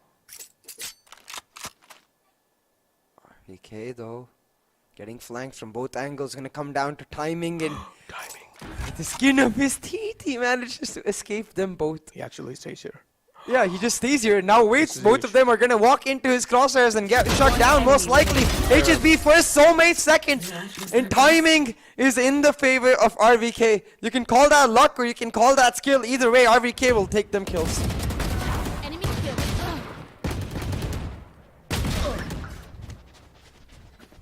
One enemy remaining. Yeah, really great flow through. And with that win, it's made 4-3 now. 4 rounds in the favor of Team Exploit and 3 rounds in the favor of Enigma. They're starting to get the grip back up on the game. They're starting to crawl back up. And even though both of the teams have Astra Viper, they're both no flash comps Necro. So considering the fact that Exploit have a chamber, you have to expect the composition to excel on the defense as compared to the attack, because The Sentinel isn't going to be as useful now. They hear the drone coming out through that teleport. Excali with the double satchel shuts them down. But RBK got traded out on the other side, so they're going to wrap on Soulmate and try to get Shover's control. And yeah, worthwhile for Enigma because yes, even though it's a 2-for-2 trade on both sides, they get the site and the plant, but King's flank will make sure an advantage for Exploit remains. That is indeed an advantage, and now Rafiel. Enigma Gaming left on a 2-on-3. They also have the showstopper available, so Team Exploit, they have a lot of utilities to work around with for the retake. But that's the opening big thing down. And Rexy has been able to activate himself throughout the game, and they're just letting him line up the headshots like that. Now Shaka is one of those, man.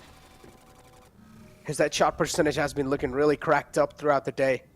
Is he going to be able to crack some skulls open on the side of Enigma Gaming? That's my question. No is going to be the answer because Rafiel is equally cracked. Rexy is so damn consistent with his headshots, dude. Every single time he goes for blows like that, I'm wondering, okay, this time he'll whiff at least a little bit, like this, you know, like he has to crack back, do some crosshair correction. None of that. He just immediately, like, bruh, come on, Rexy. Why so sexy? I thought that was Exploit's coach, not Rexy's game. Yeah. I guess maybe Exploit need to make Rexy as their coach, I guess. But then their coach would be Rexy, not sexy. They can have Rexy sexy, a combination. Ah. Oh, he's still okay. Excali, this is what you need. The pop-off moments right there. Even though you're left in a really tricky spot, it's like, okay, I'll go down, but I'll take another one with me.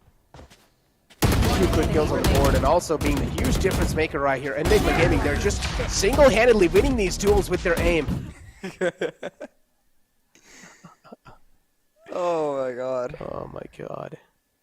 Yep, now it's just going to be a casual stroll on a summer's day for Enigma Gaming on the map of Bind. I think that's something that I personally want to start doing. The way Excali is just able to sort of calm himself down and focus on getting one more frag after his first. If it was me, I'd just try to spray and pray. Me too, not gonna lie. And that's why we're not pros. Yeah, but something we can take away and try ourselves and learn, you know? That is true. And for all of the viewers out there, for you guys as well. I mean, it's like no matter how much you really do watch these pro games, though, it really does come down to like how many hours you're going to be putting yourself in the game, because it's more kind of like you trying to control your nerves. When you're playing a game, and in moments like those, you're going to be panicking. And if you just play a lot, you're going to be put into those kind of situation a lot of times. So in the end, you're just going to get numb to those kind of feelings. Yeah, Necro, and at this point, numb is definitely one way to say it. I think it's also a lot to do with confidence. We weren't seeing Excali do this in the last map, but in this map he seems to be a lot more confident in his team's ability to pull it out, in his ability to find those frags. And even though it's not like a beautiful scoreline right now, 6-8-4, clearly you can see his impact much stronger on this race pick on Bind as compared to how it was on the Neon on Split. Which saddens me to say that, but it's true.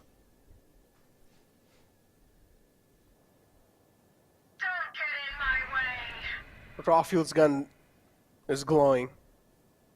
And it's quite big too, because it's Vandal. Glowing Vandal now, trying to glow some skulls up.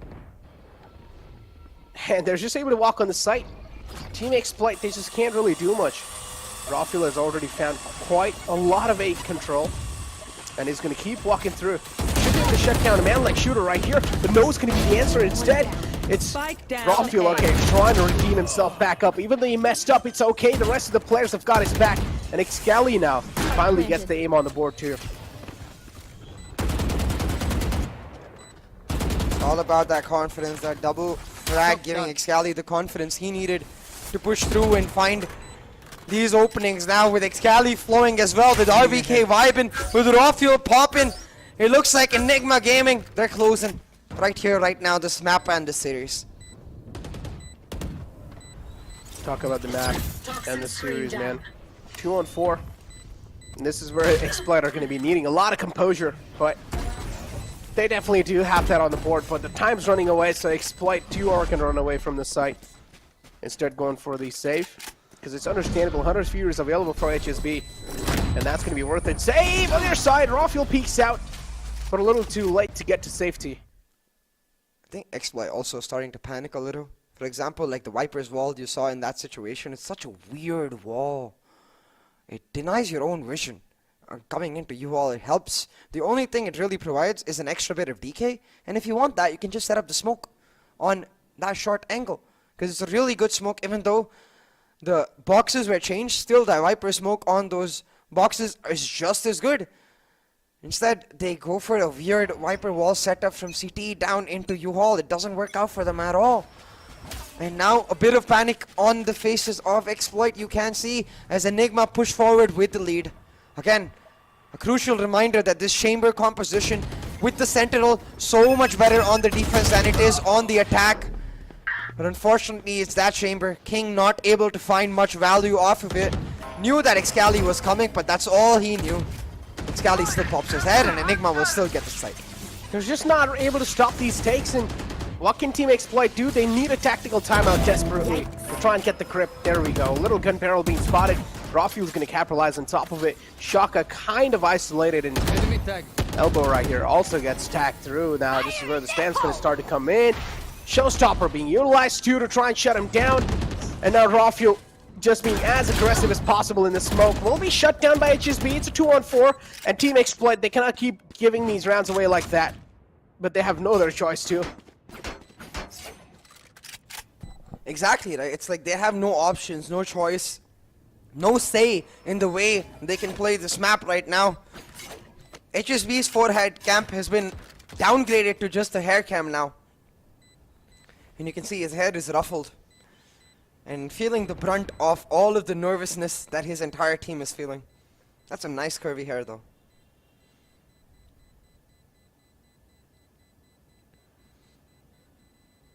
Talk about curvy, man. His forehead's looking quite curvy. Look at that. You know, it's a forehead cam right there.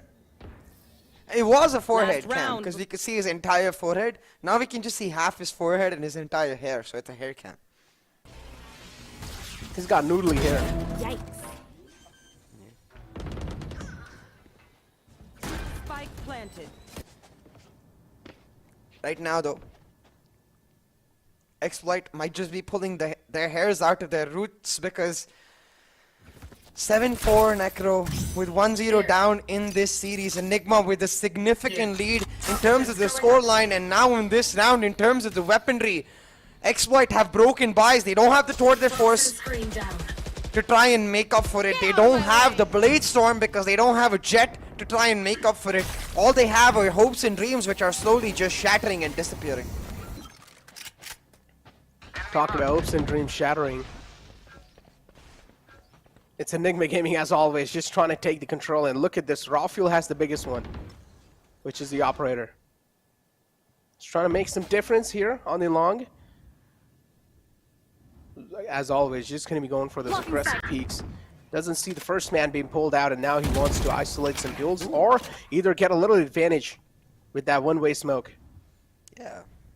Really nice one-way setup there by Rawfield. Oh, jump peak, missed. Even better. King making sure that he forces Rawfield to try and thread the needle. And unfortunately, as is the case when all of us try to thread the needle, we never landed in the first go. Right now, Enigma going back to what has been comfortable for them every single time. Walking into U-Haul using RVK smoke, the conditioning he set up where he randomly walks in so many times for the lurk. But this time, they leave Cali and go for the rotate on the TP. Now, if Cali's actually able to find Soulmate right here, it's going to be a huge flank setup for him. But, ooh, King! Oh. That's a nice one through the headhunter, too. Trying to live up to its name. Oh my Headhunter will be finding a head right there. Rawfield misses the off shot, but it's okay. It's going to still go on an aggressive page. Will be shut down this time. A little bit of solo plays cannot really work out all the time. HSB, 51 HP, has a recon dart available, too. It's going to go ahead and use it. Oh, that's the rendezvous setup coming through, too, CA.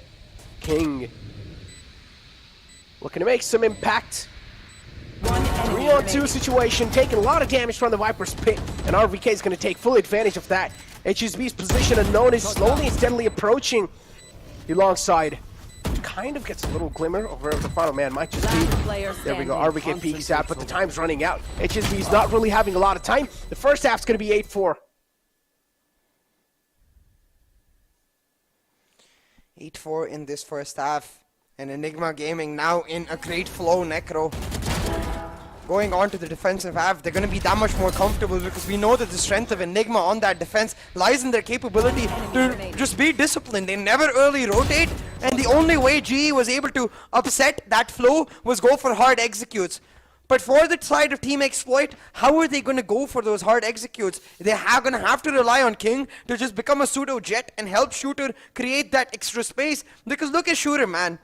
He popped off for the last 4 maps in a row. Against 3 maps against Velocity Gaming. This last map in Split against Exploit. Out there.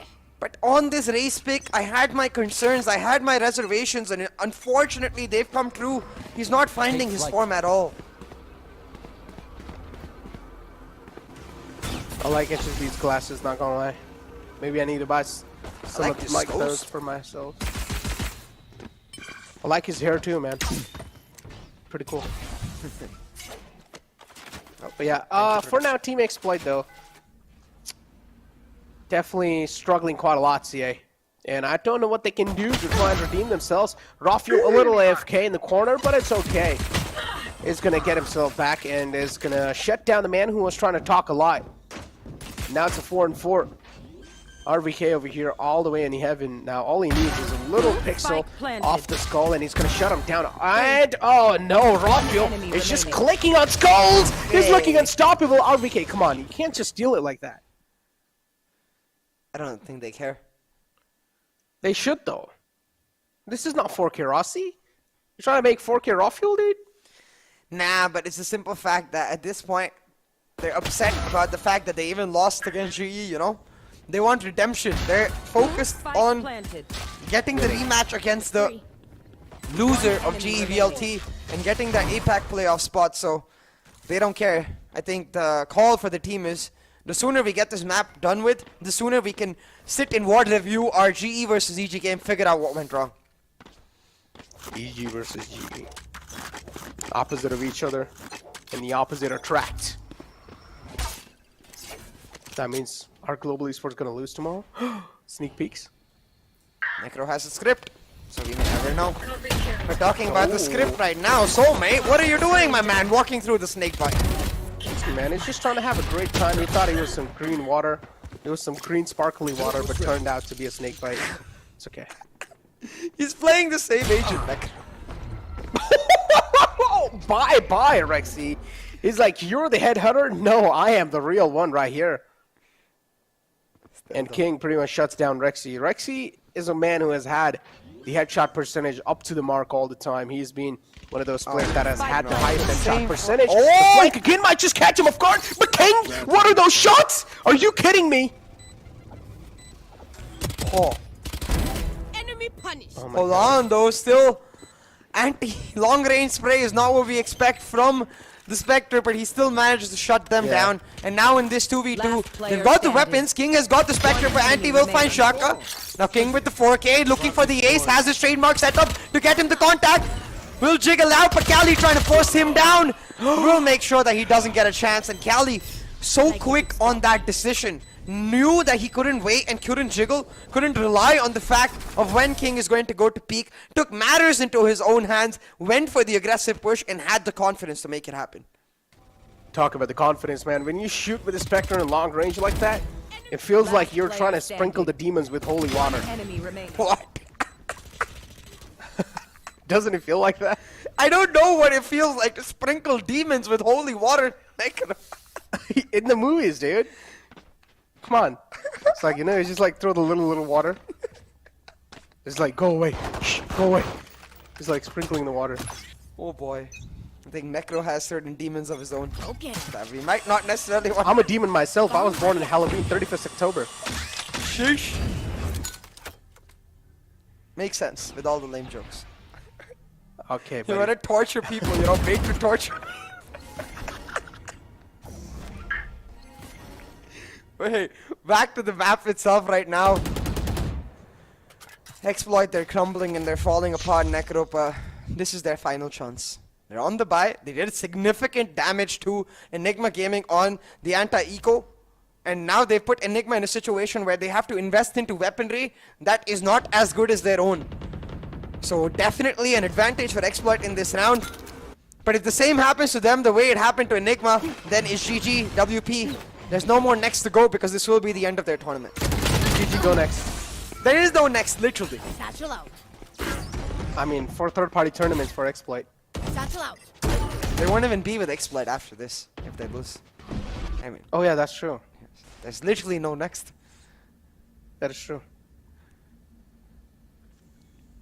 GG, 30 go home. seconds left. They're kind of already home. That is true. GG uninstall. Oh my god. No, I'm kidding. Definitely a little off there, but hey, they've got the spike planted. 2v4 should be a comfortable round pulled off, especially with King wrapping around from Chavez.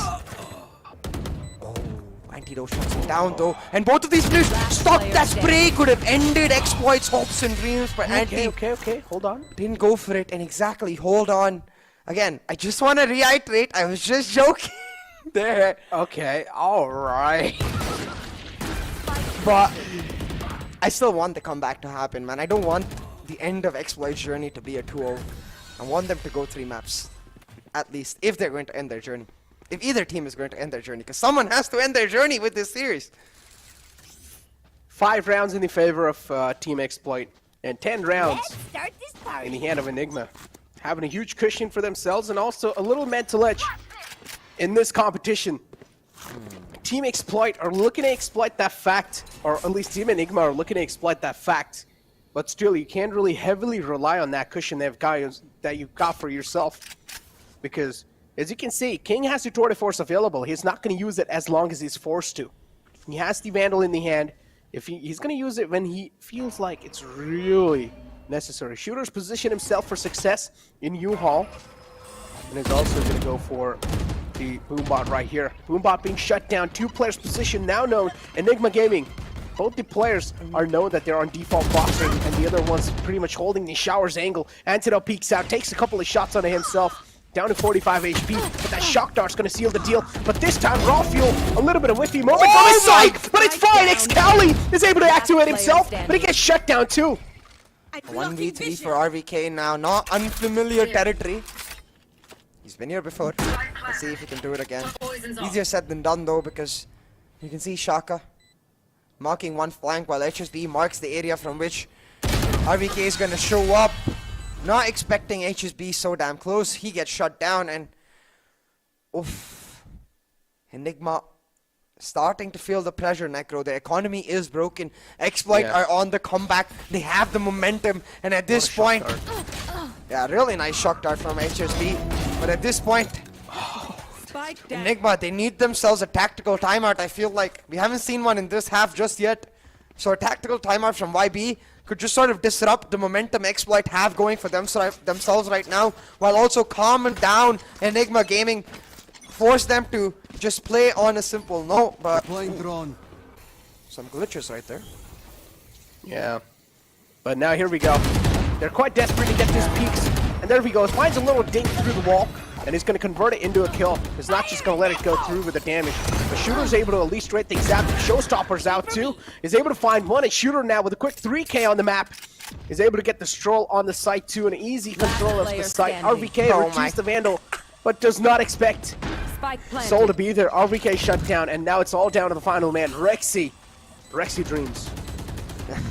The reason I laughed is because the last time RVK went for that flank, he was checking the cubby angle where Soulmate was sitting now, but he got surprised by HSB sitting close. This time he went for the flank, checked HSB's angle, got surprised by Soulmate sitting in the cubby. He must be like, bro, what the heck? This is not fair. These like micro adjustments too, CA, like, they're just so huge, right? That can bring in so much difference. He was able to catch the man off guard in the flank. If that wouldn't have been the case, that means the entire round could have been just flipped against Team Exploit. But yeah, 7-10 is the scoreline, ladies and gentlemen. Enigma Gaming also getting the guns back in the round. And now with these rounds, it's going to be every buy round that Exploit get in the bag is 2 rounds for them effectively. 1, because the economy will be broken for Enigma if they lose any buy round going forward. This particular round, for example, if Enigma drop the ball, it will mean effectively 10-9 for Exploit as long as they don't give up a Thrifty. But look at this. Enigma with the read, a 4-stack towards this A side, leaving Rexy all alone over here. It's quite interesting because it is adapting to what Exploit have done in these last few rounds, continuously taking showers and Hall's control, but this time it's Excali who obliterates Shooter, and a nade coming out with 2 players stuck in the corner. So much utility thrown in Enigma Gaming. Oh my god, what? Together they destroy Exploit. Not just destroy, it's like they're looking like the reactor. Easily able to react to what Team Exploit are doing. And they're able to shut him down on a flawless round from Enigma Gaming. Looking unstoppable. And Team Exploit now, they're gonna start, they will need to start wiping their sweats off of their foreheads. Because if they don't call out for a tactical timeout right here, it's gonna be a little too late. But I gave the reactor reference right here. All the XQC fans in the chat. Hashtag XQCL. Juicer's out. Juicer's out, my guys, because right now, Enigma Any juicers able in the to chat? milk out of the value from their key ultimates, pick up a crucial round, reset the momentum, and deny Exploit a chance to come back. Now Excali is getting aggressive. His Vandal is glowing. He's feeling himself, and he's popping them heads. Yeah, there we go. Raphael is just going to be an unstoppable force of nature, easily strolling through. Team Exploit, they're being destroyed as if they're not even close to the capability of Enigma. And this is what we've known. Toxins going up. Final man funny alive thing soul is trying his best to do at least something. The funny thing is, even in the last matchup between Exploit and Enigma in the Grand Final playoffs, it was this exact B-long push that Enigma made happen where Raphael found a 3K with the Sheriff to close off the map. So it's a very comfortable push for them, you know, just W with the duelist down long, using this Astra util to mask their presence. At least in terms of visual presence, not in terms of audio presence, because of course they're pressing W, but it gives them so much value and surprises the heck out of Exploit every single time. Yeah, I don't know, after that kind of a steamroll, even on the rifle rounds, that's literally kind of like a humiliation. It's going to be hard for Team Exploit to bounce back when it comes to the emotional damage that has been dealt onto them. And the economical damage as well, Necro. I don't think they have full buys right here. But on the back of the tour they forced, they might be able to afford one. We'll have to see. Either way, is a tactical timeout called. And a note for all the teams in the future, I don't think you should wait till the match point to call the tac timeout. Just call it earlier so you can deny the match point. Like, for example, when right before this round, when we saw Excali. Yeah, when we saw Excali with the showstopper running rampant and all of the utility shutting down Exploit in that hookah angle, I think they should have called for a timeout right then and there to talk about how they can explore the future rounds. But this is a little too late, I feel like. But yeah, as you can see, on the back of... Oh, it's not on the back of the Tour de Force, actually. They can still afford the full buys for themselves. Albay with 4 light shields, so not exactly the greatest of buys. But they have some key ultimates available. I think they just press the W key now and hope they can trade. Man, HSB, dude. You want to play? Let's play. This man's always been saying that he at least wants to represent Pakistan in the international stage, but after losing this matchup, it's going to be all the hopes and dreams are going to be shattered. Clearly makes a lot of sense too, CA, man. A year worth of effort just for this moment right here. You tried so hard and it got so far, but in the end, it doesn't even matter. But it's still not over, though. There is still a little glimmer of hope. And if Team Exploit are able to capitalize on top of it, then maybe things can be a little different. There we go. Rawfield's aggression spotted. Shaka is really late this time on the site. And that's great shutdown, CA. That means they're still going to be able to hold on to the edge right there. Shooter was able to flow through with another one. Exploit still fighting back strong, using those key ultimates to prolific fashion to find the value, but hold on, in this 3v5, Enigma still have a chance. Although not a greatest one, because now with Anti down as well, it's just a matter of closing out this round. Time is running out, and Enigma, they can just stick the defuse and hope Rexy can hold on for dear life, and Excali is doing exactly that. Half defuse done, they pulled out the Hunter's Fury. Excali shuts down Shooter, and suddenly the round This is doable. could go away from the side of Exploit. Excali just stick the defuse, man. Oh, he does try his best though, CA. He got it done to 50%, but a little too late to stick it again. But a valiant effort though. Enigma Gaming are making Team Exploit sweat. And just because the rounds are being a little too close for comfort, I'm pretty sure Team Exploit, they're going to start to sweat now. The nerves are going to start to rattle. Yeah, most definitely. Because think about the ultimates they invested just to get that round, right? It was the Hunter's Fury, the Viper's Pit, as well as the Tour de Force. Even if you don't count the Tour de Force because it didn't seem to have as much impact, the simple fact remains that now, once again, their buys are broken, but they don't have those high-impact ultimates to help them out. So they're just going to have to rely on some cracked IAF shots to pull this off, but that's a once-in-a-millennia thing, once-in-a-blue moon thing. It doesn't come around too often, but unless you're back, though. Right now, though, Exploit, they've taken hookah control for free, Necro. I want them to just hold on for the next 15-20 seconds, hope that Enigma gets impatient, and then play on the rotation, because one thing that we haven't seen from Exploit is the lurks the way RBK was setting them up. A bro moment. That's literally a bro moment. HSB just peeks out running while they don't even have the long control. And Enigma Gaming are able to exploit that fact. Rafael able to sneak away with a quick frag, and now they're left with a huge man advantage. And here we have again, Enigma Gaming somewhere down line, kind of struggling against Team Exploit, even though the man advantage was there. But they're just giving these solo duels where Team Exploit are able to capitalize on it. RVK over here will also need to clear out the hookah. A lot of angles to check for Solo Man. Does not look in the back. And Soul capitalizes on top of that. Recon dart available. He's going to use it on the site. RVK left in a clutch situation. Rexy in this clutch situation. Knows that Soulmate was in the hookah angle. So uses this recon to clear outside, but doesn't know that Soulmate has gone for the full rotate. There's no gravity pull available for Shaka. Rexy just holding it down. Goes for the ninja diffuse. Tries to go for the pros. Oh my god, they're barely alive. CA. Oh, this is getting too close. What is going on?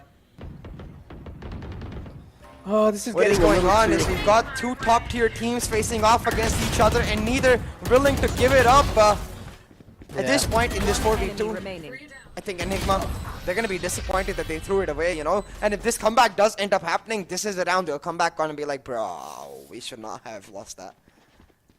You're not, it's like you give them a little grip and they're just going to grip back up. You can't give them any room. Exactly. You give them an inch, they're going to take a mile. And at that point, Exploit, they're strongest with that, the momentum, really, you know. And again, the economy of Enigma is on the brink of breaking, Necro. This round, they're relying on Rafael's Blade Storm to pull off full buy, so the entire team, they lose this. They give 2 rounds away, it effectively becomes 12-11 on the edge of overtime for Exploit.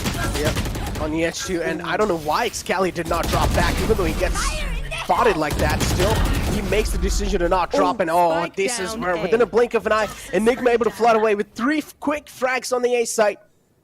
And now it's all down to HSV and Shaka. These two players to try and clutch it off, and now it's all down to Shaka. 1-on-4 situations here to try and keep the hopes and dreams alive.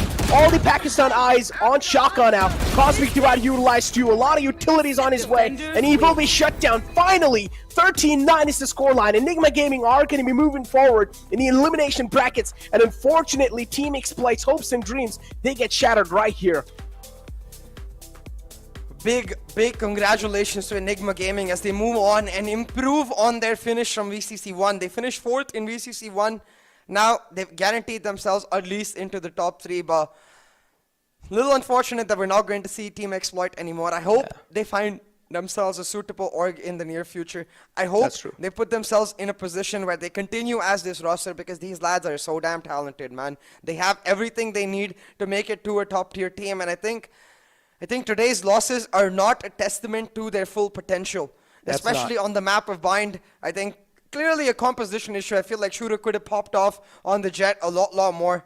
And that's where it's something that they can learn from global esports, you know. Throughout the entire tournament, we saw GE experimenting, trying the meta, trying to play what was objectively correct, but never working out for them. Today, we saw GE going back to what worked for them every single time, and they pulled off some monstrous victories. I think for the future, Exploit, that's a lesson for you to learn. Just stick to comfort.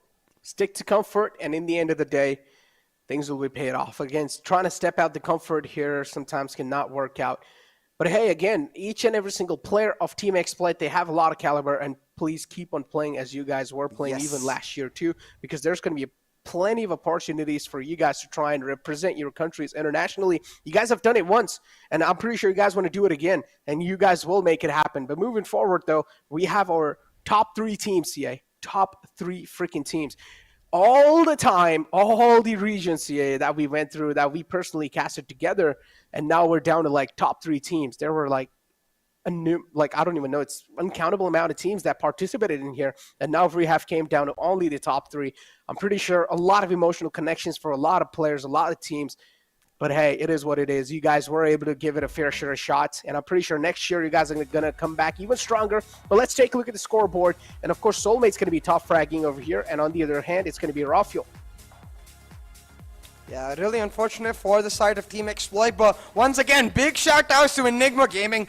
They persevere, they push back, they find the victory, and Rafuel, clearly the MVP of this map. But I think overall, the MVP might go to RVK. I think it's going to be a close one. Rafuel was also popping off on split, to be fair, so we'll have to see. Either ways, though, I think Rafuel and RVK clearly the most consistent players in this best of 3 series. But I want to give props to Excali as well. Yeah. After a bit of a underwhelming performance on the map of split, he didn't let it affect his confidence. He pushed back, he came back that much stronger, and showed that that was just a one-time thing. He's able to find that strength on his pick of Raze on the map of Bind, and that's so important for a professional player, the ability to reset your mental and the ability to just bounce back.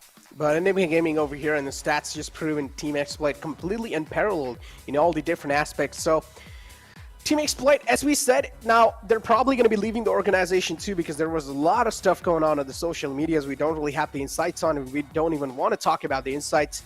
But yeah, as you said, hopefully they find themselves a comfortable org, because these 5 lads are absolutely insane, and they have pretty much the future of Valorant esports in Pakistan region. So I feel like this team should stick together. Another team that is really cracked up, I feel like, in Pakistan region has to be Salt Esports too. So them two, these 2 teams are one of the biggest threats out there in the SA region. Oh yeah, 100%. And Exploit have more than they've done more than enough to prove that they are a top tier, S-tier team in South Asia, you know. And they've proven that there's a ton of competition in this region, and hopefully helped us catch Riot's eyes. We upgraded from 1 slot to 2 slots for VCC 2. Maybe we get even more for VCC 3. You never know. 3 slots for 3? It's like they're just increasing it season by season.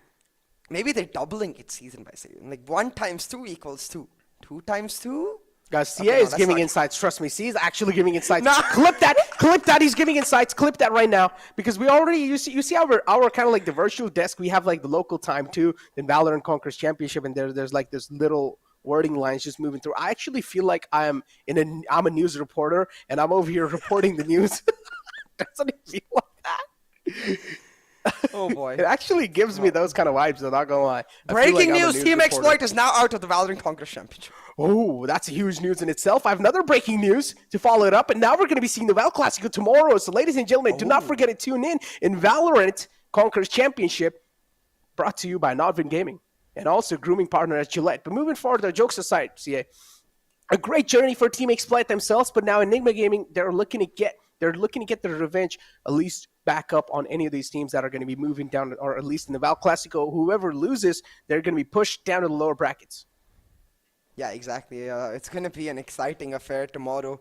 The team that is going to end up losing the Val Classico is going to have to play 2 best-of-3 series back-to-back, just the way Team Exploit did today. And that's also another thing I want to give props to Exploit for. Just props to them for being these amazing athletes, putting up a stellar performance despite playing those back-to-back series.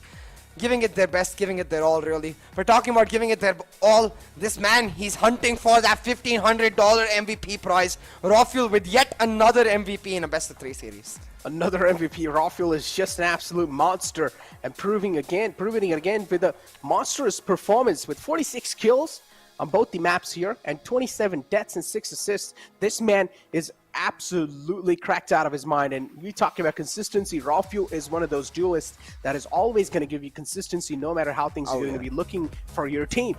Enigma Gaming entire team card over here. Rafuel, of course, is going to be leading the charge by miles away.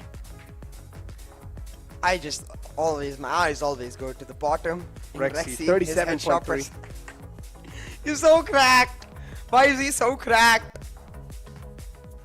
Man, I don't know. Rexy is sexy. That's all I'll say. He is, man. Look at the beard too, dude. Yeah. Oh, you should see his dance moves, man. His dance moves are nutty. Yeah. I'm not gonna lie. Skinny guys are usually insane at dances, man. Yeah, true. They're true that, and they're also not all skinny guys. Yeah. No, I'm saying because we know a couple personally who are not great. One of them is on the Hindi desk. I'm not gonna I didn't point say out that. Necro did. But yeah, jokes aside though, jokes actually aside, CA, has been a great day of the Grand Finals, man. Overall, the first day has been an absolute great day. Grand Final playoffs too. First day, I remember it was a memorable day. And today too, we're never going to be forgetting how things looked like in all these best of three series, on all these three best of three series. And of course, Team Exploit's journey has been a memorable journey in the 2022. Hopefully next year they bounce back with a new name and they're actually able to get a slot for themselves in the future too. But that's not going to be something that we're going to be talking about right now, because the upcoming matchups now, Val Classico itself, we've seen this happen in the past once in the Grand Final playoffs. What do you think, so? What are the odds this time? Is it going to be, I mean, look, that's a slot online right there itself. That's like one slot right there. If you lose out on that, that means you will have to go through another big step, and that's going to be Enigma Gaming. Exactly, right? It's effectively the grand finals of VCC 1 again, where there was only one slot on the line. The winner would get that slot. It's the same thing tomorrow with that slot on the line. But hey, let's talk about the matchup between Exploit and Enigma for a second. Take a look at a couple of clips and see what went wrong or right for the side at this point now. You can see they started off with a 3-0 lead, right? But right here, this is the lurk from RBK that is going to open up everything from Exploit. And he was so crucial to their success, not just on this map, but there too. Now, as he moves forward, this is where timing really comes into play and the information that Exploit have for themselves. So if you notice, the minute he gets across that A-shot area is when the chamber actually dies. So that chamber trap that is there in A-shot, it never procs. So Shooter is assuming that the chamber trap would have procced, but it never does because RBK is able to escape right after the chamber died in Oka. That is true. Again, timing is something that can really change the course of the game. And we've seen, especially in the Grand Finals, because all these teams, when it comes to the aim, they're equally matched up. When it comes to the team communication, team synergy, equally matched up. There can be ups and downs in all those little mechanisms. But hey, overall, it does come down to the timing factor. And if a player's able to get it in his hands, then anything can happen. Take them out! At the end, it was RBK who ended up clutching out. Last player standing. So very well done on his behalf, but again, these are the small issues now. Right here, again, you can see using the fact that they know HSB is using that drone to get into the shot. They just satchel onto him, they wrap, he shuts it down, and even though this ends up being a 2-for-2 trade, Enigma, they get the site, and that's all that matters. That's so unfortunate for HSB, just has his fingers on the head. And yeah, hands are quite too busy. And nothing much really to be said over here. And then overall, it's just Enigma Gaming trying to get the plant down as well. But Team Exploit having the man advantage. They look really strong, in at least over here right now. They also had the Showstopper and Cosmic Divide. I mentioned this in the round when it was going on. Rexy peeks out over here. He gets the first one, but the second one is something that he's not going to be able to sneak. Okay, he does. Okay, I don't really remember, but he does, yeah. So, this is when I was like, why is Rexy so cracked, man? He just consistent with those headshots. Yeah, and then it's just Shaka over here left in a close situation. This in itself is something that's going to bring down his mentality huge or in a big time, especially realizing so many things online and you're fighting for a chance for your team to try and survive in the VCC itself because, you know, as I said, a lot of things online. And that in itself has to be something that's already adding on a pressure, and you left in a clutch situation like that, it's something that is going to be really next to impossible.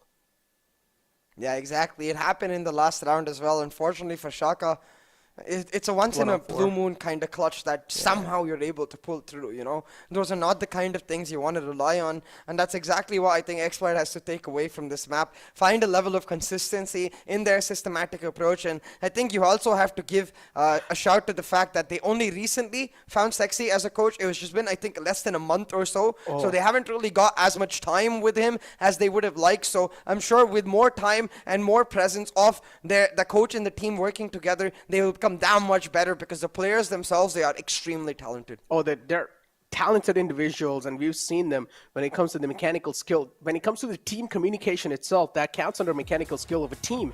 That's on point.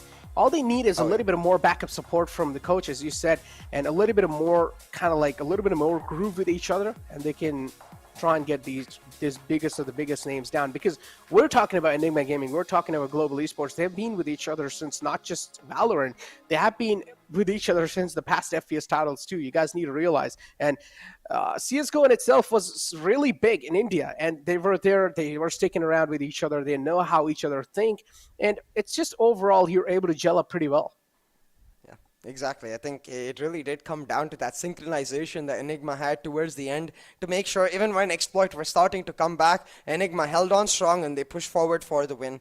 Those rounds where they used the key ultimates as well. For example, that one round where they had a 4-stack on A, but as soon as that drone from Rexy spotted out multiple members in hookah, Excali immediately sets up the boombot, uses the information from the boombot to get a showstopper on through and picks up multiple kills. The way that round changed the momentum of that comeback was absolutely crucial to Enigma's success. Exactly. And to talk about Enigma's success, man, of course, the first day has been successful of the grand finals of the NODWIN's Valorant Conquerors Championship. Unfortunately, if I was someone who would have hosted this tournament, I wouldn't want any of the teams to leave. But hey, it is what it is. Even if I was it, nothing can be done. But we have a little interview lined up with the winners of the previous Best of 3 series, which is going to be Enigma Gaming. So let's find out what they've got to say. For that. Actually I have no idea, but जैसे कि आप बोल रहे हो कि थोड़ा ऊपर नीचे था, and I also feel कि थोड़ा shaky था आज का पूरा दिन, but thank God we got the win and we qualifying for the lower bracket finals. तो कल एक अलग दिन होगा, hopefully mentally prepared रहेंगे और काफी जैसे हम खेलते हैं regularly वैसा खेलने की कोशिश करेंगे. So, Antida, I would like to ask you one question. तो जैसे मैं सबसे पहले तो आपको मैं ये बोलना चाहता हूँ, a very brave move, that was very surprising. आपने नियॉन लिया. मेरे को kind of थोड़ा expected था कि एनिग्मा ही एक ऐसी टीम है ये BCC के अंदर जो कुछ बिल्कुल ही हटके करने वाली है, and आपने वो करके दिखाया. But मैं थोड़ा सा disappointed था क्योंकि मेरे को लगा था कि हमें बहुत ही ज़्यादा अलग-अलग प्लेस देखने को मिलेंगे, but वो थोड़ा गेम में possible नहीं हो पा रहा था. What like आप क्या कहना चाहोगे इसके बारे में? It was a bad day या फिर क्या? I think as I said, like सबका ही थोड़ा off timings या off understanding कुछ भी मतलब properly थोड़ा सा गलत हो रहा था. तो I think उसके वजह से proper reads या proper communication नहीं हो पा रहा था कि जो अलग-अलग place के तुम बात कर रहे हो तो वो नहीं हो पा रहा था. I think ये जो हुआ है आज वो सारी चीजें fix करके हम लोग कल ट्राई करेंगे कि जैसे हम लोग जो प्रिपरेशन हम लोग किए बिफोर VCC उसको हम लोग शो कर सके. Well, I hope tomorrow you will have a great day.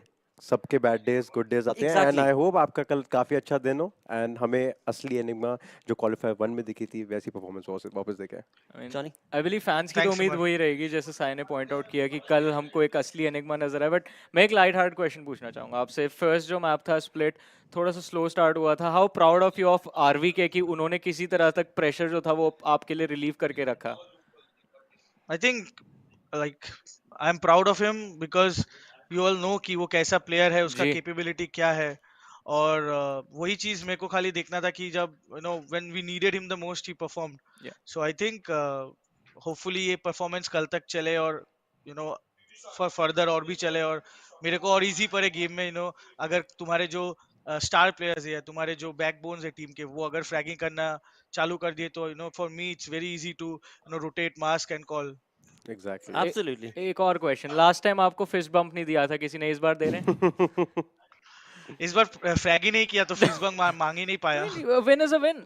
Yeah. Exactly. Yeah. Definitely. But once again, Antidote, definitely जैसा हमने डेस्क पे भी बोला that tomorrow is going to be a different day. जैसा आपने भी बताया that tomorrow is going to be a different start, a brand new start altogether. And वो जो पुरानी एनिग्मा का जो पूरा जर्नी रहा है, definitely we are looking forward to seeing that. And best of luck and congratulations. Best of luck and congratulations. Yeah. Thanks guys. Thank you. Well, thank you so much. Right.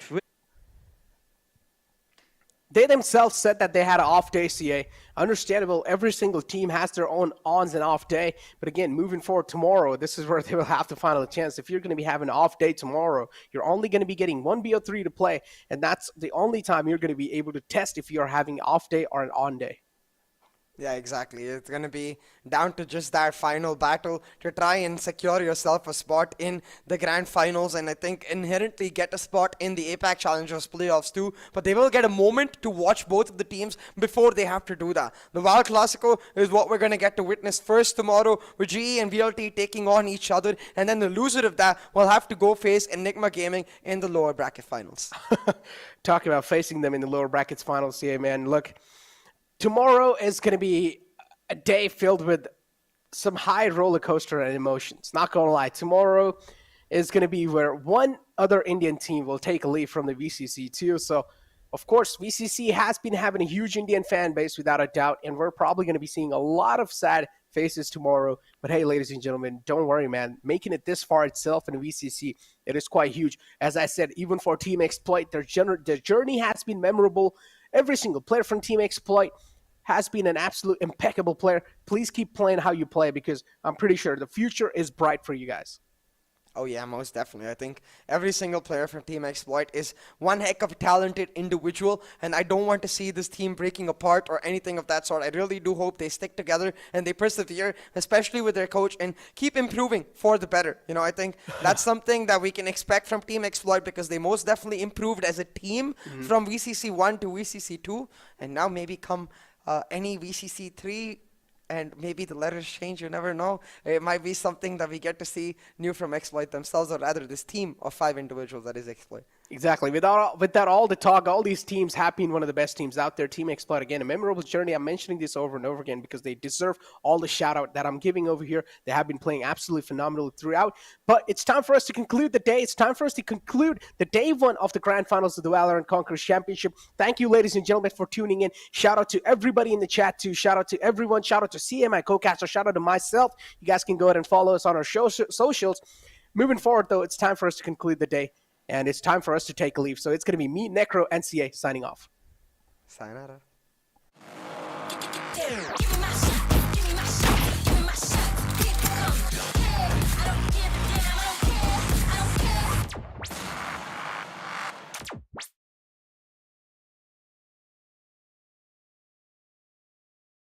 Don't give a sign. Boy, your gun finger trigger.